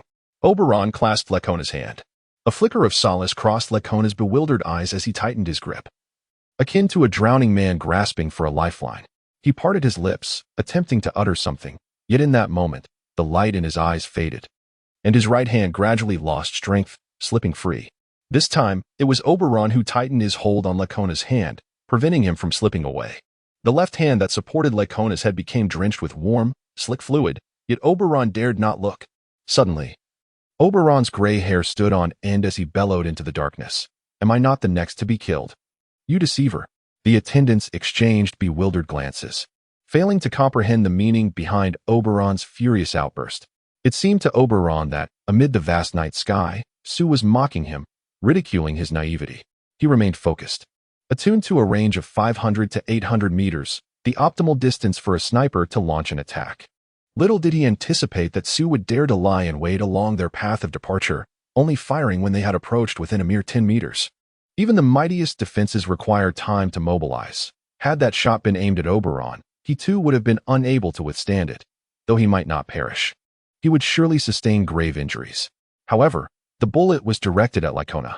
Oberon gently set Lacona down, abruptly rising to his feet and dashing towards the dark underground passage. With a surge of energy, his figure transformed into a wisp of smoke, nearly matching Su's speed. "Lord Oberon!" The retainers barely had time to exclaim before he vanished into the depths of the tunnel. They immediately rushed toward the underground passage, only to hear the cold voice of Riley echoing back, "Do you wish to bring about Oberon's demise?" The retainers halted in their tracks, turning with indignation to glare at Riley, the outsider. Deep down, they understood that once the furious Oberon had plunged into the tunnel, there was no way they could catch up with him. The darkness below was nearly impenetrable, and the terrain exceedingly intricate. Ignoring the murderous glares from the retainers, Riley calmly asserted, "You cannot be of any assistance there. Should danger arise, your master would never abandon you. In his effort to save you, he would likely sacrifice his own life. Therefore, the wisest course of action is to wait here." Gradually, the retainers fell silent and began to disperse. They gathered the body of Lacona, reported to headquarters for assistance, and established a camp with a well-organized perimeter, demonstrating a commendable division of labor. The 7 attendants possessed capabilities that could easily rival the elite secret guard of the Roxelin Corporation, yet their equipment and military training far surpassed that of the secretive force. Observing all of this, Rigor's eyes flickered with a barely perceptible concern. In the darkness, a solitary glimmer of light flickered intermittently. It was Rigor's cigarette, conspicuously bright against the night. However, no one intervened to stop him. Oberyn had personally set out to pursue Sue, and it was likely that this dangerously composed sniper would have no opportunity to target the group again. The nocturnal creatures drawn to the glow of Rigor's cigarette retreated in fear from the palpable danger that permeated the area, even from dozens of meters away. Rigor continued to smoke, one cigarette after another. At the moment Lycona was ambushed, he caught sight of Sue, and he was convinced that Sue had long been aware of his presence. The emerald-like eyes that had left a profound impression on him revealed no flicker of emotion, their frigid gaze washing over him like a bucket of icy water. Sue conveyed no message to him, simply turning to leap into the underground passage. Rigor believed that the chilling gaze alone had communicated sufficient information. As for Oberyn, the unfathomable youth, Rigor had no concept of the abilities he might unveil in his fury. Yet Sue, with those strikingly eerie eyes, seemed more akin to a sovereign of the shadows. In the labyrinthine underground passage, teeming with lethal creatures, the outcome of a life-and-death struggle between two individuals remains a mystery known only to the heavens. Rigorously searching through his pockets, Rigollet discovered that his cigarette case was empty, yielding only 2 exquisitely packaged vintage cigars. With a greedy touch, he caressed the cigars, his fervent yet careful demeanor akin to that of a lover gently caressing the flesh of their beloved in a dream. Ultimately, Rigollet withdrew his hand from the pocket of his coat, casting a glance toward the makeshift camp established by his followers, and spat a thick gob of phlegm in disdain. These followers abstained from both tobacco and alcohol, resembling the Puritans of yore in their asceticism. Even Lycona, who reveled in the torment of others, finding perverse pleasure in their anguished cries, steered clear of both vices, eschewing any form of stimulant, were it not for the raw, unabashed desire reflected in Lycona's gaze toward Lily. Rigollet might have assumed he was entirely disinterested in women. After all, why else would he refrain from engaging with the rather attractive woman in Asmith, opting instead for mere brutality? Perhaps this man was nothing more than a coward, one who, even if presented with Lily, would likely find himself subjected to her whip, seeking ecstasy amid degradation and pain. In an even darker twist, it was conceivable that he would beg Lily to use that enormous pistol of hers against him. And if, by chance, Lily were to pull the trigger at that moment, Rigollet glanced once more at the camp, where Lycona's lifeless body lay ensconced in a sealed rain tarp. Positioned at the heart of the temporary encampment, a mysterious gas was introduced into the pocket, seemingly possessing both refrigeration and preservative properties. Reginald held not a shred of respect for the deceased, even deliberately entertaining the most malevolent thoughts about him. Individuals hailing from large corporations typically do not regard the inhabitants of settlements as their equals, just as those residing in these communities perceive the homeless and the rioters as no different from savage beasts. However, prior to his affiliation with Roxerland Corporation, Reginald himself had once been among the dispossessed, thus his perspective on them diverged from that of others. In tumultuous times, the chasm between classes and hierarchies often eclipses even that of racial distinctions. Even Reginald, in the present day, does not find it particularly shocking to eliminate a settlement dweller who dares to offend him. Yet, Lycona's actions were dissimilar. He did not merely slay one or several inhabitants, but engaged in wholesale slaughter. In Case 7, at the Falcon Manor, all the retainers observed with an unperturbed demeanor as Lycona unleashed flames, incinerating human bodies. And as he personally impaled the Falcon leader upon a randomly selected stake, they remained equally composed as they methodically executed the remaining 11 Falcon men, each impaled in turn. The resisting elders were cast into the burning farmhouses, and when the retainers sought to enact the same fate upon the women and children, Oberon intervened, halting their actions and allowing these women and children to escape. Though stripped of their refuge, the fates of these women and children would scarcely be more favorable than those of the men, yet they might at least prolong their lives for a few more days. Thus, Rigol knew that in the eyes of the Dark Dragon Riders, the inhabitants of the settlement were not truly kin. Even Oberyn was no exception. Despite his display of compassion towards women and children, it resembled more the tenderness one might show to harmless creatures. The mere recollection of that scene evoked an odd discomfort within Rigol, as if those wooden stakes were being driven into his very flesh. He muttered a curse under his breath, and when he recalled the image of Lycona's brain matter spilling forth, a peculiar thrill surged through him. He longed to crush that remaining half of the skull into a pulp. The thunderous gunshot from Sue granted Rigol an exhilarating satisfaction. He even felt an impulse to invite Sue for a drink, though reason cautioned him that the only reason Sue's shot had not been aimed at him was likely due to his perceived insignificance. Such an opportunity, of course, warranted the elimination of a worthy target. Chapter 9. The next agreement in the labyrinthine underground passages. A flurry of footsteps echoed, urgent as a tempest. Oberyn's gray pupils shimmered with a faint light. The world within his gaze had transformed into a tapestry of vibrant hues, with a distinctly marked trace indicating Sue's path. Oberyn did not intentionally soften his footsteps. He understood the futility of such an endeavor. Sue was evidently an individual endowed with extraordinary perceptive abilities, and no amount of caution would allow Oberyn to conceal himself from him. Furthermore, lacking extensive experience in wilderness survival, Oberyn recognized that Sue was evidently well adapted to the wild. Should Sue be afforded sufficient time to conceal himself, Oberyn would stand no chance of locating him again. Thus, Oberyn accelerated, racing through the intricate corridors at a speed exceeding 50 kilometers per hour. His objective was to leverage his overwhelming physical prowess and velocity to catch up with Sue and eliminate him. Intersection after intersection whizzed past as he sprinted, flames of fury igniting in his gray irises. As another junction loomed ahead, Oberyn suddenly leaned back, his feet pressing firmly against the steel track. The shrill sound of metal grinding reverberated through the subterranean passage as the soles of his soft, alloy-infused boots scraped against the rails, producing a dazzling shower of sparks. Maintaining this posture, he glided past the intersection. The junction connected to a parallel maintenance tunnel where Sue stood, rifle at the ready, aiming in his direction. In the darkness, his emerald eyes gleamed like precious gems, emitting a subtle glow. As Oberyn caught sight of Sue, the entire corridor was illuminated by the flames erupting from the gun's muzzle. The thunderous gunfire echoed in Oberyn's ears, yet the bullet had already struck the wall of the corridor, shattering a substantial chunk of heavy concrete. With the flying debris stinging his face and hands like needles, Sue had fired prematurely, the bullet grazing the edge of the corridor's wall. However, he did not anticipate Oberyn's backward lean as he slid through the passage, allowing the bullet to pass just 10 centimeters from his chest, missing its mark. In that instant, upon spotting Sue, Oberyn swung his left hand, and then his senses were engulfed by the blaze and the sound of gunfire, while the residual momentum of his body propelled him onward through the corridor. When Oberyn reappeared at the junction of the passageway, Sue had vanished. Embedded in the wall of the maintenance tunnel was a circular shard of ice, measuring over 30 centimeters in diameter. The edges of the ice were exceedingly sharp, having penetrated nearly 10 centimeters into the concrete wall. Oberyn extracted the shard, noticing no traces of blood along its edge. In this ambush, neither party had succeeded in striking the other. Sue's sudden gunfire had thoroughly extinguished Oberyn's reckless fury, yet it did not diminish his fighting spirit. Oberyn pursued the trail left by Sue with great urgency, aware that this missed opportunity might render a future confrontation with Sue uncertain. The earlier skirmish had demonstrated that even after sustaining severe injuries, Sue remained an extraordinarily perilous adversary, capable of taking Oberyn's life at any moment.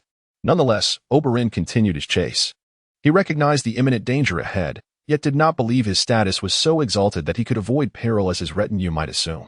Additionally, he was propelled forward by a potent force known as honor. The maintenance tunnel soon reached its terminus, leading into a long-abandoned subway station. The traces left by Sue grew increasingly pronounced, turning a corner and disappearing into a restroom on the side of the platform. Bang! Oberyn delivered a powerful kick to the locked door of the restroom, crashing inside. The ceiling above had already been opened, revealing a deep ventilation shaft. The size of the shaft barely allowed for a person to squeeze through.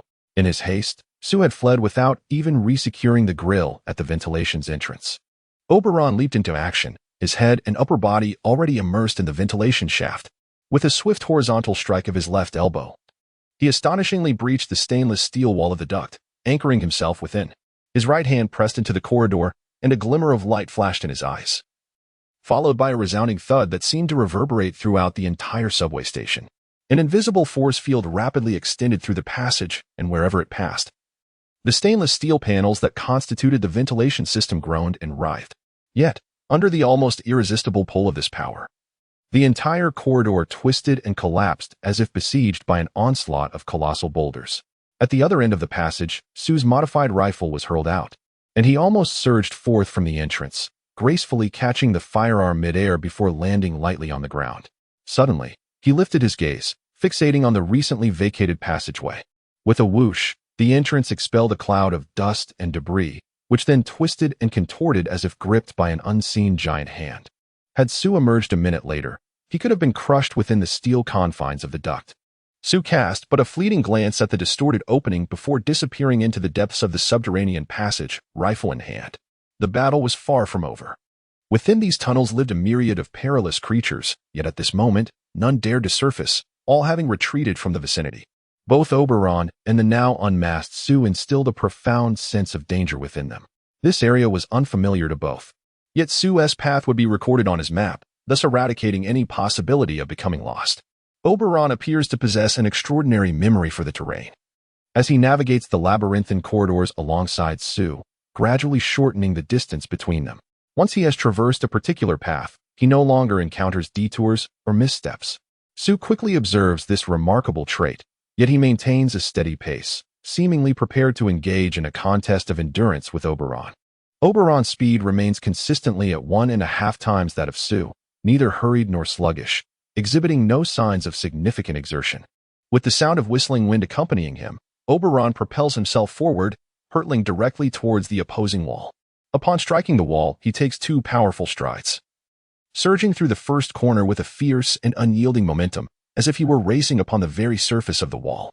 The impact of his landing causes substantial cracks to mar the concrete beneath him. As he rounds the corner, Oberon's pupils contract sharply.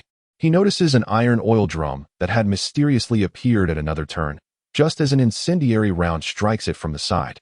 A sudden blaze illuminates every shadowy recess of the corridor, and a torrent of flames surges forth, violently rushing into the confined space of the underground passage. Oberon's heart pounds fiercely, the imminent danger causing every hair on his body to stand on end. He is barreling toward the oncoming inferno at a ferocious speed exceeding 70 kilometers per hour, suspended in midair and unable to alter his course. In an instant, Oberon bends his body, shielding his head with his arms, legs positioned forward and straight, adopting a defensive posture in the air. Just as the flames are about to engulf him, a circular ice shield, measuring several dozen centimeters in diameter, materializes before him. The ferocious flames of oil and gas completely engulfed Oberon, not only nullifying his momentum and shattering his ice shield, but also propelling him backward, forcefully slamming him against the corridor wall, mercilessly crushing his frail body. As the conflagration collided with the wall, it lost its forward momentum, necessitating a turn to the left, surging into the adjacent passageway. In the blink of an eye, the explosive force had diminished, leaving the corridor ablaze with flames. These flames, fueled by gasoline, proved exceedingly difficult to extinguish, causing the temperature within the underground passage to soar to levels inhospitable for any living being. Oberon fell from the wall, landing in a standard position, yet he nearly toppled over. Large patches of fire still clung to his dark Dragon Knight uniform, and his once lustrous gray hair was singed and disheveled. He erupted into a violent coughing fit, blood spilling from his mouth and nose. Leaning against the wall, he gradually rose to his feet, a chilling aura emanating from beneath his uniform, while the flames still licking at him quickly diminished, flickering before extinguishing entirely. Oberon's handsome visage was shrouded in an icy veneer, with a barely contained fury simmering beneath the surface like magma threatening to erupt from a frozen crust. Suddenly, he let out a roar. This typically quiet and reserved young man summoned a dense mist of cold fog within a 10-meter radius, extinguishing all remaining flames in an instant. At the opposite end of the corridor, Sue leaned back, retreating at an astonishing speed. It was unimaginable, were it not witnessed firsthand, that a person could retreat with such velocity. Sue held his modified rifle steady in his left hand, the muzzle pointed forward. Before him surged a fierce inferno of oil and gas flames. The flames advanced with tremendous force, yet Sue retreated with equal swiftness, always remaining a few meters out of their reach. Standing in the flickering shadows of the underground passage, Sue quietly gazed at the conflagration engulfing the surroundings. The gray-haired young man indeed possessed formidable prowess, his myriad of mysterious abilities far surpassing Sue's own. The mere thought of the utterly twisted ventilation ducts sent a chill coursing through Sue's heart. Nevertheless, this would not waver his resolve or confidence in eliminating his foe. The ruins and wastelands were Sue's dominion. Had Oberon truly burst forth from the flames moments ago, Sue's poised shot would likely have severed a limb. Gradually lowering his modified rifle, its muzzle angled toward the ground, Sue steadily ascended the sloped staircase toward the surface. Meanwhile, at another subway station entrance, Oberon pushed open the partially ajar barbed wire gate and ascended the steps one by one. He could easily have flung the gate aside, and indeed felt that impulse at the moment of pushing it open. However, as his demeanor gradually calmed, he opted for the most conventional approach to reach the surface. As he leaned out from the subway exit, arms braced against the walls, his body unexpectedly lurched forward, and he fell straight down, just before colliding with the ground. He gently supported himself with his right hand. Maintaining this position, he peered into the darkness. Several hundred meters away, Sue stood quietly at the center of the intersection, his emerald eyes fixed upon Oberon. The modified rifle was not aimed but rested behind Sue's back. He merely focused his thoughts on aiming, and in that instant, Oberon sensed it, swiftly evading the area he had locked onto. Oberon, rarely serious, exerted himself, his body springing back to life as if wound by a clock. He emerged from the subway station, positioning himself in the center of the road, facing Su Yaoao. After a relentless chase, Oberon finally comprehended that he could not capture Su. Even with her location secured, it proved futile. As Su's wounds healed, his chances diminished further. Su was equally aware that his once infallible sniper rifle would be ineffective against Oberon, whether at a distance or up close. Had he possessed a handgun, the narrative might have unfolded differently. Yet, without a handgun in this world of ruins and desolation, the word if held no meaning. Su and Oberon exchanged a fleeting glance before turning away, each retreating into the distance. Next time, I shall kill you. A sharp pain in Oberon's brow conveyed this message. Likewise, the night breeze that brushed against Su carried an added chill. In the early morning, Su sat atop a towering building, observing the procession slowly departing the city. His cerulean gaze traversed the miles, settling upon Rigore.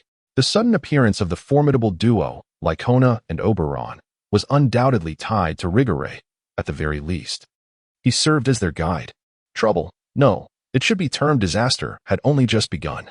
This realization struck him the moment he shot Lycona. From the almost identical uniforms of Lycona and Oberon, along with the presence of 10 well-trained attendants, it does not require much intellect to deduce that they belong to an extraordinarily powerful organization. Judging by the ages of Lycona and Oberon, it is highly likely that they are merely low-ranking members of this organization. However, why would Rigore suddenly bring these individuals to pursue him? Could it be related to Li? The visage of Li materializes before Su's eyes, her flowing chestnut hair, her remarkably resilient skin, her supple yet strong limbs, and that perpetually rebellious gaze flickering in his memory. He does not believe that Li could be the architect of this pursuit. The Dark Dragon Riders are not entities that Roxelin can control or manipulate. Lycona's attempt to capture him resembles the endeavor of ensnaring a rare mutated creature. Su himself is a hunter, having located and captured numerous new species of mutations. The way he gazes at his prey mirrors Lycona's own scrutinizing stare. He and Li had once engaged in a game, establishing the rules for their next encounter. Did Li violate those rules? Su is uncertain and reluctant to ponder this matter further. What he knows is that Roxelin Corporation is involved in the pursuit against him and nearly succeeded in taking his life. Su has no intention of remaining silent regarding such actions. His life in the wilderness has taught him that direct, straightforward, and brutal retaliation is far more effective than any form of threat.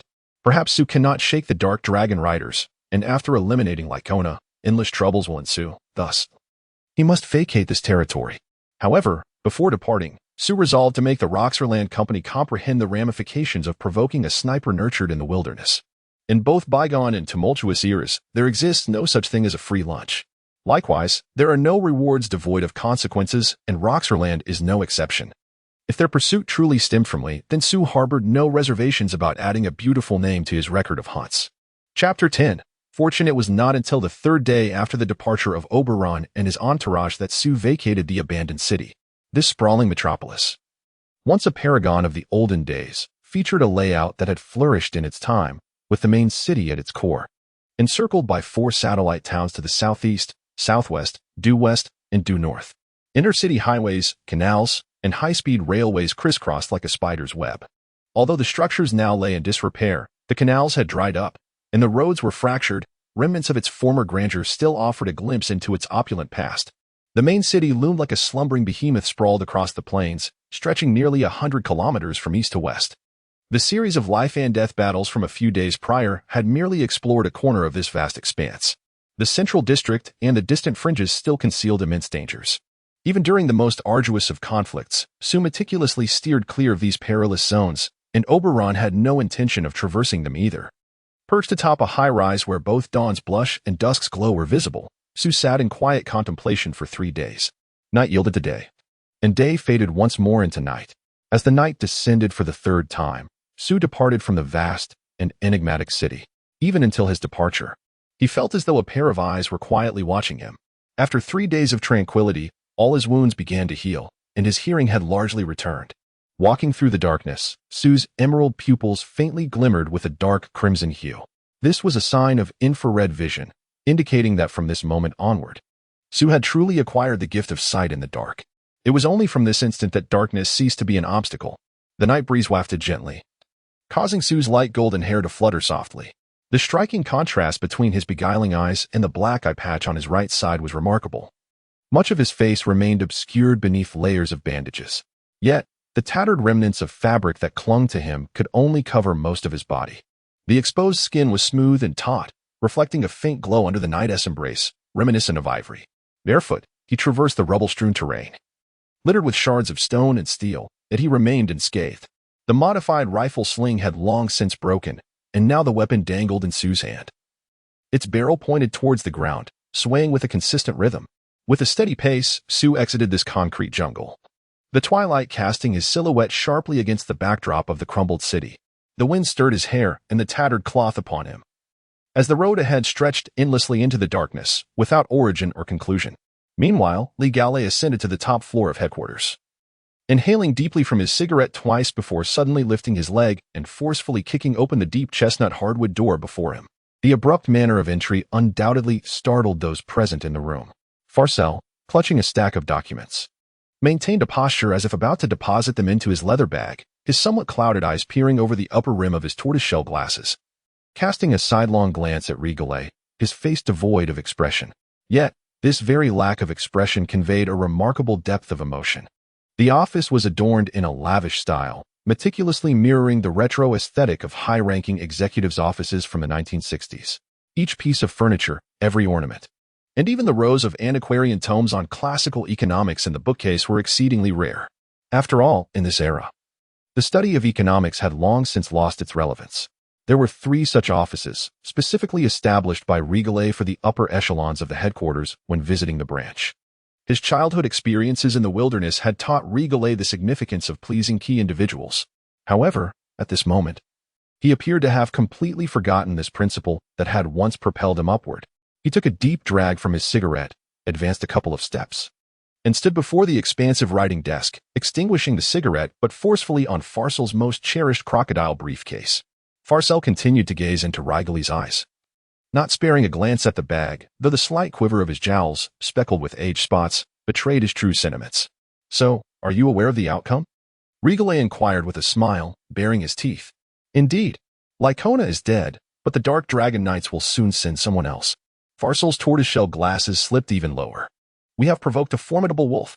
From the gaps of his teeth, Rigolet squeezed out not only this sentence but also a spray of saliva, much of which landed on Facel's face, a mere 20 centimeters away. No matter how ferocious a wolf may be, its rampage cannot last indefinitely. Lycona is no ordinary individual. In a realm inaccessible to you, the name Fabregas resonates profoundly. Facel raised his voice, returning thrice the amount of saliva to Rigolet. "By the time those noblemen dispatch their emissaries from distant lands unknown to us, this ravenous wolf will have already torn us to shreds." Rigolet began rummaging through his pockets for a cigarette, but all he found was a cigar. Without hesitation, he clipped the end off the cigar. "Yet I provided you with 500 fully armed warriors." Facel seized a small bottle of perfume, pressing down with force, dousing the cut end of the cigar with the fragrant liquid. 500 sheep, no matter how well armed, will never transform into lions." Rigolet, seemingly from nowhere, produced a large match and struck it vigorously against Facel's crocodile skin bag. The conspicuous scratch glowed like a flickering flame. Even 100 sheep endowed with abilities of the 1st to 3rd tiers could topple a pack of vicious wolves. "Do you wish to demonstrate your own incompetence?" Facel began to spray Rigolet's face. An old adage from bygone times states, "It is not that our army is inept, but rather that the enemy is exceedingly cunning." Rigolet proceeded to light his cigar. "That is one of the most renowned jokes of the old era." Facel twisted open the cap of the perfume bottle. "This is no laughing matter. I grew up in the wilderness. I know the types of individuals one should never provoke." The cigar of Ligor ignited. Its fragrance mingled with the scent of perfume, creating an exceptionally stimulating aroma. Yet, we had already provoked him. Fasser endeavored to demonstrate that a modest half-bottle of perfume, if poured with finesse, could extinguish a robust cigar. Ligor, biting into his aromatic cigar, smirked maliciously, just as he was about to utter a word. A sudden explosion erupted between them, releasing a surge of flames and a pungent white smoke that enveloped the air. The explosion, limited in scale yet strikingly swift, left both Fasser, lacking any significant ability, and Ligor himself caught off guard, suffering the brunt of the blast. The losses on both sides were considerable. Fasser lamented the ruin of his cherished tie, while his tortoiseshell glasses, cherished for over 3 decades, bore several cracks. Ligor appeared no better off. The disheveled stubble, a hallmark of a seasoned man, was entirely swept away, and the once mighty chest hair of the robust man was nearly obliterated. It seemed that Fasser's small bottle of perfume, upon encountering flames, had transformed into something perilously unstable. In the aftermath of the explosion, Ligor, caressing his smooth chest and chin, was momentarily taken aback before breaking into a bitter smile. Meanwhile, Fasser, nursing his blistered lips from the explosion, scrutinized the cracks on his tortoiseshell glasses. With each new fissure he spotted, a flicker of anguish crossed his gaze.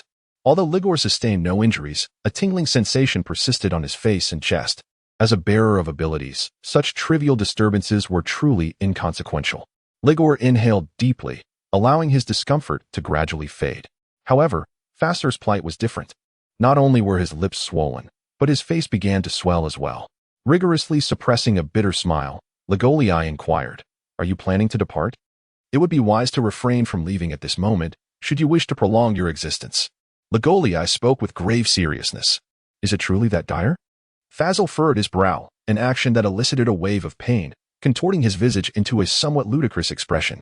With a heavy exhale, Ligolii gazed out the window and affirmed, "Indeed, it is grave. I possess an unsettling premonition that he has already arrived. Nothing is of greater value than one's life." Ligolii declared somberly. After a brief silence, he probed, "The invader holds immense worth. What sacrifice did the Dark Dragon Knight make that compelled you to willingly divulge this secret?"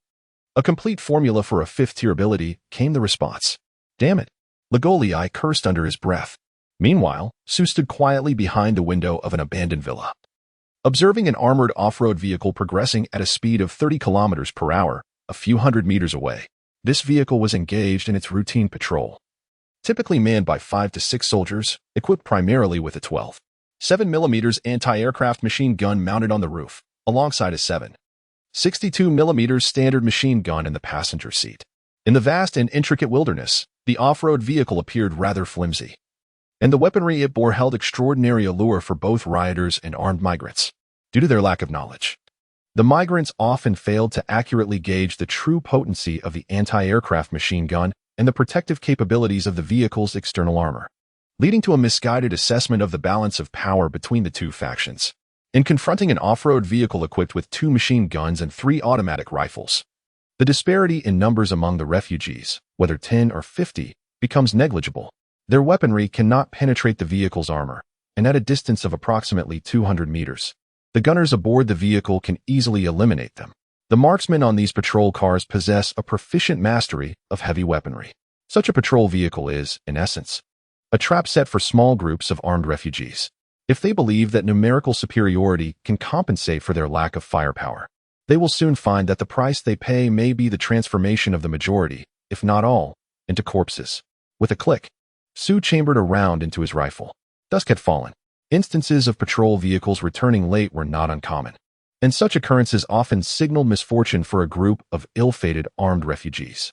The officer never worried about the number of refugees. The patrol vehicle was stocked with a substantial supply of ammunition, 1,000 rounds of anti-aircraft machine gun shells, along with 2,000 rounds for the machine guns. This arsenal was more than sufficient to obliterate an entire company of refugees. Thus, the officer's appetite remained as insatiable as ever. As the last rays of twilight began to dissipate, the patrol vehicle slowly emerged into the view of the sentinels of Pendulum City. Unlike the usual frenzied return from battle, marked by roaring plumes of smoke, this time the vehicle approached at a leisurely pace of several kilometers per hour, resembling a casual outing. Perched atop the vehicle, the gunner behind the anti-aircraft machine gun appeared lethargic, leaning wearily against his weapon. The observation post is situated atop a 10-story building, providing an expansive view. While the shooting position, constructed from concrete, offers far superior protection compared to a makeshift wall of sandbags. Behind the protective barrier, an old soldier, weathered by time, sits leisurely against the wall, indulging in a cigarette. His RF-010 assault rifle lies carelessly on the ground beside him. Yet he can readily grasp it at a moment's notice should the need arise. Youngster, if you engage in more battles or reach my age, you will come to realize that the greatest happiness lies in being able to spend the day idly, the old soldier muses. The mere thought of Lee's alluring curves and her long, slender legs causes the young warrior's blood to race uncontrollably. When he gazes towards the patrol vehicle, a hint of hostility, unbeknownst even to himself, begins to surface. In Pendulum City, Lee's dominance is undeniable, unassailable, and utterly devoid of rationale. Yet, in this era, the notion that women are mere appendages to men, instruments for gratification, and vessels for reproduction has deeply entrenched itself in societal consciousness. Despite being a lowly private, the young soldier harbors an instinctual urge to overpower and ravage Lee. Naturally, such thoughts must remain buried deep within, never to be expressed either in her presence or during idle banter among comrades.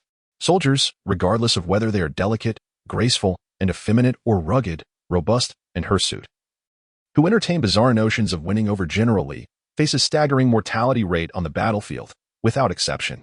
The jarring sound of the alarm erupted, and in that very moment, the officer, who was about to savor the last spoonful of beef, inadvertently bit down hard on the steel spoon.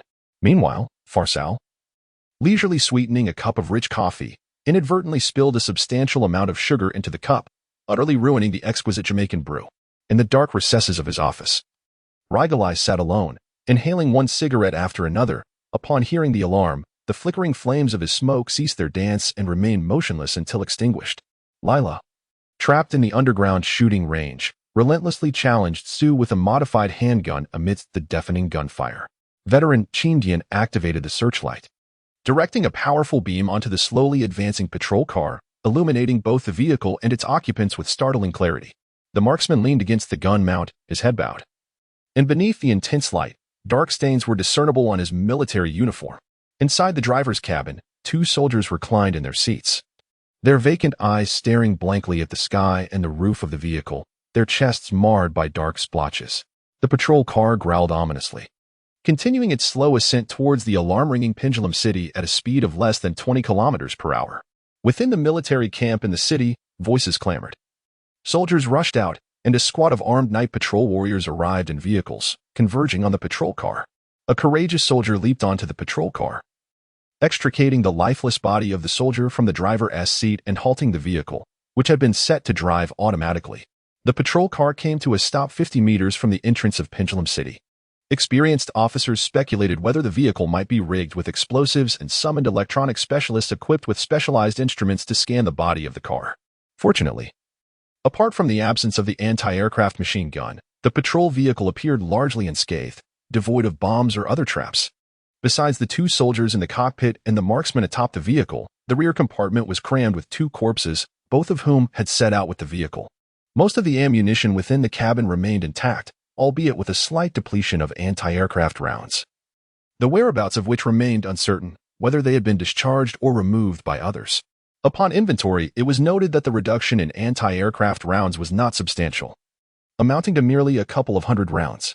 By the time Rigoletto and Feizu arrived, the patrol vehicle had been parked to the side, with the bodies of 5 soldiers laid in parallel on the ground. A dozen warriors armed with rifles patrolled the vicinity, establishing a perimeter of caution. Rigoletto discarded the spent cigarette but on the ground, crushing it underfoot with his military boot, and remarked, "Do you see? This is our third-tier sheep." The marksman lying on the ground had already achieved a third-tier mastery of heavy weaponry and was one of Lee's top operatives, whether through single shots or bursts. His performance with the anti-aircraft machine gun at a distance of 500 meters could rival that of an excellent soldier's automatic rifle at 100 meters. Now he lay silently, his tattered uniform barely concealing the gaping wound in his chest. The other soldiers bore similar marks, each adorned with a conspicuous, massive bullet hole. Phaser wiped the sweat from his brow, managing a faint smile. "It seems our adversary is an exceptional sniper."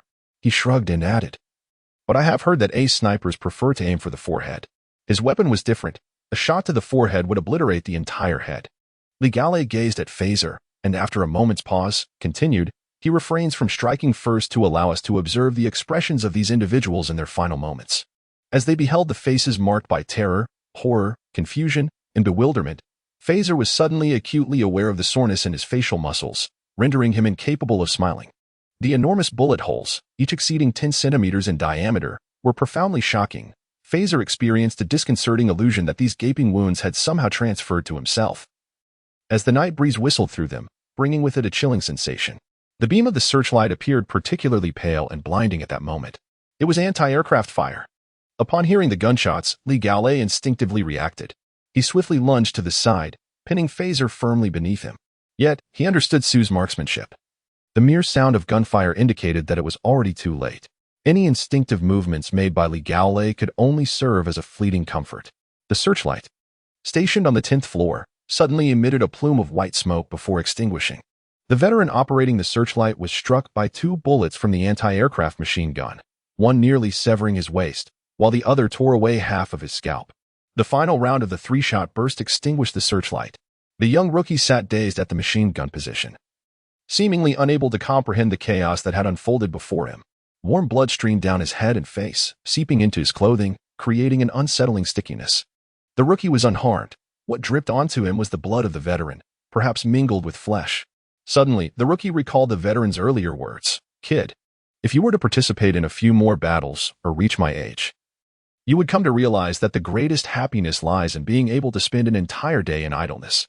It is at this moment that fear surged forth. A new recruit suddenly crouched down, clutching his head tightly, and began to weep inconsolably. Chapter 10. Fortune in the Darkness of the Night. The burst of flames from the muzzle of the anti-aircraft machine gun was glaringly conspicuous, impossible to conceal. The seasoned warriors of the Roxorland Company reacted almost instinctively, unleashing jets of fire from their weapons without a moment's hesitation. Their reflexes were remarkably swift, and even their unaimed shots displayed a commendable level of proficiency. Yet the effectiveness was virtually negligible. The reason was simple. The effective range of their automatic weapons barely reached beyond 400 meters, while the position of the anti-aircraft gun exceeded 800 meters. The night was shrouded in darkness. The sole searchlight had been extinguished. Although a backup searchlight was available, no one dared to activate it. The shooting position was over 1,000 meters away from the searchlight, yet a bullet struck its target, fired not from a sniper rifle. A dozen soldiers hunched over, fanning out in a semicircle toward the firing position of the anti-aircraft gun. However, the orders issued by the lieutenant were halted by Rigol. He understood Sue's marksmanship all too well and was acutely aware of the terror he could unleash in the dark. Sending such a small number of men forward would only lead to their demise. Furthermore, the patrol vehicle's armor offered no protection against the anti-aircraft gun's fire. Even if reinforcements or armored vehicles were dispatched from the base, Sue would have long vanished into the night. Rigol rose to his feet. After being forcefully thrown to the ground and subsequently crushed by a robust figure weighing nearly 200 pounds, Farcel, nearing 60, found it exceedingly challenging to regain his footing. Struggling to rise, he instinctively felt the urge to voice a complaint, only to find Ligor's piercing gaze fixed intently on a particular direction. Following Ligor's line of sight, he beheld a late-returning patrol vehicle. The high-caliber machine gun atop the vehicle had been removed, replaced by an equally colossal but crudely modified rifle. Ligor ascended the patrol car, carefully examining the makeshift rifle. It boasted an unusually long barrel, yet its wooden body was in tatters, and both the barrel and bolt were marred with scratches. Clearly, this was a nearly obsolete modified rifle nearing the end of its service. Its only redeeming qualities appeared to be its considerable firepower, simplistic design, and relatively stable trajectory. As a firearms expert, Ligor found it hard to fathom that with this dilapidated rifle, worth scarcely 300 yuan, Sue had managed to execute Lycona right beneath their noses and force a highly organized, advanced, and capable team to retreat. Ligor raised the weapon, mimicking an aiming posture. Through the rudimentary sights, he could only discern the blurred outlines of buildings shrouded in darkness. Could such primitive aiming apparatus truly hit a target 1,000 meters away? Farcel peeked out from the bedroom and remarked, "At the very least, you ought to take a shower. Your odor is quite overpowering." Ligor, as if propelled by springs, sprang up from the sofa, exclaiming, "Aha! This is your request. The water bill shall be charged to your account." Farcel glanced at his watch and remarked, "But you have only 5 minutes.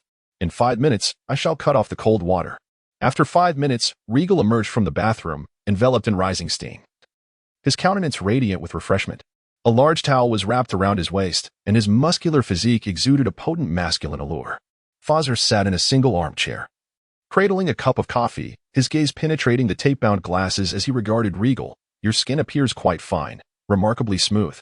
Instantly, the joyful expression on Regal's face vanished, replaced by a look of barely contained fury. Stripped of his beard and chest hair, the once rugged Regal had transformed into a strikingly handsome figure.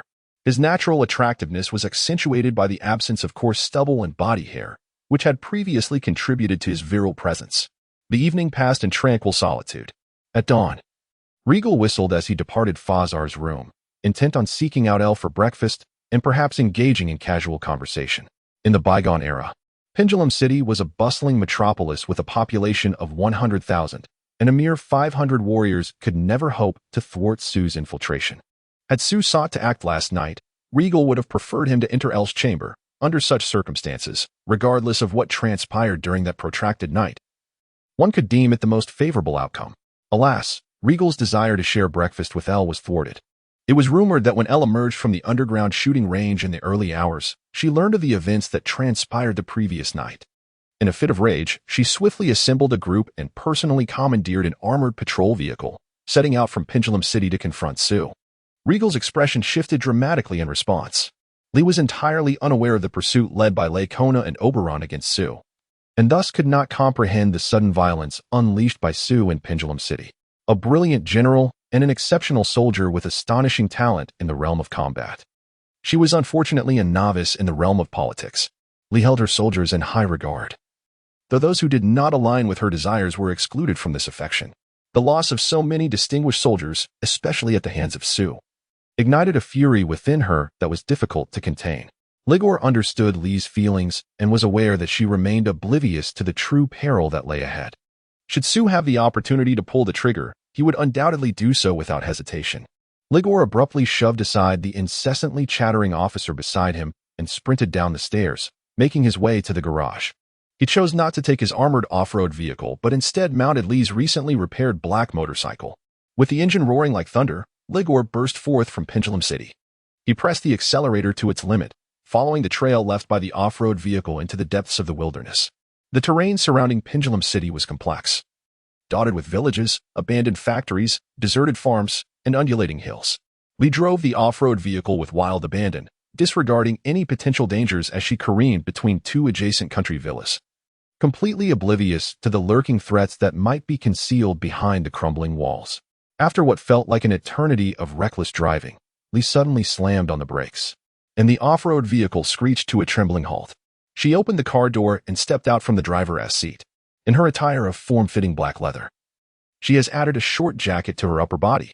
Amidst the swirling dust of the wind, her chestnut hair resembles flickering flames. She embodies the spirit of a fierce tigress, casting a defiant glare at her surroundings. Possessing a keen intuition, she senses that Sue is not far away. Not everyone possesses the same courage and confidence as she does. The gunner atop the vehicle attempts to shrink into the cabin, his eyes wide open, desperately searching for any signs amidst the complex terrain. Unfortunately, everything around him appears as it should, devoid of any anomalies. The more elusive the target becomes, the more tense he grows, a chilling sensation creeping through his body, rendering his finger on the trigger nearly numb. She lights a cigarette, drawing in silence. The smoke diminishes rapidly, and as she forcefully discards the butt onto the ground, the dust stirred by the off-road vehicle has yet to settle. In fact, the distant haze seems to thicken. Behind a broken utility pole, a gun barrel protrudes, wrapped in a tangle of yellow-brown cloth, resembling a rusted rebar from afar. Through the sight of the gun, one can perceive her face, a mixture of anger and melancholy, her short hair complementing her like a flame in full blaze. Sue quietly observes her, scrutinizing the unmasked fury and confusion on her face, silently assessing whether these expressions are genuine. However, his analysis yields no conclusions. Sue presses a specially designed belt of ammunition into the disassembled anti-aircraft gun, which contains 5 slots, 4 of which are filled with bullets. In addition to Lee and the sharpshooter on the rooftop, 2 warriors were seated within the off-road vehicle. In the distance, the roar of engines resonated, accompanied by faint shouts. Lee frowned and cast her gaze toward the source of the sound, her expression one of displeasure. Sue's brow also furrowed slightly, yet his eyes remained fixed on Lee, and the muzzle of his weapon began to shift in her direction. Hide. He will kill you. Li Gaolei's high-pitched, desolate voice pierced through the cacophony of the roaring engines. Echoing from afar, the motorcycle barreled toward them at a nearly uncontrollable speed, its trajectory indicating it was about to intersect with Li's path. Li scoffed. Having always considered Li Gaolei a nuisance and a bore, what did Sue's intent to kill her have to do with him? Moreover, she harbored no belief in Li Gaolei's warnings. Between her and Sue lay an unfinished gamble. However, the unmistakable anxiety etched on Li Gaolei's face, coupled with the motorcycle's precarious speed, rendered Li's sneer frozen. Li Gaolei was not jesting. With a screech, accompanied by the sound of brakes, the motorcycle finally toppled over, skidding along the ground for several meters before soaring into the air, its massive frame sweeping past Li. At the same moment, Li Gaolei leaped from the vehicle, propelled by the force of the collision, soaring over 10 meters and lunging toward Li. As a master of combat, Li recognized immediately that if Li Gaolei were to crash to the ground with such momentum, it would be a stroke of luck if he merely fractured a few bones. It was far more likely that he could shatter his spine into numerous pieces, potentially compromising his skull as well. Such injuries, even if the Roxland Corporation spared no expense in treatment, would only ensure that Li Gaolei could walk again in the future. Li was astonished by the peculiarity of Li Gaolei, but before she could ponder, she exerted her strength and surged towards him. As they were about to collide head-on, Li leapt into Li Gaolei's arms, wrapping herself around his robust waist. With a graceful twist in the air, her soft yet resilient body maneuvered behind him. Channeling her entire strength, a formidable force of the fourth tier erupted from her, propelling both of them downward at great speed. Her high-waisted military boots carved two shallow grooves, each stretching over 10 meters, into the ground, finally dissipating Li Gaolei's terrifying momentum. With a whoosh, the motorcycle zipped past them, barely 3 meters away. Are you insane? Li was about to admonish Li Gaolei when, unexpectedly, he countered, using the residual force to take advantage of her momentary instability and lunged at her. In midair, they found themselves pressed tightly against one another, with Li Gaolei embracing her firmly. His strength was considerable, and for a moment, Li found herself unable to break free.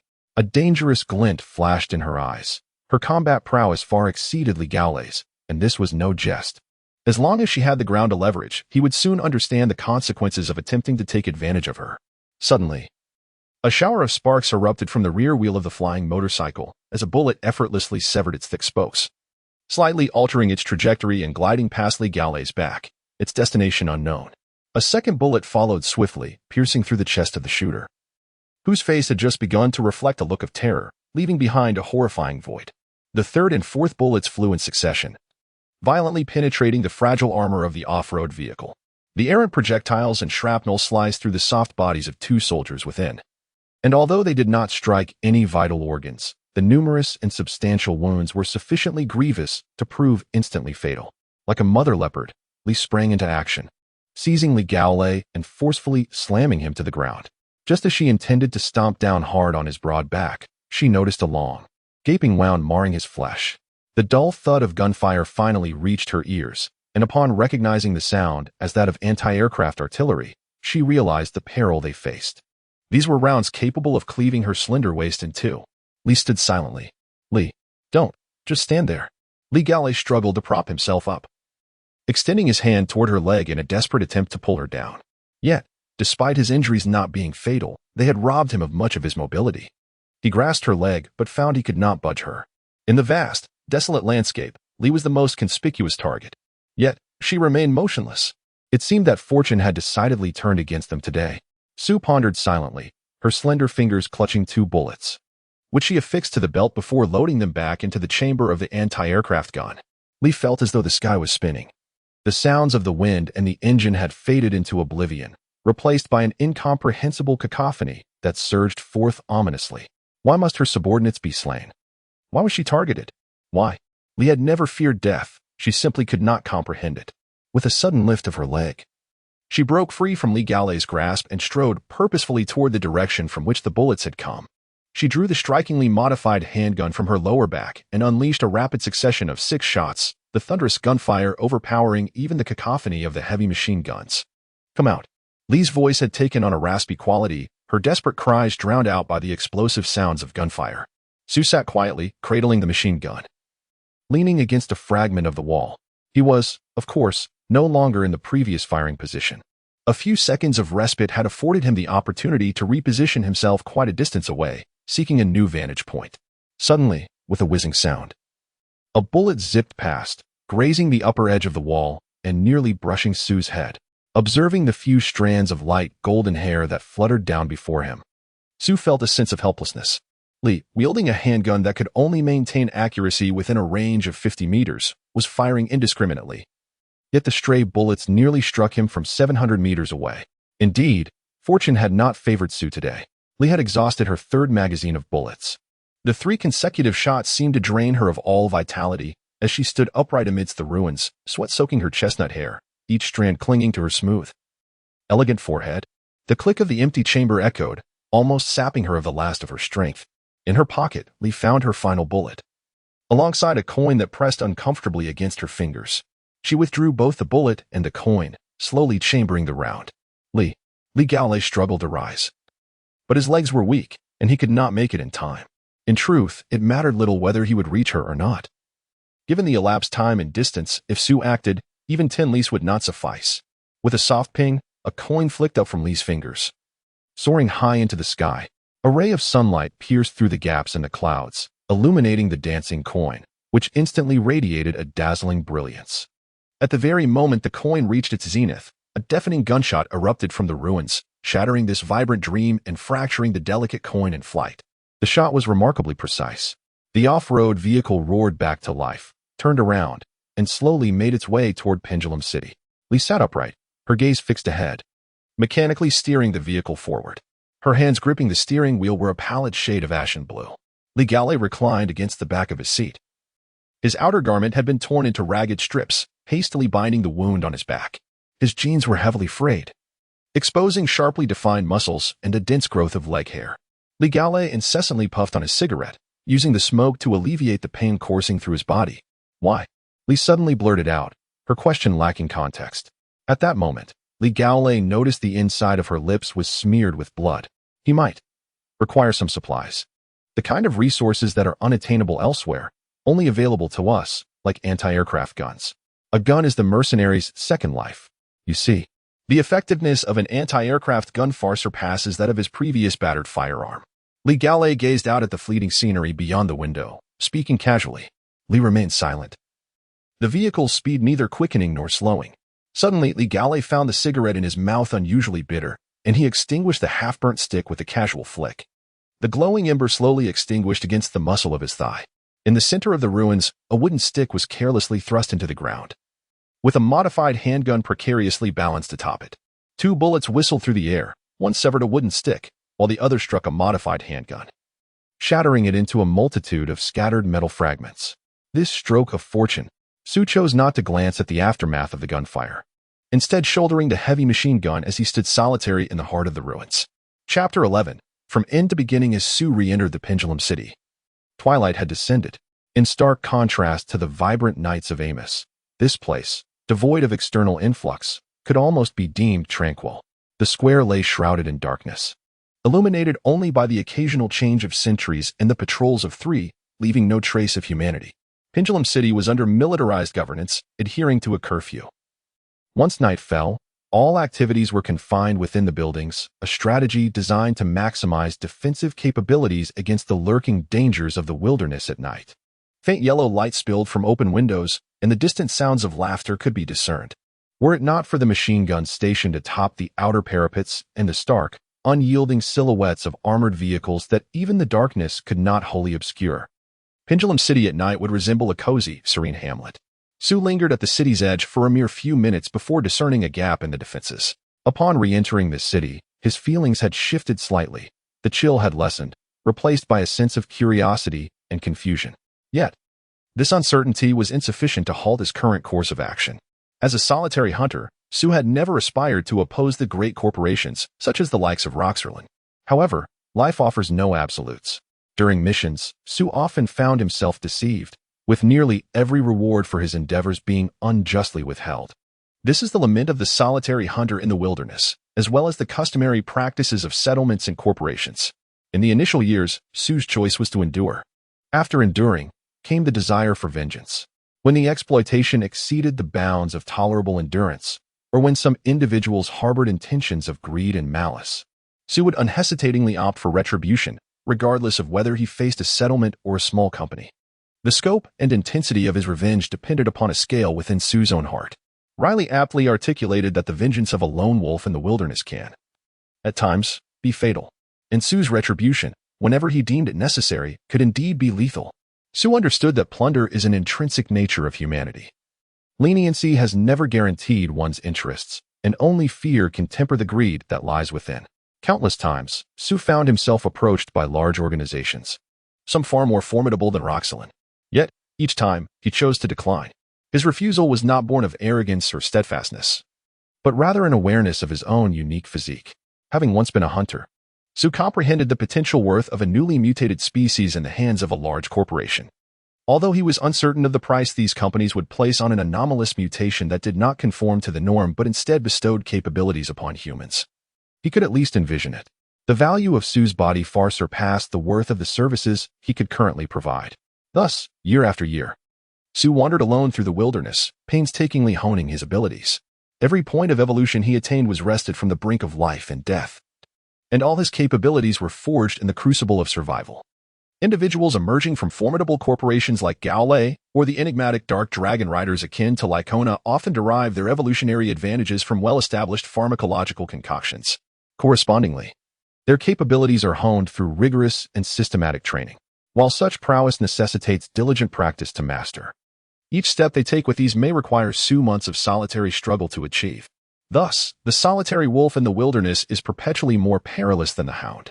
As Sue traversed the streets of Pendulum City, he bore no heavy weaponry, indeed, not even a shard of metal adorned his person. Under the veil of night and amidst the complexities of urban terrain, he found himself unencumbered by arms. The weapons wielded by his adversaries could readily be appropriated as his own. Instead, his vigilance was warranted against advanced detection devices, akin to metal detectors. Silently, Sue maneuvered through the shadows, gradually advancing towards the headquarters of the Roxelin Corporation. In the wilderness, resources and energy were scant, rendering elaborate feints futile. Thus, the distribution of sentinels and the pathways of power lines made it straightforward to ascertain the city's nucleus. Under infrared vision, no concealed sentinels escaped his perceptive grasp. After observing the route of a patrolling sentry, Sue identified a blind spot and began to scale the wall of the headquarters building. Rather than climbing the drainage pipe, he chose to ascend directly via the windows. With a mere push against the windowsill or frame, his body surged upward several meters, reaching the window of the floor above. On the 9th floor, he discovered an open window and silently slipped into the room. Pausing momentarily before the fire escape plan affixed to the door's interior, he eventually exited the room. The interior of the building was replete with surveillance camera systems, making every step for Sue an arduous endeavor. At times, he found himself compelled to crawl like a gecko in the corners where the ceiling met the walls, navigating the blind spots of the monitoring system in seemingly vacant corridors. Infrared sensors lurked, but these traps posed no challenge for Sue, who possessed infrared vision. The night was tranquil. It had been 3 days since the patrol vehicle was ambushed. During these serene days, nothing had transpired.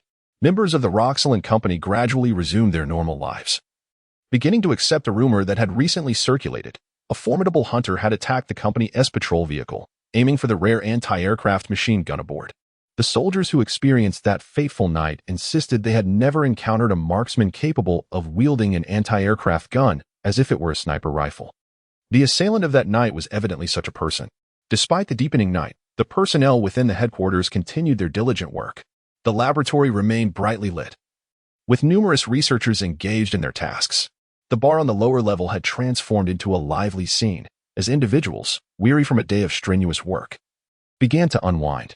In a corner of the bar, Lee occupied a table by herself, surrounded by a mountain of empty bottles. She stared at her empty glass, taking several sips before realizing it contained nothing. Casually, she grabbed a bottle and poured it into the glass for an extended period, unaware that it was merely an empty vessel. Lee succumbed to fatigue before she could finish a single drink, collapsing onto the table in a deep slumber. In other places, the outcome for a young girl like her, who succumbs to intoxication in a bar, is all too predictable. However, this is the headquarters of the company, where the establishment is populated by men of dubious intent yet lacking the courage to take advantage of her vulnerability. At the same time as 2 days prior, Li Gaolei entered the bar and once again found Li in a state of complete inebriation. Just as before, he approached and lifted her effortlessly, carrying her out of the bar. The elevator remained on the top floor, and he chose not to wait. Since Li's room was located on the 7th floor of the building, he opted for the fire escape for a swifter ascent. Li's room was spacious, comprising a total of 4 areas, fully equipped with amenities. Yet, as a woman's domain, its decor was stark to the point of being unsettling. Aside from an array of specialized combat attire, various firearms and blades adorned the space. Li Gaolei unceremoniously deposited the unconscious Li onto the bed before collapsing onto the sofa, where he began to smoke in silence. A cigarette was swiftly consumed, and he exited Li's room, taking care to close the door quietly behind him. Meanwhile, on the 5th floor, Phaser stood in the steamy embrace of the bathroom, humming a tune, his face lathered with foam, as he meticulously groomed his beard in front of the mirror.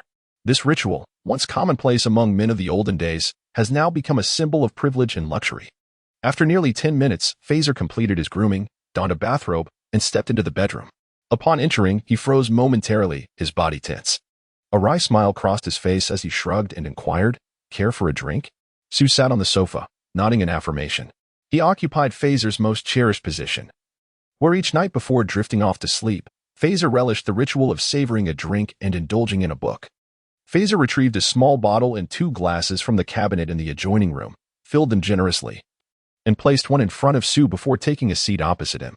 "This is brandy from 1980, a truly exquisite vintage," he declared. Sue merely inhaled the rich aroma of the liquor, refraining from touching the glass. He fixed his gaze upon Phaser and slowly inquired, "Do you hold a high position in the company?"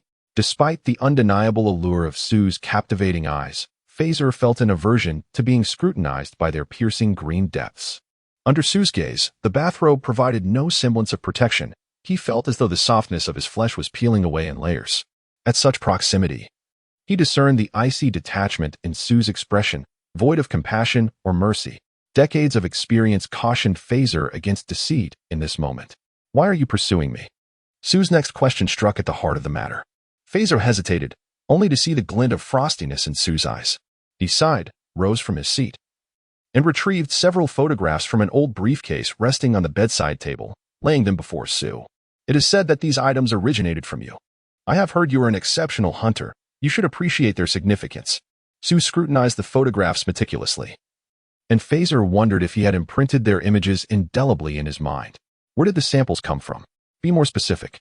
Sue tucked the photographs into his pocket, showing no intention of returning them to Phaser. "The initial discovery of these samples was made by one of our agents in Asmo." As Phaser began to speak, Sue suddenly leaned forward, covering Phaser's mouth with his right hand while pressing Phaser's right hand against the coffee table with his left. He then placed a glass filled with strong liquor over Phaser's middle finger. Sue's slender, pale left hand unleashed an unimaginable force, and with a crack, Phaser's middle finger was completely crushed. Sue remained unmoved. After several seconds, Phaser regained consciousness amidst excruciating pain.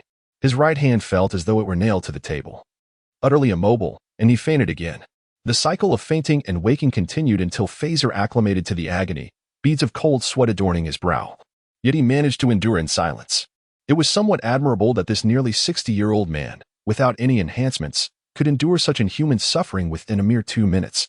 Sue released his grip on Phaser's right hand, poured him another glass of liquor, and brought it to his lips. Trembling, Phaser drank it down, the alcohol slightly dulling his pain. Nevertheless, Sue's left hand remained steadfast, unmoving. "Do not lie to me," Sue said calmly.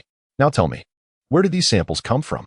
It chilled Phaser's heart when Sue nodded and remarked, "You have not divulged everything, though it cannot be considered a lie. The samples originated from my handgun, did they not?" "Yes," Phaser admitted, cold sweat streaming down his forehead, while Sue's left hand remained clamped like a vice upon his right hand. "Aside from Ligor, where do the other 2 individuals pursuing me hail from?" Sue remained composed. Phaser, suppressing his pain, elucidated the origins of Lacona and Oberyn, and revealed the items exchanged with Roxerlin. Upon hearing about the formula for the 5th-tier ability, Sue calmly remarked, "Hand it over." "That is impossible." Phaser gasped. "It is not merely a set of potions, but the complete formula. With the formula, Roxerlin could manufacture the potions, thus acquiring the genuine 5th-tier capabilities belonging to the company. The formula resides at the headquarters. I cannot possibly carry such a thing with me. To retrieve the formula from the headquarters, one must obtain the board's consent. Otherwise, not even the chairman could accomplish it. The address of the headquarters. Phaser's eyes widened in disbelief. You must be mad. The address of the headquarters. Gazing into Sue's tranquil eyes, Phaser had no choice but to relent and divulge the company's headquarters location. Now, tell me everything you know about the Dark Dragon Riders. The Dark Dragon Riders are an enigmatic organization, shrouded in mystery regarding their numbers and headquarters, unknown even to the upper echelons of Roxerland. Despite their transactional history with the Dark Dragon Riders spanning over a decade, all who are aware of the Dark Dragon Riders share a common impression of this secretive organization. They are formidable, unimaginably powerful. While the formal members of the Dark Dragon Riders are few, each Dragon Rider commands a variable number of retainers, reminiscent of the ancient knightly orders of the medieval era. The retainers embody a nature that lies somewhere between servants and slaves. It is said that some exceptionally powerful Dragon Riders may command nearly 1,000 such retainers. Together, the Dragon Riders and their retinues form a formidable force. From Sue's personal experience, the retinue of a Dark Dragon Rider is certainly not merely a display of status. Each Dark Dragon Rider is a personage of considerable significance. The vast majority of these knights, beyond their extraordinary prowess, hail from illustrious families endowed with immense manpower and resources, families that are not easily trifled with by the likes of Roxerland. A small faction of Dragon Riders, lacking noble lineage, must not be underestimated either. Evidently, without familial support, they must possess exceptional talent or have already demonstrated the ability to surpass the Dragon Riders of other noble houses to earn the recognition of the Dark Dragon Riders. According to Farsler, the Dark Dragon Riders seem to be a military force subordinate to a certain organization. This organization, capable of establishing and commanding the Dark Dragon Riders, along with the countless families backing them, wields a potential power that is nearly unfathomable. Only a select few true magnates of tumultuous eras would ever come into contact with such a legendary behemoth, which is purportedly called the Bloody Council. Sue sat in silence, refraining from further inquiries. Farsler observed closely, but found no fluctuation in his emerald gaze. The elder felt an inexplicable sense of disappointment and began to regret for the first time. Perhaps Rigolet was right. This was a lone wolf not to be provoked. Over the past 50 years, Farsler has witnessed the transformation of an entire era and encountered a myriad of individuals. However, he had never encountered anyone akin to Sue. Despite having lost his right eye, the interwoven bandages obscured much of his visage, yet the exposed parts, such as the emerald green left eye and the smooth, delicate hands, transcended mere notions of beauty or delicacy. They embodied a perfection that surpassed Phaser's wildest imagination, an unsettling perfection. In the serene confines of the bedroom, the sound of dripping water echoed, a consequence of the blood oozing from Phaser's hand, cascading over the edge of the coffee table and falling to the floor. After enduring the maddening sound for what felt like an eternity, Phaser unexpectedly discovered a sense of tranquility within himself. It appeared that I have landed myself in considerable trouble. Finally, Sue spoke, his gaze deepening, his voice becoming more melodious and magnetic. A considerable amount of trouble. Phaser elaborated for Sue, noting that Fabregas was a renowned noble family, and the individual he had slain, Lycona, was a significant figure among the younger generation of that clan. Both he and Oberon were merely novice knights within the Dark Dragon Riders, and this mission, as I understood it, was merely a trial for the young knights, though an unforeseen incident had marred the trial. Furthermore, it is unfortunate that while the activities of the Dark Dragon Riders may be somewhat limited, the Bloody Council is not. I believe there are numerous companies or organizations willing to exert their utmost efforts solely to gain a modicum of favor from the Bloody Council. Just like Roxelyn. Indeed. Just like Roxelyn. Sue remained silent, his tranquil gaze betraying none of the tumultuous emotions swirling within him. Chapter 11. From End to Beginning Part 2. At that moment, heavy footsteps echoed from outside, halting at the door, followed by a resounding crash as the door was violently kicked open. Lee Gowley, with a cigarette in hand, contentedly stroked his stubbled chin and boldly entered the room. Upon assessing the situation within, he was taken aback, the cigarette slipping from his lips and falling to the ground. Are we going to fight? Sue inquired, her beautiful eyes narrowing. I surrender, Lee Gowley replied with a wry smile. At such a close distance, he had no time to draw his weapon. As for hand-to-hand combat, Sue, who could easily subdue Li Du, would have no trouble dealing with him. Moreover, with Farcel still in Sue's grasp, Lee Gowley would never allow any harm to come to him. Close the door, disassemble your gun, and then take a seat, Sue commanded. And Lee Gowley complied without hesitation. Without his weapon, he resembled a toothless, decrepit wolf. However, there were no chairs left in the room, and Su made no move to allow him to retrieve one, so Li Gaolei simply settled onto the floor. His gaze fell upon Farcel's mangled right hand, causing his eyelids to twitch involuntarily. It appeared that the highest-ranking individuals from Roxelin were soon to be gathered here, save for one, Li. When mentioning Li, Su's voice remained calm, though a flicker of light shone briefly in her eyes. Noticing Li Gaolei's confusion, she gestured toward the wardrobe. Slowly, he rose and approached it. He discovered that the carpet in front of the wardrobe was damp. Li Gaolei cautiously grasped the handle and then abruptly yanked the wardrobe door open. Indeed, a person was concealed within. As the door swung open, the figure's body slumped weakly out into the room. He stared wide-eyed, his face frozen in an expression of extreme terror just before death, with shattered glasses dangling from one ear. "Rostin," Redger whispered. Fasser immediately understood how Su could discern the truthfulness of his words. Aside from the Dark Dragon Knight segment, Su had actually gleaned everything else from Rostin, the laboratory's technical director. As he gazed upon Rostin's lifeless body, Fasser's sagging flesh twitched once more. Rostin was short and simpering, timid and lascivious, devoid of any redeeming qualities.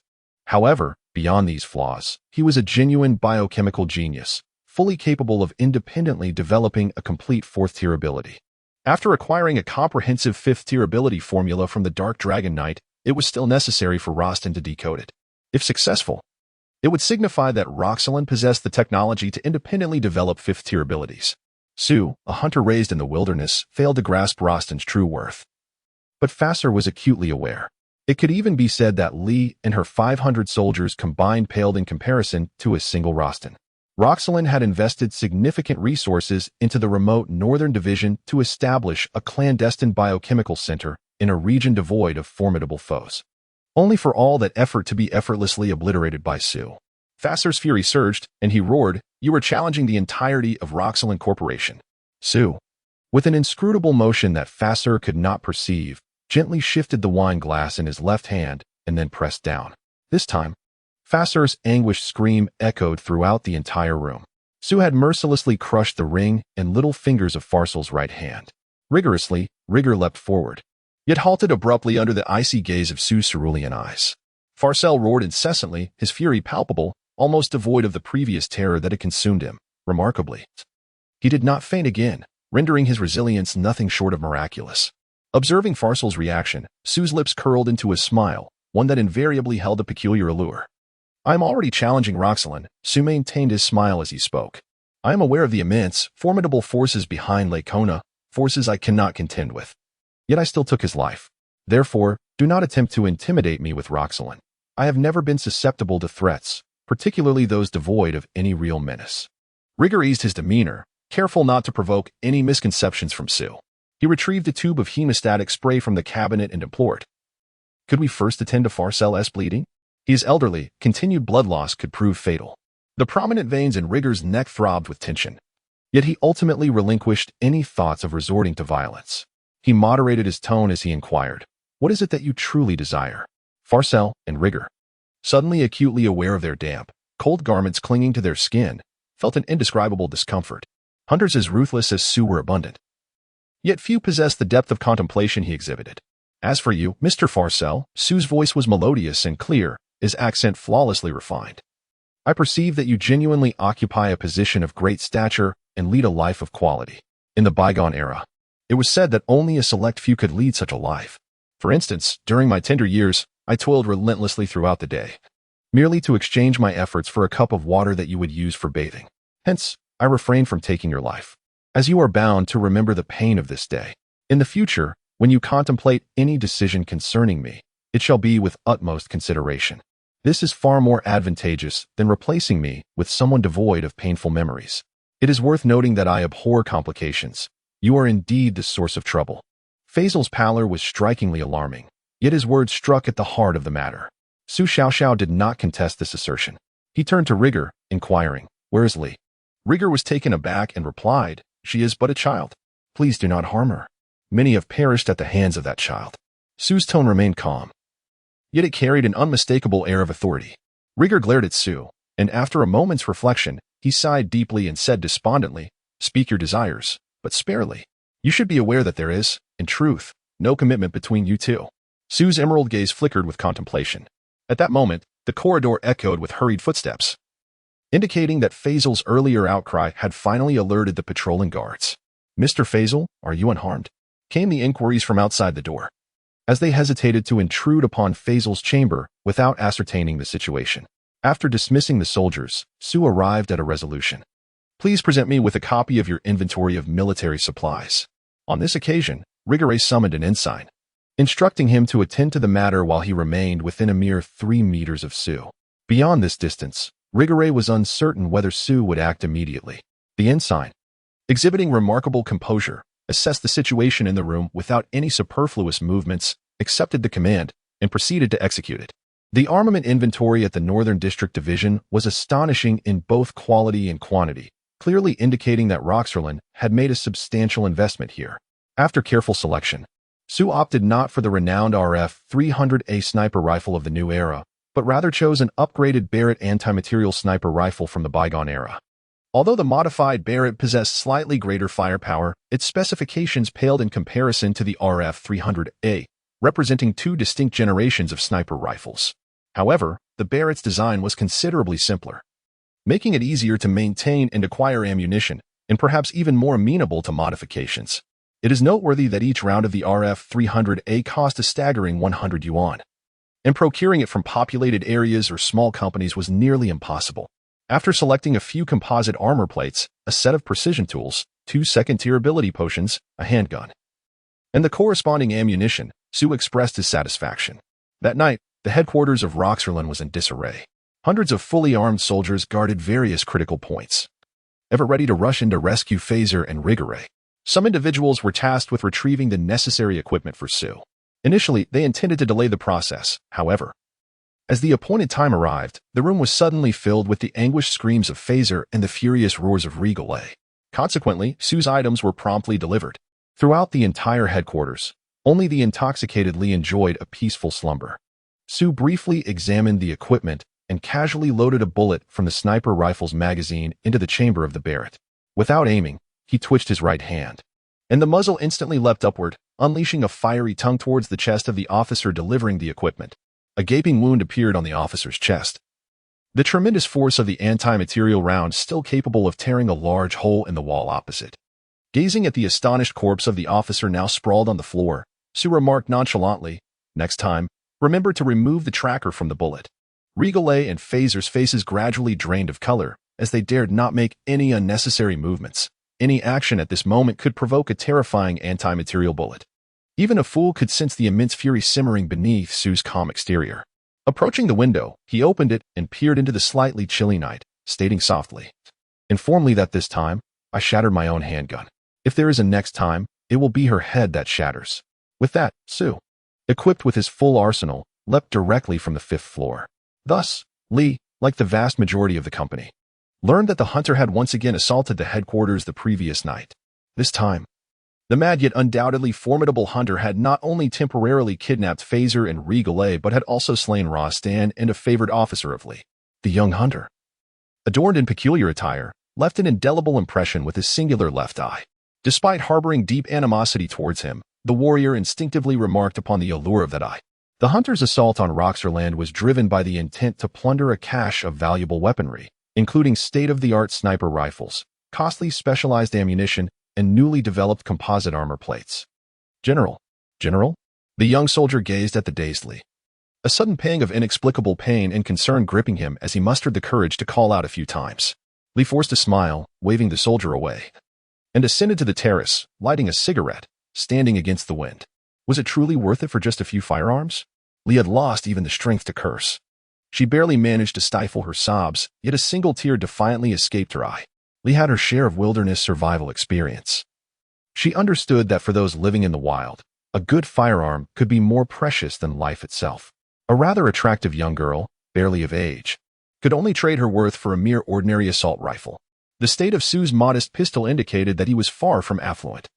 His entire arsenal would scarcely amount to a single piece of composite armor. From the hunter's perspective, his actions were not without justification. The company often engaged in the plunder of those in the wilderness, only to occasionally find themselves on the receiving end of such raids. In this tumultuous era, Survival meant either preying on others or becoming prey oneself. Yet, despite this harsh reality, Lee still yearned to weep. Since the day she took a life at the tender age of 10, Lee had not shed a single tear. Before entering the car, Phaser cast a glance at the headquarters building and caught sight of Lee, who appeared somewhat lost in thought through his discerning eyes. He then glanced at Rigger, inquiring, "Aren't you concerned that one day she might uncover the truth behind your secrecy?" With a resigned shrug, Phaser admitted, "Well, I've grown old and have no counsel to offer on this matter," before slipping into the vehicle. As the engine roared to life, he rolled down the window and remarked to Rigger, "I must say, the dynamic between you two is rather peculiar."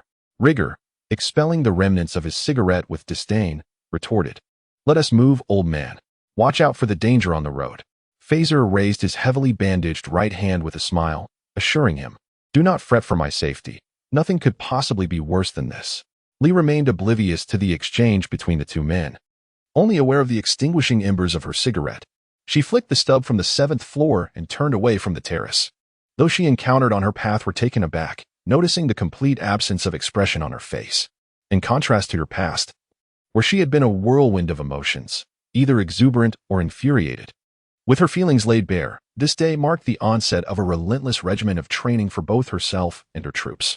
As the sun dipped beyond the horizon, darkness loomed on the horizon.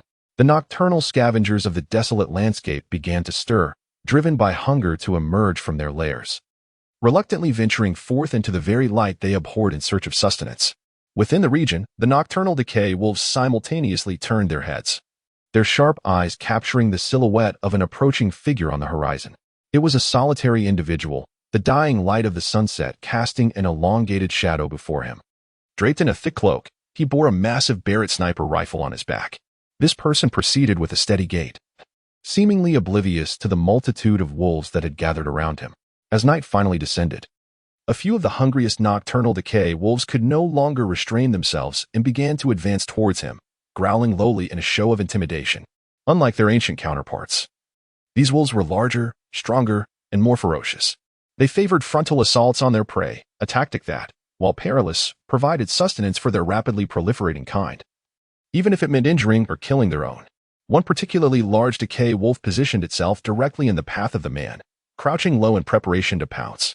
At the very moment the wolf leaped to attack, the man suddenly lifted his head slightly. From the depths of the cloak's shadow, a faint red glow ignited. The nocturnal decay wolf froze in terror, abruptly halting its charge, letting out a whimper as it tucked its tail and fled. Once the lead wolf retreated, the others followed suit, scattering in disarray. Surveying his surroundings, Sue found himself enveloped in an expanse of darkness. The once menacing decay wolves vanished without a trace. He smiled softly as the crimson light in his left eye gradually faded, returning to a serene emerald hue, and continued on his path. Sue harbored a fondness for the feral wolves and the creatures of the wilderness, for they possessed an innate understanding of fear and the instinct to flee. In stark contrast, the vast majority of humanity often exhibited a reckless audacity that bordered on ignorance. Sue was no exception to this observation. Amidst the wilderness, dozens of brilliant lights sliced through the profound darkness, as numerous high-powered off-road vehicles surged forth with fearless speed, hurtling towards the colossal ruins of a city where Sue, Lacona, and Oberon had once engaged in fierce combat. This desolate urban expanse had been marked as the City of the Setting Sun on the map of the Dark Dragon Knights, a designation initiated by the Fabregas family. Chapter 12. Patience. The City of the Setting Sun held profound significance for both the Fabregas family and the Dark Dragon Knights.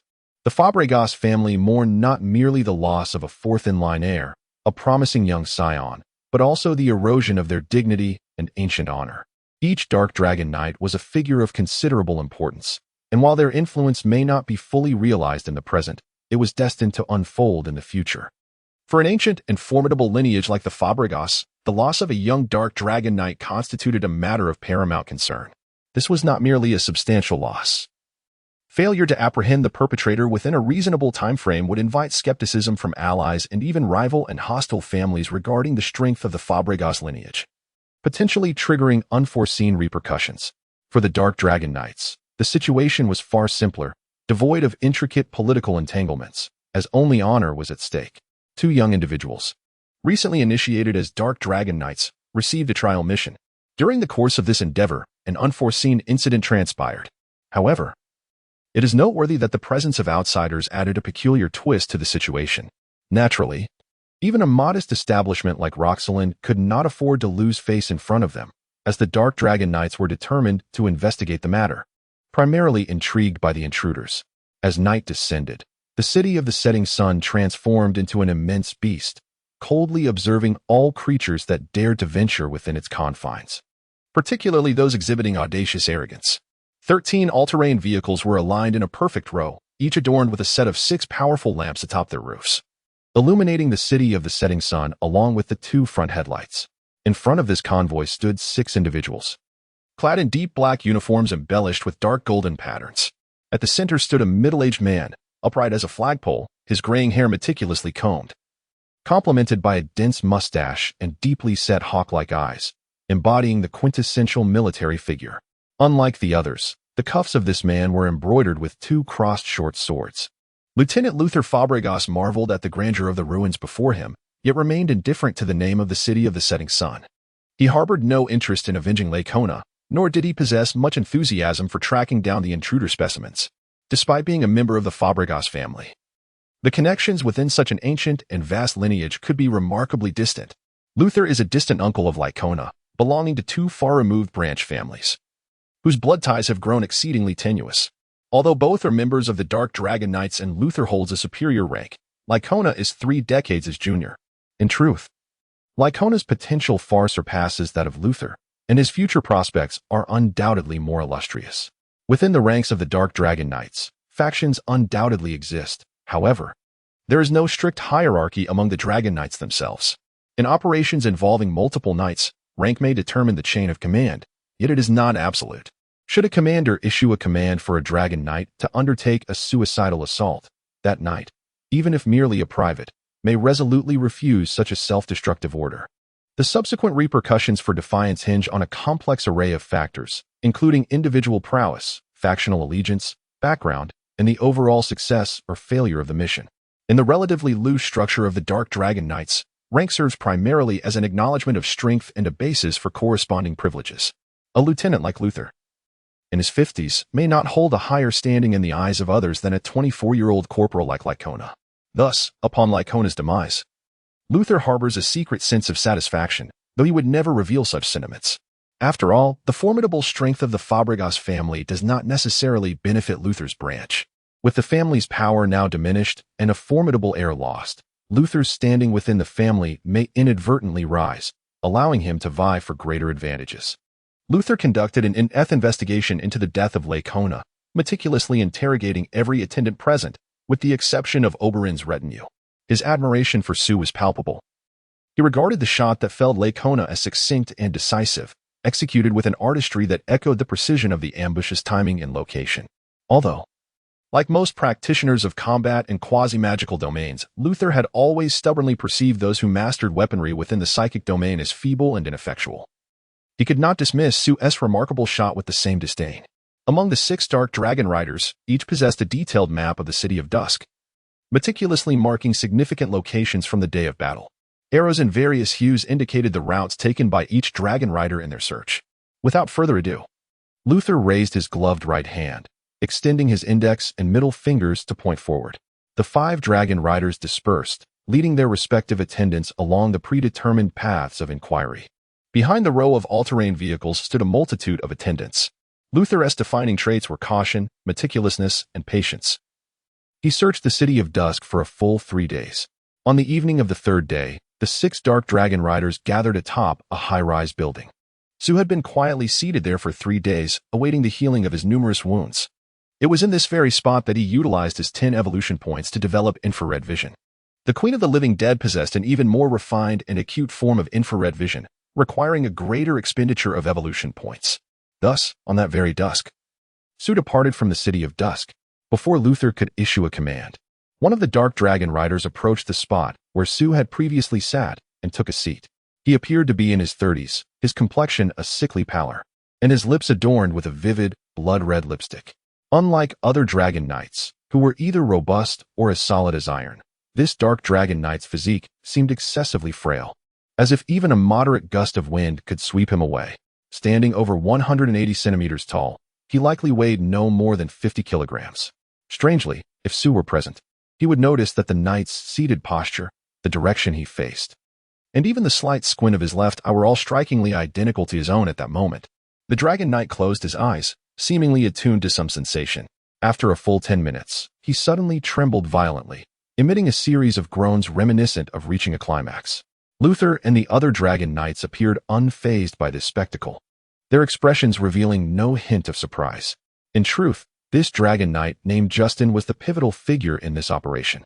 As if jolted by a surge of electricity, Justin's entire body convulsed, and he sprang from the ground.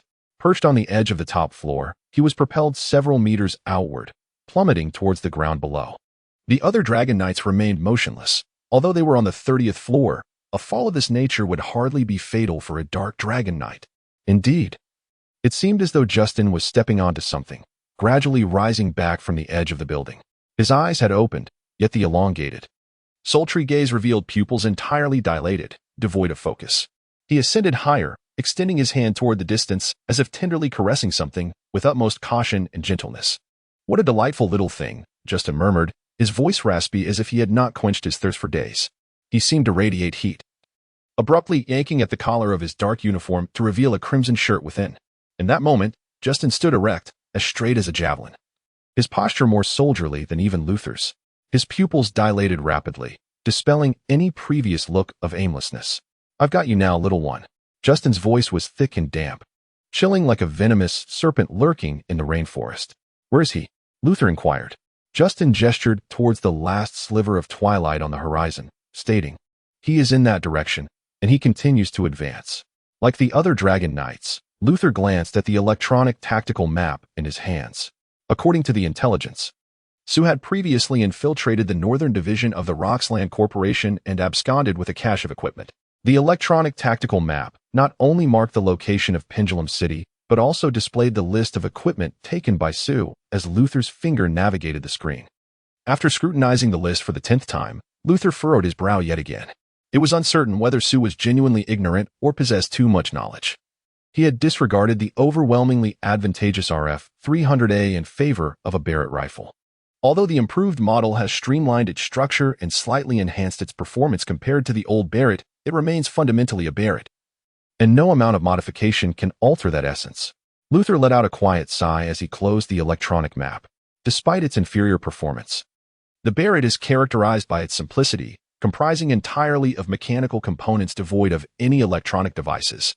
Similarly, all the equipment taken by Sue consists of antiquated firearms built on traditional mechanical and gunpowder principles, none of which are equipped with electronic apparatus. A marksman wielding the RF-300A, a semi-intelligent sniper rifle outfitted with a comprehensive set of sights, can effortlessly eliminate an adversary armed with a Barrett of comparable caliber. The sole drawback of the RF-300A lies in its semi-intelligent sensor, unless the counter-detection devices are activated simultaneously. The facilities brought by the Dark Dragon Knights can track the electronic signals emitted by the RF-300A within a 5-kilometer radius, thereby pinpointing the exact location of the shooter. The value of a counter-electronic detection system, along with its exorbitant operational and maintenance costs, is undoubtedly excessive for hunters striving to survive in the wilderness. With a solemn expression, Luther inquired of Justin, "What is our level of assurance this time?" Justin replied with a delicate smile, caressing his vividly painted lips, "Approximately 80. So high?" Luther furrowed his brow, clearly skeptical. Even though Luther had known Justin for many years, it was the first time he had witnessed that peculiar, almost drug-induced gaze. Without hesitation, he appointed a dragon rider to accompany his attendants to investigate the Roxland Corporation, while the rest of the party boarded their vehicle, hastening towards the direction indicated by Justin. All the dragon riders fully supported Luther's decision. In terms of capability hierarchy, Lieutenant Justin was indeed the foremost among the 6 dragon riders. Despite his combat prowess being rather mediocre, his sole advanced ability was a 6th-tier mystic skill, Mystic Perception. Given that he could achieve an 80 probability, it was worth staking everything on it. Having traversed an indeterminate distance, at the terminus pointed out by Justin's vividly painted nails, Sue continued his relentless march. Suddenly, he felt a chilling dampness envelop him, as if a venomous serpent had slithered past. This bizarre sensation clung to him, lingering for several seconds before reluctantly dissipating. Sue shivered, halting his steps and gazing back towards the path he had traveled. At the horizon of his vision, there was nothing but an expanse of darkness. Yet, he had an unsettling intuition that someone was watching him again. The last time he had been targeted, it was by a pack of wolves. This time, however, it felt as if he was being hunted by a horde of tyrannosaurs, each capable of tearing him apart single-handedly. Yet, the instinctual danger posed by these beasts felt considerably less acute than that of the wolves. Thus, Sue understood that calamity, rather than mere trouble, was imminent. The source of this disaster would likely still be Roxelin. Sue was acutely aware that after his departure, the Dark Dragon Riders would inevitably investigate Roxelin, and they would surely uncover some clues, rendering his caution futile. Whether motivated by safety concerns, a mere desire to delay the actions of the Dark Dragon Knights, or a wish to punish the avarice of Roxelin, Sue ought to have eliminated all high-ranking officials such as Fazil and Rigor, and utterly obliterated the headquarters of the Northern Division of Roxelin. Yet, he refrained from doing so. In Sue's original plan, the samples collected by Lee through her own firearm, along with Rigor, who guided the Dark Dragon Knights, and Fazil, the mastermind behind it all, were all fated to perish. However, on that day, upon witnessing Lee's reckless actions that bordered on self-destruction, and Rigor's willingness to shield her with his own body, Sue quietly removed their names from his list. Of course, he would never confess to this, in Sue's recollection. He merely took a tad longer to prepare his final 2 shots, striking only a wooden stick and a handgun. After all, throughout his career, he had missed countless times, and these 2 shots were inconsequential. It now appeared that old Hans was merely one among the many agents of Roxelin scattered across various locales. After so many years, it was unclear whether he had concluded his life amidst the ruins or had migrated elsewhere to continue enjoying existence. However, since his initial contact with Roxelin, Sue had never had the opportunity to inquire about Hans's fate. Given the current circumstances, it was imperative to keep this matter buried. Otherwise, the conflict with Roxelin could very well send the old man to hell if he had not already arrived there. On Sue's map, the expanse ahead lay shrouded in emptiness, devoid of any information. Yet, he held steadfast in his belief that the Dark Dragon Knights possessed detailed maps and terrain information for the path that lay before them. In the realm of intelligence, an individual acting alone stands no chance against a formidable organization like the Dark Dragon Riders, let alone a modest company such as Payne Enterprises. At present, Sue's sole advantage lies in the possibility of having 2 to 3 days for maneuvering. The precise duration is contingent upon the enemy's pace. Moreover, the recent peculiar and frigid sensation has heightened Sue's alertness. There exists an array of abilities within Lycona and Oberon that he does not fully comprehend, and perhaps that damp, chilling feeling is also a manifestation of such abilities. When that icy moisture enveloped him, Sue sensed a stirring within his domain of mysticism, as though something within him responded in resonance. He is in dire need of intelligence, and when electronic devices cannot be relied upon, the only source of information is humanity. Chapter 12. Patience. The winding road stretched ahead, lined with numerous ruins. The peeling paint of mailboxes, gardens overrun with weeds, and abandoned strollers cast aside by the roadside silently reminded passers-by of a once tranquil and warm little town. Sue continued to survey the terrain, as he did in every town or village. Each locality could potentially serve as a designated battlefield. Time does not permit him to stray too far. Thus, meticulously exploring the landscape and environment is of paramount importance in preparation for the impending conflict. As dusk fell once more, Sue finally discovered a settlement. This was a sizable community established upon the remnants of an abandoned town, housing nearly 1,000 residents, aptly named Saratoga after its original settlement. Sue is an individual who effortlessly garners the goodwill of strangers. Despite his bandage-clad appearance, which might initially daunt onlookers, a mere gaze into his striking emerald eyes, adorned with gray patterns, often induces an inexplicable sense of relaxation in most. Moreover, the beret slung across his back serves as a potent emblem of strength, as only elite snipers can afford such an extravagant weapon. Every person harbors greed, yet they also carry fears. The possessions and weapons of a solitary traveler readily attract attention. But when the weapon is a beret, the allure of greed swiftly transforms into trepidation. Behind each beret lies the silent tale of countless lost lives. Within an hour of arriving at the settlement, Sue had already grasped the layout of the area. This settlement not only boasts a leader, but also a police force and armed troops comprising around 20 individuals, alongside a bar and several shops, and even a clinic. This clinic is not the typical one-doctor establishment found in most settlements. It is equipped with surgical facilities and staffed by a physician and 4 nurses. The clinic is spacious, featuring additional rooms designated for surgeries or for those with more severe injuries. The nurses, all youthful and possessing a commendable appearance, could be considered among the finest within Saratoga. They are essentially the personal property of the doctor, essentially slaves. The doctor acquired them, instilling in them the essential skills of nursing to assist within the clinic. In moments of need, he also finds them to be a means of fulfilling his desires. Should patients visiting the clinic wish to entertain ulterior motives regarding the nurses, they are, of course, permitted to do so, provided they are willing to pay. From the perspective of the clinic's revenue structure, the income generated by the 4 nurses significantly surpasses that of conventional medical fees. Beyond merely ensuring their basic subsistence, the physician permits them to retain a modicum of personal property. On occasion, when in high spirits, he may even display remarkable generosity. This circumstance leaves them with no viable option but to remain. Should they venture to escape, these vulnerable young women would attain freedom, albeit at the peril of their very lives. In Saratoga, slavery is sanctioned by law, its legitimacy safeguarded by the automatic rifles of armed forces. Runaway slaves face relentless pursuit, and capture results in severe punishment. Men may endure amputations or be tortured to death, while women are subjected to the indignities inflicted by all male residents of the settlement. To uphold the institutional authority, Saratoga collaborates with neighboring settlements within a 100-kilometer radius to jointly hunt down escaped slaves. Without any means of transportation, it is exceedingly difficult for slaves to flee on foot from this territory. For the fortunate few who manage to escape, the West is bordered by a modest mountain range, while the North offers vast pastures and jungles. In any direction, they are faced with numerous deadly mutated creatures awaiting these delectable slaves. Since the dawn of memory, the regions traversed by Sioux have predominantly supported, or at least tacitly condoned, the institution of slavery. Saratoga's practices align closely with those of most settlements. Furthermore, numerous corporations and organizations exploit slaves, regardless of their public stance on the matter. The era of turmoil has lingered long enough, so much so that the majority of individuals have begun to regard violence and plunder as a matter of course. Nevertheless, numerous organizations, whether driven by nostalgic ideologies or ulterior motives, are still inclined to don a veneer of tender sentimentality. For millennia, taverns have served as hubs of information, and this turbulent period is no exception. Despite the dominance of mobile phones and the internet in the waning days of the old era, which have led to an overwhelming influx of information, establishments like bars, relying on primal modes of communication, continue to thrive and flourish.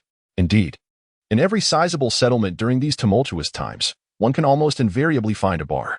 Those locales devoid of such establishments do not lack desire, but rather the means to serve alcohol. In accordance with the scale of Saratoga, the taverns here are also considerably spacious. Dim lighting, erratic laser beams procured from unknown sources, the pulsating beats of frenetic electronic music, and a thick atmosphere mingled with the scents of sweat, body odor, perfume, and alcohol collectively establish the bar's absurdly decadent ambience.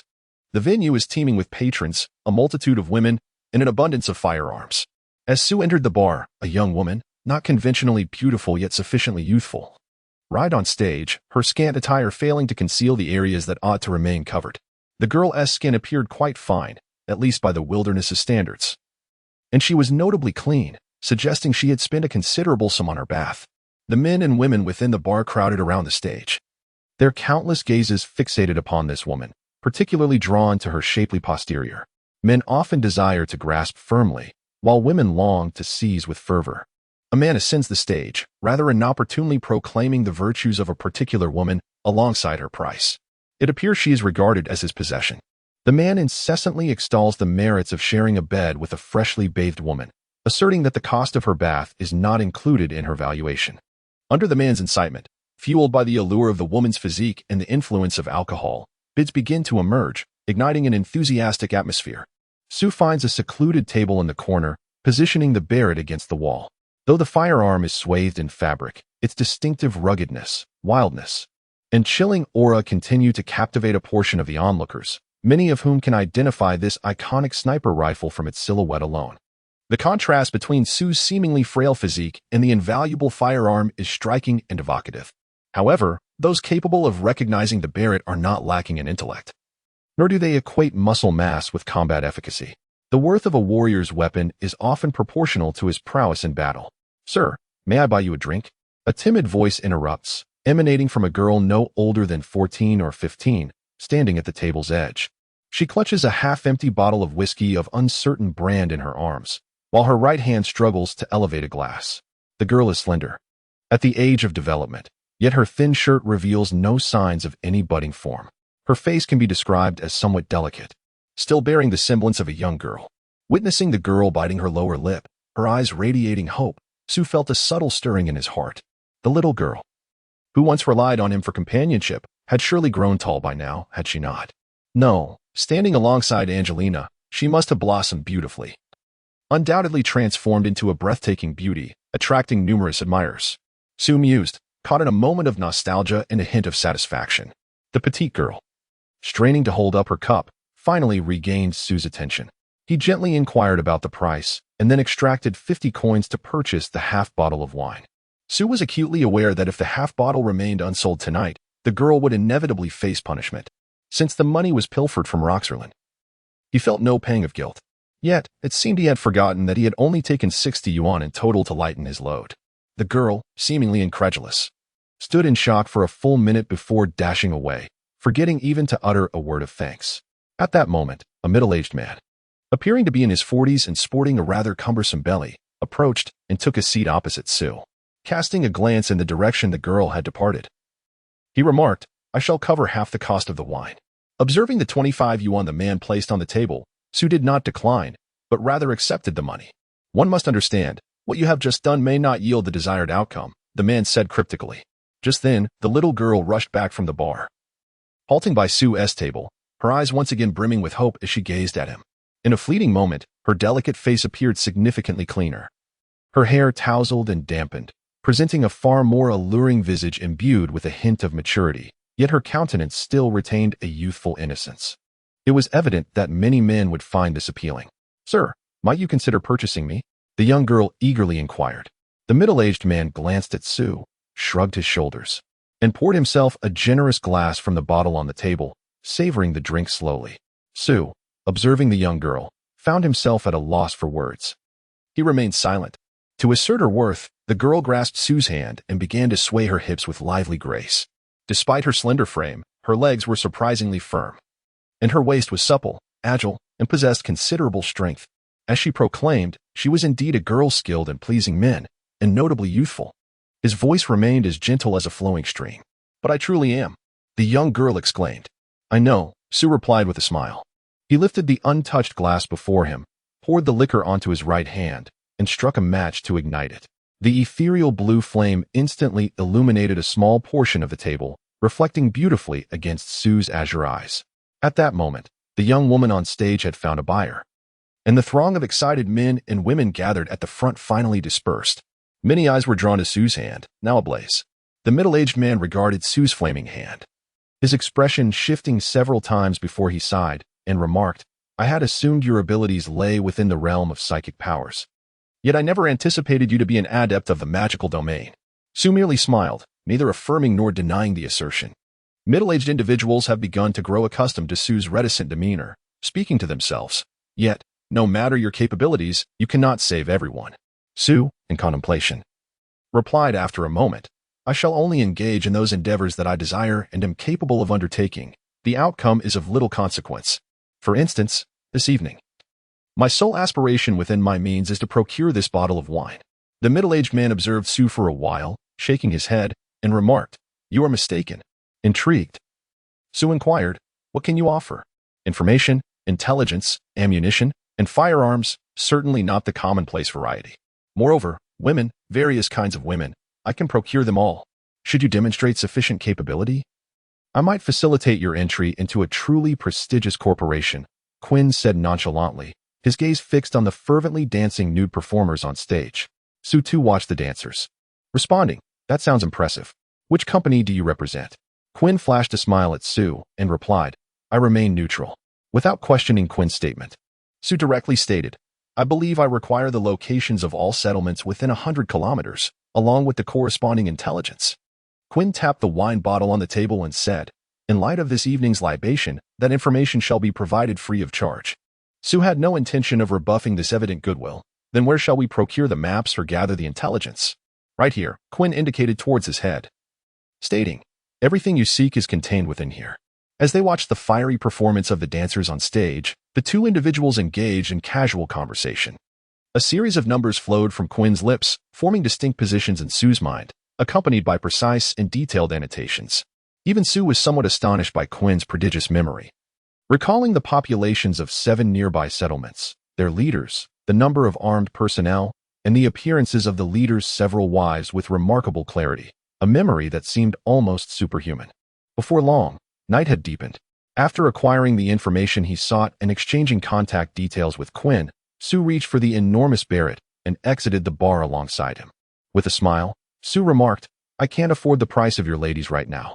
"No, I intend to visit other settlements," Sue replied. "Now?" Quinn inquired, taken aback. "Yes, now," Sue affirmed, slinging the Barrett over his back. Quinn, with a resigned touch to his beard, said, "Only a madman would dare traverse the wilderness alone at night. Should you encounter trouble in the other settlements, simply declare yourself a friend of Quinn. They will not be overly harsh." "Why would you help me?" "I can scarcely afford to pay for a woman," Sue retorted, his emerald eyes glinting softly in the twilight. Quinn laughed heartily, responding, "Because you are young. Because I believe in your potential, and because I wish to profit greatly from our future collaboration. The vast majority of hunters require a companion like me. For while you possess the knowledge to navigate the wilderness and contend with various mutated creatures, you find the intricacies of human interaction perplexing. Of course, the latter reason is compounded by the presence of that Barrett rifle you carry, which quite appeals to my sensibilities." Sue caressed the Barrett wrapped in strips of cloth on his back and smiled. "Is that so? It is indeed a fine weapon. I nearly exhausted all my savings to acquire it." Quinn shook his head and replied, "My admiration for the Barrett does not stem from its expense, nor is my desire to associate with you solely based on your possession of it. To be candid, I have encountered several snipers wielding the RF-300A. Yet those were merely transactions of a mundane nature. I hold you in high regard because, despite having the capability to use the RF-300A, you chose the Barrett instead." Sue stood still, gazing at Quinn. Quinn's beard twitched as he said, "Hey, buddy, there is no need to look at me like that. The few items you have on display are not inexpensive. Selling them would certainly suffice to purchase an RF-300A. Any sniper with financial means will endeavor to procure a quality firearm, yet you have not." Sue relaxed somewhat and remarked, "Is that truly the only reason? It seems insufficient to warrant your regard."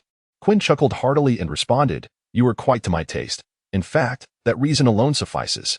Only a man of true grit would opt for a Barrett, an epitome of masculinity." Upon hearing the term man of grit, Sue felt a wave of emotion wash over him, leaving him both bemused and amused. With Quinn's intelligence in hand, Sue departed from Saratoga under the cloak of night. Over the next 2 days, he traversed the 7 settlements surrounding Saratoga, only to vanish without a trace thereafter. As the morning light cascaded down, illuminating this vibrant and bustling area, the roar of off-road vehicle engines shattered the tranquility of Saratoga. 11 off-road vehicles halted in a fan-shaped formation, encircling Saratoga in a semi-surrounding manner.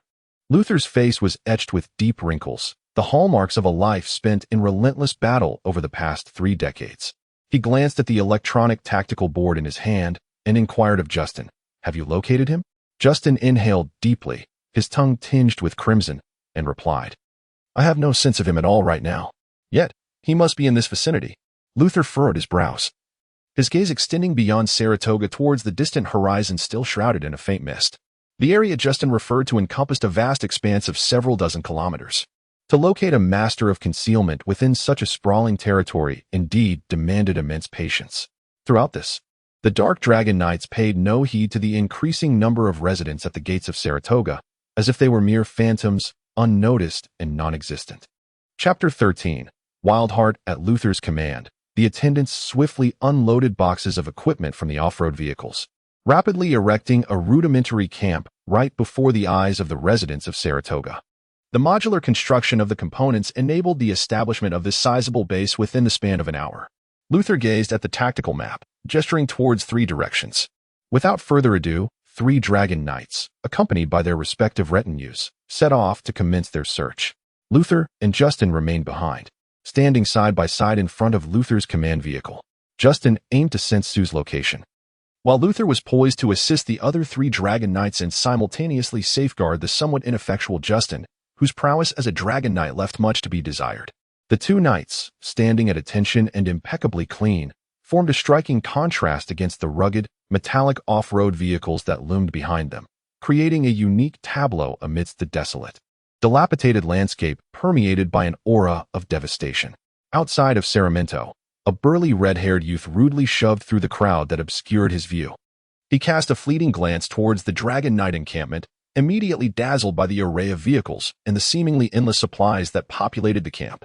He could hardly fathom the worth of such an assemblage, but it was evident that acquiring the entirety of Sacramento was well within reach. Turning to his side, he noticed a middle-aged man silently smoking. "Hey, boss, it seems a lucrative opportunity has arisen," the red-haired youth whispered excitedly. Quinn remained impassive, replying, "Indeed. This opportunity is substantial enough to overwhelm your stomach. If you are interested, feel free to pursue it on your own. Just don't come looking for me. I have cargo in Pelagon that I must attend to today." Suddenly, he smacked his forehead, exclaiming, "How foolish of me. If they needed intelligence, wouldn't they have dispatched someone by now?" Suddenly, a cacophony erupted nearby, prompting the red-haired youth to glance over. He beheld 5 residents of Sacramento embroiled in a heated argument with a patrolling Dark Dragon Knight attendant. It turned out they were preparing to embark on a transaction at a nearby settlement, but their customary route had been deemed off-limits. As it lay within 100 meters of the Dark Dragon Knight camp, the attendant, exercising his authority, ordered the 5 to take a detour, inciting a quarrel. In a world where survival in the wilderness is synonymous with strength and aggression, the inhabitants of the settlement were no exception, embodying the essence of formidable beings. These 5 individuals, known for their fiery temperaments, exchanged heated words until one of them, in a display of defiance, dramatically pulled back the bolt of his firearm, aiming it at the arrogant attendant. While the attendant may have possessed undeniable skill, the 5 were convinced that 5 guns were superior to 1. The attendant's expression shifted slightly as he leaned back, bending his knees. His automatic rifle, gleaming with a silvery gray hue, sprang to life, unleashing a nearly invisible flame. The peculiar weapon emitted a sound quieter than a handgun, yet its rate of fire was alarmingly rapid. In a blur of motion imperceptible to the Sacramento residents, the attendant swept the rifle's muzzle across half a circle, and in an instant, the 5 individuals convulsed before collapsing to the ground, each riddled with at least 4 or 5 bullet wounds, blood gushing forth. Onlookers from a distance could only observe the attendant's slight retreat followed by the immediate fall of the 5, unable to discern how the attendant had discharged his weapon. After the execution of 5 individuals, the attendant maintained an air of calmness, slinging the rifle across his back. With one hand grasping a leg, he effortlessly dragged 2 lifeless bodies away, moving beyond the boundary that existed within his mind before discarding the corpses. This attendant possessed strength far exceeding that of an ordinary man, making the task appear rather effortless. Moments later, the leader of the settlement, a tall man with a bushy beard, pushed through the crowd that obstructed his path and, with determination, approached Luther and Justin, stopping 3 meters in front of them. Luther scrutinized the electronic tactical board intently, while Justin, lost in thought, gently caressed his lips and gazed into the misty distance. The leader of the Salamantoga, towering over 190 centimeters, seemed to dissolve into the atmosphere, failing to elicit even the slightest change in expression from the 2 Dragon Knights. "Excuse me. We need to discuss something," the leader spoke in a dry voice, revealing that uttering these words required considerable courage. "It's just a trivial matter. Yet you have taken the lives of my men. This cannot be tolerated." Suddenly, a deafening gunshot erupted, and a massive bloom of blood erupted from the leader's face, obliterating nearly his entire head. Justin slowly lowered his arm, the barrel of his golden magnum revolver still emitting wisps of smoke. His draw was astonishingly swift, yet the reholstering was leisurely. The magnum's overwhelming power was once again validated. While Justin remained fixated on the distance, his expression vacant yet serene, as if he had never taken a life. 2 attendants approached, dragging away the leader's lifeless body to join the pile of 5 others. No one wishes to engage with this arrogant group of outsiders any longer. Luther lifted his head, retrieved a pristine white handkerchief, and gently wiped away the droplets of blood that had splattered onto his attire. Upon noticing the dark crimson stains on the handkerchief, he disdainfully discarded it onto the ground and cast a discontented glance at Justin's golden magnum, remarking, "Can you not utilize something more advanced? This antiquated relic always leaves a mess in its wake." Justin tenderly caressed the magnum, sighing, "You neither wield a firearm nor possess an adventurous spirit. How could you possibly comprehend the merits of my weapon?" The intelligent handguns at the base emit sounds that are far too faint, delicate as if they were crafted for a woman. Only this vintage golden magnum possesses the ruggedness I require. Luther shook his head, continuing to scrutinize the tactical board. Disregarding Justin, the eccentric madman, they awaited this very moment. The Dragon Riders did not anticipate that such a comprehensive search would genuinely detect the movements of a cunning hunter. Rather, they employed this method to provoke the prey into motion. Once Sue stirred, Justin would likely sense it, enabling him to approximate Sue's location. At that juncture, the 5 Dragon Riders, each holding at least the rank of sergeant, would encircle Sue. Even the most formidable opponent could not conjure miracles under such circumstances. The fact that 6 hours had elapsed without results was entirely within Luther's expectations. If Sue could be so easily captured, he would not have been able to slay Lycona before Oberyn. Luther was acutely aware that Oberyn's rank of mere private was not indicative of a lack of capability. Rather, it was solely due to the brevity of his tenure with the Dark Dragon Riders and the fact that he had only just reached the age threshold of 18. Luther was willing to bide his time. He was a man of considerable patience, a virtue that had afforded him ample success over the past 3 decades. He believed this instance would prove no different. The span of 24 hours swiftly elapsed. The trio of Dragon Riders assigned to the search commenced a 3-hour period of rest as per their plan, while the crowd of onlookers from Salamento had diminished significantly. The 6 corpses lying beyond the cordon began to decay. On Luther's electronic tactical board, a lengthy series of identical responses echoed. No discoveries made. 48 hours passed as well. The same message proliferated on Luther's tactical board, while the spectators outside Salamento had increased once more, their hushed murmurs occasionally punctuating the air, though their content remained a mystery. The stench of the increasingly putrid corpses beyond the line of caution grew more pronounced. To Luther's delight, he finally received a distinct message. The 6th Dragon Rider was en route. 3 days had transpired, and a new rider had joined the search. Justin had reapplied his makeup thrice, yet the dark circles under his eyes persisted, betraying his fatigue. He began to adorn his lips with a shade of purple gloss, while his face remained a canvas of stark white makeup. This was the harbinger of his growing agitation. In contrast, Luther maintained his composure, his hair meticulously styled. Sitting daily atop the hood of an all-terrain vehicle stationed outside the camp, unwaveringly focused on the electronic tactical board. In the Sacramento region, residents meander in small clusters as usual, occasionally casting a glance in this direction. 5 days have passed. Justin's complexion is pale, his eyes fixed intently on the vast distance. His lips now a deep shade of black. Aside from a few settlements and a small surrounding area that remains unsearched, every other region has been thoroughly scoured. Yet there is no trace of Sue to be found. The settlements are left as a last resort, a customary practice in search operations. Logically, fugitives are unlikely to seek refuge in such places. Luther instinctively feels that Sue has not concealed himself within the settlements. Were he to do so, it would undoubtedly be a path to self-destruction, as many would gladly betray him for a mere pittance, if mere incentives fail to sway the hearts of men. The looming threat of overwhelming force capable of annihilating entire settlements serves as a formidable motivator. In this era, trust is a fragile illusion in the face of substantial gain. A sense of unease begins to settle within Luther. If Sue indeed remains within the already searched territories, it implies he possesses a unique means of concealment, evading the scrutiny and detection of the Dark Dragon Riders. Yet, Luther firmly believes that a hunter in need of plundering the assets of the Roxland Corporation could not possibly possess technology superior to that of the Dark Dragon Riders. The advanced multifunctional detectors wielded by the Riders cannot simply be evaded using commercially available instruments. Suddenly, Luther finds himself harboring a deep disdain for the ineptitude of Roxland. Despite being a company of some repute in the region, they have allowed a solitary hunter, Sue, to infiltrate their divisional headquarters and abscond with a substantial cache of equipment, all while failing to covertly install a tracking device. If they could have equipped a tracker, Luther would not have to endure such hardship.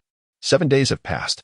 Justin no longer applies lip gloss. His lips are as pale as parchment, nearly matching the heavy makeup on his face.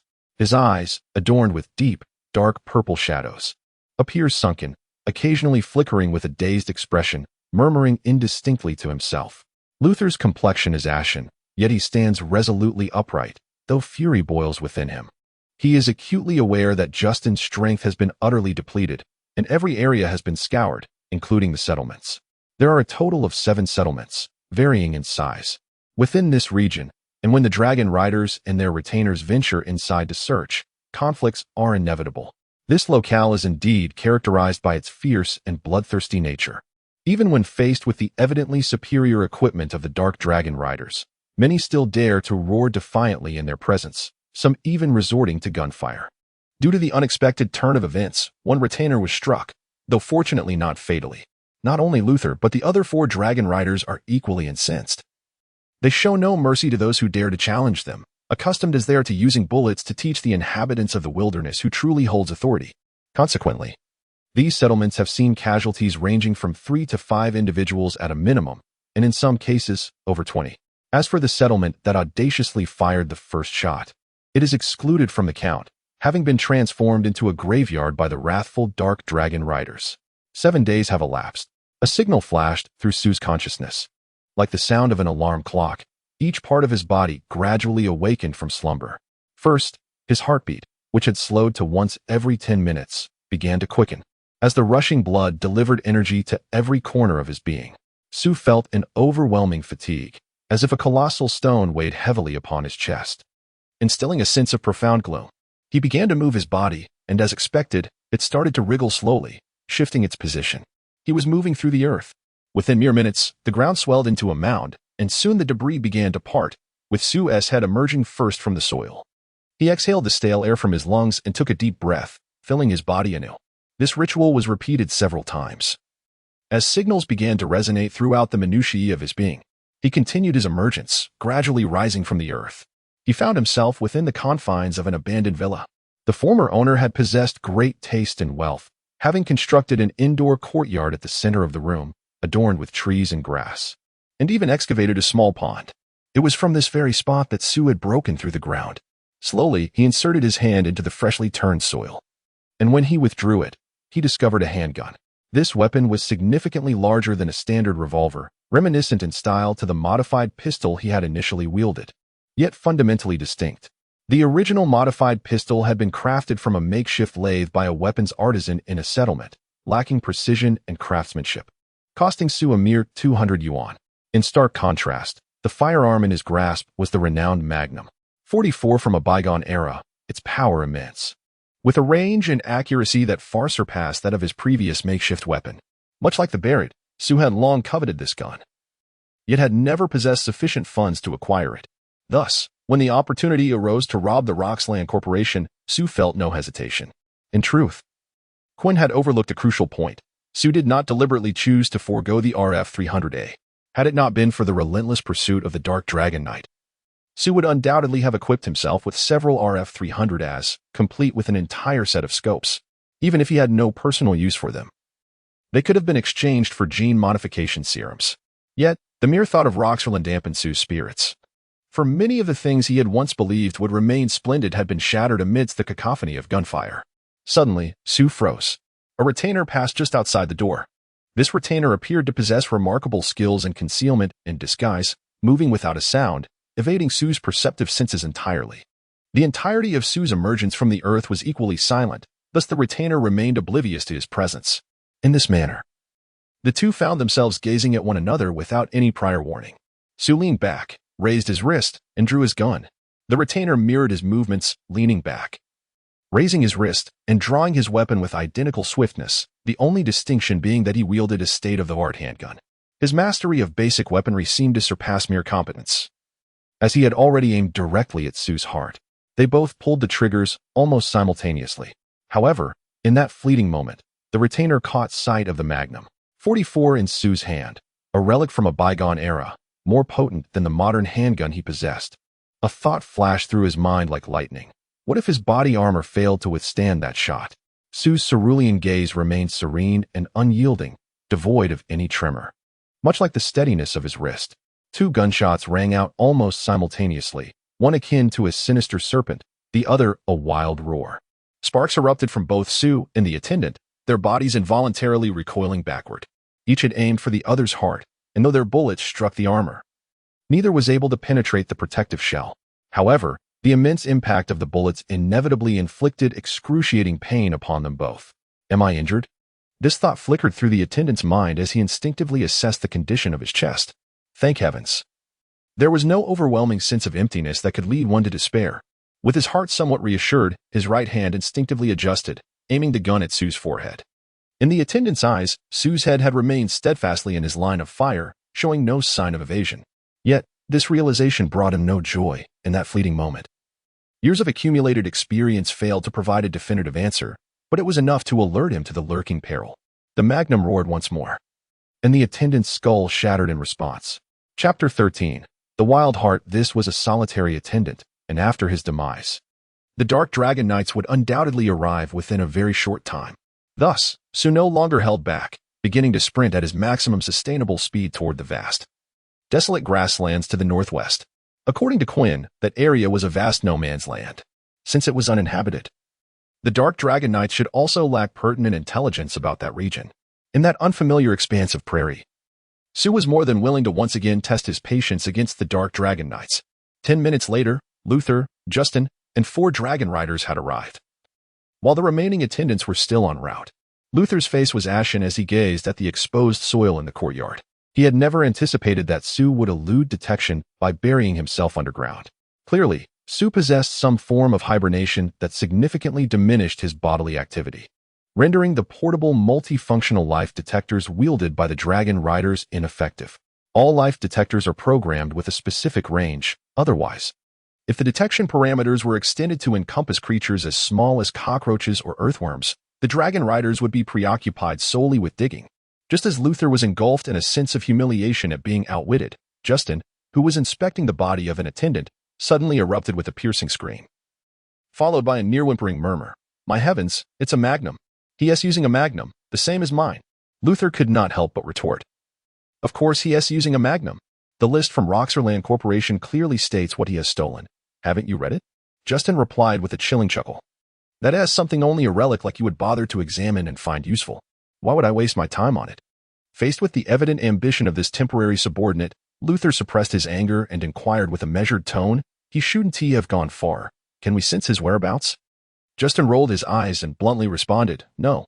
Even if we could, I wouldn't use my abilities now. To be frank, I have grown weary of collaborating with someone as self-righteous and antiquated as yourself. I believe it is now time for you to concede defeat. Perhaps it would be best for headquarters to send someone else." Luther's complexion had turned a deep shade of ashen, harboring a desire to crush Justin's delicate skull with his bare hands, yet the ever-dominant rationality held him in check. Justin began to moan once more, his voice piercing Luther's nerves like a relentless drill. "Ah, what a charming little man, and what a crude weapon. Could he, like me, possess a wild heart beneath that beautiful exterior? Oh, heavens." Justin crossed his arms, donning a sinister expression that dared Luther to make a move. The other 4 dragon knights observed Luther with astonishment. 2 of them, specializing in the domain of combat, began to swell visibly, evidently enhancing their abilities, ready to intervene should Luther decide to act against Justin. The pupils of Justin's eyes, set against the backdrop of deep dark circles, glimmered with an eerie light as he smiled like a venomous snake. "Lieutenant Luther, do not presume that the support of the Fabregas family grants you license to act with impunity. There are 4 dragon knights present. They will not stand idly by while you attempt to take my life. If you fail to end me today, then our saga will stretch on for quite some time. According to regulations, as a lieutenant, you will be eligible for retirement in 5 years. I hope you find a serene and beautiful place to spend your twilight years. Of course, it must be exceedingly secluded, lest I discover your whereabouts. Wouldn't you agree, dear lieutenant?" Justin repeatedly emphasized the term lieutenant, causing Luther's complexion to darken to an extreme degree. His body, concealed beneath his uniform, pulsated erratically, a manifestation of the impending activation of his abilities. Luther was acutely aware that, at not yet 30 years of age, Justin had already attained the rank of 2nd lieutenant and possessed 6th-tier capabilities, a clear indication that his future military rank and abilities would undoubtedly surpass Luther's own. Human beings are gifted, yet their talents vary significantly. The possession of infinite resources, such as gene-enhancing potions and formulaic abilities, does not guarantee that an individual can develop boundlessly across all domains of capability. The potential for each person to cultivate their abilities in the highest tier they can reach are largely predetermined at birth. Current biotechnological advancements can artificially expand a limited scope, providing slight evolutionary enhancements, but such modifications are severely restricted. Thus, the higher the tier of ability, the more it is constrained by innate potential. Attempting to forcibly enhance one's abilities beyond these natural limits inevitably results in the complete collapse of one's genetic structure. Therefore, even if Justin, endowed with 6th-tier mystical abilities, were to make no further progress, the accumulation of combat experience could eventually enable him to attain the rank of Major, as his latent potential in other domains fully manifests. A Dark Dragon Knight Major, should he wish to target a retired lieutenant, could do so discreetly, ensuring that all actions are meticulously executed and beyond reproach, thus evading any intervention. At present, the 2 Dragon Knights specializing in the martial domain appeared visibly prepared, their uniforms taut with readiness. Meanwhile, the surrounding force fields of the 2 Dragon Knights skilled in the arcane arts had descended into chaos, another indication of the imminent unleashing of their powers. If Luther took action, he would simultaneously face the retaliation of 4 Dragon Knights.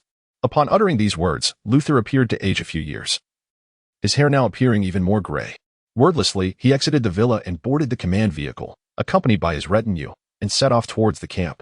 Observing Luther's still erect posture, now imbued with an air of melancholy, Justin wiped his lips with a pristine white handkerchief, which bore a faint trace of blood. Initially, he had intended to hum a tune about beautiful people and rough guns, yet in the face of an utterly defeated opponent, he found himself devoid of any desire. Sue had been running continuously for 3 hours. After eliminating the retainer, he understood that speed was now of the essence. The retainer who fell to his gun exhibited signs of exhaustion both in spirit and physique, indicating that during his 7 days of concealment, the Dragon Knights had not found their task easy. Otherwise, they would not have worn down their own retainers to such an extent. While the Dragon Knights themselves may still possess stamina, having acquired greater power, authority, and indulgence, their resolve was unlikely to surpass that of their beleaguered retainers. Sue was now prepared to pit the stamina he had accumulated over 7 days against the Dragon Knights once more. Judging by the styles of Lycona and Oberon, it appeared that the Dragon Knights favored the use of off-road vehicles. However, such vehicles required fuel, thus imposing limitations on their operational radius. Even at this juncture, Sue remained unaware of the number of Dark Dragon Knights pursuing him, their abilities, or the equipment they bore. He could only rely on rudimentary deductions and the scant information provided by Lycona and Oberon to form judgments. Beyond that, he had to leave to fate. For instance, by forsaking electronic devices and adopting a method of prolonged concealment through minimal vital signs, it is evident that he has been fortunate. Currently, the technological prowess of those dragon riders should be incapable of countering his preemptive evasion tactics. And the fact that he has not been pursued thus far stands as the most compelling evidence of this. A solitary wolf, wandering alone, possesses a unique blend of wisdom and cunning. Suddenly, Sue's legs weakened, nearly causing him to collapse onto the ground. He was compelled to halt, crouching within the dense, tall grass, gasping for breath. The nearly all-encompassing energy he had accumulated over the past 3 hours had been entirely expended, leaving only the bare minimum required to sustain his life force. Throughout these 3 hours, Sue estimated that he had ventured 165 kilometers into this vast expanse of grassland. While this distance remains perilous, it at least affords him a modicum of buffer space. The terrain of the grassland is surprisingly intricate, with swamps and sinkholes hidden beneath the towering grass. Navigating a vehicle across this landscape demands utmost caution, lest one risk an overturn. The grassland teems with various mutated creatures, among which the most perilous is a leaping snake capable of propelling itself 10 meters. Its neurotoxic venom can incapacitate a person within mere seconds. During his flight, Sue encountered this snake multiple times. However, his agility was hardly inferior to that of the serpent. As long as he could evade its initial strike, he would be able to distance himself. What deters individuals from venturing into the grassland is not the leaping snake, but rather the utterly contaminated water, the poisonous plants that bear no distinction from ordinary grass, and the ubiquitous ants and mosquitoes that carry countless lethal viruses. Beside Sue lay a small pool of water. He turned his head and extended his tongue to taste the seemingly clean water. The liquid rolled in Sue's mouth, its bitterness intensifying with each moment, until he was compelled to spit it out. The acrid taste indicated the presence of lethal pathogens or toxic chemicals within the water. Although its radiation level was relatively acceptable, it remained deadly for an ordinary person, yet Sue could still imbibe it. For instance, he ultimately managed to absorb a few drops from the previous sip. His gaze shifted to the nearby grass, which he cautiously plucked, chewing it slowly. As he chewed, a tingling numbness began to creep along his tongue, eventually enveloping his entire mouth, leading Sue to realize that the grass was poisonous. He dug a small hole at the bottom of the puddle, burying the remnants of the grass to ensure no trace would remain once the water evaporated. However, extracting nutrients from the contaminated water and toxic grass would require considerable time, a luxury Sue clearly did not possess. He was no longer the boy who once had to meticulously evade various perilous creatures. Soon, Sue spotted his prey, a water snake weaving through the grass. The encounter was devoid of suspense. The snake's venomous fangs were rendered ineffective, and within 2 minutes, the snake, measuring several decimeters in length, was entirely consumed, leaving only its skin behind. After devouring the water snake, Sue rested for 20 minutes in the underbrush. As the internal timer reached its limit, he sprang to his feet and resumed his sprint northward at a pace of 50 kilometers per hour. Though this speed was merely 10 kilometers slower than before, it significantly reduced his physical exertion. At this pace, Sue's regained stamina could sustain him for nearly another hour. This would provide him with a brief respite before his next foraging and resting opportunity. After 8 hours of intermittent travel, Sue had traversed 276 kilometers across the grasslands, and faint outlines of distant mountains began to emerge, signaling that he was nearing a successful crossing of the plains. Sue could not ascertain whether he had evaded the dark dragon knights. It was more likely that wherever he fled, any encounter with others could leave him vulnerable to their pursuit. As Phaser had remarked, too many sought to ingratiate themselves with the dark dragon knights without a proper avenue. It was not merely the immense rewards at stake. Even a bounty of a mere 1,000 yuan could turn nearly every inhabitant of the settlements against him. Past experiences had proven insufficient, while Sue had the capacity to retaliate against a corporation like Roxerland without significant concern for repercussions. The most prudent strategy in the face of the Dark Dragon Knights was to avoid contact altogether. Lost in thought, Sue found himself at the edge of the grassland. A few kilometers ahead lay a modest hill. The elevation was not substantial, reaching perhaps a few hundred meters at most, and its span was not extensive, suggesting it was not part of any major mountain range. Under the cloak of night, this small hill took on a somewhat menacing aspect. Sue moved slowly. The arduous journey across the grasslands had depleted his final reserves of strength. He was on the verge of collapsing at any moment, yet he refused to yield. For the mountain lay ahead. Sue had a fondness for mountains, as they were the terrains where he could best showcase his abilities and advantages. To his surprise, he could discern several caves by mere sight, the origins of which, whether naturally formed or remnants of a bygone era, remained unknown to him. He prepared to rest and recuperate in this place, to regain his strength and familiarize himself with the terrain. Should the Dark Dragon Riders pursue him, he would not hesitate to engage in a fierce battle against adversaries who held an undeniable advantage. Sue understood that from the moment he squeezed the trigger, his fate was sealed, regardless of whether he succeeded in eliminating his designated target, even disregarding the terrifying enemy capable of locking onto him through mysterious means. Should 3 or 4 Dark Dragon Riders of Oberon's caliber arrive, he would find himself with no avenue for escape. This time, he had successfully evaded the enemy trailing behind him, yet at the final moment, an unforeseen incident had revealed his hiding method. Such fortune would not grace him a second time. As the Dark Dragon Riders pursued once more, they would undoubtedly come equipped with specific countermeasures. Whether through advanced detection devices or innate abilities, even if Sue concealed himself 10 meters underground, he would be discovered. For the first time, Sue felt the impotence of a solitary individual before the colossal presence of the Dark Dragon Riders. The era of decisive battles with swords and arrows had long passed. In this tumultuous age, an individual struggled to contend with formidable organizations. Yet, in that moment, Sue felt no fear. The worst fate he could meet was death in battle, which was far preferable to being captured and subjected to the horrors of being a living experiment. Death would surely signify an end, while serving as a test subject might still harbor a glimmer of hope for survival. Nevertheless, between these two choices, Sue's resolve would remain unshaken. Though death marks a conclusion, it must be met with the most fundamental dignity.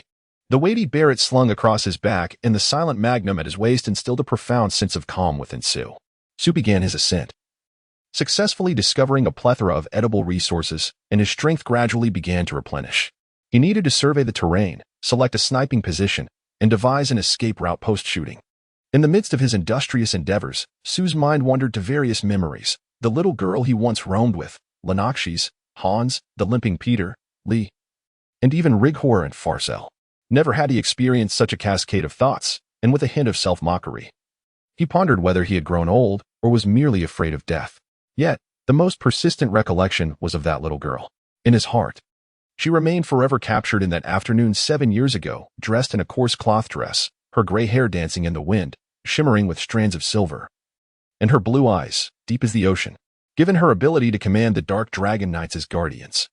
It was evident that Lennoxes had become a significant figure within the Blood Council. However, even with the impending confrontation, Su had no intention of mentioning her name to the Dark Dragon Knights. Many years had elapsed, and he wondered how the little girl had grown. He preferred to let her quietly mature beside Lennoxes. If he were to fall into the hands of the Dark Dragon Knights, that beautiful, intelligent, and resilient little girl might not act as he hoped. Regardless of her actions, he was certain the outcome would not align with his desires. Standing atop the highest peak, overlooking the mountains that had become ingrained in his heart, Su smiled. He felt a profound satisfaction with his chosen resting place. Chapter 14 In 958 Su waited for 3 days. Yet the arrival of the Dark Dragon Knights remained elusive, which took him by surprise. However, Su was not idle. During the 3 additional days, he diligently expanded the area of exploration northward. The mountain was not particularly large, and Su swiftly reached the northern boundary. Beyond lay an expanse of endless plains, adorned with vast, flourishing forests. A small river originated from the mountains to the west, winding its way around the base before flowing northward. Su carefully navigated through the thicket of branches and underbrush, restoring all foliage in his wake. This meticulous habit had been cultivated over many years. He endeavored to leave no trace of his passage. At the end of the path stood a formidable polygonal metal door, nearly identical to the one at base N11. The dark green anti-corrosive paint on the door remained intact, with the letters N958 emblazoned in orange print at its center. 10 meters in front of the metal door lay a skeleton, positioned as if in a desperate crawl, one hand reaching toward the door. A prominent metal ring adorned the middle finger of that hand. Su glanced at the metal door, then at the corpse on the ground, before crouching down to gently turn the remains over. Time had long since eroded the flesh, leaving only charred marks on the ground. The only distinguishing feature of the corpse was the metal ring on its middle finger. Su removed the ring and examined it closely. One side was thick and flat, its smooth surface free of rust, while the inner side bore the inscription N958, matching the number on the metal door. In the bygone era, various electronic locks and specialized locking mechanisms were ever evolving. In the final 30 years of the bygone era, structural locks became widely employed in various establishments, including bases, safes, and secret chambers. These locks are crafted using special alloys to create keys, which memorize the internal spatial structure of the key itself, employing unique wavelengths to detect the interior of the key, thereby unlocking the door. The distinctive feature of such locks is that, apart from the initial batch of keys, nothing else can open them. In fact, for the first 20 years following the introduction of structural locks, contemporary technology was incapable of replicating the keys. Even when advancements in metalworking allowed for key duplication, the cost associated with producing a set of keys often exceeded the price of the entire system by several dozen or even hundreds of times. In contrast to the electronic locks that became widely used in the latter part of the old era, this type of lock has another characteristic: it recognizes only the key, not the individual, perfectly catering to the specific needs of certain individuals. From any perspective, the metallic ring in Su's possession is undoubtedly the key to the N958 base. He approached the entrance of the base and observed a metallic control platform beside the door, which featured a small recess that precisely matched the ring he held. As a hunter, knowledge of the security systems and basic operations of various bases from the old era is of paramount importance, and Su has undergone systematic study and training in this regard. He embedded the ring into the metallic control panel and patiently awaited the outcome. Over 50 years have elapsed since the old era, and it is highly probable that this base has exhausted all its energy, leading to the lockdown of all systems. If that is indeed the case, the only means of entry would be to forcibly blast open the main door or to locate the ventilation and sewage pipes. However, that was nearly impossible. Security was the very essence of the base's existence, and a base that could be easily breached from the outside held no value whatsoever. Su did not hasten to enter the base, but instead peered through a narrow passageway into its interior. At the far end of the corridor hung 2 weaponry and surveillance platforms, laid out almost identically to those at base N11. The only distinction was that these platforms were equipped with automated mini-machine guns, significantly more powerful than those at N11, and an additional weapon platform had been added. The monitors of the weapon platforms rotated autonomously, aligning towards Su, and the light of the lens subtly shifted, indicating a focus adjustment. Su became alert. ready to move at any moment. The base administrator's authority was confirmed, and the alert was lifted. Surprisingly, the voice that emerged was not the harsh electronic synthesized tone Sue had previously encountered at N11, but rather a soft and melodious female voice, imbued with a hint of allure. The entrance to the base opened into a small square, equipped with vehicular access, a hoisting tower, and a weighbridge, seemingly designated for the loading and unloading of various goods and materials.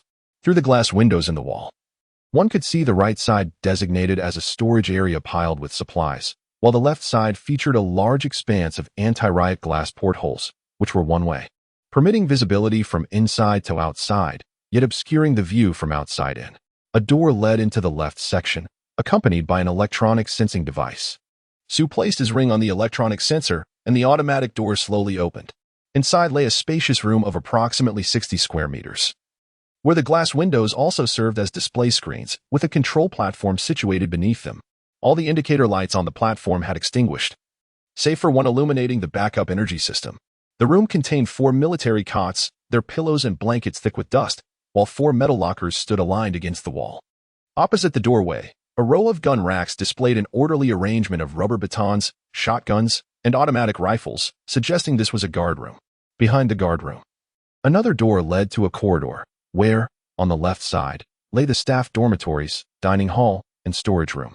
At the rear of the base were the mechanical maintenance room, parts storage, garage, elevator, and stairs leading to the upper and lower levels. Within the garage sat 2 vehicles, a 2-seater, 4-wheeled light off-road vehicle, and a mountain maintenance vehicle modified from a similar off-roader.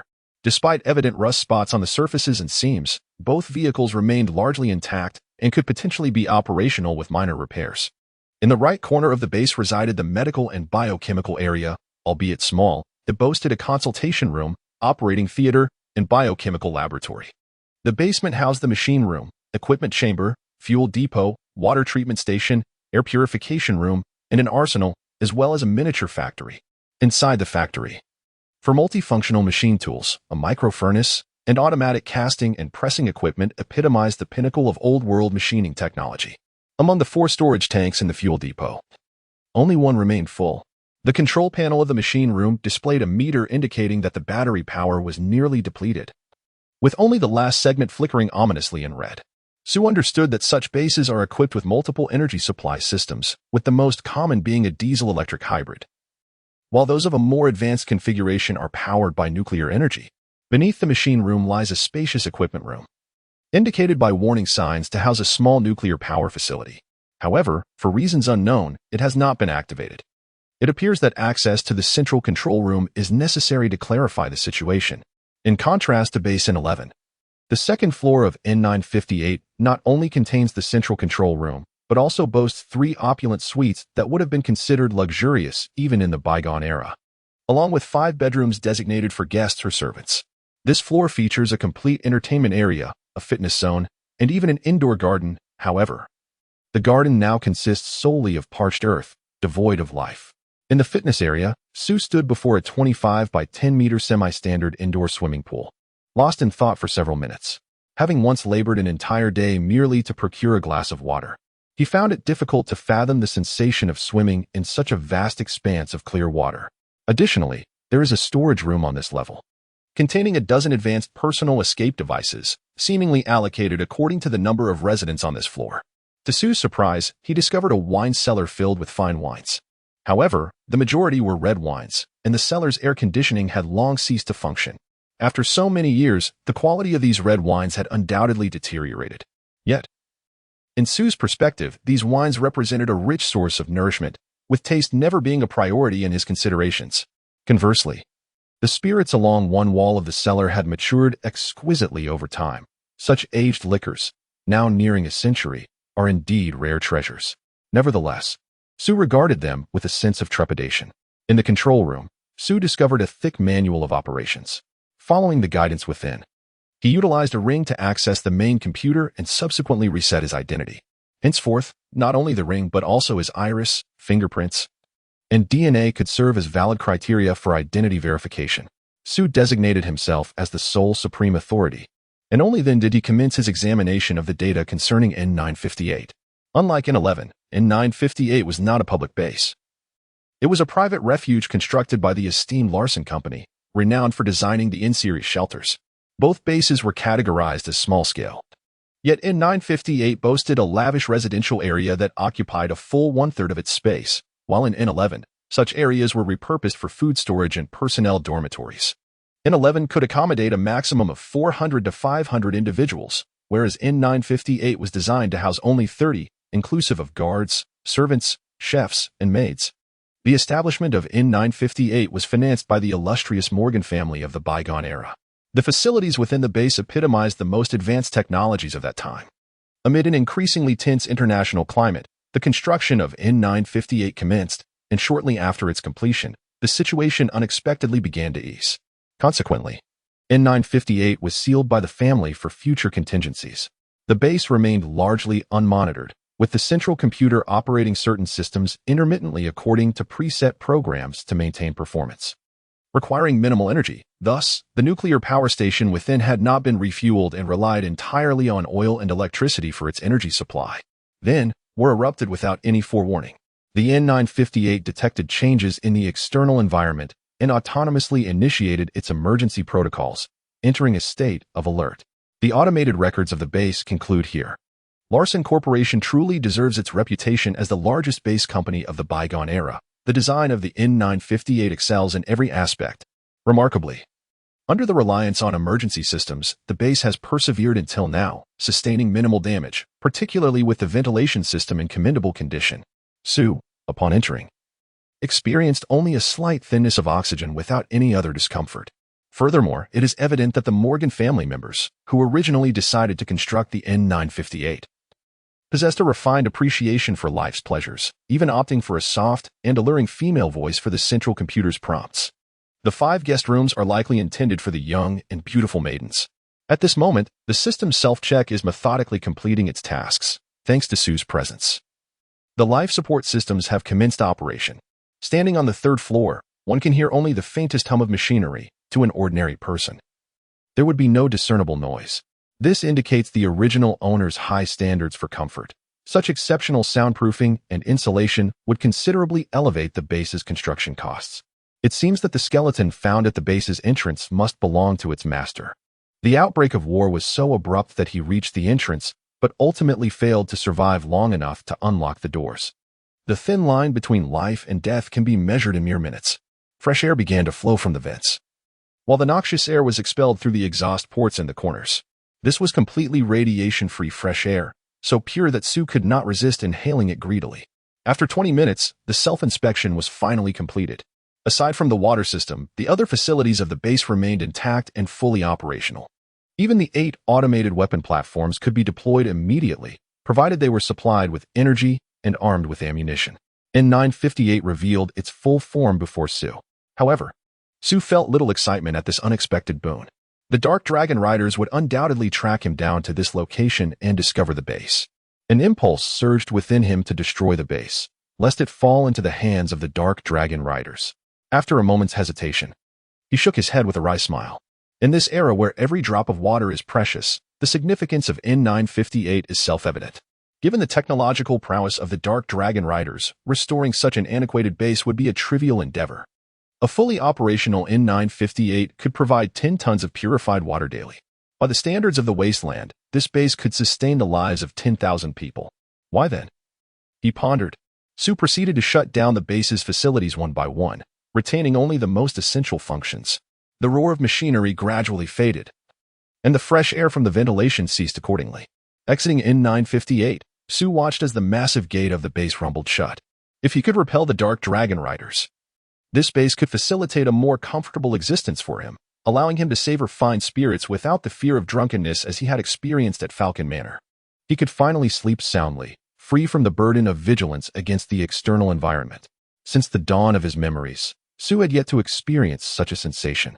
He stepped out of the entrance, making his way toward the highest peak in the south. All of N958's idyllic fantasies are predicated upon the defeat of the Dark Dragon Knights. Unfortunately, in tumultuous times, there are no possibilities of what if. Chapter 14. N958 soon. Sue found himself standing atop the highest peak, gazing southward. Behind him, the Barrett remained silent, its barrel shrouded in cloth. nearly obscuring its formidable presence. Save for a small segment of its dark muzzle that exuded an inherent ferocity. A gentle breeze brushed against him, lacking the menacing air he had anticipated. He retrieved a high-powered scope specifically designed for his sniper rifle, directing his gaze toward the vast grasslands. While this scope did not significantly enhance his visual acuity, it would greatly restrict his field of vision, which is why Su seldom employed it. Certainly, there existed scopes that could markedly improve his aim. Yet their cost was akin to that of 7 or 8 RF-300 a luxury even Roxelon would not afford for his troops. Naturally, Su had no means to acquire such equipment. What unfolded through the scope was a serene expanse of grassland, interrupted only by the occasional passing herd of deer. Su lowered the scope, perplexed as he surveyed the plains.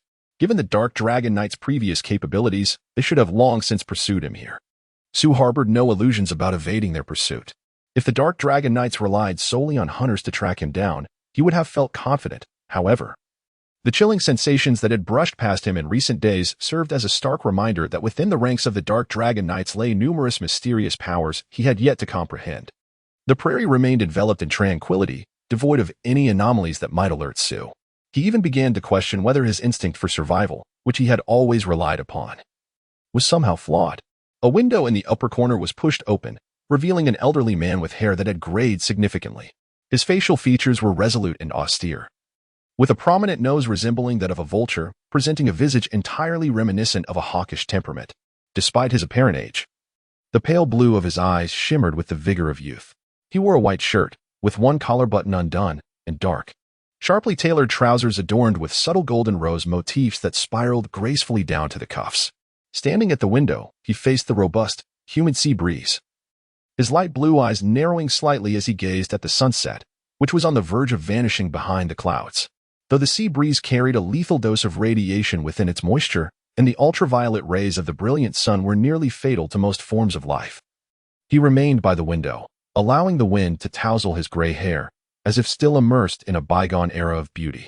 This picturesque scene did not linger long.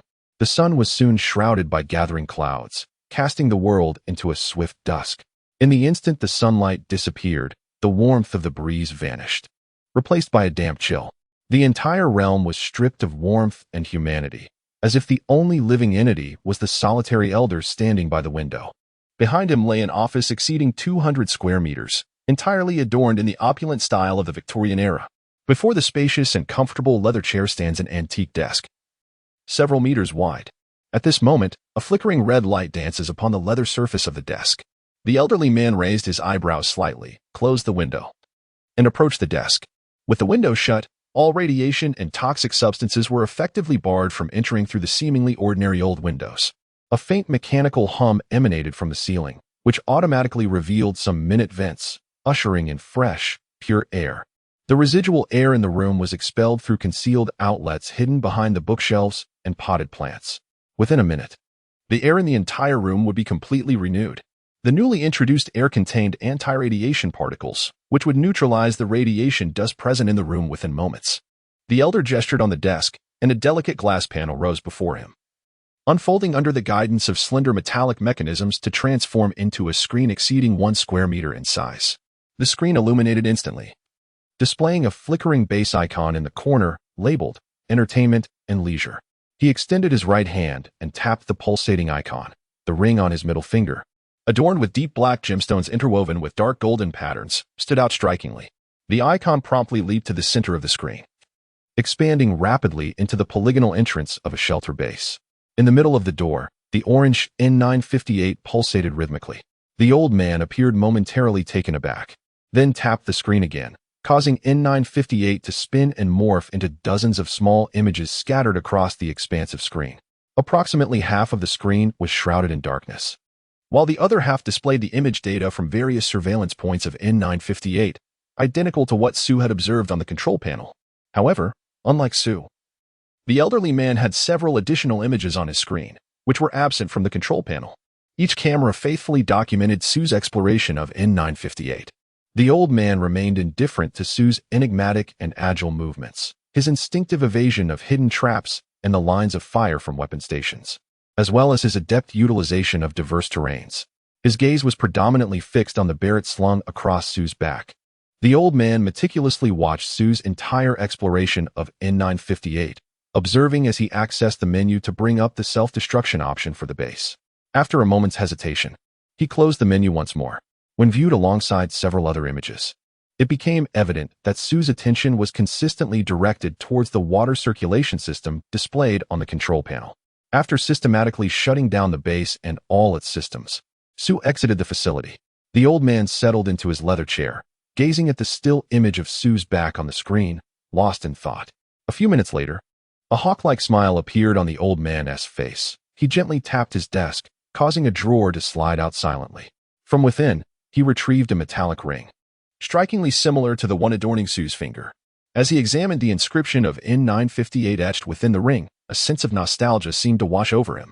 The elderly man expressed a degree of surprise. He had merely conducted a cursory inquiry, observing the individual's attire. It was evident that he was merely a hunter or mercenary surviving in the wilderness. The fact that a record bearing a name appeared in the files was already quite remarkable.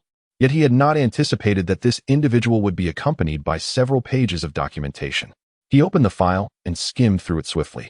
The documents encompassed a profile and capability assessment of Sue, pertinent information regarding the intruder, the death report of Lacona, comprehensive accounts of 2 successive battles, and an application for subsequent actions. After rapidly perusing all the materials, the elderly man focused intently on Sue's profile and capability assessment. The document provided a meticulous analysis and evaluation of Sue's demonstrated abilities, classifying the danger level as C, necessitating a response either from a major with combat-related skills or a squad led by a captain. However, the section regarding Sue's background remained conspicuously blank. The elderly man reclined in his chair, deep in thought. On the screen, Sue's image was frozen, his emerald gaze seemingly imbued with a fluidity that appeared to be scrutinizing the elderly man. A faint smile graced his lips as he opened the document concerning the application for subsequent actions. This file succinctly recounted the failure of the latest pursuit operation, analyzing Sue's abilities and enumerating several reasons for the operational shortcomings. Attached were Lieutenant Luther's report on the previous pursuit and reports from Justin and 4 other Dragon Knights.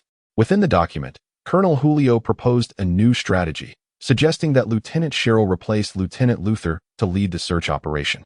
In Colonel Julio's view, the combat strength of Luther's assigned squad was sufficiently formidable to easily subdue Sue. However, the search effort remained inadequate, allowing Sue to escape. While the death of the attendant was deemed a mere accident, led by the renowned Captain Cieliofu, known for his keen eyesight, the team was poised to capture Sue. As the elder pressed a button on the table, the door opened silently, revealing a tall and striking young woman. The dark Dragon Knight uniform she wore accentuated her exaggerated figure. Her golden hair was elegantly pinned atop her head, and her beautiful visage bore an icy demeanor, with a hint of menace glimmering in her eyes. Approaching the desk, she slightly bowed and inquired, "What are your orders?" This subtle gesture caused her chest to noticeably heave, suggesting that the snug fit of the dark Dragon Knight uniform neglected her actual needs. At that moment, the screen before the elder was devoid of any content, save for a solitary follow-up action request. This proposal prompted them to reconsider their approach. The female assistant paused, glancing again at the document's classification, puzzled as to why the elder would pay heed to such a file. Nevertheless, she concisely acquiesced and exited the elder's office, her figure undeniably alluring in retreat. That day, Oberon found himself both fulfilled and occupied. In the early hours, he attended Lycona's funeral, when dawn had scarcely broken. The rain, sharp and relentless, cascaded upon his umbrella, sending droplets splattering. Nearly 100 mourners clad in black gathered to bid farewell to a once promising youth, now resting beneath a granite slab. The rain, imbued with a potent radiance, continued to fall until the conclusion of the ceremony. Oberon approached and took his seat at the table. The priest observed Oberon with a gentle smile, closing the heavy black leather tome before him, quietly awaiting Oberon's inquiries. Oberon clasped his hands together, his gaze fixed upon the table, momentarily at a loss for words. After a considerable pause, he finally spoke. "Father, during this expedition, I lost a dear brother, and my heart is now burdened with questions. I hope you can provide me with some answers." The cloaked priest smiled and gestured for him to continue. Oberon endeavored to choose his words carefully. "Father, are those who were raised in the wilderness and continue to dwell there truly not our brothers and sisters? On my journey, I witnessed many striving to survive, and not all of them belong to mutant factions, nor do the majority possess any significant affiliation. What matters is that they have thoughts, and some even harbor ideals. Though these ideals may seem utterly absurd and entirely impractical to us, they remain ideals nonetheless. The bishop teaches that those who possess ideals possess souls. The priest straightened in his seat, placing his hands upon the book of Revelation before him, and spoke with warmth. Oberon, what distinguishes us from them is not the mutations, for all flesh shall eventually decay, nor is it the soul that sets us apart, as all beings possess spirit. The true distinction lies in faith. With faith, our perspective on the world diverges from that of others, and the matters we ponder take on a different significance. Those who survive in the wilderness, you can rightfully call them human, for they share similar flesh, possess thoughts, and hold souls. But they are not our brethren, for they lack faith. And you are the sword in the Lord's hand to those devoid of belief. You may strike down at will. Oberon hesitated, saying, but the priest interrupted him, his voice imbued with a solemn gravity. Oberon, do not waver. Your strength derives from your faith. Doubting the Lord's teachings will hinder your path. Remember, faith is the sole principle. Oberon lifted his gaze, his resolve restored. He expressed his gratitude to the priest and exited the church. Outside, a vintage black sedan awaited him. After a moment of contemplation within the vehicle, he disclosed the destination to his attendant. The car roared to life, gliding along the immaculate and unblemished roadway. Upon reaching the ancient, imposing 7-story edifice by the seaside, the hour was still shy of noon. The guards at the entrance clearly recognized Oberon. Despite his insignificance and rank, they permitted him entry. Within the grand foyer, one is immediately struck by the astonishingly large bronze dragon head adorning the opposite wall. Towering several meters high, it exudes a menacing aura, its two amber eyes coldly surveying each passerby at the entrance. Disturbingly, a closer inspection reveals that the light within the dragon's eyes appears to shift in response to certain individuals. At the end of the hall, a wide staircase ascends gently before branching left and right, spiraling up to the second floor. In this antiquated edifice devoid of an elevator, Oberon ascended the scarlet-carpeted staircase, step by step, until he reached the 6th floor, arriving before a door at the corridor's end. He gently rapped on the door. Come in. A voice devoid of emotion echoed from within. Despite its chilling detachment, the voice possessed a slightly husky magnetism that could drive any man to madness. Oberon pushed open the imposing door and stepped into a room equally imbued with classical opulence. Before a wall-spanning, polished brass bookshelf stood a desk, unadorned, yet commanding in its materiality and stature. Behind the desk sat a woman of striking cold beauty, her hair, a shade of gray akin to Oberon's, elegantly piled atop her head. The flat, dark-framed glasses lent her an air of vintage office sophistication, while her long, alabaster neck and delicately intertwined fingers accentuated her elegance. Her eyes, a deep gray laced with green, mirrored Oberon's almost perfectly. Taking his seat at the desk, Oberon exhibited no trace of trepidation. He remained silent until the woman, akin to an iceberg of silence, spoke first. What troubles you, my dear Oberon? You appear burdened with many thoughts. Has some woman given you a thrashing? Oberon, taken aback, felt his melancholic mood shatter at her words. His dignity as a man challenged, he retorted with indignation. Nonsense. Which woman dares to challenge me? The moment the words left Oberon's lips, he realized he had misspoken. Indeed, the woman before him seemed to glow with excitement. There are 7 or 8 in this building alone, not counting myself. Little Oberon, it seems I have not had the pleasure of honing your combat skills for almost half a year. Why don't we head to the underground training grounds right now? Oberon, caught between amusement and exasperation, replied helplessly, Sister, please refrain from calling me Little Oberon. I am 18 now and a full-fledged member of the Dark Dragon Knights, with my own retinue. As soon as the words escaped him, Oberon recognized his blunder. The woman before him feigned surprise, her tone dripping with allure. The swift transition from icy demeanor to warmth was lethal to any male. Without allowing Oberon a moment to interject, she continued, Oh, I almost forgot. You are indeed a Dark Dragon Knight now. Perhaps I should exercise a bit of my authority and have you assigned to my side as my personal guard. Oberon's handsome visage turned pale at once, for he understood precisely the lengths to which his sister would go. A misstep in this conversation could lead to his being reassigned to her service. His current superior, by all appearances, seemed far from brave enough to defy her commands. Noticing Oberon's growing hesitance to speak, the woman reclined triumphantly in her high-backed chair, propping her astonishingly long legs atop the desk, and remarked, You usually take every opportunity to evade me, yet today you have come to see me. This is rather peculiar. Have you perhaps reconsidered your stance and thought about becoming an arbitrator in the tribunal? Should you require my endorsement, do not hesitate to ask. Such a trivial matter, Meaderly. That little madcap would never refuse my request. Upon hearing the name Meaderly, Oberon remained silent for a full minute before responding. I still wish to develop within the Dark Dragon Riders. Ah, how amusing. The woman laughed heartily for some time before exclaiming, You have ambition. Now you truly resemble my brother, Persephone. Of course. This does not imply that I believe your dreams will ever come to fruition. Now, since this matter is not the reason for your visit, what could possibly be so significant as to bring you here to see me? Oberon understood that this was the true visage of his sister, whose name derived from the queen of the underworld, and that the gentle, dignified elegance she typically displayed was merely a facade for public consumption. Although seated in Persephone's office, Oberon was suddenly struck by a vision of Lycona's trembling, pallid hand, as well as the bullet that had narrowly passed by in the winding, shadowy underground passage, accompanied by the onslaught of flames. Behind that inferno, Su emerged like a demon rising from the depths of hell, with a chilling tranquility reflected in his jade left eye. On this mission, Lycona perished, Oberon stated calmly. I am aware. Though I have never been fond of that fellow Lycona, he was indeed good to you. So, do you wish to take vengeance for him with your own hands? Oberon shook his head, replying, No, that is not my purpose here. I believe we have consistently underestimated Su, and we continue to do so even now. I have faced Su in direct combat, and his danger surpasses imagination. It cannot be adequately reflected by mere numerical rankings of ability. To underestimate Su is to invite death. Lieutenant Luther and his small team possess limited capabilities, and I fear that this operation is likely to end in failure. Sister, I implore you to intervene and deploy a truly overwhelming force. Allocating precious resources to this endeavor is indeed warranted. Persephone appeared somewhat unconvinced. Is such a trivial matter truly worthy of my direct intervention? Indeed, Oberon replied resolutely. Very well, I shall personally oversee this matter, Persephone conceded. However, she immediately delivered a heavy blow to Oberon. My dear little Oberon, seriousness is commendable. Yet, wearing a stern expression and raising your voice does not signify that you have matured into a man capable of bearing responsibility. If you wish to transform into a true man sooner, I could arrange for you some special training.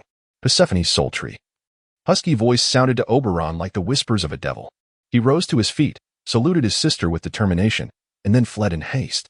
After Oberon departed, Persephone activated the display screen, her slender fingers tracing the name Luther, and then she selected the follow-up action request from a pile of documents. After a cursory glance, she swiftly pinned a rejection and affixed her signature before returning the document to her aide. A few moments later, the voluptuous female assistant entered the elderly man's office on the 7th floor, placing a freshly printed document on the desk. With her characteristic brevity, she stated, I was unable to fulfill your request, as this proposal has just been vetoed. The elderly man opened the document, glancing at the signature, and was somewhat taken aback. Persephone? He inquired. Indeed. He regarded the elegant and fluid signature with intrigue. Her handwriting was as deceptive as her appearance. With a decisive motion, he discarded the document into the wastebasket and waved his hand, prompting the assistant to quietly exit the office. Chapter 15. Confusion. Su sat atop the mountain, gazing at the scenery. The summit was the sole vantage point in the area, offering an expansive view. Before him lay a vast prairie, boundless yet monotonous in both landscape and hue, relying solely on its immense expanse for visual impact. The leaden clouds hung low in the sky, swiftly moving forward under the force of the strong winds. If one stared for too long, an illusion might arise, suggesting that it was not the clouds advancing, but rather humanity and the earth receding. Su raised his rifle scope. The world within its lens remained characteristically dull and tranquil, devoid of any signs of irregularity. Herds of deer, swift hares, and grass wolves sporadically appeared on the prairie, occasionally engaging in fierce encounters. Where the vanquished became sustenance for the victors, everything remained unchanged from the past. The oncoming wind bore no hint of peril. This tranquil, uneventful existence, utterly devoid of danger, left Su feeling profoundly out of place. From the moment of his recollection, Su has spent nearly every day in relentless pursuit of sustenance, searching for the next refuge, or battling for survival without respite. Even when situated within a settlement or a corporation, such places merely serve as supply hubs, offering no true solace. In fact, they can be even more perilous, for humans are far more dangerous than the mutated creatures that roam the land. Now, leaning against the N958, Su has a place to rest, an abundance of pure water that he could never fully consume, and a vast stockpile of weaponry and ammunition. There is an entire box of 12 7mm anti-aircraft ammunition alone. All of Su's firearms possess formidable power, simplistic designs, and are easy to maintain. And his marksmanship is such that he rarely requires a second shot to achieve a kill. The true reason behind his terrifying proficiency with firearms stems from his financial constraints. Bullets are expensive, and often, Su finds himself penniless, unable to afford automatic rifles that necessitate precise bursts to unleash their potential. While sniper rounds or handmade ammunition are significantly more costly than those for automatic rifles, they can deliver lethal results with a single shot, ultimately reducing the cost of combat. Perhaps having grown accustomed to a life of hardship, Su now gazes upon a warehouse brimming with an array of antiquated weaponry and ammunition, upon the seemingly endless flow of clean water, and upon the daily production of synthesized nutrients. He finds that his life has lost its purpose. It seems that the only meaningful aspect in his existence is the anticipation of the arrival of the Dark Dragon Knights, followed by his inevitable demise in battle. Su suddenly perceives the absurdity of life. The world never contemplates the feelings of any individual, it simply continues its course. Much like the sun that rises each day without fail. Even though a heavy cloud of radioactive dust obscured the entire sky, the sun continued to rise as it always did. It was merely invisible to the people. Thus, Su Mangren's life trudged on, and in the blink of an eye, 5 days had elapsed without a trace of the Dark Dragon Riders. It seemed as though this organization had never existed at all. However, Su was acutely aware that they could materialize at any moment. Having departed from this designated battlefield, Su pondered whether he could forge a path alongside a dragon rider, which compelled him to remain in these mountains, continuing to lead a life that was tranquil yet devoid of meaning. It was not only Su who felt lost. Outside Saratoga, the encampment of the Dark Dragon Riders remained as orderly and solemn as ever, yet the retinue entering and exiting exhibited palpable signs of agitation. Lucy had grown accustomed to perching on the hood of his all-terrain vehicle, gazing into the distance or fixating on his electronic tactical board. However, after 5 or 6 consecutive days of fruitless waiting, he began to suspect that sitting there daily was rather foolish. With the precedent set by the leader of the settlement, the residents of Saratoga dared not provoke the Dark Dragon Riders, opting instead to steer clear of the warning line. Occasionally, through the gaps in the buildings, they would risk a furtive glance towards the camp, stealing a look at Lucy, who sat motionless like a statue atop his vehicle. Bureaucracy? As this archaic term crept into Lucy's thoughts, he contemplated the few individuals wielding power within the Dark Dragon Riders, each one characterized by decisiveness and sharpness. As for the subsequent operational plans that seemed to be stalled, the sources of information remained frustratingly reticent. In truth, whether one knows or not makes little difference. Within the entire Dark Dragon Knight headquarters, only a select few possessed the authority to obstruct this plan, rendering Colonel Julio utterly powerless. These individuals are not only feared but also avoided by all, and inquiring about them is tantamount to courting death. Thus, Su must continue to linger in confusion atop the mountain, while Luther and Justin remain lost in the encampment outside Saratoga. The mountain is devoid of any significant mutated creatures. Any that do appear have long since fallen to Su's arrows. As for the activities of smaller animals, they are easily discernible. After laying down these metal plates, Su occasionally visits the base, taking the time to tidy up. When he requires uninterrupted slumber, he rests at the entrance of the base, dozing for precisely 10 minutes, awakening within a mere 3 seconds of his intended time. The remainder of his hours is devoted to utilizing the factory within the base to craft ammunition, intricately engraving the bullet heads with elaborate designs. The techniques for both the metal plates and these engravings were learned from the seasoned hunters in the settlement. However, what began as simple lines has now evolved into ornate decorative patterns. Throughout his stay, Su has never utilized the lavishly adorned bedrooms on the 3rd floor. Although he has ensured they are kept clean, his time spent at the base is quite limited. He is not a computer expert, and despite meticulously checking the central control computer's functions according to the operations manual with his foundational knowledge, everything appears normal. And he finds no indication of a hidden secondary system. Unbeknownst to him, there are those monitoring his every move within N958 through various surveillance points. Raised in the wilderness, Su possesses an innate sensitivity to threats that may jeopardize his life, a characteristic shared by many creatures of the wild.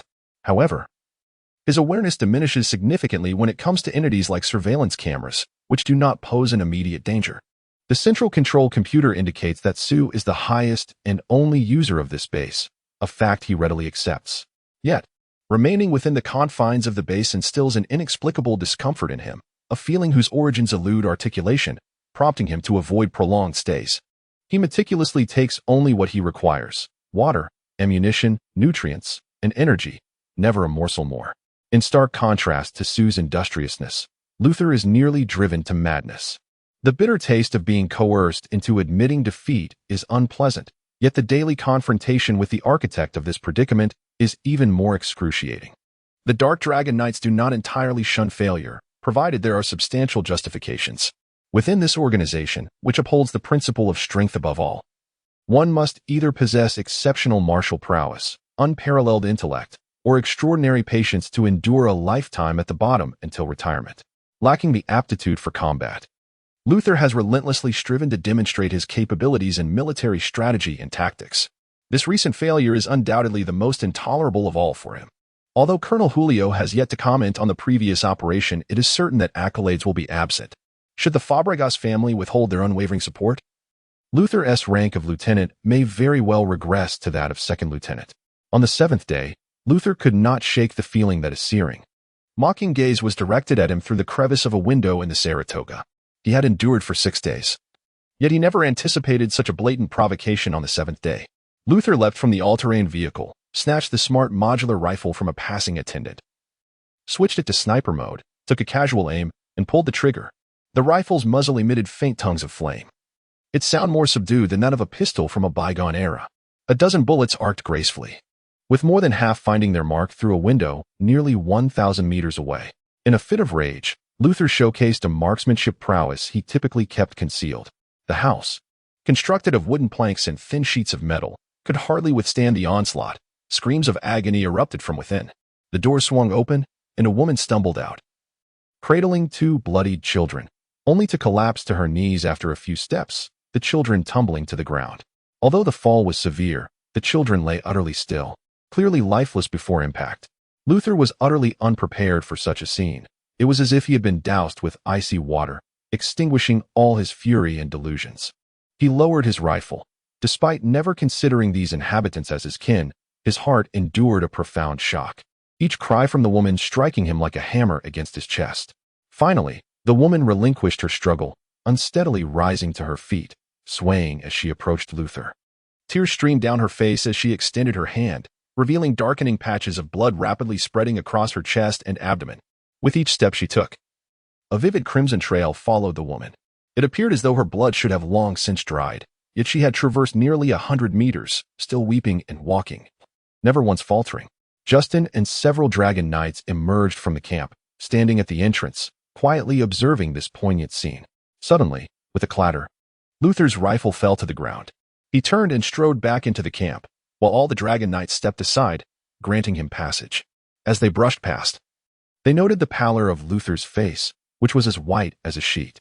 One of Luther's attendants silently approached to retrieve the rifle, aimed, and with a single shot, put an end to the woman's suffering.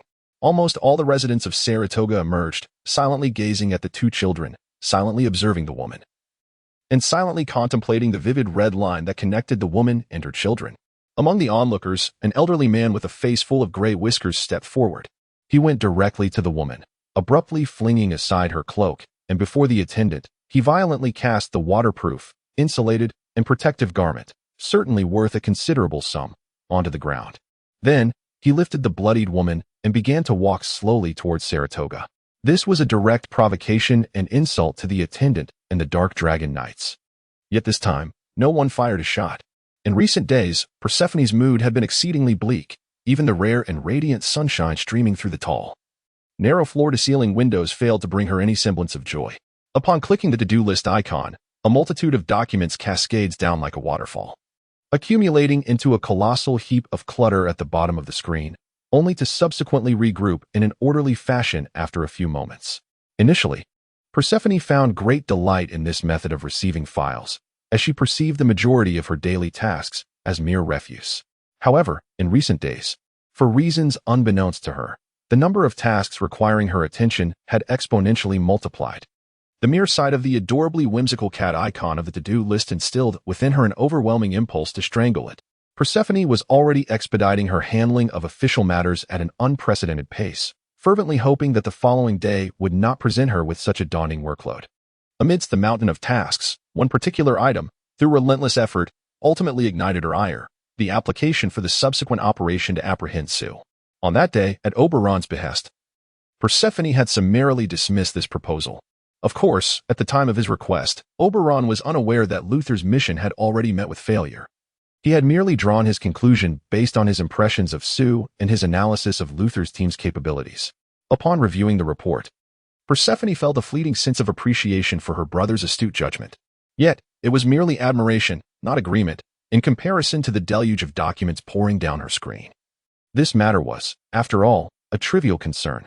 The essence of Persephone's stance was that if one captain was insufficient, then dispatching 2 captains would suffice.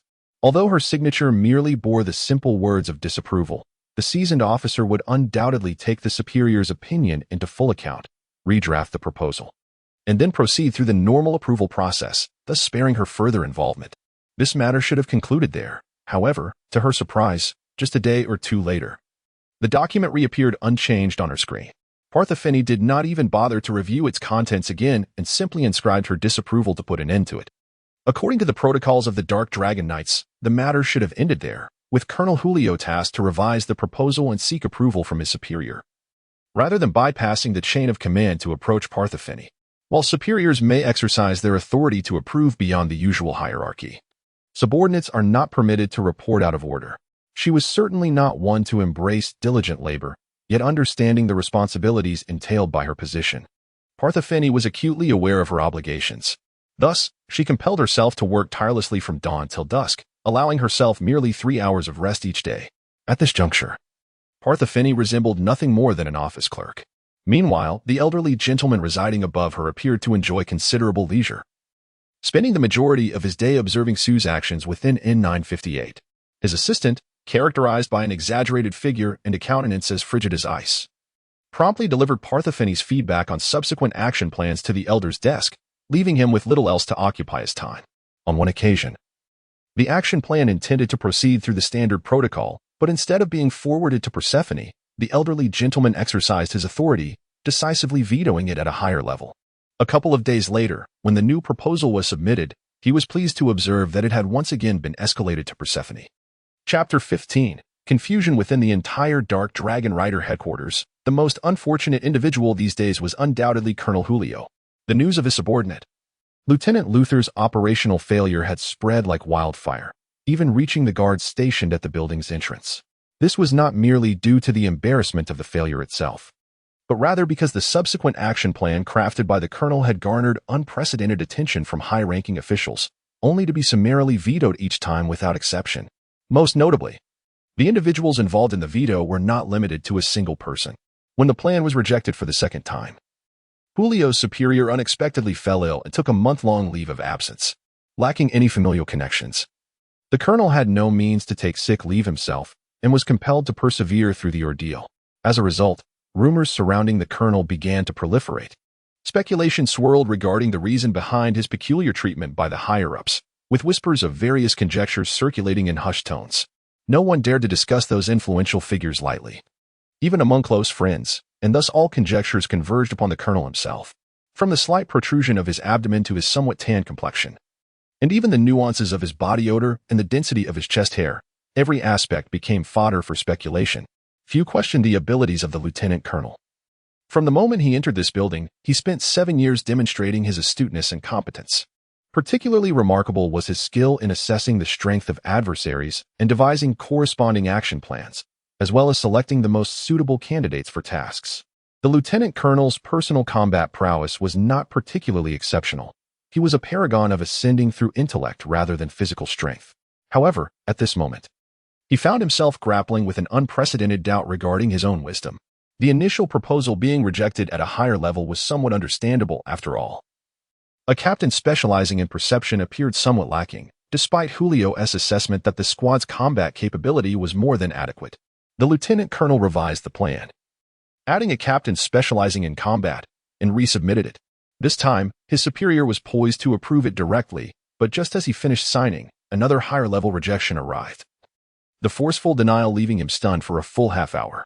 In the afternoon, this colonel fell ill, claiming it would take at least a month of treatment for recovery. After considerable reflection and deliberation, the meticulous Lieutenant Colonel Julio made only minor adjustments to his proposal.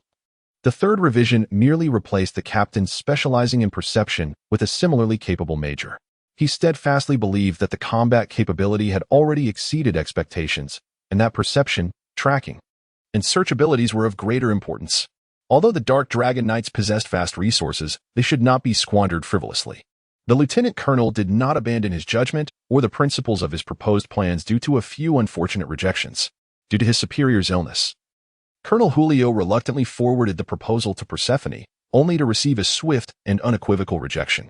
The colonel felt as though he were losing his mind. How could such a manifestly advantageous combat configuration be dismissed? That night, he consumed an entire bottle of liquor, and by noon the following day, he was still plagued by a splitting headache. Arriving at his office, reeking of alcohol, he sequestered himself for an entire day, leveraging the effects of the drink to craft a new proposal featuring a team equipped with cutting-edge gear, which he intended to lead personally. By the time he dispatched the proposal, it was nearly dinner time. Persephone, on the brink of departing for a significant engagement, happened to notice the familiar document flashing on her screen. Consequently, just 15 seconds after sending it, the colonel received the swiftest rejection he had ever encountered. That night, he was restless, unable to find solace in sleep. He meticulously reviewed every record pertaining to Sue, poring over the Research Institute's assessment report on the potential value of the invader multiple times. In the colonel's estimation, Sue's abilities ranked somewhere between the 4th and 5th tiers, and the invader's worth hardly justified such an extravagant response. The so-called potential value, he mused, was perpetually anchored in a state of uncertainty, with 90% of it remaining unrealized. Within the Dark Dragon Knights' various laboratories, countless entities held potential value. As dawn broke, the colonel magnified Persephone's signature, positioning it at the center of his screen, as if she were gazing directly at him. He cast aside all notions of becoming a laughingstock as a Dark Dragon Knight and meticulously devised an extensive, detailed, exquisite, and thoroughly impractical plan. This was akin to mobilizing an entire army, capable of effortlessly annihilating any force within 100 kilometers. Now redirected to pursue a target whose abilities barely reached the 5th tier, equivalent to that of a mere lieutenant. The lieutenant colonel fixated on the screen, and the name Pacefine imbued him with boundless courage as he trembled while sending out the proposal. Following this, he awaited the moment of judgment.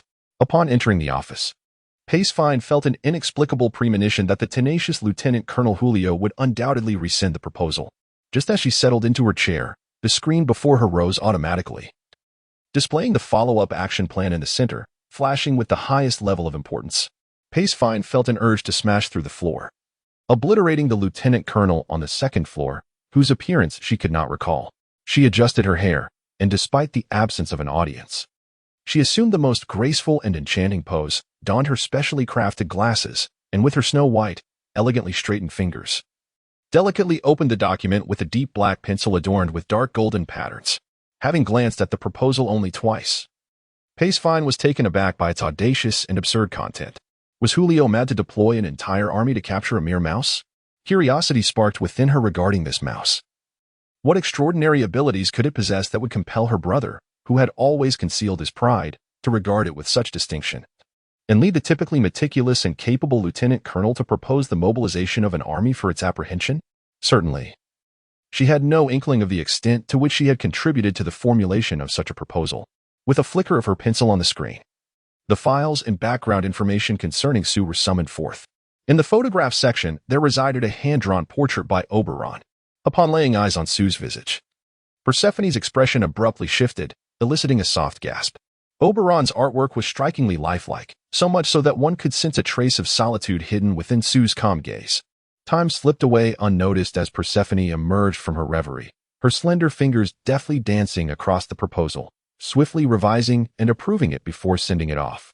With a delicate tap on the brass bell icon in the corner of the screen, the office door gently swung open, revealing a tall, strikingly handsome dragon knight, whose appearance and demeanor were impeccable. After saluting, he inquired, "What are your instructions?" Persephone. Julio fixated on the name until his eyes began to ache, prompting him to pinch his thigh fiercely. The sharp pain reminded him that although darkness had descended, he was not ensnared in a dream. The major exhaled heavily, fatigue washing over him. He began to question whether he was indeed growing old. For he had heard the youthful girls in the headquarters assert that the most distinguishing characteristic of older gentlemen was a lack of imagination. Unbeknownst to Sue, he had stirred considerable turmoil and was oblivious to the impending peril. He remained perched atop the mountain, gazing at the scenery. The later the dark dragon night appeared, the more prepared they must have been. Surely, the impending strike would be thunderous and irresistible. Sue understood that this time, there would be no room for luck. His fortune was slightly better than the average person's. After all, he had developed a foundational ability in mysticism known as basic luck.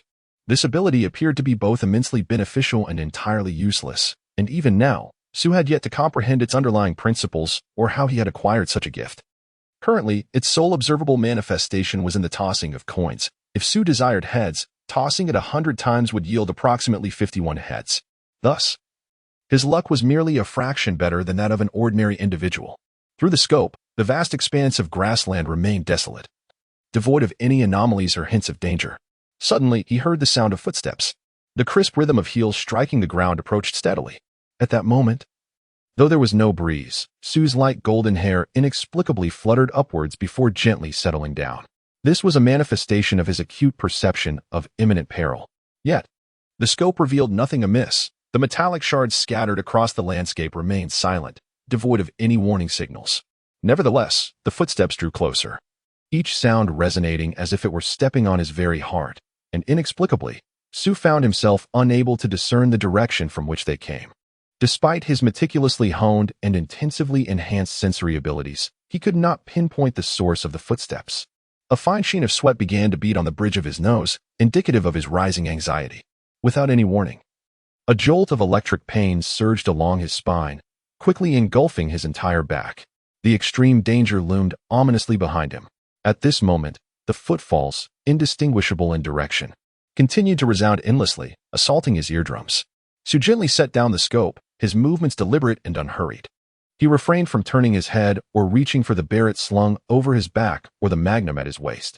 He understood that no matter what actions he might take, it was already too late. A target completely beyond his grasp, one he could not even sense. Sue recognized the insurmountable disparity in power between himself and the approaching presence. He was unable to resist, incapable of escape, and most likely, he could not even choose death. Taking a deep breath, he cast his gaze skyward, surveying the clouds, then the mountains and the plains, before a smile formed from his cerulean eyes and perfectly arched brows. Sue had been awaiting the final moment, yet he had not anticipated its arrival would be so abrupt. The strength of the dark dragon knights proved indeed to be unfathomable. After 2 failed pursuits, the third onslaught was utterly overwhelming. The thought of taking a dragon knight down with him dissipated before it could fully form. Sue's hope of not becoming a living experiment grew increasingly dim. After a moment's contemplation, he withdrew the magnum and cocked the hammer. Abandoning resistance was not in his nature. The first 5 bullets were for the enemy, and the last bullet, Sue would reserve for himself. The footfalls came to an abrupt halt, and he could finally ascertain that they were to his left. Then, a finely crafted, light brown canvas backpack was tossed at his feet. And before Sue's eyes appeared a pair of alluring legs. They were long, straight legs that rendered one parched with desire, the dark, smooth stockings accentuating their contours in a manner that felt almost excessive. The pair of high heels, simple to the point of being austere, nevertheless bore graceful lines and exquisite craftsmanship, unequivocally indicating they were far from being inexpensive. Sue raised his head, his gaze naturally ascending along those long legs, first surpassing the knees, then gliding up the well-rounded thighs, where it grazed the hem of the pencil skirt, delving a few centimeters inward before continuing its journey upward. Next came the white blouse, tucked neatly beneath the skirt, accentuating the curves of her bosom, followed by her elongated neck, an impeccable visage, alluring black-rimmed glasses, and the gray hair elegantly coiled atop her head. "Do you find it beautiful?" she inquired, one hand on her hip while the other held a pencil, playfully tapping it against her lips. "Do you wish to see more?" she asked again. Wilderness, ruins, radioactive clouds, mutated creatures, and settlements, these elements collectively shaped Sue's past trajectory. In that moment, they burned with an intensity akin to the muzzle of a magnum. He cherished them and could not let them go. However, his affection for life was entirely unable to diminish his resolve. Sue had no desire to become a specimen in a laboratory, if he were to be one. It would only be after death. A fleeting blankness crossed the mind of Persephone, whose brain effortlessly processed vast amounts of data. She could not fathom why. After posing a question laden with dual meanings, "Do you wish to see more?" the response from the other party would be a gunshot to the head. What did this signify? Did her appearance evoke such sorrow that it drove him to self-destruction? Fortunately, the fleeting void in her mind was swiftly filled with a deft motion. Her right hand reached out and gently seized the magnum from Sue's grasp. The long fingers, adorned with a black pencil, were as captivating as her legs.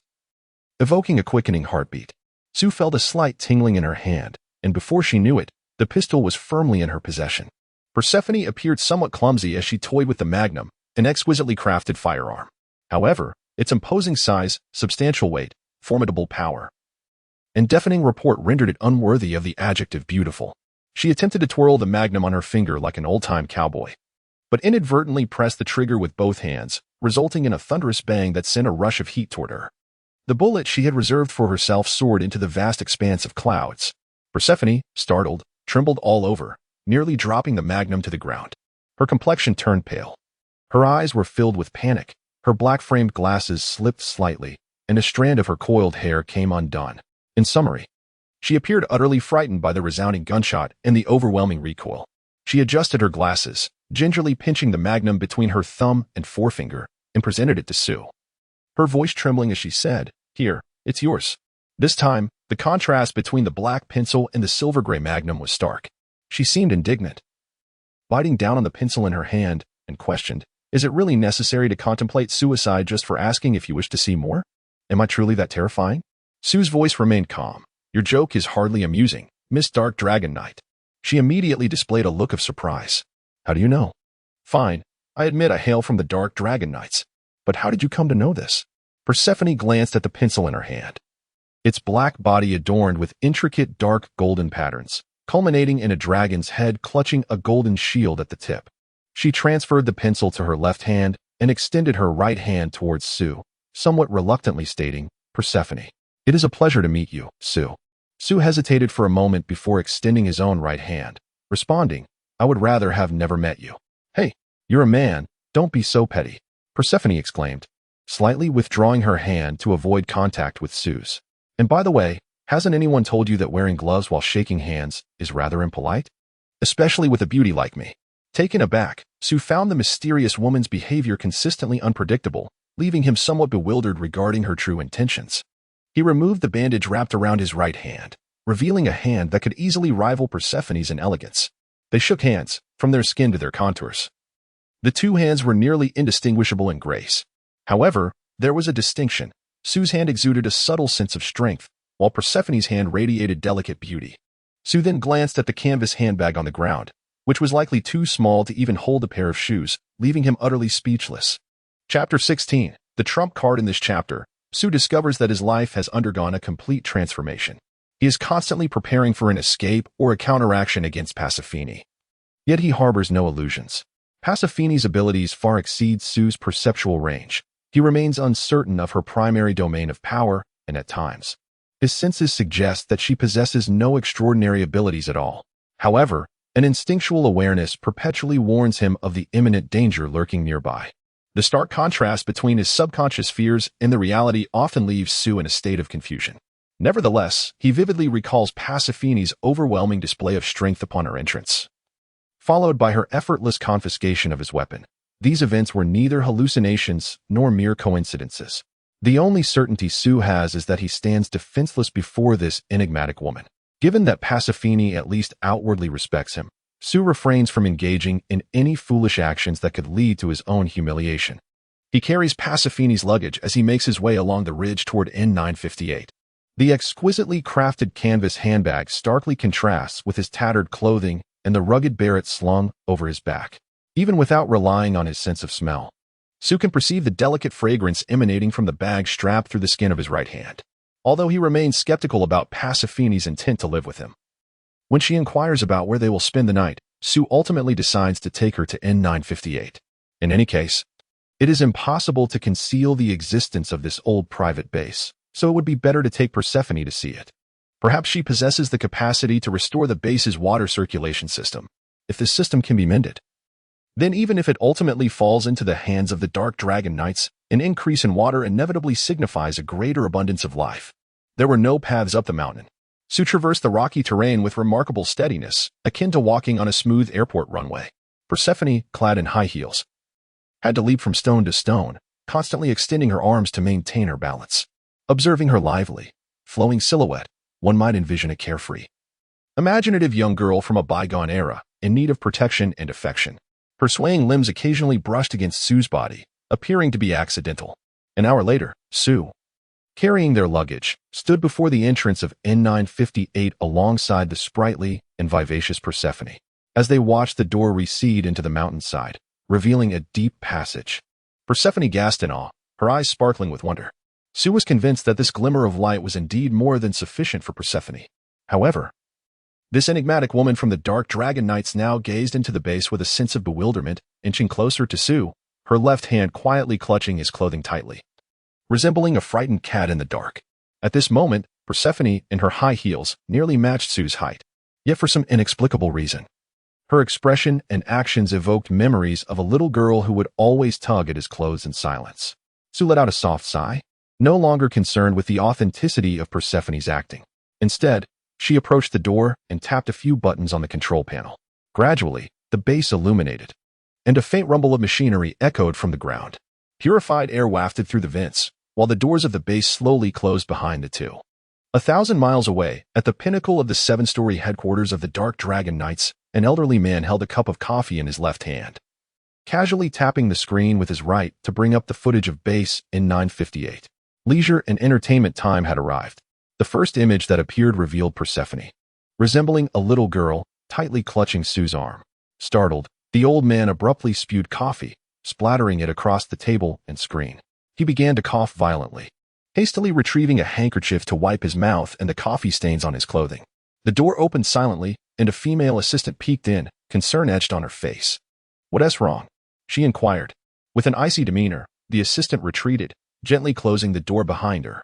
Once the door was secured, she took a deep breath, struggling to calm her racing heart, and departed with steady steps. Having worked in the building for 3 years, it was the first time she had witnessed him smile and the first time she had seen this eagle-eyed elder lose his composure and spill coffee. Sue guided Persephone through a tour of every corner of N958. As they finally ascended to the second floor, Persephone, who had been tightly clasping Sue's arm, released her grip, flitting about the opulent and well-appointed suites like a jubilant little bird. Ultimately, she found herself frozen by the swimming pool, just as Sue once had, standing beside her. Sue gazed into the empty expanse of the pool and mused, "I still cannot fathom what it would be like if this place were filled with water." "Neither can I," Persephone replied wistfully. Sue fell silent. "Hey, you're a man.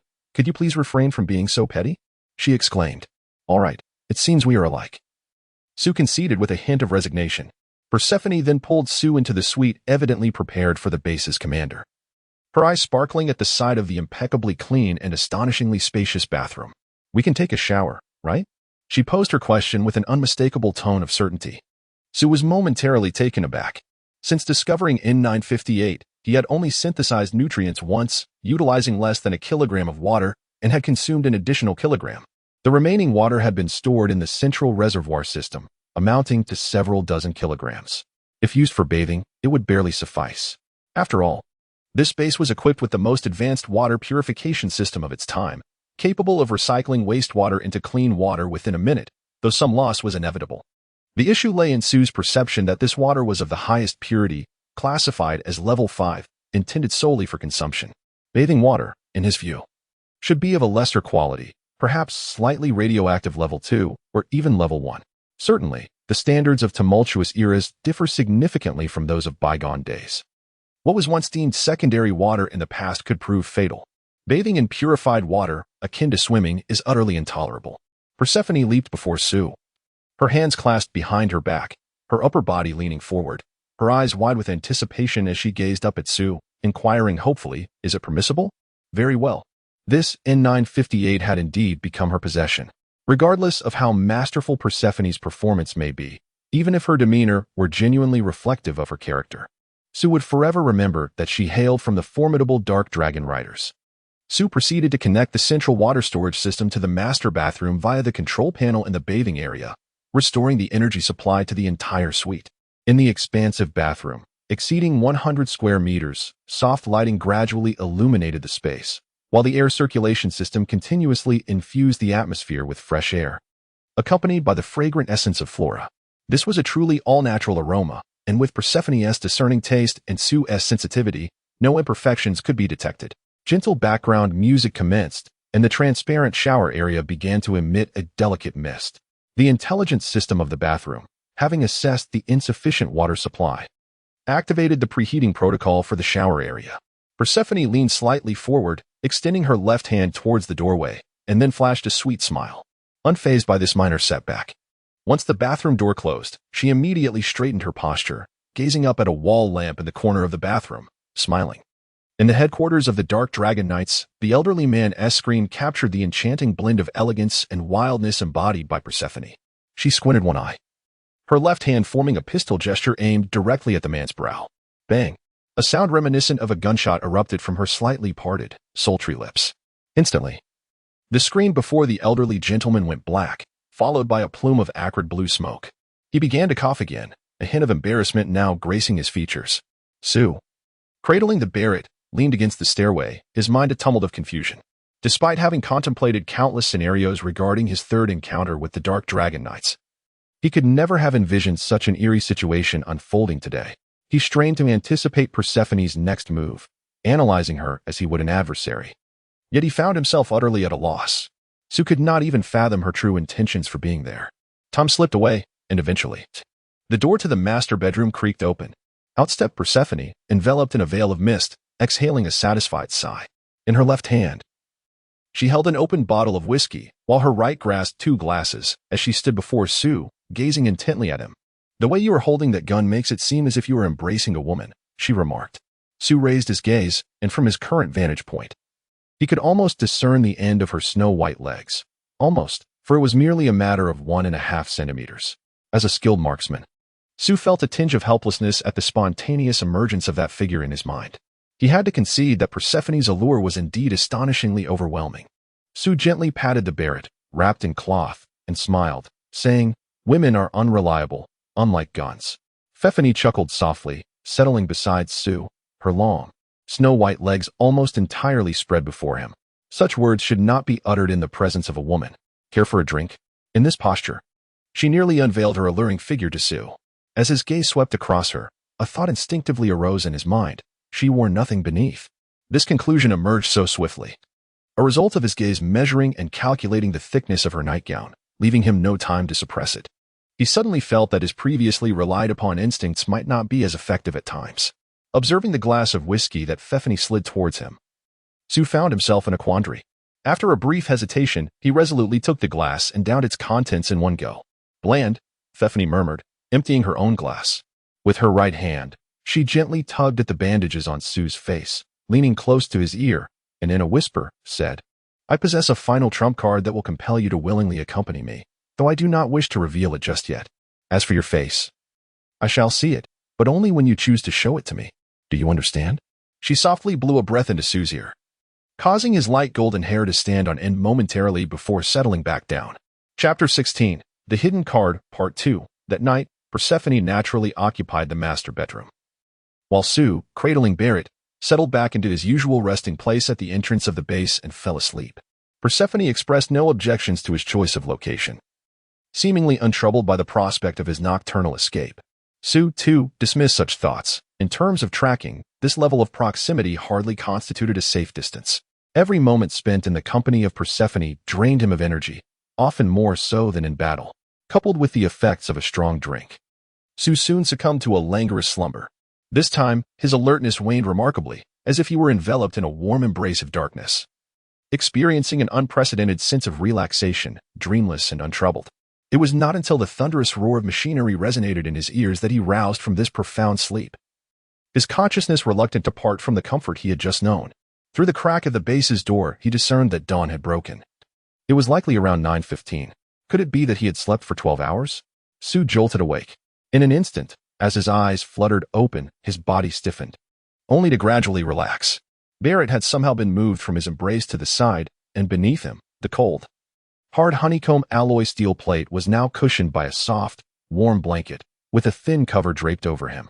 A pillow had also been placed at the nape of his neck. In this unfamiliar setting, Sue's instinct should have been to spring into a state of readiness. Yet the allure of this warm and fragrant environment rendered him momentarily unresponsive. Had he awakened? Pacefine emerged from the corner of the corridor. Today, she donned a light blue shirt paired with denim jeans, her feet adorned with a pair of versatile athletic shoes. Her gray hair was simply tied back in a ponytail, presenting a refreshingly sporty appearance. The only constant from yesterday was her black-framed glasses and those mesmerizing eyes that could change in an instant. Suddenly, a canvas handbag flashed through Sue's mind, and he instinctively calculated the dimensions of her clothing and footwear, feeling a bit embarrassed by this reflexive response. Pacefine stood before him with a cheerful smile, holding a steaming plate of food, a wrench tucked at her lower back. And the black pencil transformed into a tool to secure her hair. Perhaps the jeans accentuated her long legs more than a pencil skirt would. Sue felt an increased sense of intimacy towards Pacefine today, as the allure hidden beneath her dignified exterior grew more pronounced. As Sue lifted the covers, preparing to sit up, she urged him not to rise and promptly settled beside him, presenting the plate of food with eager eyes, exclaiming, "Breakfast." The dish contained synthetic nutrients produced by the base. Yet under Pacefine's touch, it exuded an enticing aroma. Sue's habitual reasoning suggested that the nutritional value of the synthetic elements would be partially compromised through cooking, deeming it a waste. However, gazing at the plate before him, his emotions began to challenge his rationality, making him realize that perhaps this was quite delightful after all. "And you?" Sue swiftly calculated the weight of the nutrients on the plate and realized that only this much remained in the base. "Indeed," she smiled and said, "this is all you found. As a man, you must fight, so you should go first." However, Sue's rational mind immediately dispelled this absurd notion. Setting aside the fact that she had effortlessly disarmed him that day and had taken his gun and ammunition without alerting him the night before, even covering him with a blanket, it was clear that this mysterious and beautiful woman was a formidable character, certainly far beyond any dark dragon rider he had encountered. Sue picked up a knife and divided the food on the plate into two halves, reserving a small portion for himself while leaving the larger portion for Parthenope. "This is sufficient for me," he remarked, meeting her bright gaze. He spoke the truth. This amount would sustain him for 2 or 3 days, provided there were no intense battles. Of course, perhaps that larger portion would be excessive for Parthenope as in her presence. Sue lacked confidence even in the absorption and utilization of nutrients and water. The tray held 2 spoons. To Sue's surprise, Parthenope expressed no objection to his division. Instead, she simply picked up one of the spoons and began to eat directly from the tray he held. Nutrients are nutrients, regardless of their preparation. They remain tethered to their basic flavor. While this was a delicacy Sue rarely tasted, he was certain that a culinary expert like Parthenope could hardly claim to enjoy this dish. Nevertheless, she quietly consumed the majority of the nutrients with remarkable efficiency. Sue never rushed or made a sound while eating, nor did he waste a morsel of food, remaining unencumbered by formalities. However, sharing a plate with Persephone invariably diverted his attention from the meal to her presence. The strands of silver hair, secured by a pencil, exhibited a mischievous spirit, often brushing lightly against his cheek with the slightest of her movements. On one occasion, their heads even collided, a seemingly inconsequential mishap, yet profoundly significant. For Sue could have easily evaded it had his focus not wandered elsewhere, causing a delayed reaction. After finishing their breakfast, a subtle shift in the atmosphere between them became palpable. Persephone collected the plates and utensils and descended to the living quarters to wash them. Sue gathered the scattered cushions and followed her upstairs. These cushions, of high quality, had withstood the test of time and remained usable after so many years. Once the second-floor living area was tidied, Persephone descended with Sue to the basement, where the exterior casing of the water circulation processing system lay open, revealing scattered parts on the floor and the central processing chip half exposed within the machine. It appeared she had been working for quite some time before breakfast. A clipboard rested on the ground, holding 2 sheets of blank paper adorned with pencil sketches of various components. "Come, lend me a hand," Persephone urged, rolling up the sleeves of her shirt as she reached for the tool rack positioned against the wall. Sue played the role of an assistant nearby, handing over tools, moving parts, and attentively listening to her elucidate the principles of the water circulation system and its underlying issues. The most vital component of the central water circulation treatment system is the processing chip, and fortunately, this chip remains intact. However, due to prolonged idleness, several gear shaft components, particularly some elbow sections of the piping, have suffered severe rust and damage, rendering the entire system inoperative. Before breakfast, Persephone had already inspected the system and identified the components and pipes that required replacement. She had also activated the basis factory, where the alloy was being melted according to her specified formula. By the time breakfast was concluded, the necessary alloy had been successfully melted. Now, on the central control computer of the base, Persephone possessed the same permissions as Sue, and the metallic ring was now adorning her right middle finger. After indulging in drinks the previous evening, Persephone had, much like a little girl who had spotted her cherished toy, insisted on acquiring the base S permissions from Sue. After a moment's contemplation, Sue removed the ring from her left hand and handed it to Persephone. At that moment, Sue noticed a peculiar expression on her face. But just as with her other displays, Sue was unable to discern its authenticity or significance, and thus did not dwell on it further. Mechanics is a discipline that can be profoundly intricate and expansive, especially when it involves electronics and artificial intelligence technology. Merely listening to Persephone's explanations, Sue could not possibly master this subject, which might require years of dedicated study. However, her explanations were both profound and accessible, exceedingly detailed and patient, as she elucidated nearly every point, leaving Sue feeling immensely enlightened. Unintentionally, Fafine revealed her vast knowledge. The task of repairing such a colossal system with only 2 individuals was indeed formidable. Even with Fafine's remarkable capabilities, an entire day had been consumed, predominantly dedicated to the fabrication of spare parts. After a full day of intense labor, beads of perspiration began to form at the temples of Fafine. A man who works diligently possesses charm, and a woman who does the same possesses equal allure. After Fafine completed the last component, she straightened her posture, tidied her slightly disheveled gray hair, and remarked, "The one who perished under your command was named Raikona. Do you think I resemble him?" That was it.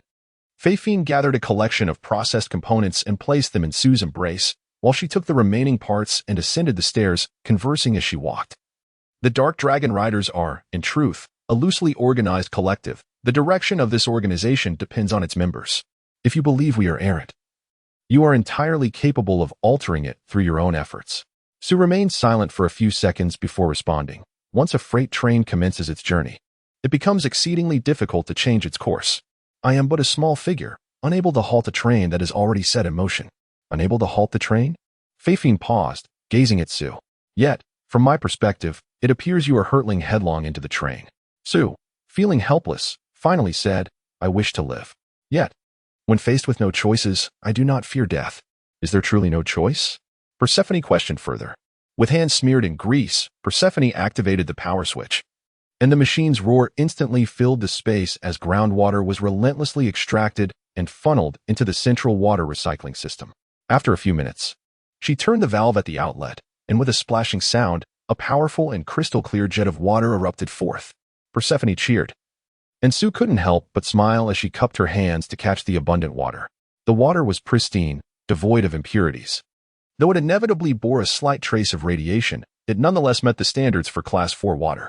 Moreover, judging by the water output, the system's capacity for processing completely contaminated water could far exceed the rated capacity of 10 tons per day, while its ability to treat recycled water would be tenfold that of polluted water. With water comes life. The two gazed in rapture at the outlet, remaining silent for a long while. Sue sensed that in that fleeting moment, Persephone's joy was genuine. With an ample supply of water, Persephone no longer indulged in the luxury of bathing. She merely washed her hands and face before taking Sue's hand, leading her out of N958 and up to the mountain peak. Under Persephone's invitation, Sue sat beside her atop the mountain, gazing into the vast darkness. Suddenly, she let out a soft sigh and asked, "What do you think the status of women is in this era?" Sue pondered for a moment and replied candidly, "As I have observed, in the vast majority of circumstances, women are mere appendages to men. In the absence of other skills and without a man to rely upon, they are compelled to barter their bodies for sustenance and water. They can be viewed as property, akin to guns and ammunition. Should their men be slain, they are destined to find new masters. Moreover, they serve as vessels for reproduction." How brutally frank. A hint of sarcasm graced her smile as she exhaled deeply, saying, "You are correct. This is the stark reality of our era, a notion taken for granted by all, be they men or women. I too am no exception. My current strength within the Dark Dragon Riders is derived from my own prowess and the influence of my family.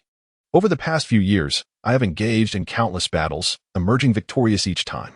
Yet, this does not alter the fact that I am a woman. A woman without a protector.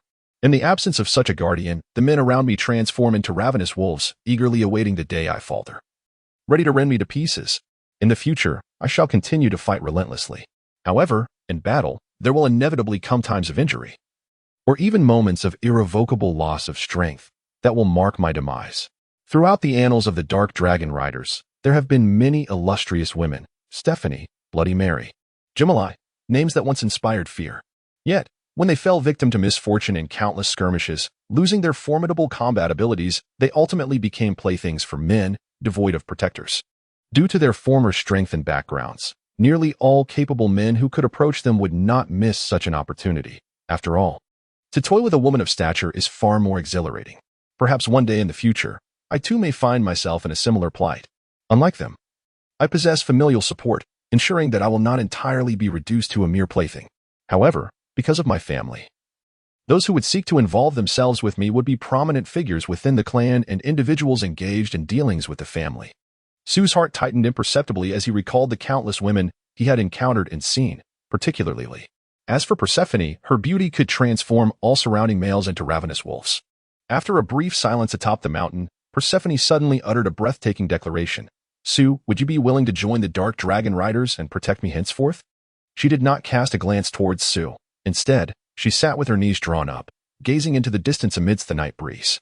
In that fleeting moment, Sue was reminded of her astonishing grace upon their first meeting, her alluring charm after a bath, her eager innocence while serving breakfast, her earnest diligence at work, and now her tranquil profundity.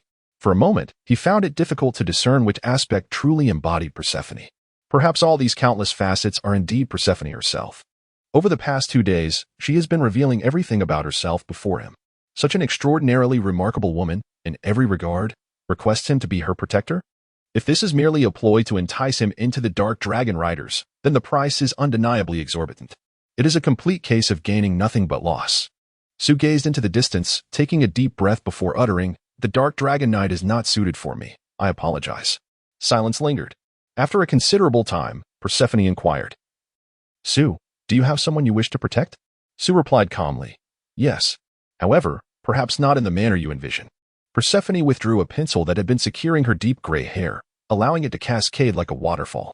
Sue's heart raced intensely from the side. Her flowing gray locks resembled those of the little girl from years past, save for the absence of a flickering silver glimmer. Persephone was a member of the Dark Dragon Knights, while the former Lenaxus had served as a guard for them. Sue remained oblivious to the true identity of the Lenaxus who had taken the girl, aware only of her ties to the Dark Dragon Knights. Given the extravagant display she had exhibited that day, her status likely surpassed that of Persephone. Perhaps Persephone was aware of the girl's existence. "I possess a final trump card. Yet I do not wish to employ it to compel you to accompany me willingly." Persephone's words quietly resurfaced in Sue's mind, reflecting on her earlier sentiments. A sudden realization struck Sue, causing his heart to contract with trepidation. Could something have befallen Lenaxus? If she were to fall, what would become of the girl? The thought of the extraordinarily beautiful girl from years ago, and the fate that might be intertwined with her appearance, ignited a fierce flame within Sue's heart. Sensing the subtle shift in Sue's demeanor, Persephone seemed to exhale softly. In the enveloping darkness, she spoke with a calm assurance. "I presume you have heard the name Lenaxus. Beside her, there is a girl with hair strikingly similar to mine. I believe this girl is the one you wish to protect." Within the seemingly indelible shadows, Persephone's cold, haughty, and piercing voice echoed insistently, "You still yearn to safeguard her. Yet, at present, you cannot even contend with a low-tier dragon knight. What means do you possess to shield her?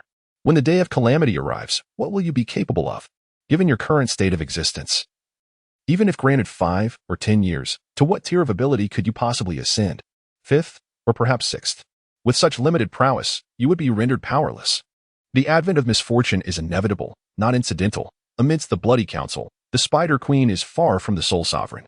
Through the darkness, Sue perceived the silvery strands of Persephone's hair, swirling like the capricious fates of people in these tumultuous times. "If I join the Dark Dragon Knights, will I become stronger?" Sue inquired. Persephone revealed her trump card, while Sue had none to play from the outset. With a serene resolve, Sue declared, "Then, I shall join the Dark Dragon Knights." He understood that her words bore the weight of truth, even if this was a mere transaction, irrespective of the machinations behind the scenes. The tangible benefits he had already garnered were substantial. "What is it that you desire?" he asked. Persephone turned to face him, her gray eyes shimmering with a hint of azure light, resembling his own, though his were predominantly emerald. Pasfini formed a gun gesture with her left hand, directing the barrel at Su. "Be my man." Su was taken aback.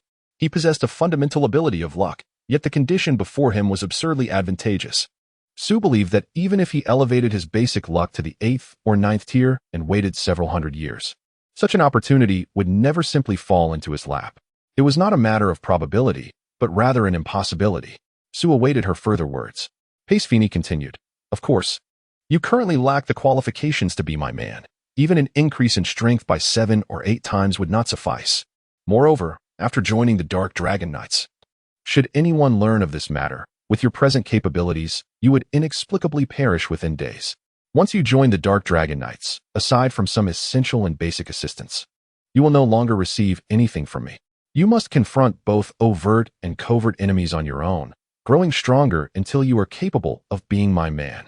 If one day you attain this qualification, I shall accept you. Should you become powerful enough to subdue me, I will allow you to be my protector. However, if you consistently fail to meet my requirements, I will choose another to take your place, though you will always remain my person.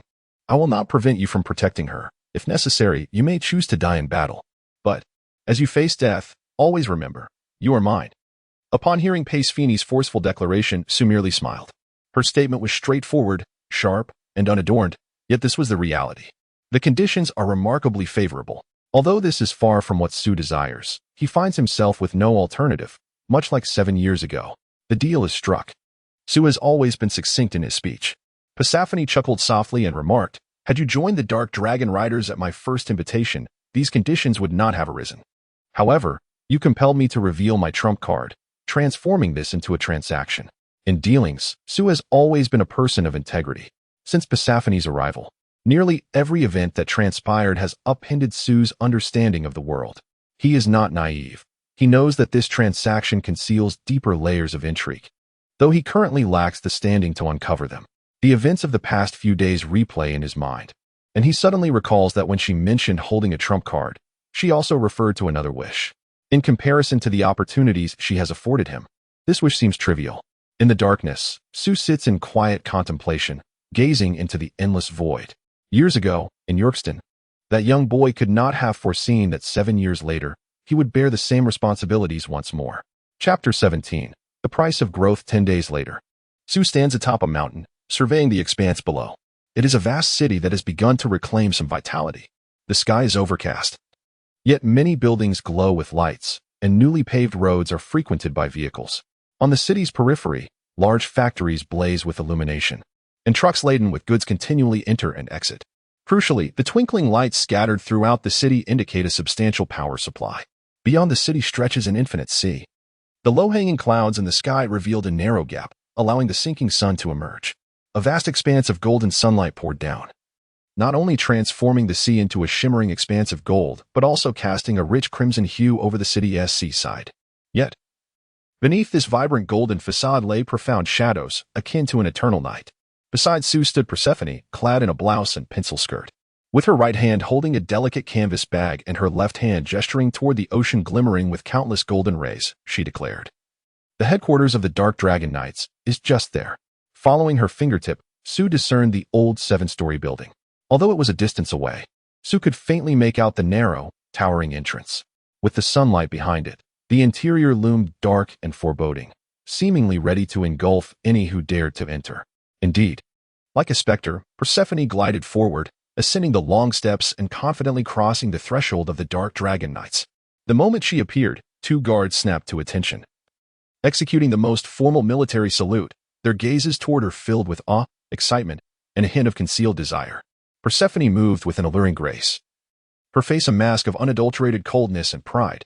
She strode straight down the center of the hall toward the staircase adorned with a crimson carpet. The echoes of crisp footsteps resonated throughout the lofty hall, while the bronze dragon head on the opposite wall fixed its gaze entirely upon Persephone. All who entered and exited the foyer halted, turning their attention to Persephone, who had just returned from a mission. While dragon knights fortuitously positioned in her path hurriedly stepped aside. In the days following Pasfini's departure, nearly everyone speculated about the nature of the mission that necessitated the involvement of the youngest, most formidable, cunning, and undeniably alluring major of the Dark Dragon Knights. Who was the incongruous figure trailing behind her? Countless gazes fixated on Sue, imbued with jealousy, hatred, curiosity, eagerness, disdain, greed, astonishment, confusion, and even fervent desire. These looks encompassed a spectrum of both positive and negative emotions, pricking Sue like needles. Many men ultimately turned their attention to the Barrett, shrouded in camouflage fabric, eliciting reactions of surprise, scorn, and anger.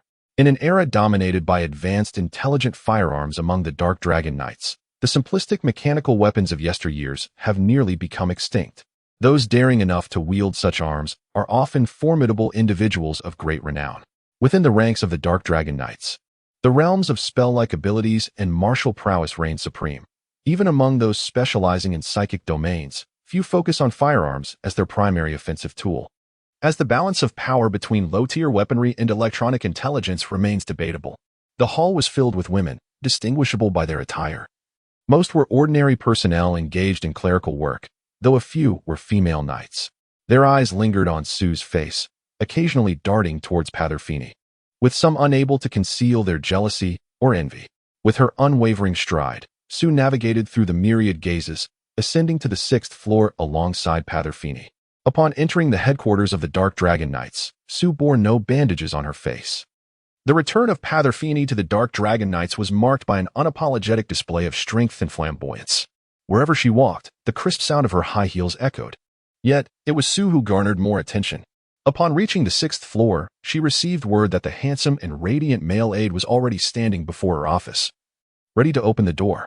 As Parsiphone settled behind her desk, Sue stood silently beside it, causing a flicker of surprise in the aide's eyes. This aide was composed, and years of loyalty had made him acutely aware of the consequences of losing composure in Parsiphone's presence.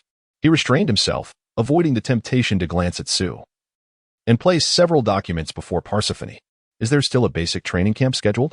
Parsiphone inquired while grappling with the paperwork. Is it Curtis's camp? How fortunate.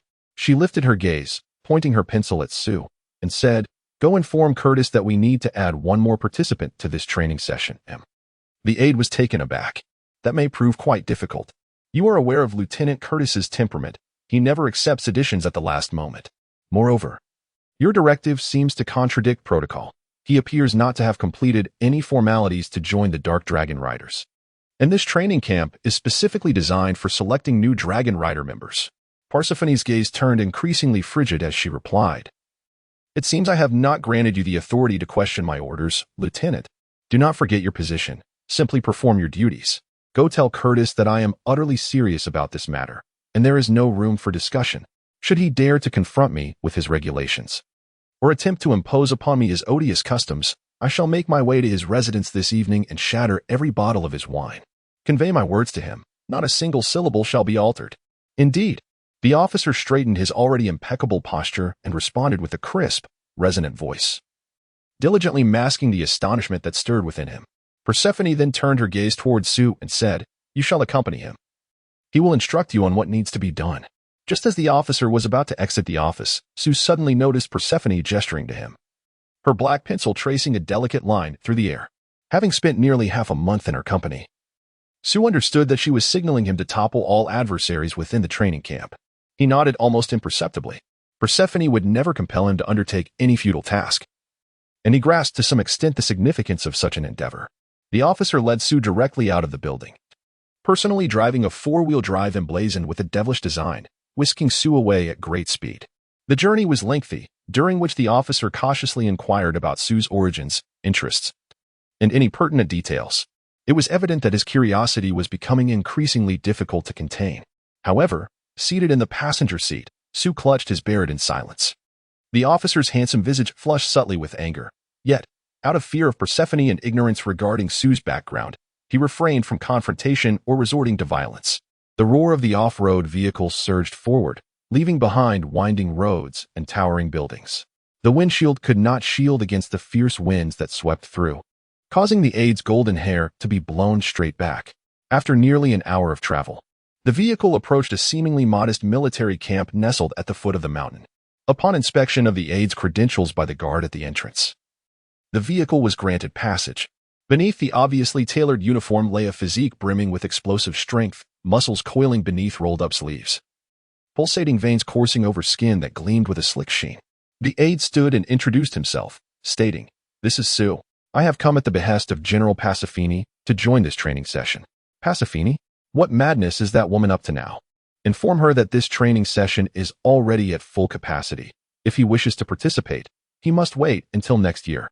Those familiar with the lieutenant would be taken aback, for he always referred to women in a singular manner, the wench.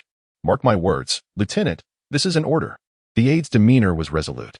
The lieutenant, with a sneer, suddenly seized the aide, leaning in to whisper fiercely, "To hell with the order.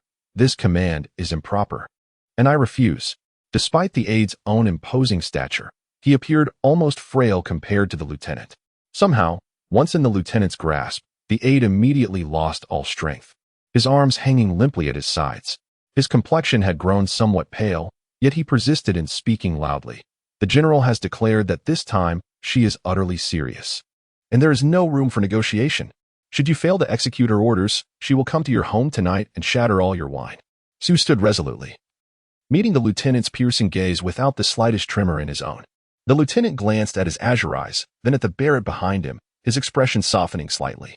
Since Lieutenant Curtis had accepted Sue, the aide could no longer linger, hastily departing from the sinister encampment. Although Curtis was merely a lieutenant, it was well known that no officer would dare provoke him. The lieutenant's temper was notorious, and Sue had seemingly offended all his taboos. It appeared this training camp would be quite eventful. Lieutenant Curtis stood like a block of steel at the center of the training ground. With his hands clasped behind his back, a rubber baton danced incessantly in his palm. Within 10 seconds, everyone had assembled before him, including Sue.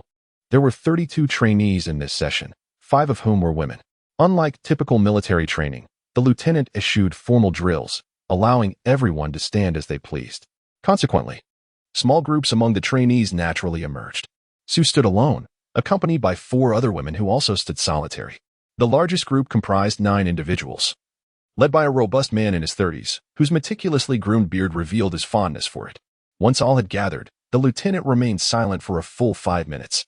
During this interval, the barracks were enveloped in a profound stillness. No one moved, spoke, or even made a second gesture beyond standing at attention.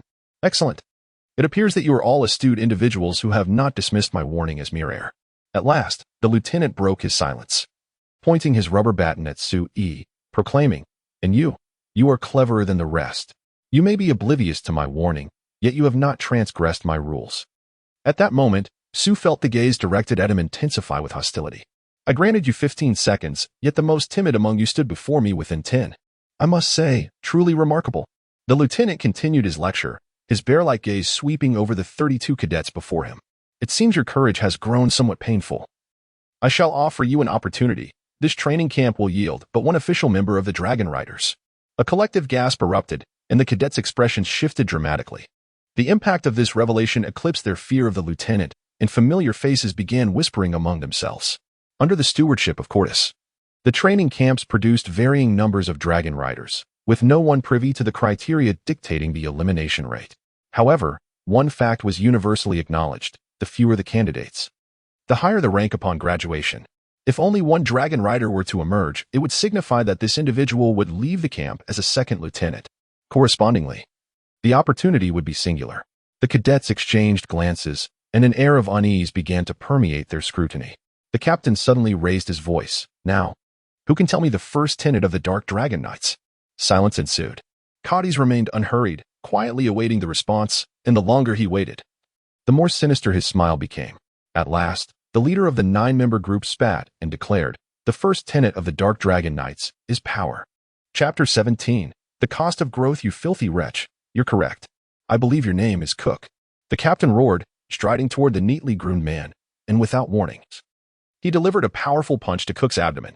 With just that single blow, the man, as sturdy as a wall, doubled over helplessly, collapsing to the ground. The captain then placed a boot upon Cook's face, grinding it mercilessly. Cook emitted a pained cry as the coarse, hard rubber of the captain's soul crushed against his visage, tearing away some of his prideful beard. Power. Only power can dictate everything, with sufficient strength. You wretched lot can do as you please. Just like me, who can now trample your face at will and pluck away your most cherished beard, the captain sneered. The flames of fury blazed ever brighter, coursing through his arms and consuming his body. Amidst the cries that resembled the slaughter of swine, the captain coldly stated, You have two ways to refuse my command. One is to challenge me. Whoever can defeat me shall be selected as a dragon knight in this training camp. Of course, failure in this challenge will lead to dire consequences for that individual. Another option is to accept my punishment. Rest assured, I shall not inflict harm upon your bones or internal organs, yet it will certainly be far from pleasant. Furthermore, consider this a complimentary lesson from the training camp. You have witnessed the disastrous consequences of those who wield uncontrolled magical abilities. Power is power. An ability that cannot be mastered is not truly power. Such abilities are not meant for your display, though indeed, magical prowess is quite impressive. Bah! The captain spat on the man lying on the ground. That seemingly insignificant droplet extinguished the flames that had been consuming him with an extraordinary swiftness. Remember this. Here, my command is paramount and must be executed immediately. Regardless of what my command entails, even if it entails this. The captain strode confidently before a well-built female cadet, seized her uniform, and with a swift motion, tore the remarkably resilient fabric into two pieces. Remove your trousers, the captain commanded. The woman's complexion fluctuated between shades of green and white. Her hands trembled slightly. Yet she complied with the captain's order and unfastened her belt. The captain tapped the space between her legs with a rubber baton and coldly remarked, "Stinky. I have lost interest. However, your stance is commendable. Maintain it for 5 minutes." The female cadet gritted her teeth, resolutely holding the position. The captain approached Sue, scrutinizing him from head to toe, while rhythmically striking his left palm with the rubber baton. "Though I am reluctant to admit it, you are indeed the most exquisite man I have ever encountered, surpassing even the beauty of the women I have seen. Shall I remove my trousers?" "I refuse," Sue replied calmly, his expression unwavering. "How bold. What method do you intend to employ to reject me?" The captain chuckled with a sinister anticipation. "Accept your punishment," Sue replied. Soon, a wooden cross was erected on the training ground with the collective effort of the cadets. His hands were bound to the ends of the cross. The captain circled Sue several times, and suddenly, the rubber baton in his hand struck forcefully against Sue's ribcage. Sue's complexion turned ashen, yet he took a deep breath without uttering a sound. The defined muscles of his torso quivered involuntarily, a testament to the excruciating pain he endured. Before Sue could regain his composure, the captain delivered another blow to his ribs. This strike was particularly unique, so much so that none of the cadets present, including the female cadet still perched nearby, could discern anything distinctive about the point of impact. However, Sue's breath caught abruptly, his once smooth skin transformed to a deep crimson, only to pale to a ghostly white moments later. Every muscle in his body tensed instantaneously, sweat pouring from his forehead in torrents, dripping onto the ground. Bang!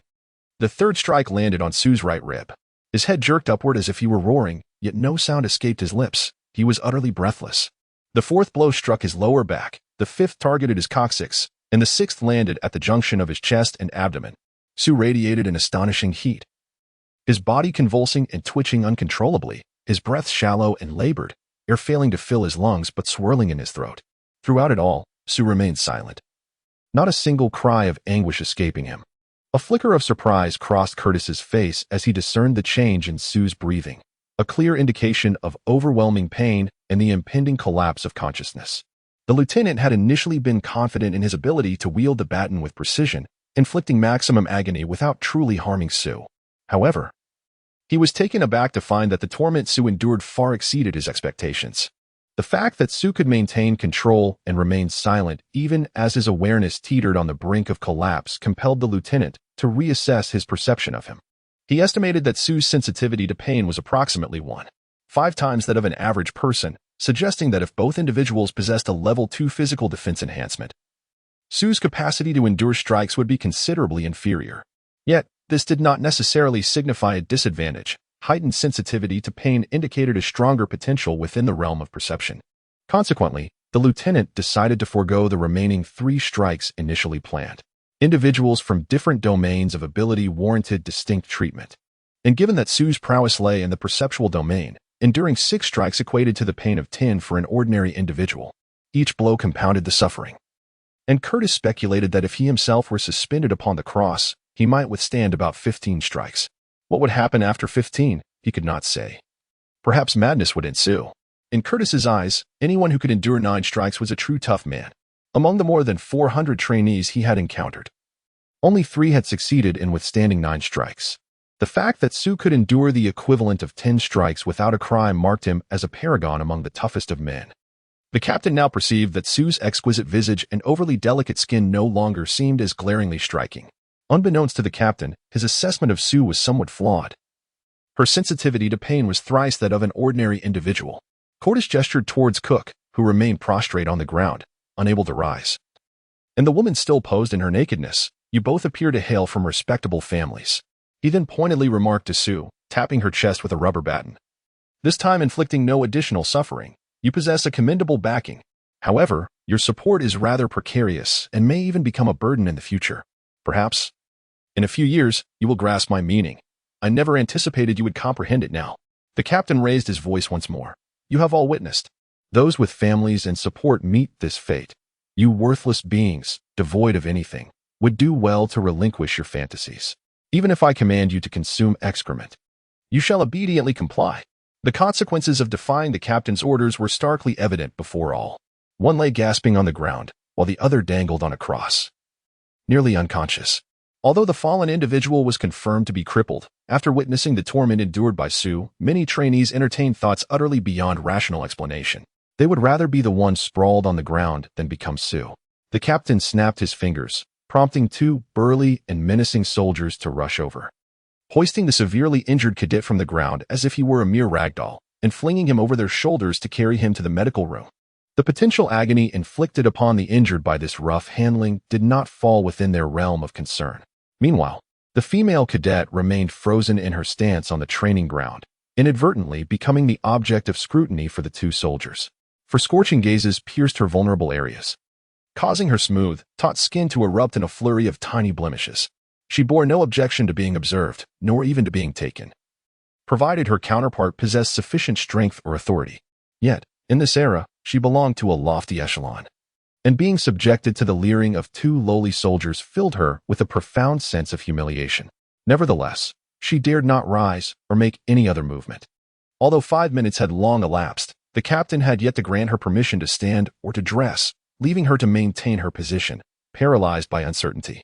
Now, I reiterate the rules. For the next 3 days, I shall elucidate the art of capability in combat. Subsequently, I will assign various tasks to you and evaluate your performance therein. Once you are deemed ready for assignments, the rules governing combat will be relaxed. You may act as you wish, but remember 2 tenets. First, my command is paramount. Second, fairness is essential, particularly during your internal conflicts. The concept of fairness is one I trust you all comprehend and recognize. Thus, do not attempt to manipulate this term in a manner that challenges my intellect. Anyone who dares to question my intelligence, I assure you, will find their own intellect diminished henceforth.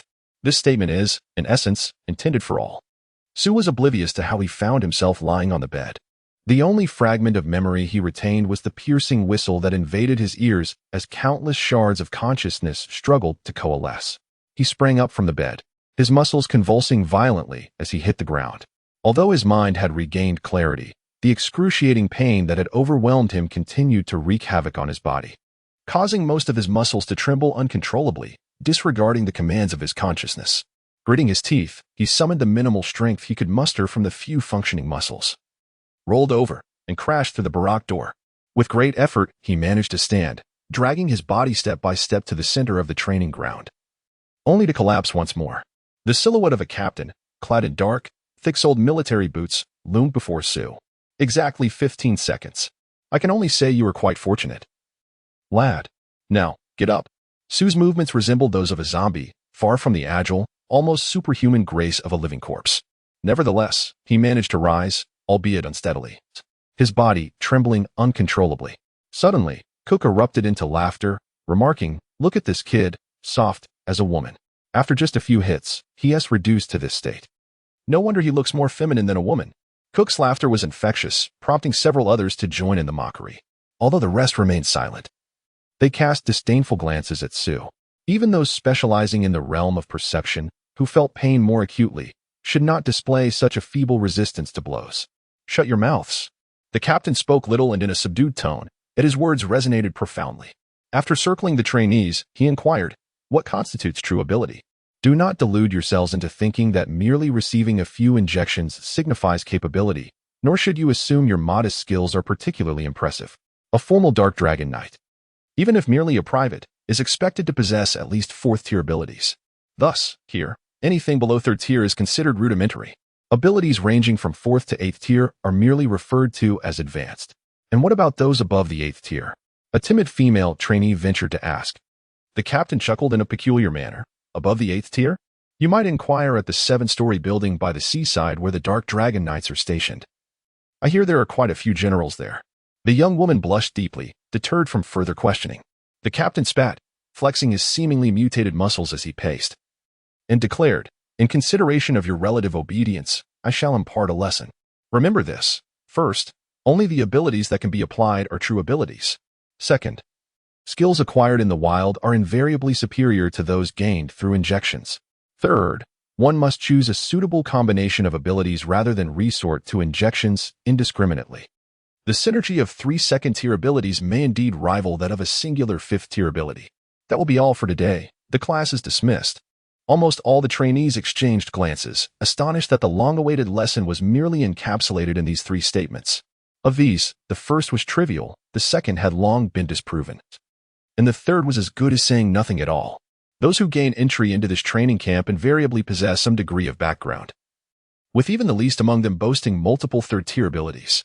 However, they confront a primary dilemma, the scarcity of genetic enhancement serums. Essentially, whatever can be augmented is augmented, leaving little room for choice. For these individuals, serums that enhance abilities beyond the 3rd tier are exorbitantly priced, almost mythical in their cost. Once dismissed for the day, they are left with a vast expanse of leisure time. Aside from the teams that naturally congregate, few venture out of their barracks. The trainees are diligently preparing for the imminent lifting of the prohibition on combat. The true bloodshed will commence at that juncture. The camp is enveloped in a hushed atmosphere, thick with an undercurrent of impending violence. The door to the driver's cabin swung open, and Oberon descended with a scowl etched upon his features.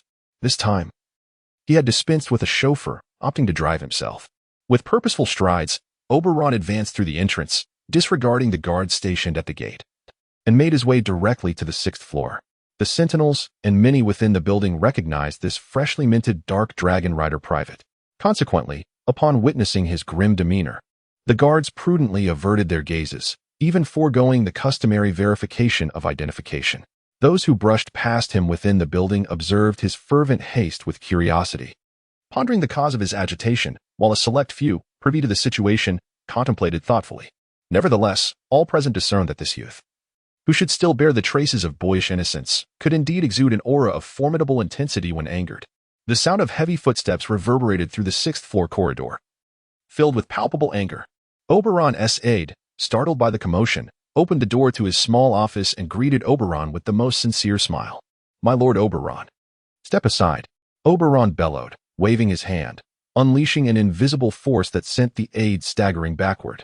The aide's expression shifted dramatically.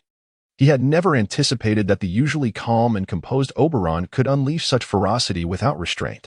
Although his lineage did not rival the illustrious and formidable Fabregas family, it was certainly not insignificant.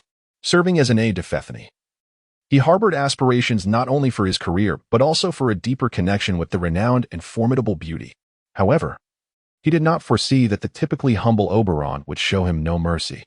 While it was common knowledge that Oberon's rank as a private did not align with his capabilities, the embarrassment of being repelled by a private as a lieutenant was hardly a trivial matter. Ignoring the aide, whose complexion fluctuated between shades of green and white, Oberon boldly pushed open the door to Fethany's office, entering with determination. He then slammed the door shut, leaving the aide and several curious assistants peering in, locked out. Fethany, engrossed in a multitude of documents, looked up, adjusted her glasses, and remarked in a flat tone, "Young Oberon, your earlier display lacked grace." "Grace? To hell with grace." Oberon strode purposefully to Persephone's desk, leaning over with his hands planted firmly upon it, gazing down at her with an intensity that pierced through the air. "I have heard," he articulated deliberately, "that you have inducted Sue into the Dark Dragon Riders." "Damn it." He struck the desk with a heavy fist, his frustration palpable. "I am of age. Do not treat me as a child. I wish to inquire how you intend to address the death of Lacona. As for the Fabregas family, I will handle that." Persephone's pencil began to twirl rapidly between her fingers, a familiar sign to those who knew her well that she was growing impatient, a fact Oberon was acutely aware of. "So, You intend to allow Lakona to perish without consequence? You must understand, he was my most esteemed brother. I permitted you to interfere with the pursuit of Sue in order to grant Lakona peace, not to present you with candidates for your pleasure. As he uttered the last two sentences, his tone shifted to a calm, somber timbre. Yet the weight of his presence bore down more heavily than his earlier exclamations. The whirling pencil abruptly halted, and Persephone regarded Auburn with a chilling gaze. The tip of her pencil tapping rhythmically against the surface of the desk. He maintained his stare, and after a prolonged moment, he finally comprehended the resolve etched upon her features. In this matter, she would yield not an inch. Taking a deep breath, he spoke with composure, Miss Persephone. Or perhaps I should address you as General Persephone. I have come to understand your determination regarding this issue. However, I must remind you that sitting here in this general's office today is not solely due to your unquestionable prowess. The support of your family is an indispensable factor. Now that I am 18, I possess both the ability and the qualification to inherit the family legacy. Should you refuse to yield in this matter, I fear that from tomorrow onward, the family's strength and power will no longer be under your control, nor will it offer you protection. You shall face the entire Fabregas family alone. He inhaled deeply once more and continued, I have never held any interest in power or status, and I once hoped that under your guidance, the family would flourish, allowing me to pursue my passion for art and knowledge and peace. I would stand by you whenever you needed me. However, times have changed. Though I am young and inexperienced, there are enough elders within the family to aid me. I am resolute in shouldering this responsibility myself, rather than letting a woman dictate our fate. Having spoken these words, Oberon's complexion turned pale. His gray strands dampened by sweat, clinging to his forehead. He straightened his posture, exhaled deeply, and his lips lost their color. Naturally, I trust your judgment. If all proceeds as expected, we shall witness a new dragon night in 3 months. Yet, this world is fraught with unforeseen circumstances, is it not? Even if no unexpected events arise, we can certainly create a few. I believe many would wish to see such an occurrence. With that, Oberon strode out of the office. In the vast office, Persephone sat quietly, resembling a statue.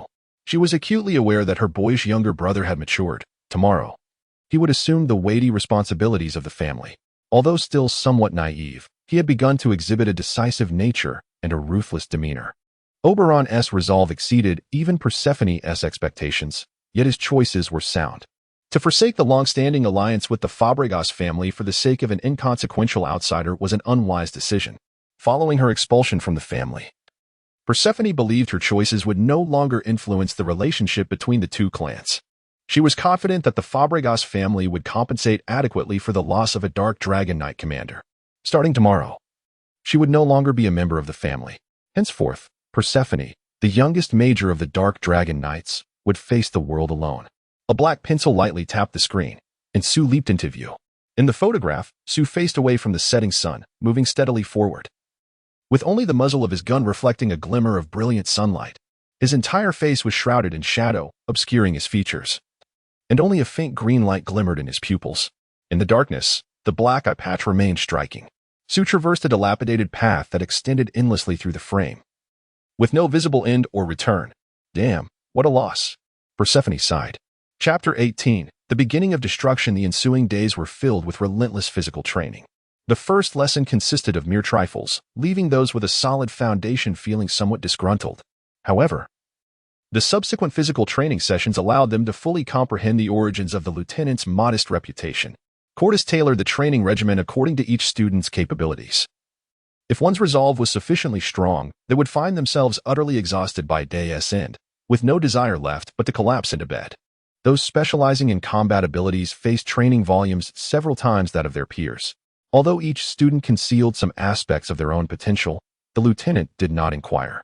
Yet the prescribed training loads precisely aligned with each individual's limits, neither excessive nor insufficient. Breathless, Sue fought against the overwhelming urge to succumb to slumber, and after an extended struggle, he finally managed to rise from his bed. On the iron table by the barracks window lay specially formulated nutrients and water. Sue grasped the nutrient pack, his arms and fingers trembling, and found it exceedingly difficult to remove the cap, succeeding only after several attempts. He brought the opening to his lips and squeezed with force, the grayish-white substance oozing into his mouth akin to toothpaste, which he then struggled to swallow. The nutrients from the Dark Dragon Riders, of course, could not be compared to those produced by the N958 base. These specially designed nutrients were balanced, comprehensive, and extremely high in calories. containing numerous hormones and medications to alleviate fatigue and mitigate bodily damage. Yet, perhaps intentionally, the nutrients provided by the training camp were both bitter and dry, with a texture reminiscent of chewing on wood shavings. After enduring extreme fatigue, one's appetite is inherently diminished. Consuming this concoction, evidently designed to impede the human palate, induces an immediate urge to vomit. Moreover, such synthetic nutrients necessitate copious amounts of water for neutralization, without immediate hydration following ingestion. One experiences a parched sensation akin to traversing a desert for a week. However, after consuming several gulps of water, a disconcerting fullness envelopes the stomach, leading to considerable discomfort. The captain, without further ado, resorted to punishment, delivering merely 2 strikes to each individual. Upon the first strike, both men turned pale yet managed to stifle their cries. However, when the captain's second strike landed, the accumulated agony swiftly surpassed their threshold of endurance, prompting them to scream in anguish. They writhed upon the ground for nearly 5 full minutes before finally ceasing. One, utterly weakened, still mustered the strength to sit up, while the other lay completely prostrate, convulsing and emitting fits of laughter, clearly overwhelmed by the excruciating pain that had shattered his will. The captain spat upon the fallen figure, cursing, "Spineless wretch. Someone drag him away." 2 robust soldiers emerged from the shadows, hauling the now deranged cadet from the scene. This marked the first occasion since Sue that anyone had tasted the captain's rod. From the chilling cries, the cadets gradually recognized the true potency of the captain's rubber baton, a force that belied its seemingly lightweight, thus subtly altering their perception of Sue, who had endured 6 strikes, despite the grueling training that left both trainees utterly exhausted. Their diminished tolerance for pain could hardly account for the stark disparity between the 2 sticks and the 6 sticks. It took Sue half an hour to consume all the meticulously prepared nutrients. The expertly blended sustenance was rapidly disseminated throughout his body, while the effective medicinal components were swiftly delivered to the damaged muscles. Muscle fibers, having absorbed the nourishment and medicine, began to twitch and thicken at a visibly remarkable pace, preparing to face the impending challenges. In the darkness, Sue opened his eyes once more, acutely aware of an overwhelming hunger. The nutrients he had just ingested had been consumed almost entirely due to the astonishing absorption capacity of his muscles, depleting even the reserves accumulated over the past 2 days. Lying flat on his bed, he noticed the flickering numbers on the wall indicating it was merely 1 o'clock, leaving him with ample time until the scheduled rising hour of 4:30. Yet, the fiery gnawing in his stomach extinguished any remnants of sleepiness. Sue had no choice but to sit up, only to be taken aback to discover that the 2 newly acquired evolution points had vanished. However, he distinctly sensed that he had developed a first-tier strength and a first-tier physical defense within the realm of combat. This self-generated ability was what the captain had referred to as the so-called wilderness-derived abilities. Sue was well aware of this phenomenon and was no stranger to the sensation of self-generated capabilities. In fact, all his abilities had either been self-generated or derived from the genes of mutated beings. He had never obtained abilities through injections. However, the dilemma lies in the fact that he had previously always injected evolution points into a specific domain of ability, thereby delineating the overarching direction of capability evolution, before attempting to generate new abilities during combat. The ultimate manifestation of these abilities largely depended on fortune. Yet, never before had there been a situation like the present, where the body autonomously allocated evolution points in a state of unconsciousness.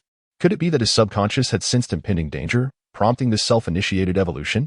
Sue sat up, still somewhat unaccustomed to his body, now endowed with 2 new abilities, and the coordination throughout was far from what it once was. However, overshadowing everything was an overwhelming hunger.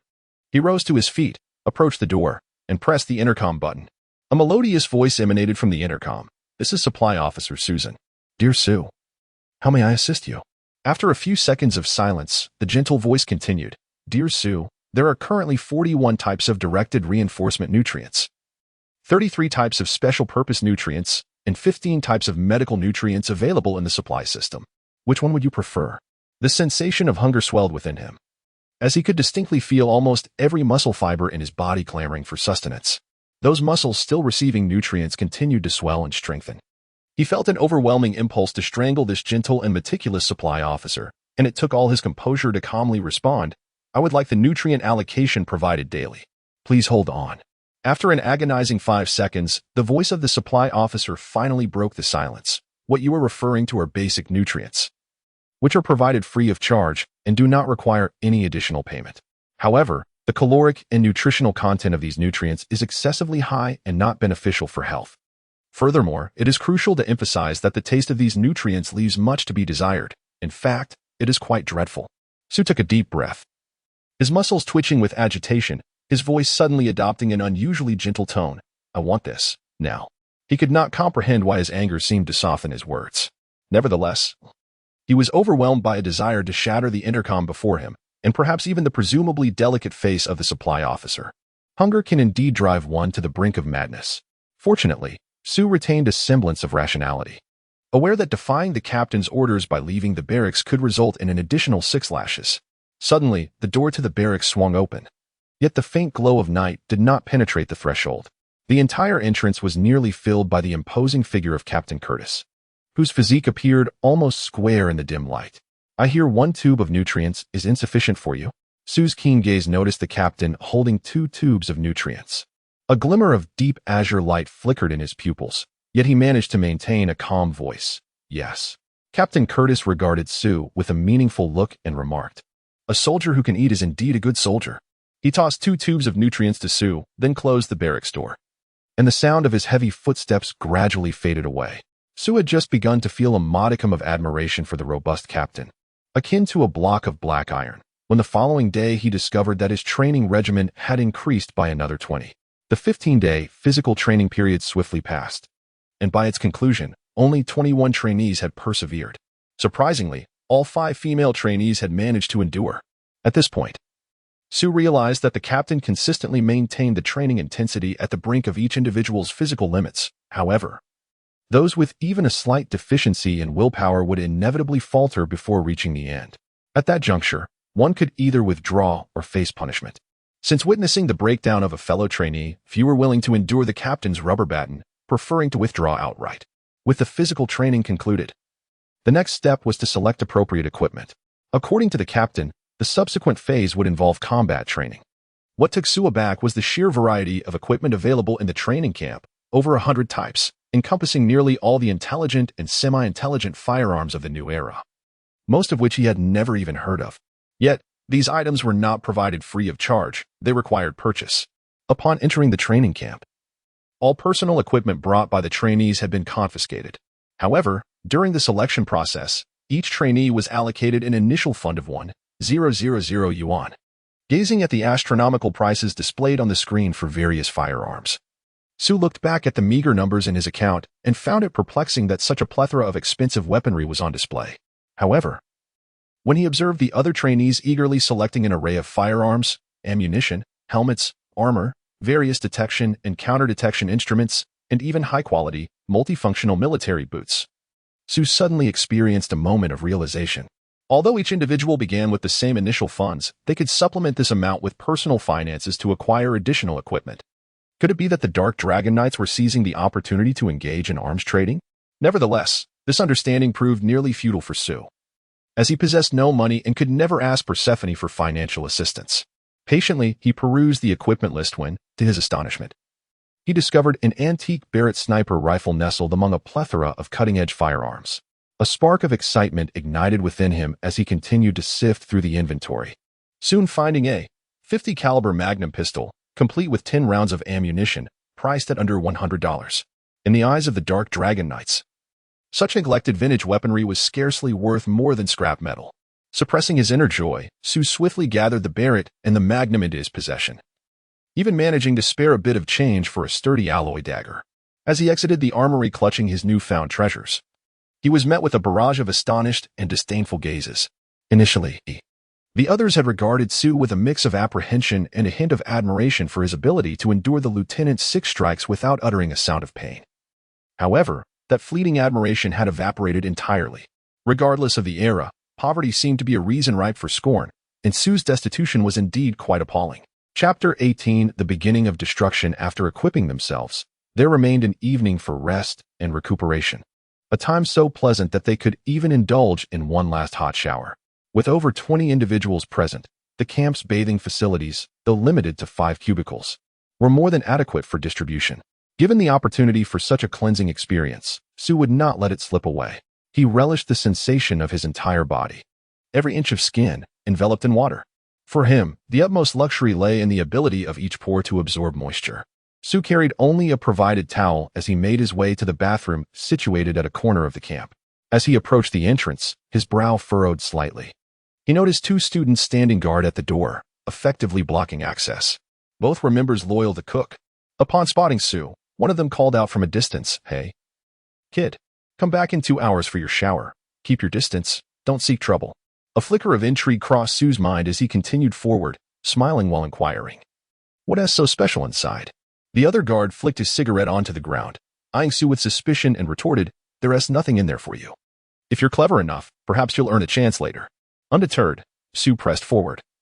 His ears finally attuned to the sounds emanating from within the depths of the bathroom. He could discern the intermittent sobs of a woman filtering through the shower stalls. "Bitch." Su recognized the voice. It was Cook's. A sharp slap echoed, followed by the sound of the woman's weeping. Listening closely, the voice seemed somewhat familiar. It must belong to a female student. Su had already reached the doorway and noticed the 2 individuals displaying wary expressions. With a smile, he inquired, "Am I not allowed to join in? I can take the last position." The pair exchanged glances, their tension easing. One of them chuckled heartily, beginning to say, "You think too highly of yourself," when suddenly a blinding white light engulfed him, followed by darkness. He felt as if a train had collided with him head-on. His nasal bone crumpled inward with a sharp crack, and then he was propelled into the air, crashing against the bathroom wall.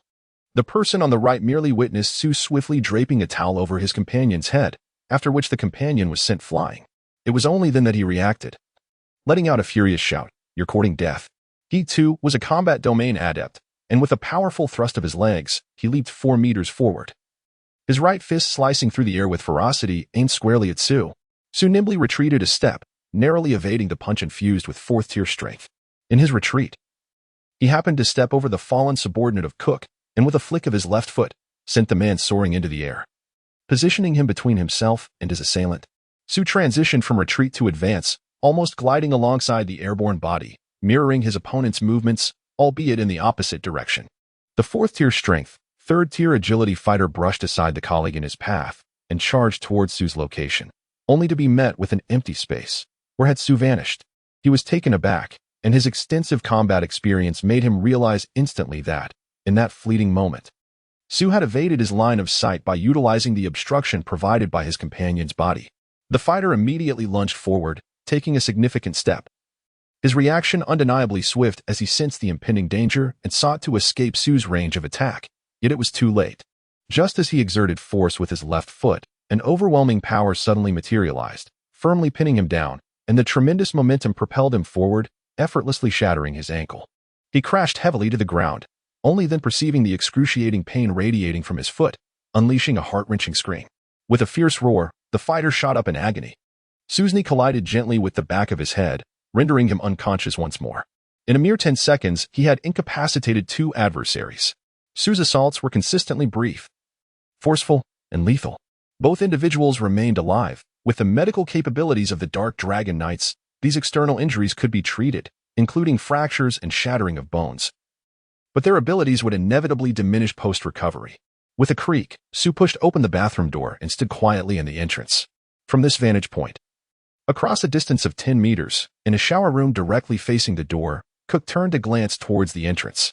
"Kid, if you're here to cause trouble, it seems you've arrived a tad too late." Cook sneered. Su remained motionless at the door, his tranquil azure gaze extinguishing the flames of desire that had surged to Cook's head. Nothing could incite Cook's fury more than this. He forcefully pushed the woman in his arms away and turned to face Su, selecting the most venomous words he could muster. "You pale-faced pauper. Have you come to me because of an itch, hoping to earn a few coins in the process?" The commotion had already drawn the attention of the camp, and several students seeking a bath approached, discovering the 2 individuals lying on the ground, oblivious to life or death, as well as Su, who blocked the entrance. Through the open door, Cook spotted one of his own among the students, while his other subordinates rushed over from the barracks. A grin spread across Cook's face as he scrutinized Su, his mind drifting to unsavory thoughts. He had a penchant for beautiful women, but equally so for handsome men. And Su had evidently transcended the realm of mere handsome men. Outside, some of Cook's subordinates began to stir, with a particularly burly one brandishing a metal rod, gritting his teeth as he charged forward in a series of small, aggressive steps. Su stood still, unperturbed. Yet, suddenly, Cook perceived that the night outside had turned pitch black. The man who had exerted all his strength to rush at Sue also found himself engulfed in sudden darkness. He then heard a resounding bang, followed by a whirlwind of disorientation as dazzling lights flickered before him. In an instant, the barracks and its occupants seemed to tilt, while the ground reared up. Others witnessed the lieutenant's silent emergence, standing resolutely behind Sue, peering into the bathroom. Cook's subordinate collided with terrifying speed against the lieutenant's broad back, only to be violently rebuffed, staggering back before collapsing to the ground, convulsing and unable to rise again.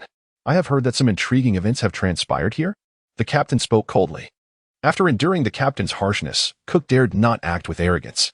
He shrugged and remarked, "It was a fair battle between her and me. She lost, and I claim my spoils."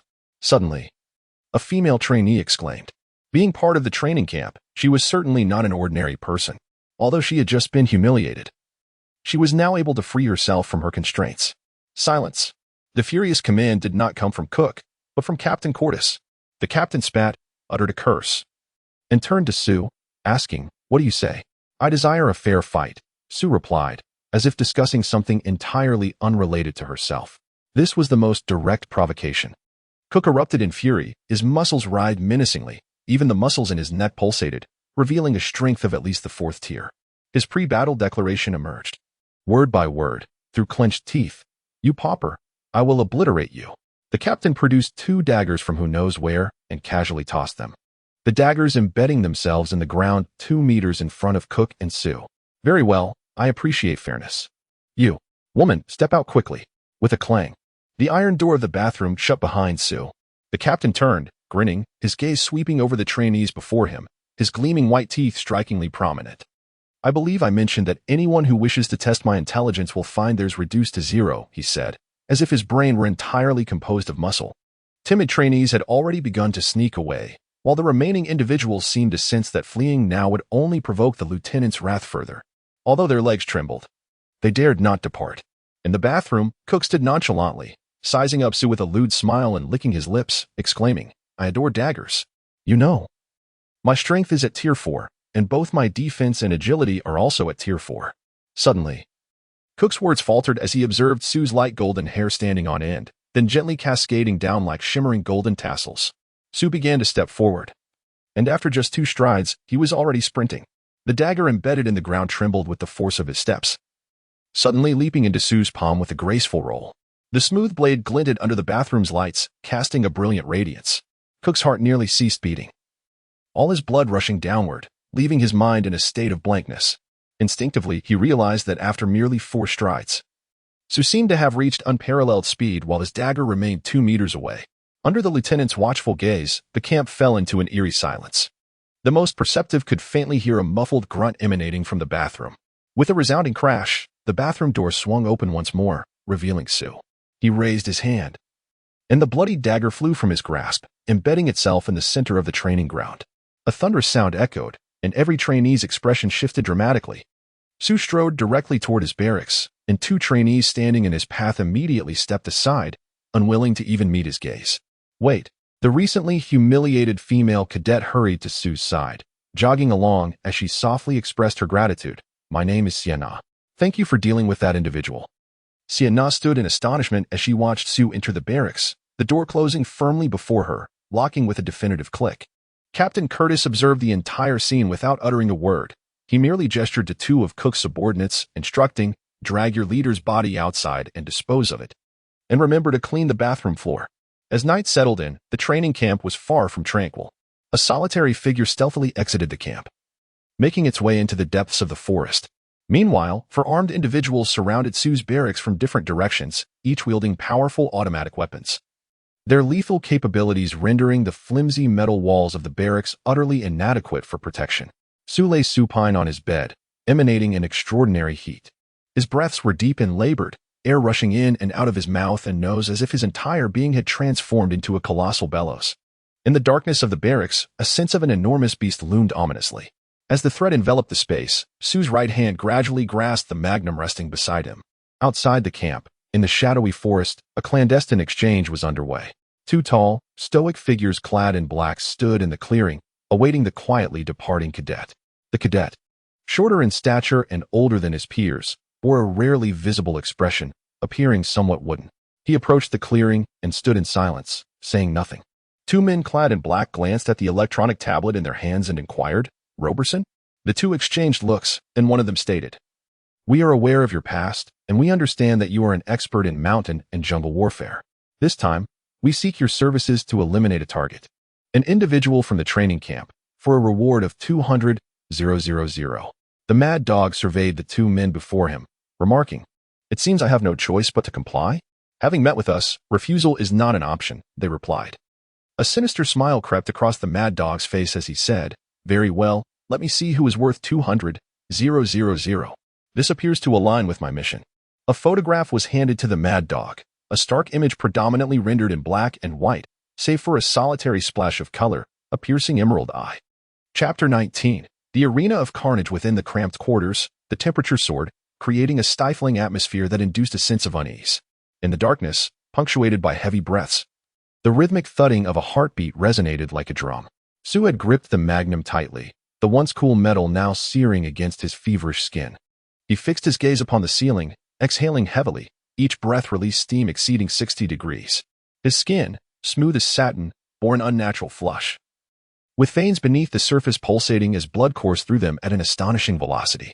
Sue resembled a volcano poised to erupt at any moment, with the magma within stirred into a frenzy by the escalating threats surrounding him.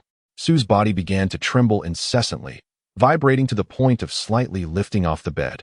Initially, the iron bed produced clanging sounds in response, yet as Sue's body ascended higher, the bed fell silent. Suddenly, Sue felt a vague sense of oppression, as if the atmospheric pressure had subtly decreased, causing a heaviness in his chest.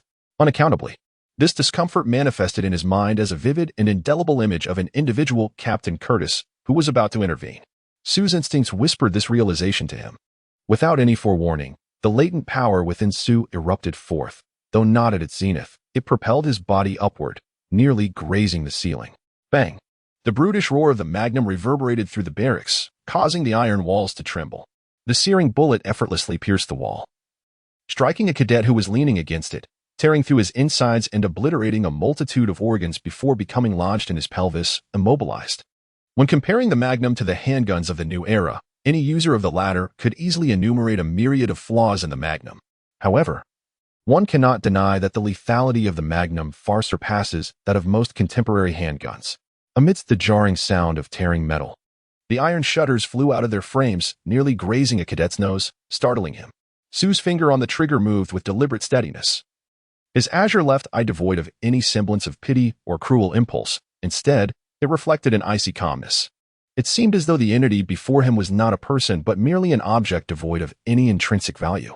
The cadet's heart thudded heavily, each beat stretching into an interminable eternity, so prolonged that Sue's finger poised on the trigger appeared to be suspended in time. Yet, he was acutely aware that Sue's finger was indeed moving, neither hastily nor sluggishly. However, the automatic multi-purpose rifle in his hands felt as though it were anchored to the ground, utterly immobile. His finger felt as if it were encased in lead, rendering him incapable of pulling the trigger. Deep down, he understood that the inability to engage the trigger stemmed from the safety mechanism on the weapon not being fully disengaged.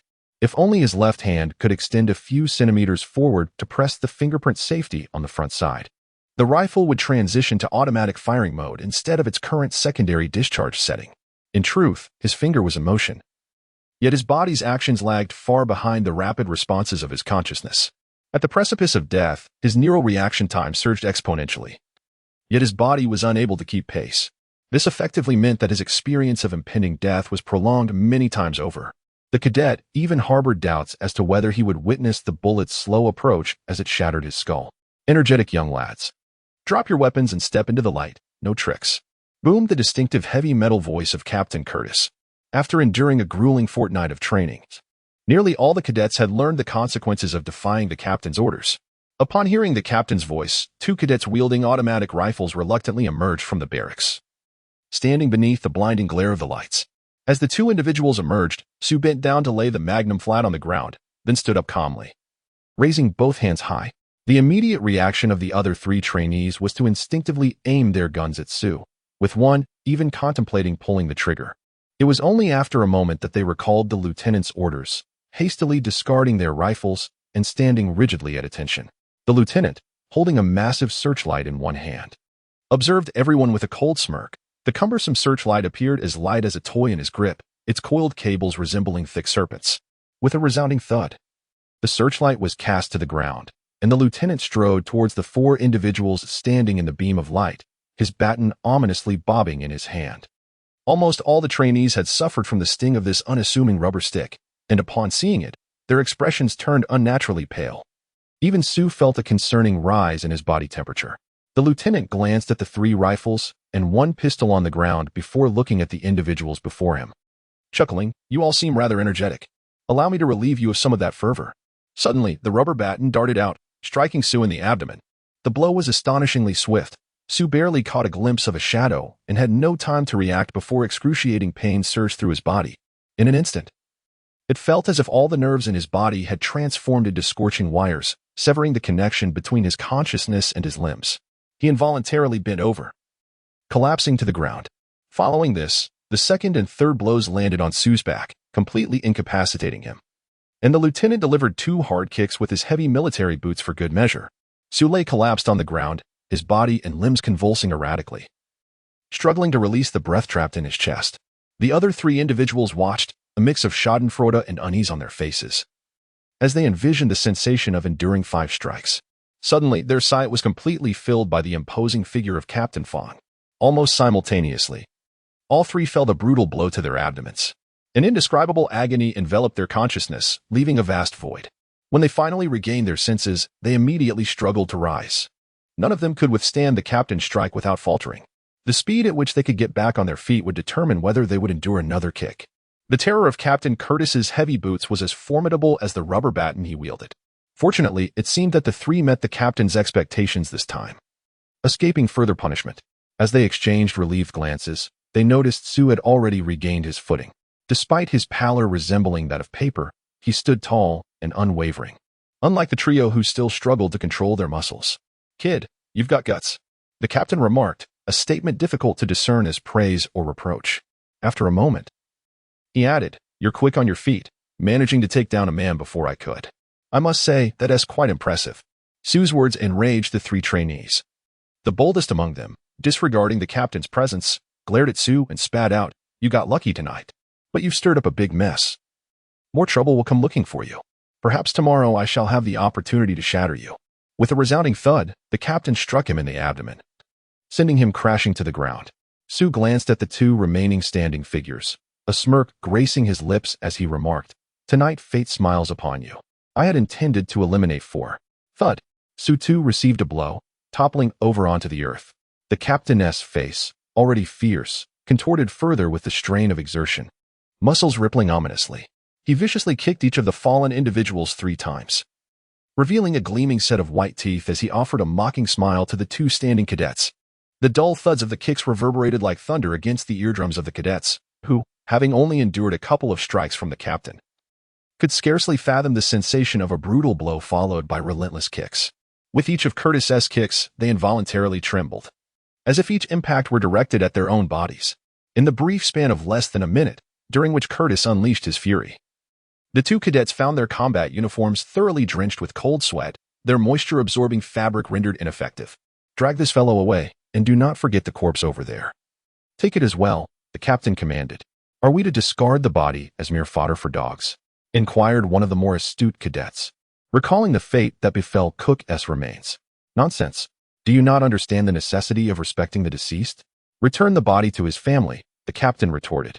The 2 cadets dared not question the captain's contradictory standards of conduct. Instead, they hastily complied, moving the unconscious and the corpse, cleaning up the blood with swift efficiency. After all, those endowed with both agility and fortified defenses are all candidates for Dragon Knights. With sufficient diligence, their efficiency in performing menial tasks would rival that of professional cleaners. Furthermore, as long as the captain is present, there is no doubt regarding the cadet's adherence to commands. Sue's movements were rigid and sluggish. In truth, he had calculated that 81 of the muscle fibers within him had succumbed to loss of control, making it an arduous task to merely rise to his bed. His current condition transcended the mere question of willpower. The magnum lay quietly beside him, its barrel seemingly still exuding a faint scent of gunpowder. In the instant the captain illuminated the spotlight, Sue hesitated, ultimately deciding against pulling the trigger. To shoot the cadet before him would be an overt provocation to the captain. Such actions could be conducted discreetly, but to brazenly bring them to light would leave no avenue for retreat. As time trickled by, Sue's control over his body neared completion. As anticipated, the 2 brutal beatings had granted him an evolution point, though he was unwilling to enhance himself through such means. His stomach burned with a fiery hunger, and he felt the pangs of appetite. Sue sat up, his emerald left eye resembling a solitary wolf traversing a snowy expanse. At that moment, the iron door of the barracks was forcefully kicked open with a resounding clang, yet no night light filtered through. The doorway was nearly filled by the captain's imposing figure. "Kid, your appetite is rivaling that of a pig," the captain exclaimed, tossing 3 tubes of nutrients to Sue. Meanwhile, in another barack, the mad dog lay on a military cot, chewing on a blade of grass, silently gazing at the ceiling. At the edge of his vision, there hung a black and white photograph, its only hint of color a faint green, reminiscent of a wolf prowling in the midnight shadows. Chapter 19, The Killing Ground. The wind was fierce. This was the first sensation that struck Sue, a feeling that persisted throughout. This was his second realization. The nature of the radiation cloud was thus. Through a small porthole before him, Sue quietly observed the thick clouds racing past, occasionally illuminated by dazzling flashes of light within. Seated in the center of the cabin, despite the airplane's violent turbulence, which caused sudden ascents and descents of hundreds of meters, he remained remarkably steady. Sue had not fastened his seatbelt, nor had the others in the cabin. Yet, no one left their seats, even as the aircraft shook like a small boat in a tempest. Excluding the captain and the pilot, 15 individuals remained in the cabin. From the original 32 who entered the training camp, only this handful persisted. Among those eliminated, a few had perished, many were left disabled, while others had succumbed to madness. Those who had endured to this juncture were resolute in their refusal to withdraw. Among the 15, 4 were women. All the trainees sat back to back, silently gazing out at the world beyond the window. Few among them had ever flown before, and individuals like Sue, a true novice, had never even seen a functioning aircraft. Throughout his long wanderings, he had encountered numerous airplane wrecks. This was a dilapidated aircraft, struggling through the clouds, battling against countless unpredictable air currents, occasionally brushing perilously close to flashes of lightning. Within the cabin, marred by patches of rust, nearly everything was in a state of tremor and moan, appearing as though it might detach from the walls at any moment. The trainees had meticulously secured their luggage and equipment, fastening them with nylon nets at the rear of the cabin. Sue possessed merely 2 firearms and a handful of ammunition, while the most equipped trainee boasted an entire bundle of supplies. Sue harbored doubts about the aircraft's endurance. It would not surprise him if it disintegrated within the next minute. His sole curiosity lay in how this contraption had managed to endure for so long. The lieutenant emerged from the cockpit, casting a glance at the trainees within the cabin, before leaning against the doorframe and unexpectedly flinging the door open. A bone-chilling wind howled into the cabin, tossing the unsuspecting trainees into disarray. Only a few managed to grasp onto the handholds affixed to the walls, preventing them from being swept away. Sue, however, clutched the ceiling, his body lifted by the gust and pressed against the overhead. The lieutenant leaned against the doorway, half of his body protruding from the aircraft. He glanced outside, retrieving a metal shard from somewhere, and began to vigorously scrape it against the cabin's exterior. In an instant, the shrill sound of metal grinding overshadowed the roar of the aircraft's engine. After only a few moments, the metal shard began to glow red. He then produced a crumpled cigarette, using the heated metal to ignite it. The lieutenant inhaled deeply, savoring the smoke before exhaling slowly, radiating a profound sense of contentment. Suddenly, the airflow outside shifted, transforming from an intrusive gust to a drawing current. A trainee, caught off guard, was suddenly pulled upwards, hurtling straight towards the cabin door. Terror distorted his features as he screamed loudly. Falling from such a height, survival seemed nothing short of a miracle. After all, no matter how enhanced the flesh may be, it remains merely flesh. The lieutenant uttered a curse, lifted his leg like a steel pillar, and stamped the trainee back onto the cabin floor. Observing the trainee's body go rigid in shock, several onlookers displayed expressions of sympathy. It was evident that while the lieutenant's action had saved his life, the experience was akin to receiving a blow. Suddenly, an antiquated electric bell rang out, its sound indistinguishable from the din of the cabin, overpowering the roar of the engines. Upon hearing the bell, the trainees realized it signaled their arrival at the destination. A few, feeling anxious, immediately rushed to don their gear, eager to arm themselves. Just then, without any warning, the plane abruptly nosedived, plunging through the clouds and heading straight for a snow-capped mountain peak. A female trainee, witnessing the scene through the windows, could no longer contain her panic and screamed. Just as they were about to collide with the mountain, the aircraft struggled and trembled, barely managing to alter its trajectory, skimming perilously close to the mountain's summit before veering downward. The four propeller engines roared, straining to drag the heavy fuselage, sending plumes of snow swirling into the air. For several minutes, the plane continued its descent until it finally reached the foot of the mountain. In those moments, even the most composed trainees felt their hearts race. The snow from the open cabin door surged in, leaving the occupants with lips tinged blue from the cold. This would have been tolerable, but anyone witnessing the wingtips skimming over the snowdrifts and the propellers nearly grazing the rocks would find it difficult to maintain composure. If even advanced fighter jets are subject to the whims of fate in such perilous flight, how precarious must the situation be for this antiquated relic of a bygone era? After a harrowing descent to the foot of the mountain, they beheld a vibrant expanse of lush greenery below, so vivid it stirred a sense of unease within. Suddenly, the wings of the aircraft tilted upward, and the four propeller engines shifted their trajectory, causing the plane's speed to decrease dramatically as it began to circle slowly above the jungle, the powerful winds generated by the engines flattening patches of underbrush. It seemed that all the trainees heard an enraged and frenzied roar emanating from below. However, when they strained to listen, they found nothing but silence. Could it have been a figment of their imagination? As they exchanged bewildered glances, they realized that their companions shared the same expressions of shock and confusion. Sue leaped down from the cabin top, landing in a corner, cradling the Barrett rifle in his arms, his expression unusually grave. Unlike the trainees, Sue, who had grown up in the wilderness, understood that the earlier cacophony, imbued with a violent intent, was not an illusion but a tangible reality. This roar was akin to a psychological phenomenon, capable of eliciting a visceral response from the human psyche, as if it were a primal scream resonating deep within their consciousness. Yet, when the trainees focused intently on listening, they failed to capture this ethereal, spiritual outcry. The cacophony of roars receded like the ebbing tide, yet the deep, indistinct growls surged and fell in a continuous rhythm, permeating the atmosphere. At times, they coalesced into a haunting chorus. Sue could even sense the underlying thirst and anxiety woven into these sounds. What chilled him further was the realization that the roars emanated from over 600 distinct sources below, indicating that at least that many unknown beasts lay hidden within the jungle beneath the aircraft.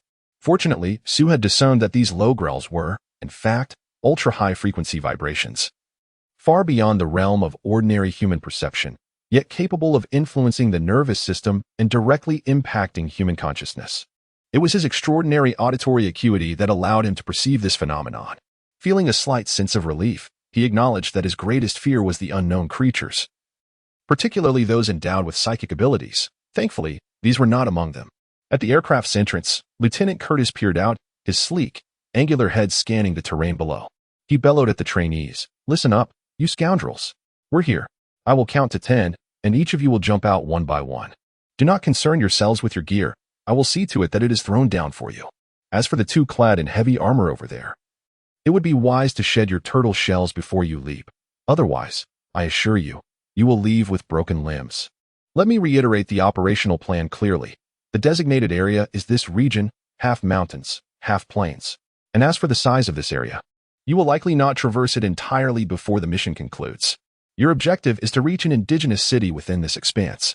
Your task is to eradicate the indigenous people within the city and survive until I arrive to retrieve you in 10 days.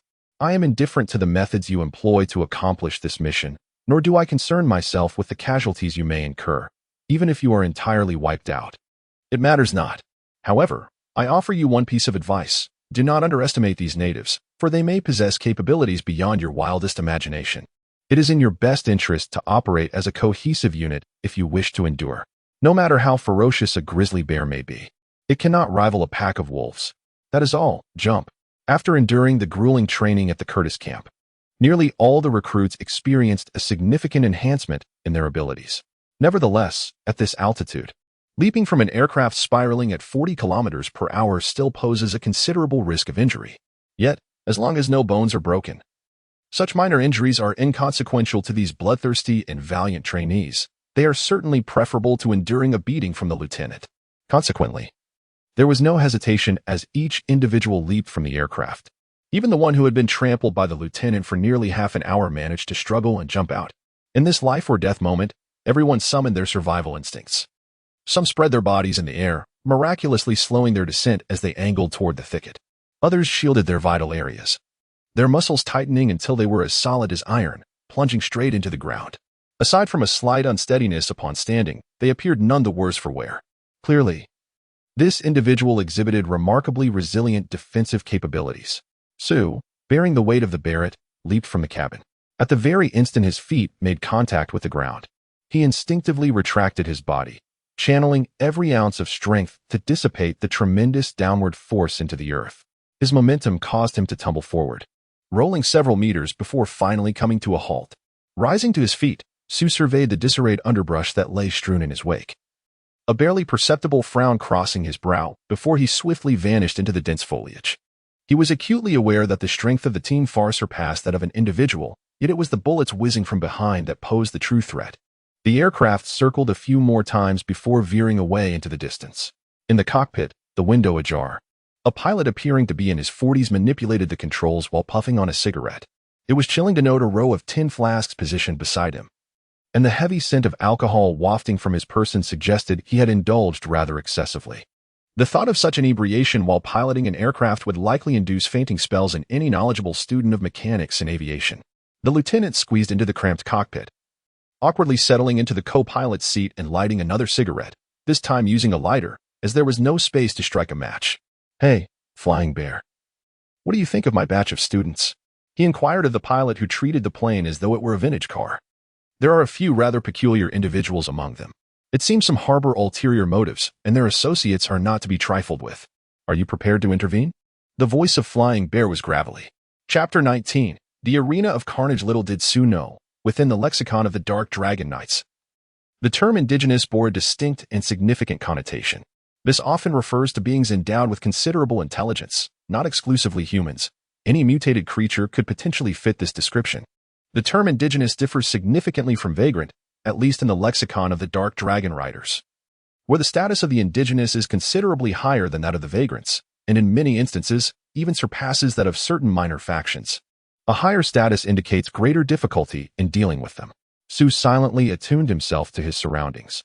Although he felt nothing, not even the presence of a small animal, he had an unsettling sense that something was watching him. Whenever he felt scrutinized, an overwhelming discomfort washed over him, an instinct that had saved him countless times in the past. Yet now, he found himself unable to locate the observer, despite the certainty that it was near. Cautiously, he crouched into a position ready to spring into action, meticulously examining every detail of his environment, leaving no small leaf unobserved.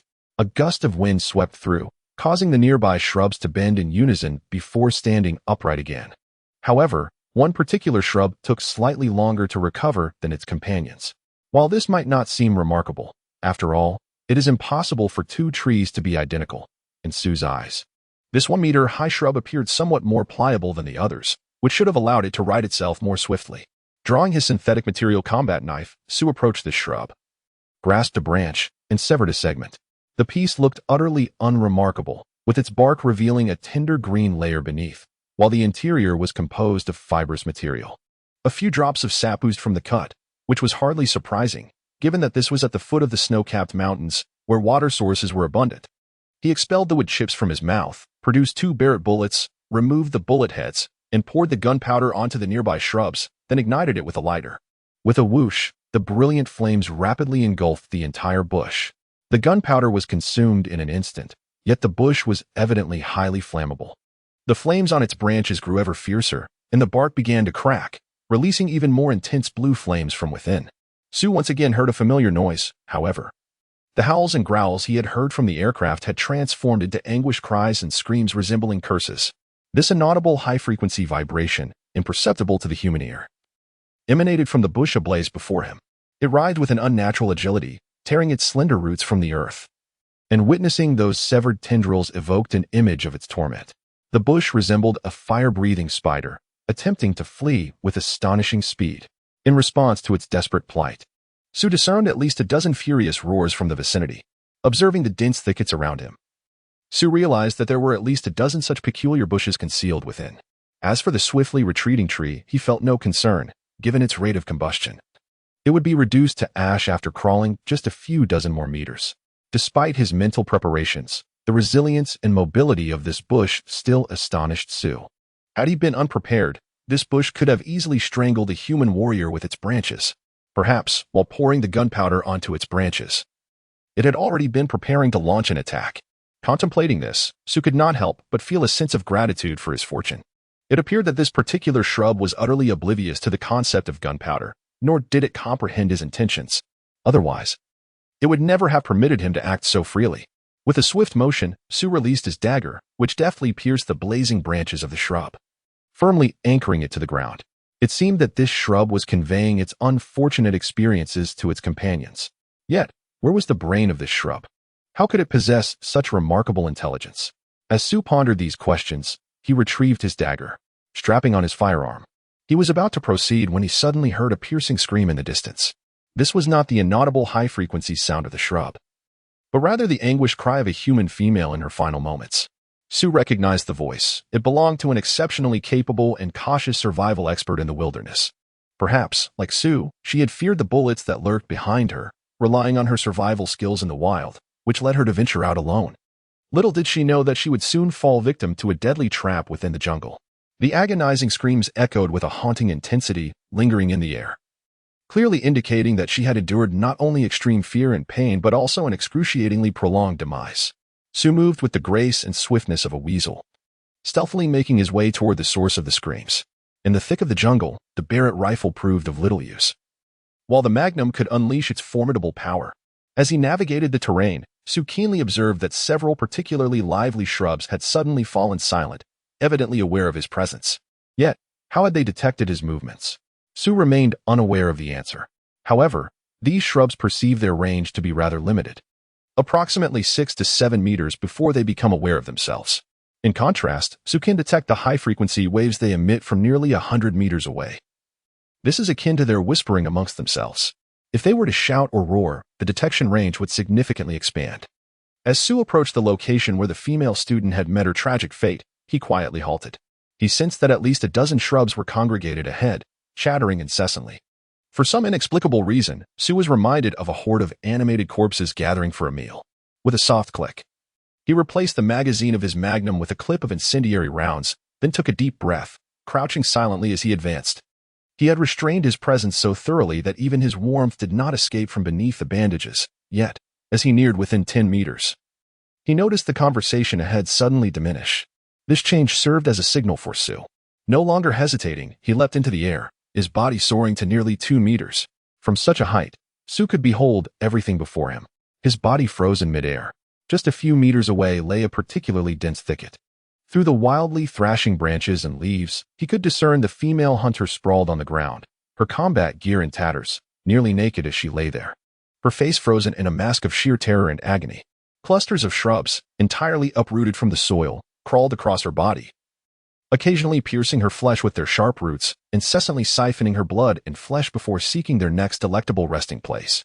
One tree even took root directly on her chest, nearly embedding its entire root system within her form, drawing sustenance with such fervor that not only did its bark ripple, but a deep crimson hue emanated from each leaf. Meanwhile, some shrubs were busily tearing at her trousers, attempting to shred her sturdy military boots in search of fresh areas to feast upon. Sue observed that these shrubs stripped away any metallic items, contorting them grotesquely before casting them aside. Even the metal threads concealed at the cuffs of her pants were not spared from their probing. The huntress's firearm was reduced to a multitude of twisted fragments, flung dozens of meters away. Bang, bang, bang. The Magnum erupted with fiery tongues, 5 consecutive gunshots coalescing into a resounding blast, instantly severing 5 shrubs and igniting them in flames. The shrubs emitted a cacophony of panicked cries, although they reacted swiftly and had detected Sue's presence. Their agility paled in comparison to hers, rendering them incapable of evading the bullets she fired from mere meters away. Upon landing, Sue executed several swift rolls, retreating to a distance of 10 meters, then rising to a crouched position. With the Magnum reloaded, she unleashed another volley of blazing fire. The bullets grazed the corpse of the female trainee, igniting 7 shrubs this time, and further intensifying the flames of one already ablaze. In an instant, the bushes gathered for sustenance were engulfed in flames, with the fortunate few attempting to flee. Yet, How could they escape the lock of Sue's gaze? Within the cross-shaped star at the center of her emerald eyes, the fleeing bushes ignited one by one, consumed by fire. The female cadet's body was already riddled with wounds. As 5 or 6 bushes intertwined and collapsed upon her, fiercely ablaze, Sue cast a silent glance at her, then bent down to retrieve a vial of nutrients from the ground before turning away. To be consumed by the flames of an enemy, reducing her very form dash, was perhaps not such a dreadful conclusion after all. A faint sorrow stirred within Sue. He had never regarded this woman as a companion and understood that had she not met such a fate, she would likely have perished at his hands. A solitary wolf like Sue would undoubtedly prioritize hunting down a fellow hunter who roamed alone, unless she were to submit entirely and earn his trust. Yet, she too was a wolf, a solitary one at that. Surviving in the training camp up to this point and enduring the lieutenant's torment on 3 occasions had already earned her Sue's minimal respect. Witnessing her fate today did indeed evoke a sense of melancholy within him. Whenever he glimpsed the desiccated bones by the roadside or the freshly deceased bodies in the wilderness, Sue would occasionally ponder the day he might join their ranks. Survival, from the moment of conscious awareness, had always been a matter of constant concern.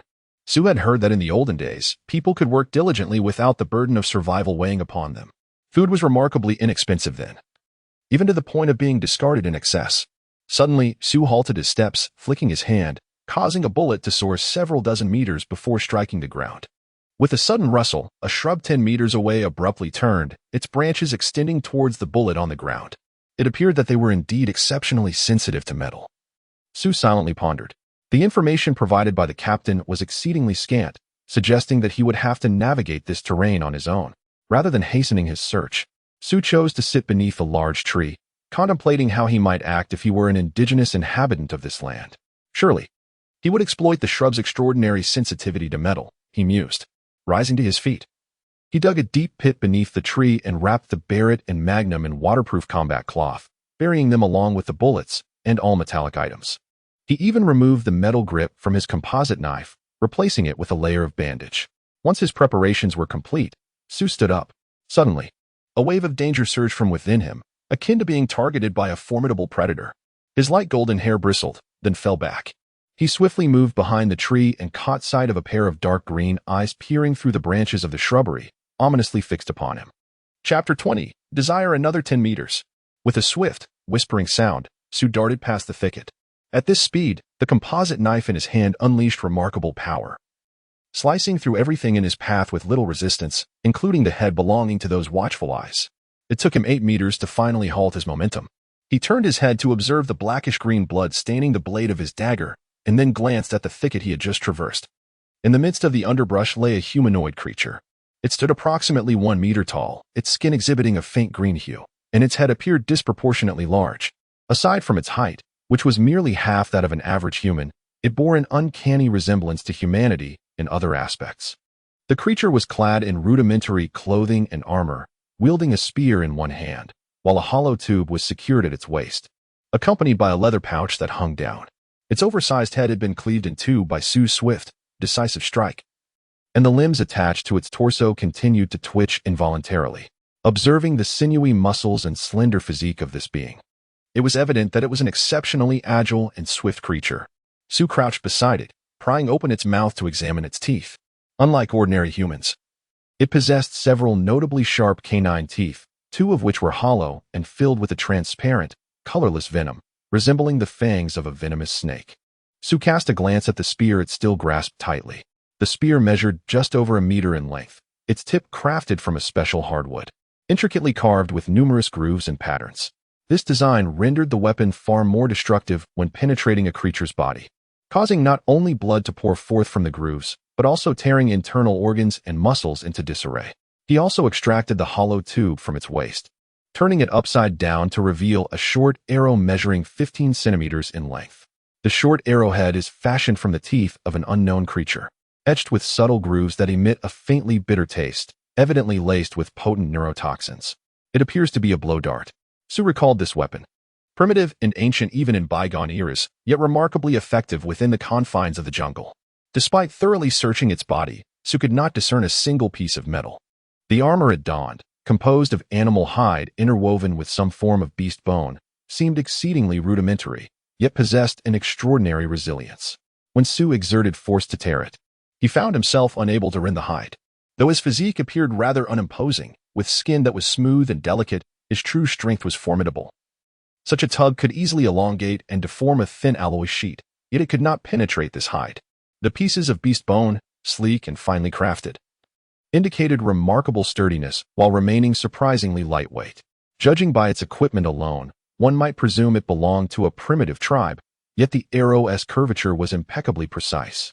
And even Su's discerning eye could scarcely detect any deviation, merging seamlessly with the short tube's walls. Such precision could not be achieved through mere handcrafting. Moreover, within the leather pouch at its waist lay 7 or 8 similar blow darts. What instilled caution in Su was the uniformity of these arrows' processing precision, suggesting they were likely produced en masse by sophisticated machinery rather than through artisanal methods. This was indeed the mark of the indigenous. Upon encountering those watchful eyes, Su felt an instinctive unease. However, he was unaware of the indigenous people's unique abilities, thus opting for a sudden and lethal strike strategy. From the lifeless body of a native, many secrets could be unearthed, with considerably less risk involved. The notion of capturing a living one never crossed Su's mind. Upon observing the 2 venomous fangs innate to the native's mouth, Su resolved that in similar circumstances henceforth, unless absolute certainty was achieved, leaving no survivors was paramount. Furthermore, the absence of any metallic objects on the native's corpse aroused both curiosity and caution within him.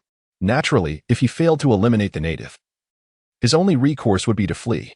Rising to his feet, Su discarded the blood-soaked pieces of fabric onto the ground.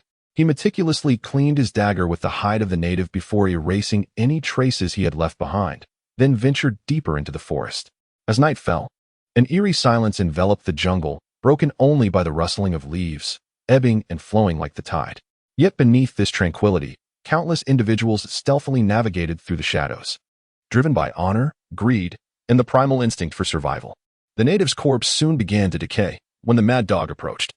The gaping wounds on its body were infested with pale, rotting flesh. A pungent odor emanated from the corpse, rendering the vicinity nearly uninhabitable. The mad dog stood resolutely, seemingly impervious to the stench. He even crouched down, meticulously probing the wounds on the body before scrutinizing the surrounding signs. Contemplating the neatly severed branches of the underbrush, the mad dog crouched once more and, with his military knife, sliced open the native's abdomen, inserting an unknown object within. Then, from his backpack, he extracted a dozen sharp and elongated fangs, encircling the corpse with them. These were unmistakably the venomous teeth of the natives. Once this arrangement was complete, the mad dog rose, humming a tune as he vanished into the night. By the time the sky brightened again, the body had decayed beyond recognition. With many parts even exposing stark white bones, this rate of decomposition was several times that of an ordinary human. The surrounding shrubs rustled, as several living branches emerged from the trees, their twigs swaying in the air as if searching for suspicious traces. A minute later, 6 or 7 natives silently emerged from the thicket, their attire identical to that of the deceased native. The once ferocious and treacherous underbrush now appeared remarkably docile, bending its branches aside to clear a path for them. The explosion was astonishingly fierce, the shockwave effortlessly hurling the surrounding natives into the air. While the splintered bones became the most effective instruments of destruction, the blast radius extended a full 10 meters, with most natives perishing instantly in midair. Collapsing like broken puppets onto the ground, their limbs contorted into grotesque shapes, with only one still able to struggle briefly. The shrubs, having been further away, merely shed some leaves and branches.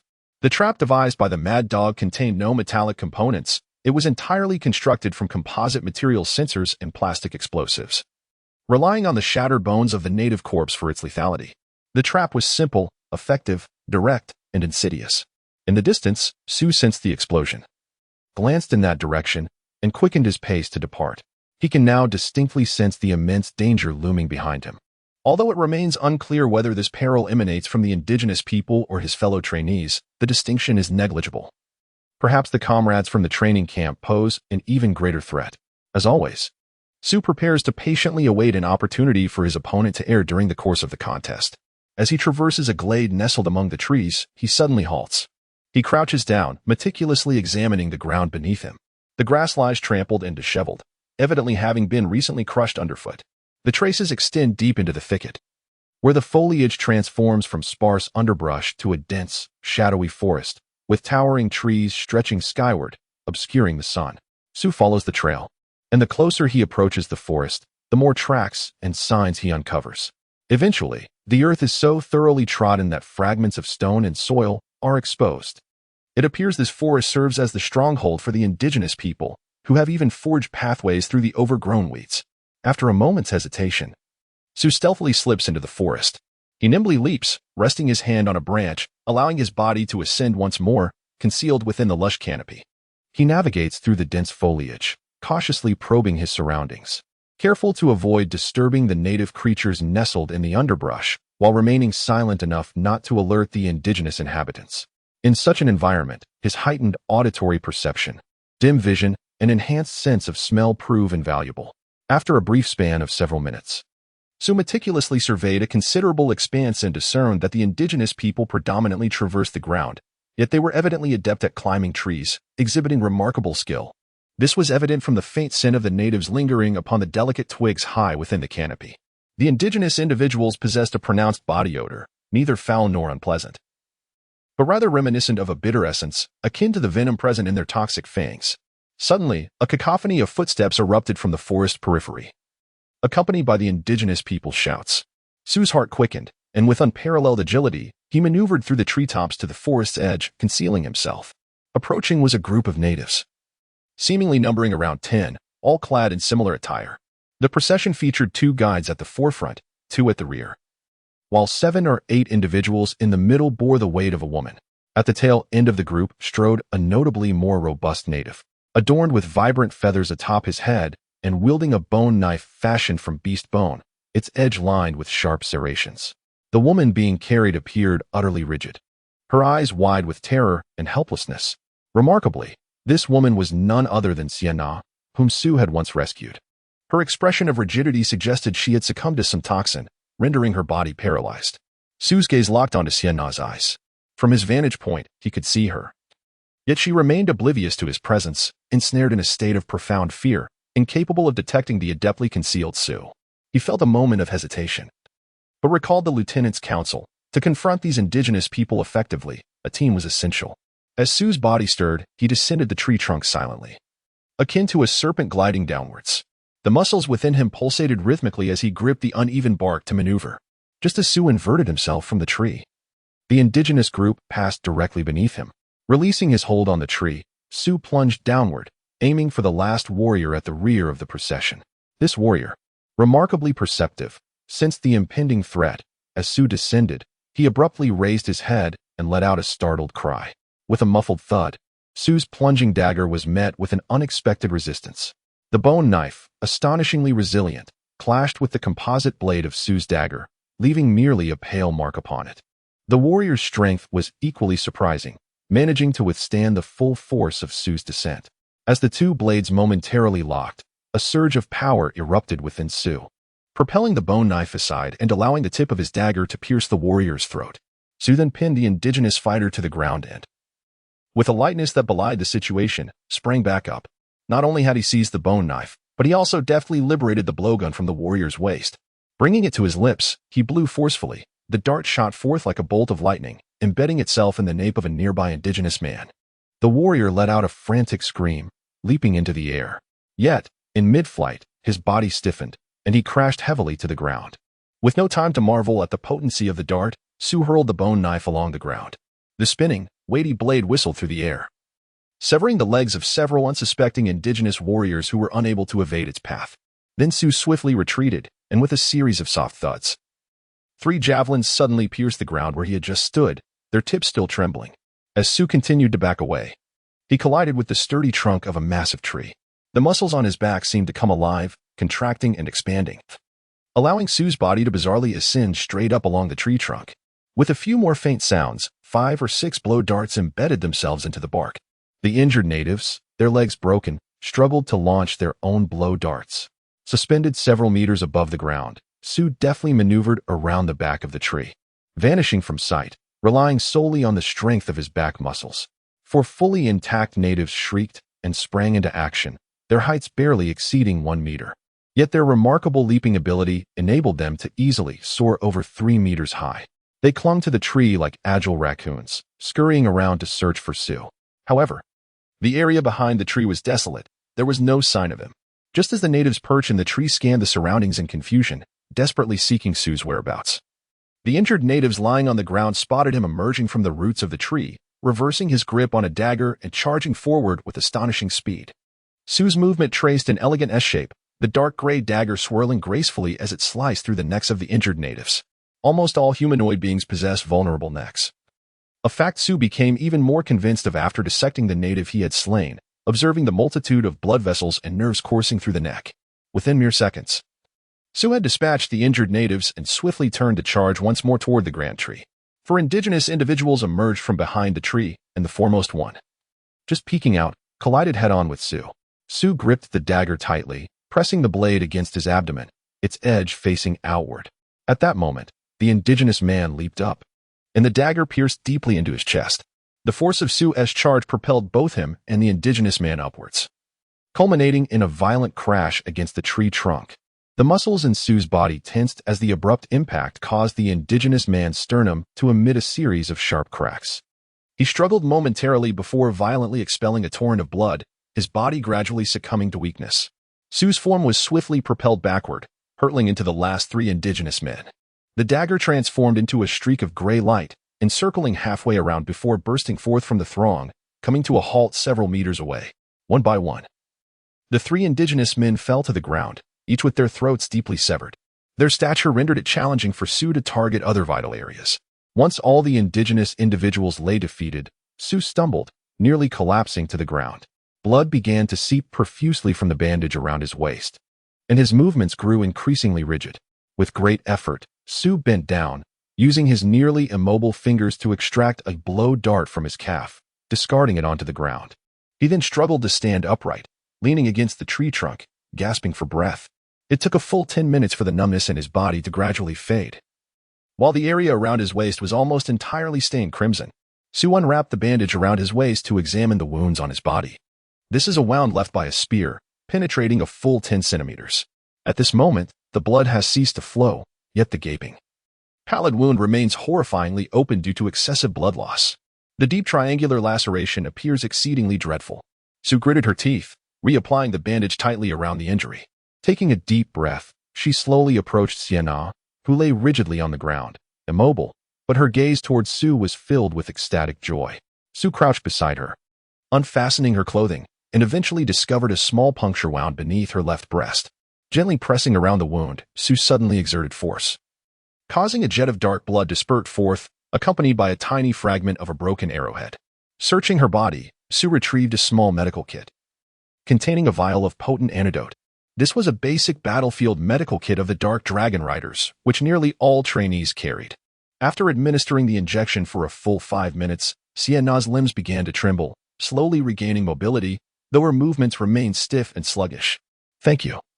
You have saved me once again," was Sienna's first utterance upon being able to speak. With a smile, she gradually approached Sue, picked up a spear from the ground, broke off the shaft to fashion it into a dagger, and then declared, "I withdraw from this battle. However, I can ensure my own safe departure. You need not worry about me. After all, those who have managed to endure until now are not weak, are they?" Sue hesitated for a moment but ultimately shook her head. In his calculations, if Sienna were to encounter more than 3 indigenous people without her weapons, her chances of survival would be no more than 30%. The only way to ensure her safety would be to transport her far from this forest, though even that would provide merely a 50-50 chance of security. However, such an outcome would still be commendable, as Sue could not do more for her. Sienna moved slowly, her right leg completely stiff, indicating that the effects of the poison had not yet fully dissipated. In her current state, even a single indigenous person could easily overpower her. Sue silently approached, lifting Sienna onto his back and heading towards the forest's edge. His steps were steady and resolute, maintaining a swift yet smooth pace that did not jolt her wounds. She wrapped her arms around his neck, beaming with a sweet smile. In her right hand, she clutched a self-defense weapon, the sharp tip of a spear. Chapter 20. Desire. Thank you. Sienna shifted her body slightly and whispered softly into Sue's ear. Her body began to warm, her ample chest pressing closely against his back. Suddenly, Sue halted, his right hand descending to firmly grasp her wrist. At that moment, Sienna's wrist was filled with strength, as solid as rock, starkly contrasting her delicate appearance. She clung tightly to the spear's tip, persistently resisting Sue. attempting to drive the point deeper, ever deeper. Although Sue's strength overwhelmingly surpassed hers, rendering her completely immobile prior to his grasp. The spear's tip had already penetrated nearly 10 centimeters into his right side. Sienna exerted herself twice, but was unable to penetrate deeper. Thus, she propelled herself off Sue's back, leaping gracefully backward and executing a somersault in midair, landing deftly on the ground, exhibiting no signs of impediment. Her legs were remarkably strong, pushing Sue forward several paces before he could regain his balance. As Sue turned to gaze at Sienna a few meters away, he glanced down at his abdomen, grasping the exposed tip of the gun and slowly extracting it while inquiring, "Why?" His tone was as indifferent as if he were inquiring about someone else's affairs. Sienna swept her disheveled hair from her forehead, her piercing gaze fixated on Sue's wound. Noticing the bloodstain on the bandage expanding steadily, she broke into a smile and remarked, "Indeed, you have saved me twice. Moreover, had it not been for you this time, I would surely have been captured by those monsters. I do not wish for that outcome. You are a good person and would make an excellent partner. I have no doubt that if you graduate from this training camp, one day you will excel in the Dark Dragon Riders. However, that is merely hypothetical. This scenario will not come to pass. Your life is now exceedingly valuable and someone has offered a substantial price for it, along with an official position in the Dark Dragon Riders. Is it all for this?" Sue inquired, adjusting the bandage around his waist and tightening the dressing over his wound. "Who provided the funds?" After securing his injury, Sue gripped his dagger firmly and asked calmly, "Who is it?" "It is the Cook family," Sienna replied with a bitter smile. She was not unattractive. At this moment, her expression appeared somewhat mournful, yet captivating. The Cook family? This revelation evidently took Sue completely by surprise. He had anticipated hearing the name Fabregas, yet it turned out to be the Cook family instead. Although his acquaintance with the Dark Dragon Knights was brief, Sue had gleaned some fragmented understanding of the vast system surrounding the Blood Council's establishment and survival. The Cook family, while not particularly illustrious, could hardly be compared to the Fabregas family, which stood as a formidable force, second only to the three great aristocracies. Even a mere captain like Cordis would not regard them with any seriousness. However, what astonished Sue the most was the fact that it was indeed this Cook who had violated Sienna and intended to have his subordinates do the same. "I am but a woman, one devoid of significant connections." Sienna's words flowed freely today. She felt powerless against a family like the Cooks. After the death of young Cook, his family had sought her out, deeming her one of the culprits responsible for his demise. They threatened her that if she did not eliminate or capture you, once she emerged from the training camp, they would apprehend her, subject her to torment, and ultimately strip her of her abilities to sell her as a courtesan. The only way to evade them was to become an official Dark Dragon Knight. Yet as you are aware, there was only one spot available in this training camp, which she had no hope of attaining. Although assisting them in capturing you would not secure that position for her, at least there was the prospect of substantial monetary gain. And the Cook family had promised to arrange a slot for her in the future. She wrestled with her thoughts, harboring sufficient confidence in her poison, unafraid of prolonging the situation. Opposite, Su Jing stood motionless, his body devoid of any natural sway, suggesting that his muscles had begun to stiffen. However, the bloodstains at his waist no longer expanded, which provided a modicum of relief to Sienna. "Is it truly just for this?" Su inquired once more. His expression and tone ignited a fiery sensation across Sienna's face, causing the blood within her to surge toward her head as she cried out, "Indeed, it is for this. This is sufficient for me to betray you, betray myself, even betray everything. Since I was 12, I have shared my bed with men. The position and capabilities I possess today are at least half earned through my body. I lack connections, astonishing talents, and apart from my somewhat attractive appearance, I possess no remarkable qualities. I yearn to be a Dark Dragon Knight. At least this identity would spare me from living like a dog, accompanying others to bed every day. You have backing and connections. How could you possibly comprehend the suffering of people like us?" Su fell silent for a moment, memories of his more than a decade spent in the wilderness flashing through his mind. With a sigh, he softly replied, "Yes, these reasons are indeed sufficient." The dagger in Su's hand gracefully flipped, its blade now pointed toward Sienna as he advanced toward her. You are poisoned, aren't you?" Sienna could hardly believe her eyes. Su moved at a leisurely pace, yet his movements were fluid and natural. Given Su's prowess in slaying Cook, Sienna was convinced that she could never match him in combat. Should she resist? The thought barely flitted through her mind when suddenly, Su's movements accelerated several-fold. Closing the 5-meter gap in an instant, appearing before Sienna as if he had teleported. The dull yet razor-sharp edge of the composite dagger was poised at Sienna's throat. At that moment, she finally comprehended why Cook had perished so swiftly that day.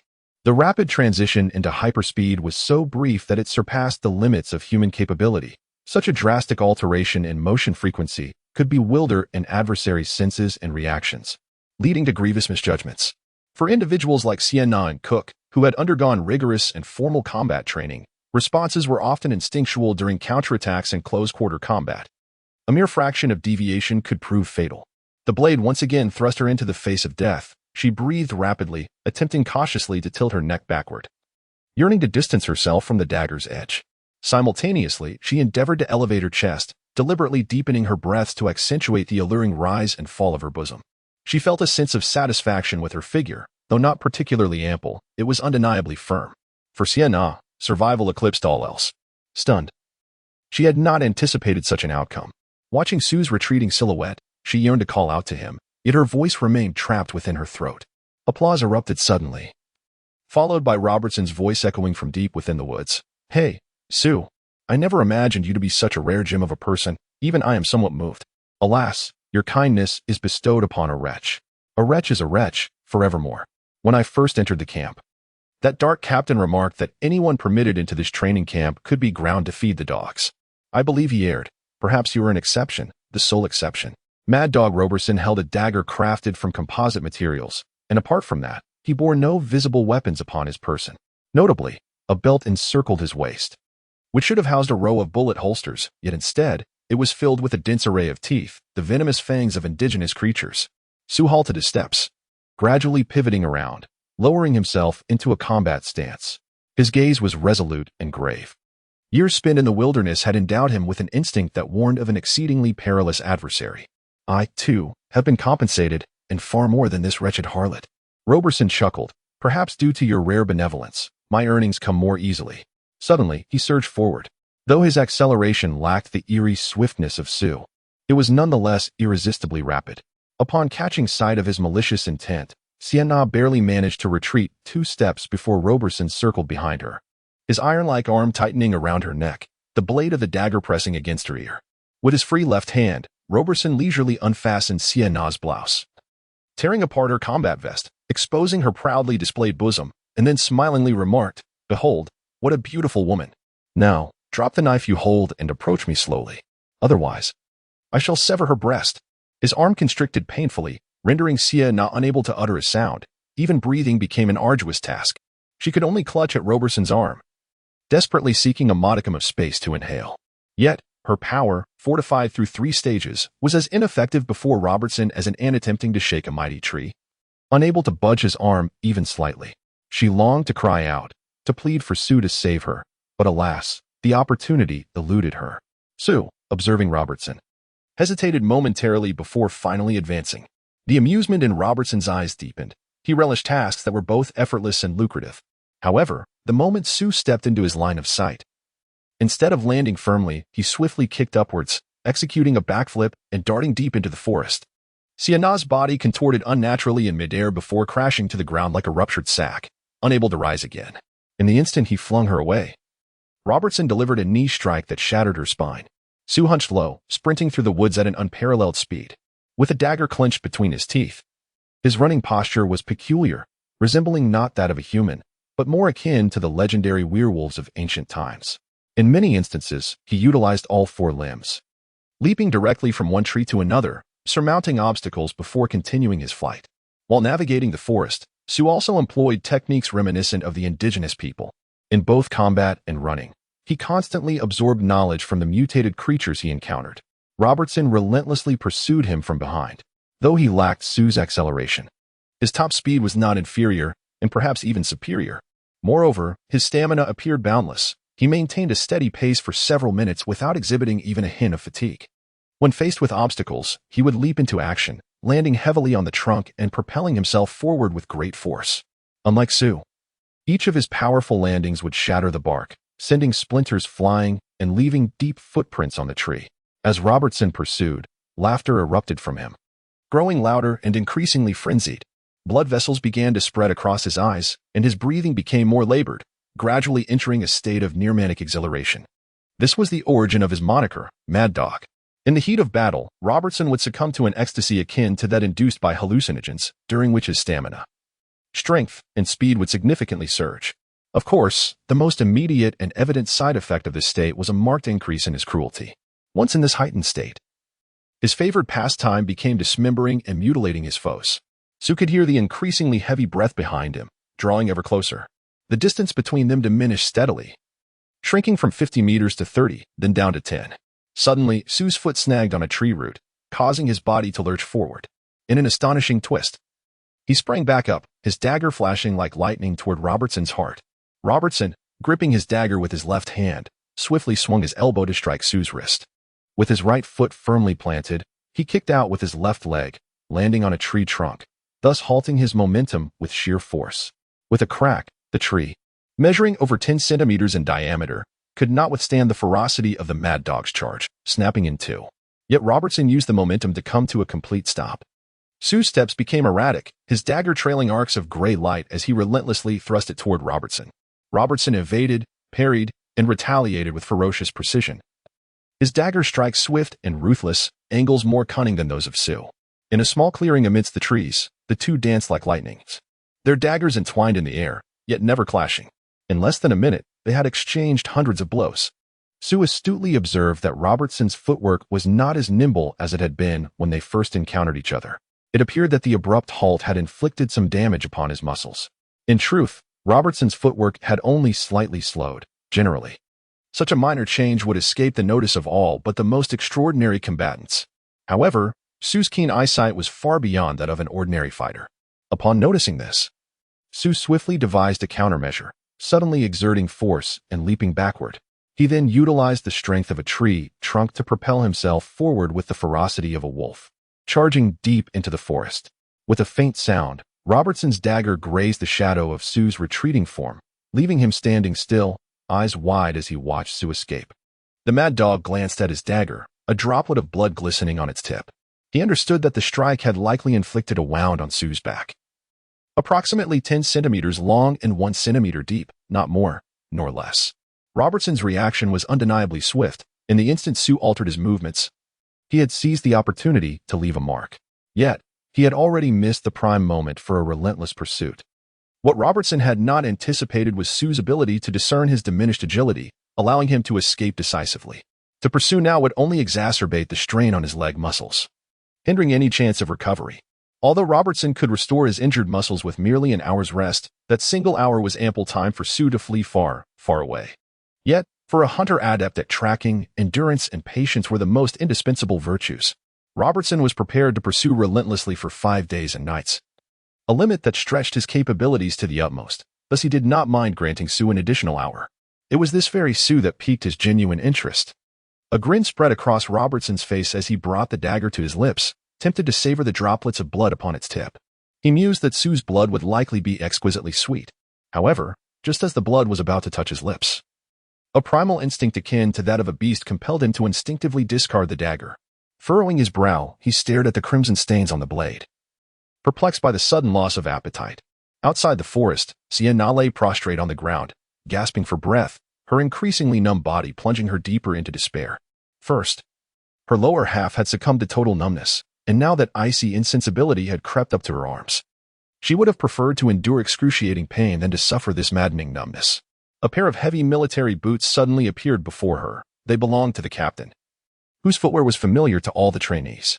Sienna burst into tears, summoning her last vestiges of strength to turn her face, finally catching sight of the captain's formidable legs. "Help! Help!" Her voice barely rose above the sound of a mosquito. The captain crouched down, allowing her to glimpse his face. In that moment, his dark, scarred countenance, which usually bore an intimidating air, emanated warmth and reassurance. The captain lifted her eyelid and gently patted her face, saying, "There is no saving you, but you won't perish just yet. Allow me to guide you on your journey." He lightly flicked her forehead, causing her body to shudder as she slowly closed her eyes. Rising to his feet, the captain gazed into the depths of the forest, spat out a thick gob of phlegm, uttered a curse, and ventured deeper into the woods.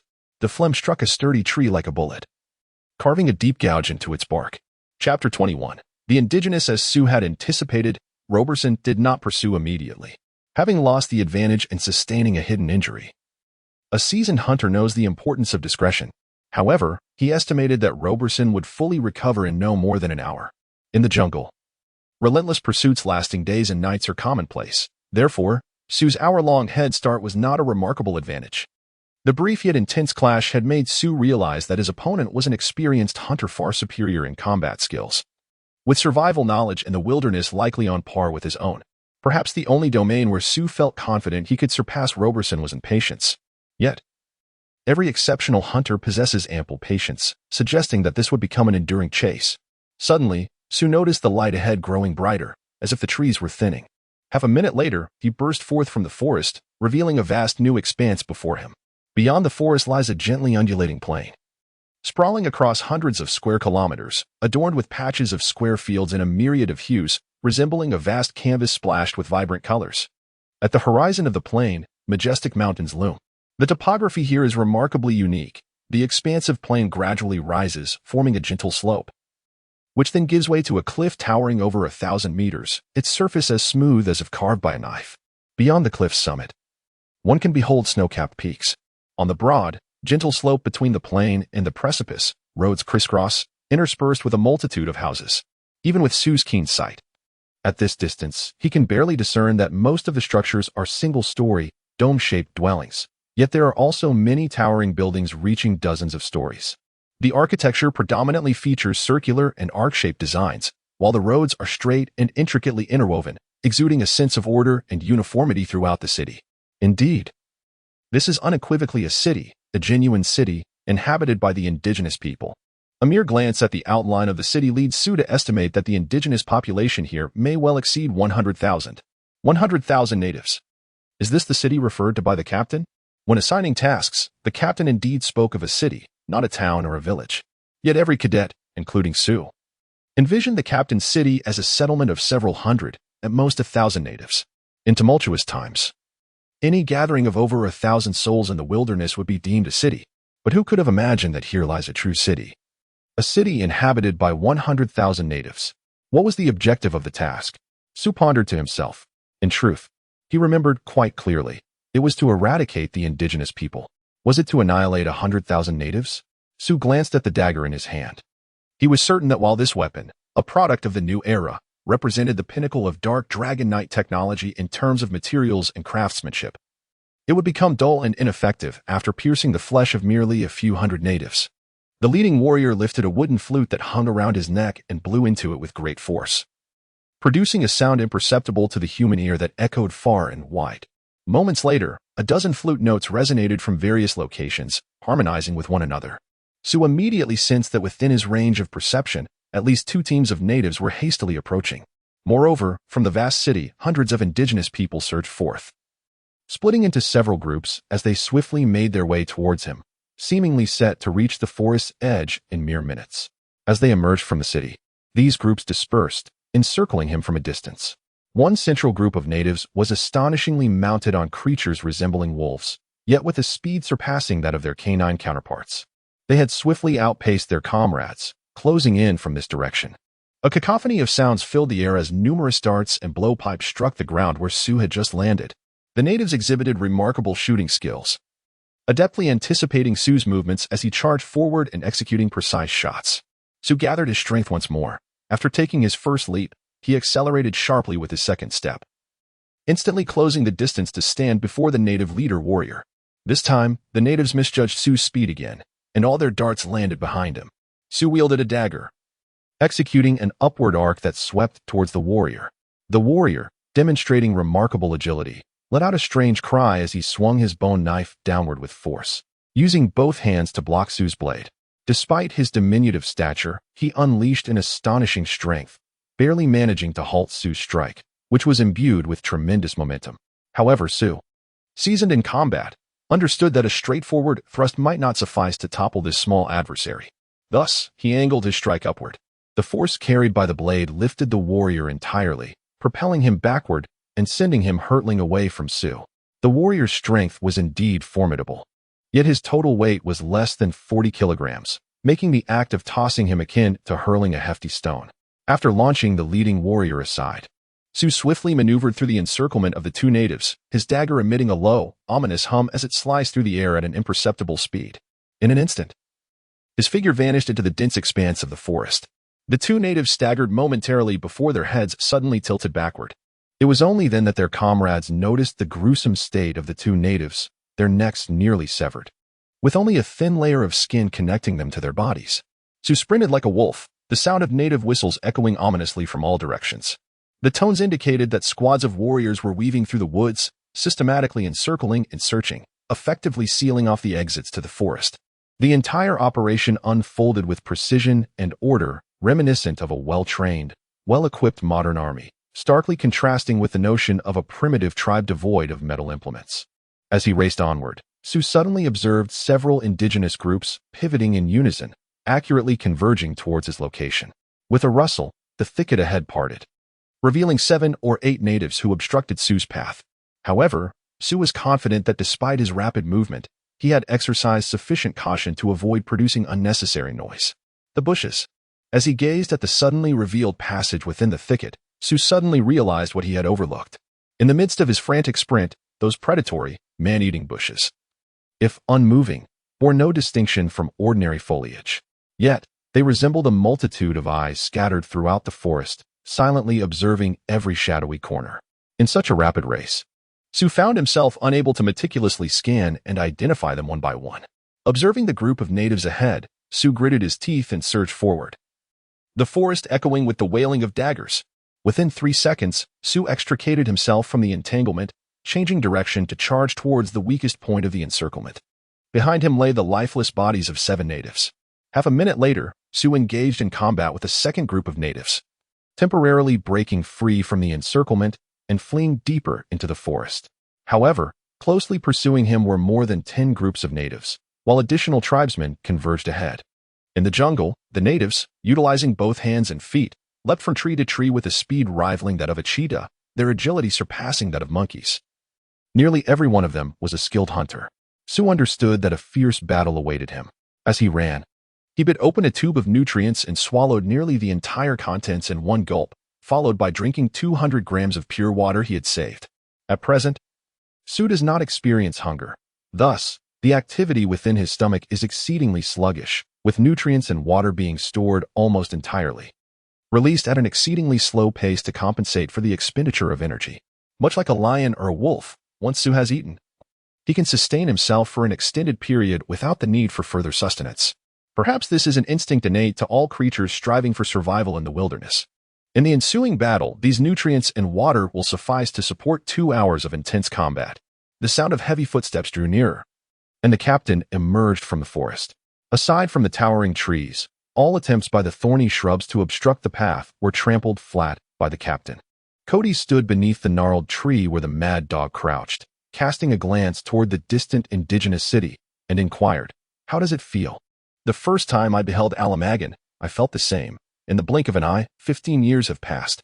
The captain spoke with a hint of nostalgia, recalling that 15 years ago, he was merely a lieutenant, and now he has ascended to the rank of captain. Roberson regarded the captain's reflections with a degree of skepticism. To rise to the rank of captain in 15 years only indicated Cody's incompetence and limited aptitude.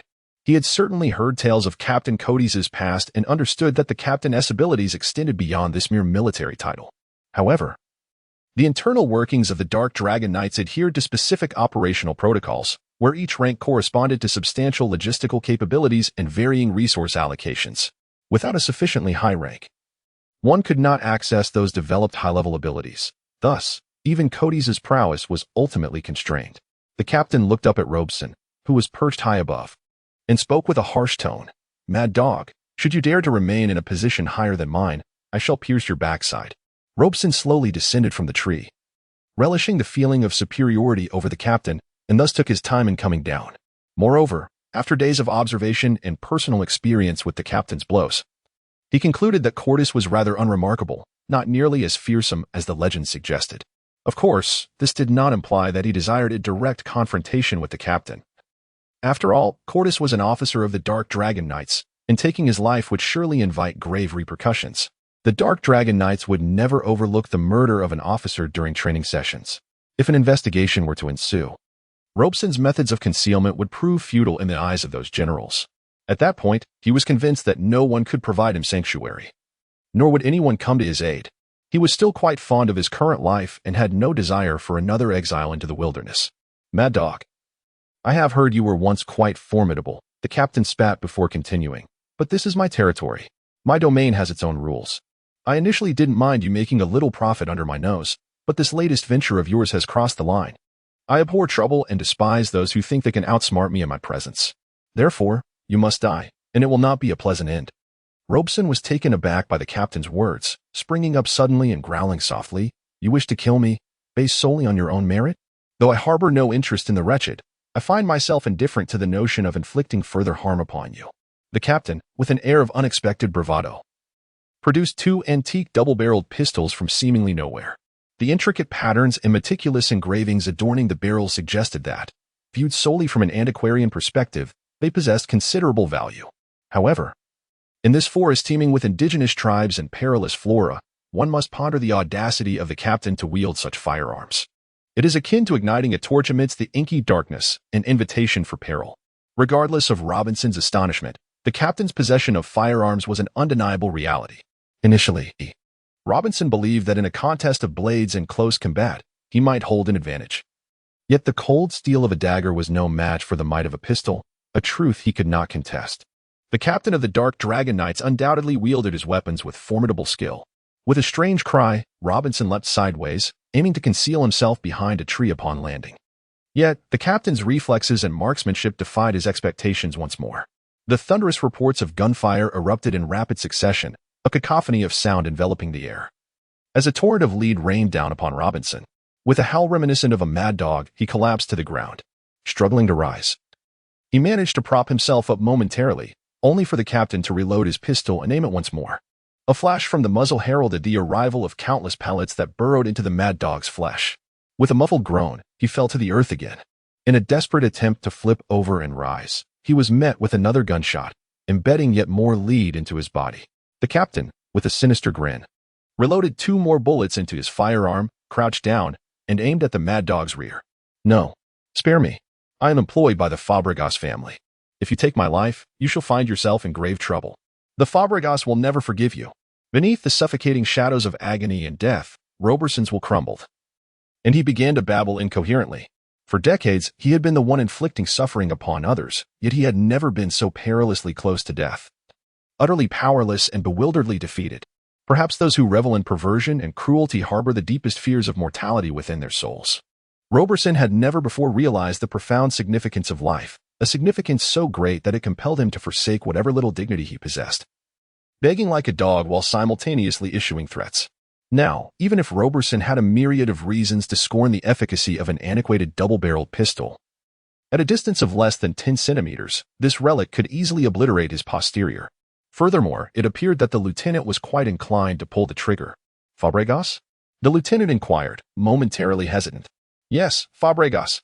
The mad dog had finally grasped at a lifeline, desperately pleading to secure his own safety. If you kill me, they will undoubtedly come after you. Bang! The brutal sound of gunfire. Ah! A piercing wail. The shot nearly obliterated everything between Roberson's legs, embedding itself deeply along with hundreds of slightly radioactive lead pellets, thoroughly mangling all the flesh and blood within. This shot serves as a lesson for you. The lieutenant sneered, his teeth gleaming white.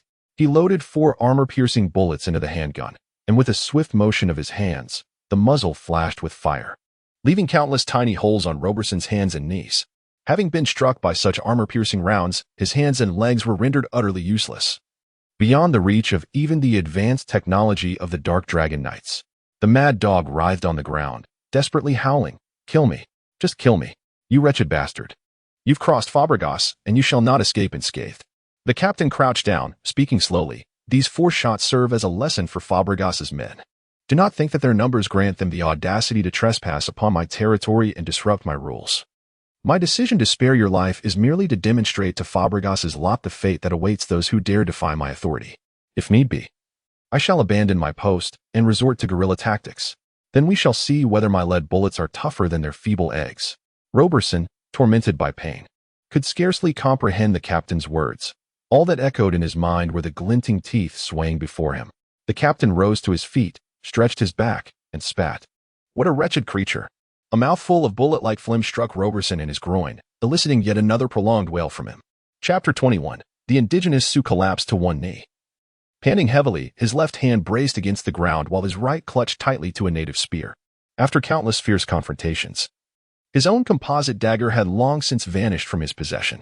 He gasped for breath, each inhalation igniting a searing fire within his lungs, causing his entire chest to convulse with pain. In Sioux's vision, the towering trees and the myriad silhouettes of the indigenous people flickering between them began to blur. His eyelids feeling as heavy as if weighed down by several leaden weights. He longed to collapse onto the ground and succumb to a profound slumber. Suddenly, a spear emerged from behind him, silent yet swift as lightning, aimed precisely at his waist. The tip of the weapon was mere centimeters from his skin when the muscles in that area unexpectedly bulged. As the spear pierced his flesh, it encountered layers akin to the toughest hide, making any further penetration exceedingly arduous. The muscle contracted and expanded, pushing the spearhead aside. The spear grazed his lower back, leaving a shallow gash but ultimately missing its mark. He resumed his original stance, crouching quietly, albeit facing a different direction. A mere dozen meters away, hundreds of indigenous people had gathered. They were divided into two groups, each carrying a seat upon which sat a young man and woman, adorned in splendid attire and exuding an air of solemnity. Unlike the typical indigenous folk, their features bore a striking resemblance to humans, the man handsome and the woman beautiful, as if they were proportionately scaled-down versions of humanity, albeit with slightly larger heads. They regarded Sioux with unabashed hatred and admiration in their eyes. Suddenly, the indigenous man spoke. Do not harm life any further. If you cease your resistance now, I can grant you a warrior's funeral. He spoke in a language of humanity, albeit with a peculiar intonation. Nevertheless, his pronunciation was remarkably precise, and his enunciation was crystal clear. Sioux offered a faint smile, choosing to disregard him. 3 indigenous warriors, adorned with vibrant feathers and evidently more robust than their companions, emerged, encircling Sioux in a triangular formation. The leader thrust a spear towards the weapon in Sioux's grasp, while the other 2 warriors targeted his left and right flanks. With a deft flick of his wrist, Sioux deflected the spear with his own, then, leveraging the momentum, he thrust forward with a sudden ferocity, piercing the warrior's throat like a flash of lightning. His body twisted unnaturally at an odd angle as the 2 spears grazed his skin, leaving behind 2 crimson streaks. With a low growl, Sioux launched his spear with the swiftness of a striking viper, producing 2 sharp sounds as he dispatched the remaining warriors with precise strikes to their throats. Gradually, he drew his body back, resuming his original stance. The bandages that had clothed him were shredded and obliterated, rendering him nearly entirely bare, revealing a physique that was both sculpted and exuding strength. Yet, his skin, smooth as jade, was marred by numerous wounds of varying sizes, with scarcely a patch of unblemished flesh remaining. Surrounding Sioux, hundreds of indigenous warriors lay slain, each having succumbed to a single thrust to the throat. It had been a full half-hour since he had been unable to flee and found himself encircled in this spot. Throughout the chase, Sioux had long lost count of the arrows and spears that had struck him, although his body had developed a considerable immunity to the toxins employed by the natives. The accumulation of these poisons had begun to take its toll. Furthermore, the loss of blood had become excessive, despite Sioux's relentless efforts to minimize injuries with each encounter. The multitude of wounds had rendered him numb, his movement sluggish, and his senses dulled to the point where he struggled to detect the approaching natives. The natives, having realized that the blow darts were ineffective against Sioux, had resorted to more formidable spears, making his bleeding increasingly unavoidable. The encircling natives numbered over 1,000. And even if such a trade were to occur, Sioux estimated that his current physical state could only sustain the demise of a few more adversaries. The man upon the throne rose, vociferously commanding his attendants, who promptly presented him with a long-handled bone spear. Armed, a sudden aura of lethal intent enveloped him as he leapt from the throne and strode purposefully towards Sioux. Sioux's pupils constricted in alarm as he steeled himself, gathering every ounce of strength. This was an opportunity that was hard to come by. Should the native chief dare to approach, Sioux might be able to seize him, or at the very least, have a chance for mutual destruction. As the chief approached within 10 meters, he abruptly halted, pointing his bone spear at Sioux with a loud shout. Instantly, dozens of natives surged forward, overwhelming Sioux. The chief was elated, reveling in laughter that echoed through the air.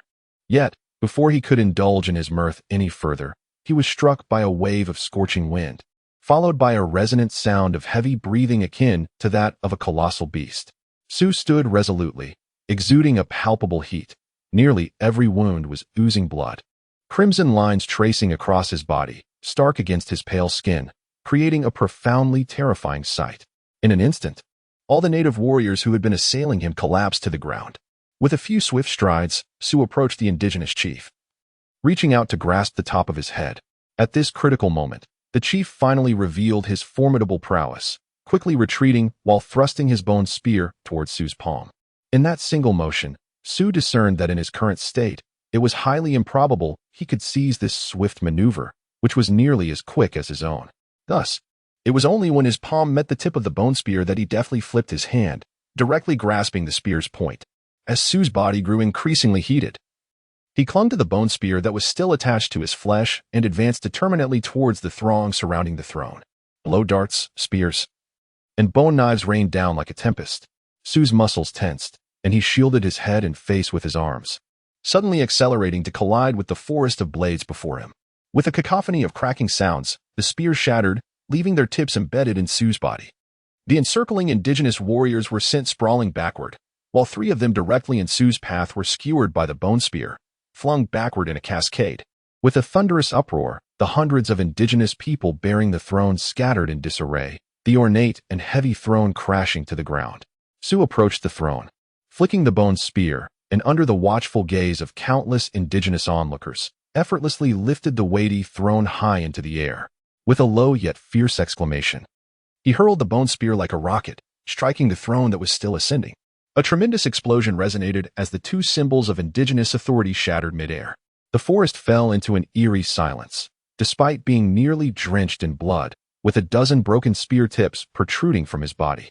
Not a single indigenous warrior dared to advance for a final strike. Su felt a smile attempt to form, but darkness enveloped him, and he collapsed, hiding among the trees. The indigenous people dared not move, yet another woman seated upon a throne rose, pointing at Su and shouting vehemently. Dozens of intrepid indigenous warriors cautiously approached, one of whom jabbed Su's leg with a spear, penetrating several centimeters deep. Su's body merely shuddered instinctively, remaining unresponsive. The courage of the indigenous people surged, their cries echoing as they pressed closer, brandishing their spears high, intent on piercing this outsider whose hands were stained with the blood and lives of their kin. Enough. This ends here, rang the voice of the captain, tinged with a metallic resonance. To the ordinary indigenous folk, the captain's words held little sway, and they could not comprehend his speech. However, the captain possessed his own unique method of persuasion, amidst the deafening gunfire. A cloud of lead shot descended like a dark omen, barely grazing Su's body, while mercilessly transforming the indigenous warriors in its path into mere riddles of flesh. The devastating power of the shotgun imbued the surviving natives with a newfound respect for the captain's authority. The fresh corpses littering the ground stood as stark testament, as the terror of death overshadowed their aversion to metal. "You come again to slay our people," the female leader of the indigenous tribe cried out in human language, her voice brimming with fury. The captain discarded 4 smoking shell casings, blew on the barrel of his weapon, and tucked 2 empty guns into his pockets before grinning broadly at the female leader, saying, "After all, you breed quickly and in abundance. I am merely aiding you. And besides, I only come once a year. Little beauty, it seems we crossed paths last year, when you were but a wee child. Let me ponder. What was your name again? That saw something?" The female leader, her face etched with fury and seriousness, sternly retorted, "I have grown up now, and I am the princess of the kingdom. I expect a modicum of respect from you. Furthermore, my name is Savoy. Do not forget it again, for that would be quite impolite." The captain erupted into laughter, exclaiming, all right, that saw something. I shall accord you the respect you desire. If you were to grow just a tad taller, I might even take a liking to you. Alas, you all are rather diminutive, unable to withstand my stature. Who was that swift fellow running like a rabbit? Is he your husband?" As she observed the captain approach Su, carelessly kicking the corpses of the surrounding natives aside, her anger surged, eclipsing even her fear of the captain. She leapt down from her throne, roaring like a young lion. "You cannot treat the bodies of warriors in such a manner. Were you not always hunting outside the forest? Why have you ventured into the heart of the woods to slaughter our finest warriors?" The captain hoisted Su onto his shoulder, blood immediately soaking his entire shoulder. He shrugged and remarked, "It is all this fellow's fault. Only he could have made it this far. Moreover, He has surprised me more than once. I had thought he would last at most 10 minutes under your onslaught, yet he managed to endure nearly an hour. I have grown somewhat fond of him. Well then, little saw something. I am under no obligation to explain myself to you. I hold your bravery in high regard. However, when courage exceeds its limits, it may devolve into folly. Do not attempt to test my patience. Behold, your valiant brother is remarkably astute, adept at discerning the appropriate course of action, and has chosen to remain absent. Very well. I must take my leave, and shall return to see you next year. Savoy glared in indignation. Last year, her bravery had left a profound impression on the lieutenant. At such a tender age, she possessed a courage that transcended that of her kin. Yet, to the entirety of the forest, the lieutenant represented an irresistible demon. And no matter how brave she was, she remained powerless against him. The lieutenant advanced like a bulldozer, forging a path through the woods as he bore away Su Yang. It was only after his figure receded into the distance that the indigenous people dared to stir. The lieutenant strode forth, brazenly trampling any shrub that dared obstruct his way. The resilient carnivorous trees withered and perished beneath his boots, even if only a single leaf was crushed underfoot. The carnivorous trees appeared to possess considerable wisdom. After several of their brethren were trampled, none could be seen along the lieutenant's path. Emerging from the thicket brought him closer to the mountainous terrain. At the foot of the mountains lay a flat expanse of grass, where the old aircraft that had brought Su Yang rested. Fei Xiong sat atop the wing, smoking, his gray-white hair dancing in the mountain breeze. Upon sighting the lieutenant approaching from afar, he leaped down from the wing, discarded his cigarette but onto the ground, and extinguished it with his foot. With a thud, the captain tossed Su onto the grass as if discarding a torn pocket. Fei Xiong cautiously retrieved a gray metal box from the leather pouch at his waist, slowly opening it to extract a syringe from within. He injected the substance into Su's upper arm. How suddenly generous you have become, the captain remarked, somewhat astonished. Fei Xiong discarded the now empty syringe nonchalantly, replying, seeing you gone for so long, I knew his potential would surpass your expectations. Moreover, from what you've said, the boy seems quite promising. It's not a waste to provide him with this. I'm getting older, and this is of no use to me. The captain said nothing, merely offering Fei Xiong a crumpled cigarette and lighting it for him. Fei Xiong took a deep drag, exhaling a perfect smoke ring, and stated, let us prepare to leave. It's going to snow here in half an hour. I certainly do not wish to spend the night in this cursed place. By the way, what shall we do about those flies over there? Is it necessary to intimidate them? The captain flicked the insignia on his collar, saying, there are merely a few probing pests. There is no need to take them too seriously. I am in military uniform after all. If they dare to fire at a captain, I can assure you, they will find themselves in quite a predicament. Fei Xiong burst into laughter, retorting, those generals won't stick their necks out for such an old captain, so you might as well give up on that notion. Ha ha ha. The captain's countenance was profoundly dark, rendering it impossible to discern whether he was blushing. After a moment, he spat disdainfully and growled, if I weren't going to be on that plane shortly, I would sincerely wish for you, this wretched contraption, to collide headlong into a mountain. In such a case, it would be the mountain that suffers damage. The laughter of the flying bear echoed in the air. Chapter 22. Waiting Su found himself dreaming once more. As far as his vision extended, all was a verdant expanse of rippling waters. His consciousness drifted within the waves, yet remained ensnared in a confined space, unable to move. As for his body, where was his body? What constituted a body? These were the perplexing questions that plagued him. He could not perceive the existence of his body, yet he could feel it. It seemed as though his body had been fragmented into numerous parts, each bearing a heavy weight that rendered even the slightest movement impossible. However, his consciousness remained intact, interconnected. How could this phenomenon be elucidated? Su was bewildered as he attempted to mobilize the disjointed fragments of his body while observing his surroundings. Yet, his awareness grew exceedingly sluggish, with thoughts surfacing only after several minutes. Beyond the green waters, he discerned vague silhouettes swaying, engaged in conversation with one another. Yet the language they employed was utterly incomprehensible to him. Su's consciousness grew hazy, gradually sinking into the depths of the azure waters. After an indeterminate passage of time, he suddenly perceived the sound of breathing. Though soft, the sound was remarkably clear and increasingly proximate, even within a mere 30 centimeters of him. Su realized that control over his body was being restored, and the environment around him instantly crystallized in his awareness. Without a moment's contemplation, instinctively, he transmitted thousands of data points and consciousness throughout his body. Suddenly, Su opened his eyes. His upper body shifted bizarrely by 30 centimeters before he swiftly sat upright. his left hand pressing down upon the head of the approaching figure while his right hand lunged towards their throat. This series of actions unfolded with the swiftness of lightning. Despite numerous parts of his body remaining unresponsive to his commands, his awareness rapidly adjusted, rendering his movements only slightly askew. Such minute discrepancies, measured in millimeters, were inconsequential. At this moment, Su's physical responses were almost synchronized with his consciousness, allowing him to discern that the figure before him was a woman with her hair elegantly styled. His left hand made contact with her hair, the sensation smooth and silken at his fingertips. This, however, did not diminish the explosive power in his grip as he sought to subdue her head, while his right hand grazed her cheek before aiming for her neck. Everything appeared flawless, precisely as Su had envisioned. Yet, to his surprise, she effortlessly evaded the pressure of his left hand, standing tall and intentionally accentuating her posture. Consequently, Su's right-hand grasp met nothing but air. Instinctively, upon realizing the void, Su halted his momentum. However, inertia propelled his right hand forward a few additional centimeters. In that moment, his hand aligned perfectly with her proud chest, tightly encased in her shirt, the distance between them shrinking to no more than 3 centimeters. In terms of form, his elongated fingers barely managed to cover the rounded curves before him. Su did not advance further, nor did he retreat. He remained frozen in place.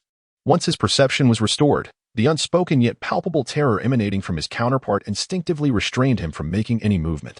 He had clearly discerned the figure beside the bed. It was Persephone. Observing the intensely intimate posture shared between them, she surprisingly adjusted her glasses. With a subtle lift of her arm, her bosom naturally inclined forward, nearly brushing against Su's fingertips. Su's sensitive skin could keenly perceive the warmth radiating from her body. Should I dare to explore this? I assure you, I would not mind. The eyes of Persephone, concealed behind her dark-framed glasses, sparkled ominously. Su glanced around, realizing he was in a hospital room. Yet, his last memory remained anchored in the moment he shattered the indigenous chief's throne. He had presumed his demise was imminent. Now, it appeared that circumstances were more favorable than he had anticipated. You are in excellent condition, far better than I had expected. Your performance in this training camp has also been commendable. Now, congratulations, Lieutenant Su. In an instant, Persephone transformed into a commanding general. Her speech succinct and detached as she extended her right hand towards Su. He reached out, clasping her hand. Yet, she immediately broke into a captivating smile, one that stirred his very soul, tightening her grip on his hand, her fingers gently caressing his skin as she spoke. Lieutenant Su, you will soon embark on theoretical studies. Following that, would you consider working in my office? I am in need of an assistant for— Oh no, I meant for work purposes.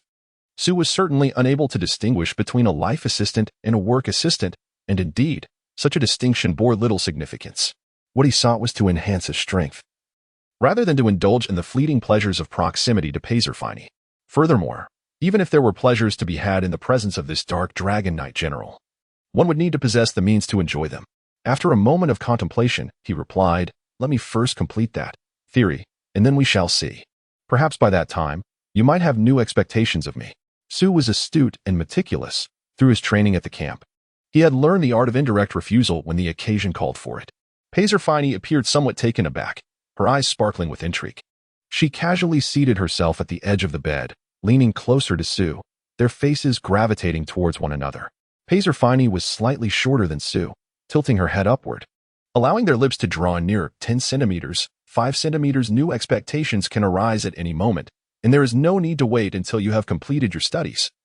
She whispered, the warmth emanating from her delicate lips brushing against Su's. Yet, at that moment, despite his defeat, he found himself with no avenue for retreat. Just as Su felt trapped, the sound of rhythmic heels tapping against the floor echoed from the corridor outside the ward, advancing towards them. The eerie, ambiguous, and perilous atmosphere within the room dissipated instantly, lifting the invisible weight from Su's heart, prompting him to exhale in relief. Persephone reluctantly rose to her feet. Yet her dissatisfaction lingered as she grasped Su's hand and squeezed it fiercely twice before speaking. Your performance in this training camp was passable. Yet there remains an abundance of areas requiring improvement.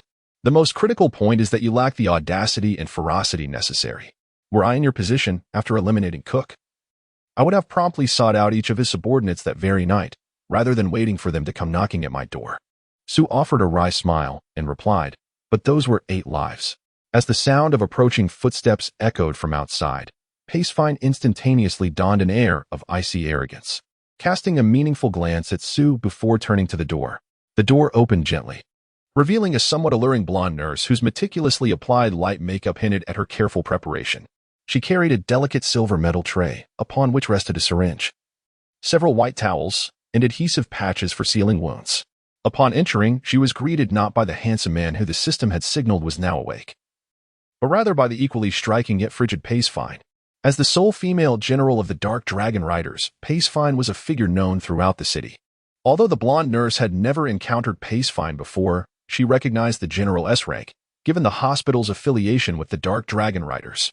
Sue had never heard of any potion capable of enhancing fundamental physical attributes, regardless of its potency. While his understanding of his own body did not extend to the level of individual cells, he could distinctly perceive the movement of every muscle fiber. Before losing consciousness, Sue distinctly remembered suffering from at least a dozen irreparable injuries, perhaps only to be resolved in the future through the consumption of evolution points to regenerate new tissue. Yet upon awakening, all these injuries had mysteriously vanished. The golden-haired nurse, gently administering the medication, sighed softly and remarked, "I'm sorry. I didn't realize you were the general's lover, paramour." Sue, lost in contemplation, was suddenly jolted by her words, his muscles instinctively tensing, causing a faint cracking sound as the needle in the nurse's hand snapped into two pieces. The northeastern coastal region, home to the Dark Dragon Riders' headquarters, had largely been restored. When sunlight poured down, this area appeared tranquil, melodic, and imbued with the essence of time, almost indistinguishable from the bygone era. Amidst decades of relentless warfare, the Dark Dragon Riders had cultivated a principle of supremacy and strength. Fairness was a creed upheld by all, while schemes and treachery were looked upon with disdain. Naturally, the principle of fairness was primarily applied to internal conflicts. In external warfare, nearly every general was a master of cunning. Most of the town's buildings preserved their post-war appearance, dilapidated and desolate, untouched by any renovations. Weeds flourished in the streets, and a half-toppled sign at the town's entrance bore the name, Judgment Town. Not only the town center, but even the surrounding areas appeared lifeless, devoid of any mutated creatures. However, occasionally, a piercing scream would echo from an unknown source, shattering the town's stillness, revealing that this was not a place entirely devoid of life. In the heart of the town stands an antiquated edifice adorned with a four-tiered spire, the tallest structure in the vicinity, reminiscent of a forsaken church. Too grand. Heavy doors are slightly ajar, revealing an impenetrable darkness within. The stained glass windows flanking either side of the church are shattered, with scarcely a single pane remaining intact. Inside, remnants of long-forgotten congregational benches linger, now decayed and askew after the passage of countless years. The stone plaques adorning the walls, chronicling the donations of benefactors and local families, have endured due to the durability of their material. At the far end of the church, the crucifix has long since toppled, and the pulpit, barely elevated above the ground, has been supplanted by an antiquated high-backed armchair, the original preaching table having vanished without a trace. Dim light filters through the gaping window above, feebly illuminating the pulpit. With a creak, the side door of the chapel groans open. A young man clad in a deep black uniform steps inside, halting 3 meters from the pulpit. He bows deeply, respectfully inquiring, "What is your command, my lord?" This young man possesses striking features, bordering on the ethereal, with his light golden hair standing out conspicuously. Although his uniform shares the same dark base as that of the Black Dragon Knights, it is distinguished by a chilling dark red hue that envelopes his entire left arm. While the dark gold patterns of the Black Dragon Knights evoke an oppressive sense of suffocation, this deep crimson signifies a harrowing aura of bloodshed and profound terror. The Bloodstained Tribunal is a place that one would rather not mention.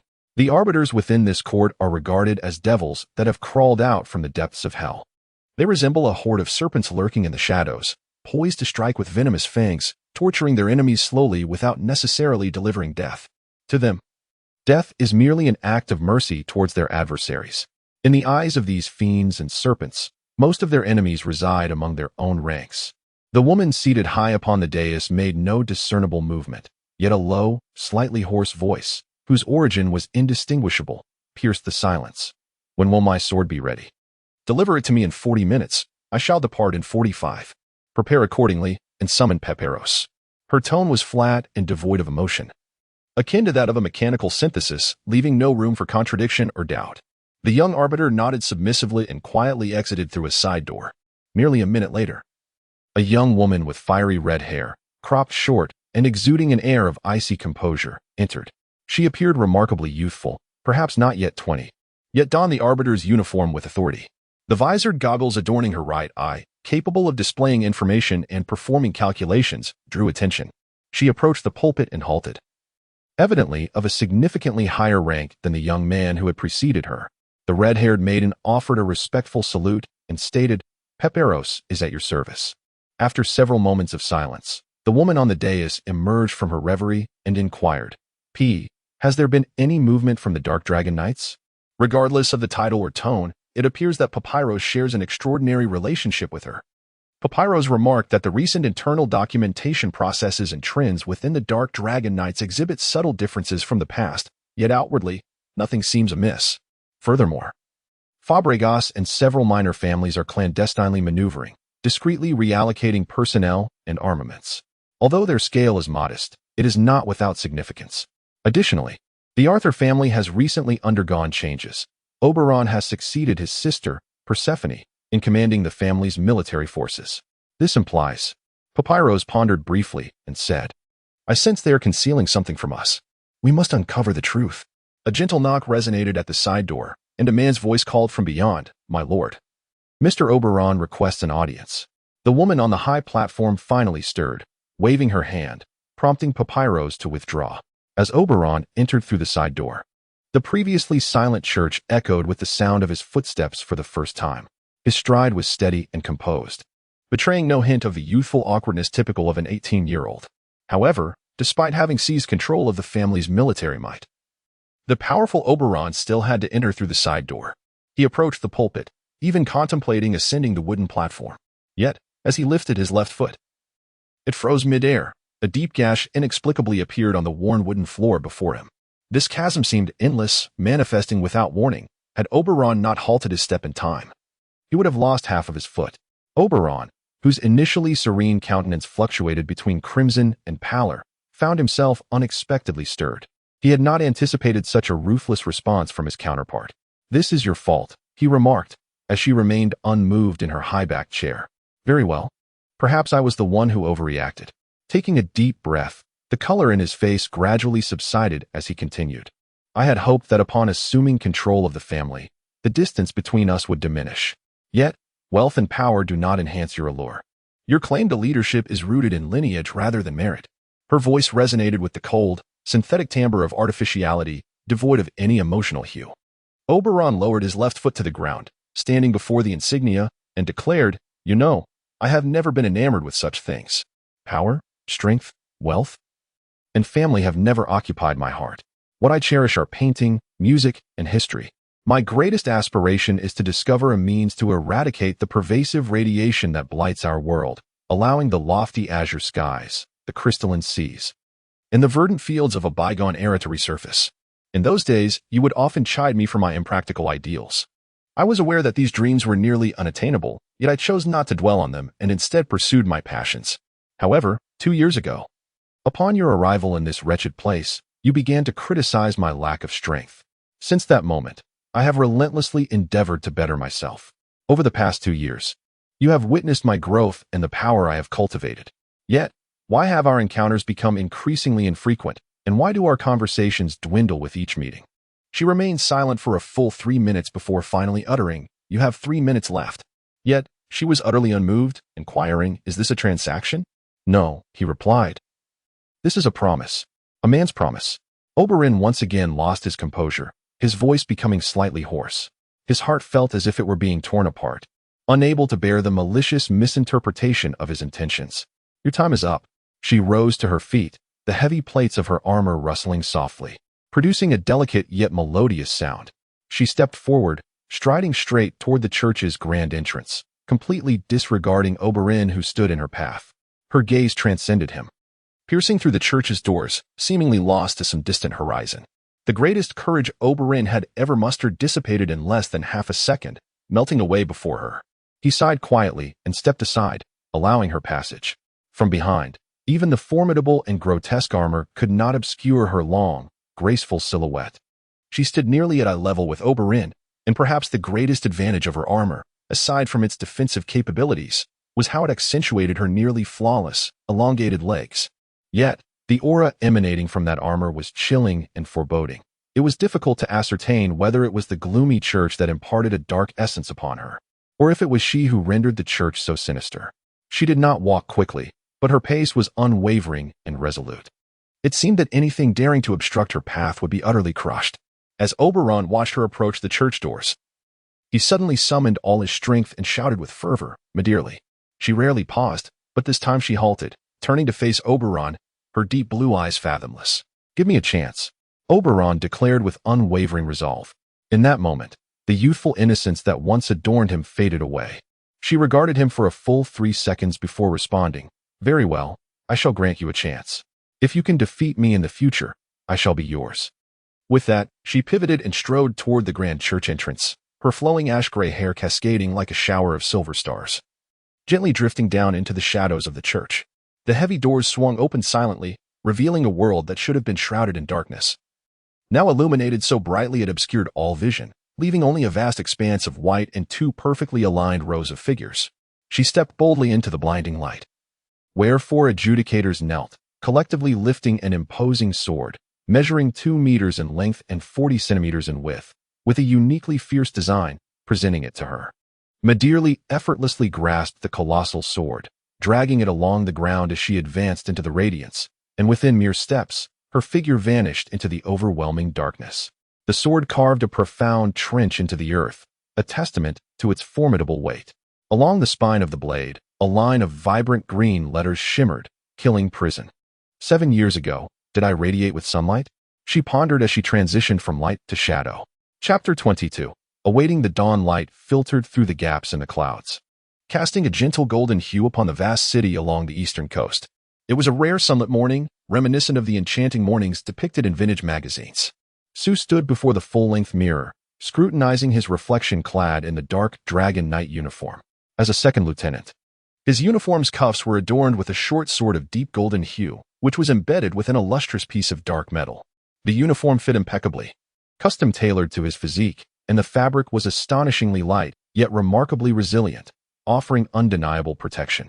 During his confrontations with Lycona and Oberon, Sue had witnessed them tumble and fall, yet their uniforms remained unscathed. It was only when he donned the dark dragon knight uniform himself that he truly appreciated its excellence. The garment was not only protective but also remarkably comfortable. Such a fine piece of attire came at a considerable cost. Each officer's uniform was priced at 3,500 yuan. Should one ascend in rank, the new uniform would be crafted with even finer materials and tailored with greater precision, offering enhanced functionality, with the price increasing exponentially. From the 5,000 yuan for a major's uniform to a staggering 15,000 for a colonel's, the disparity had left Sue in silent contemplation. He could not fathom how the price of a uniform could surpass that of an intelligent sniper rifle. Indeed, if one were to weigh a colonel's uniform against 20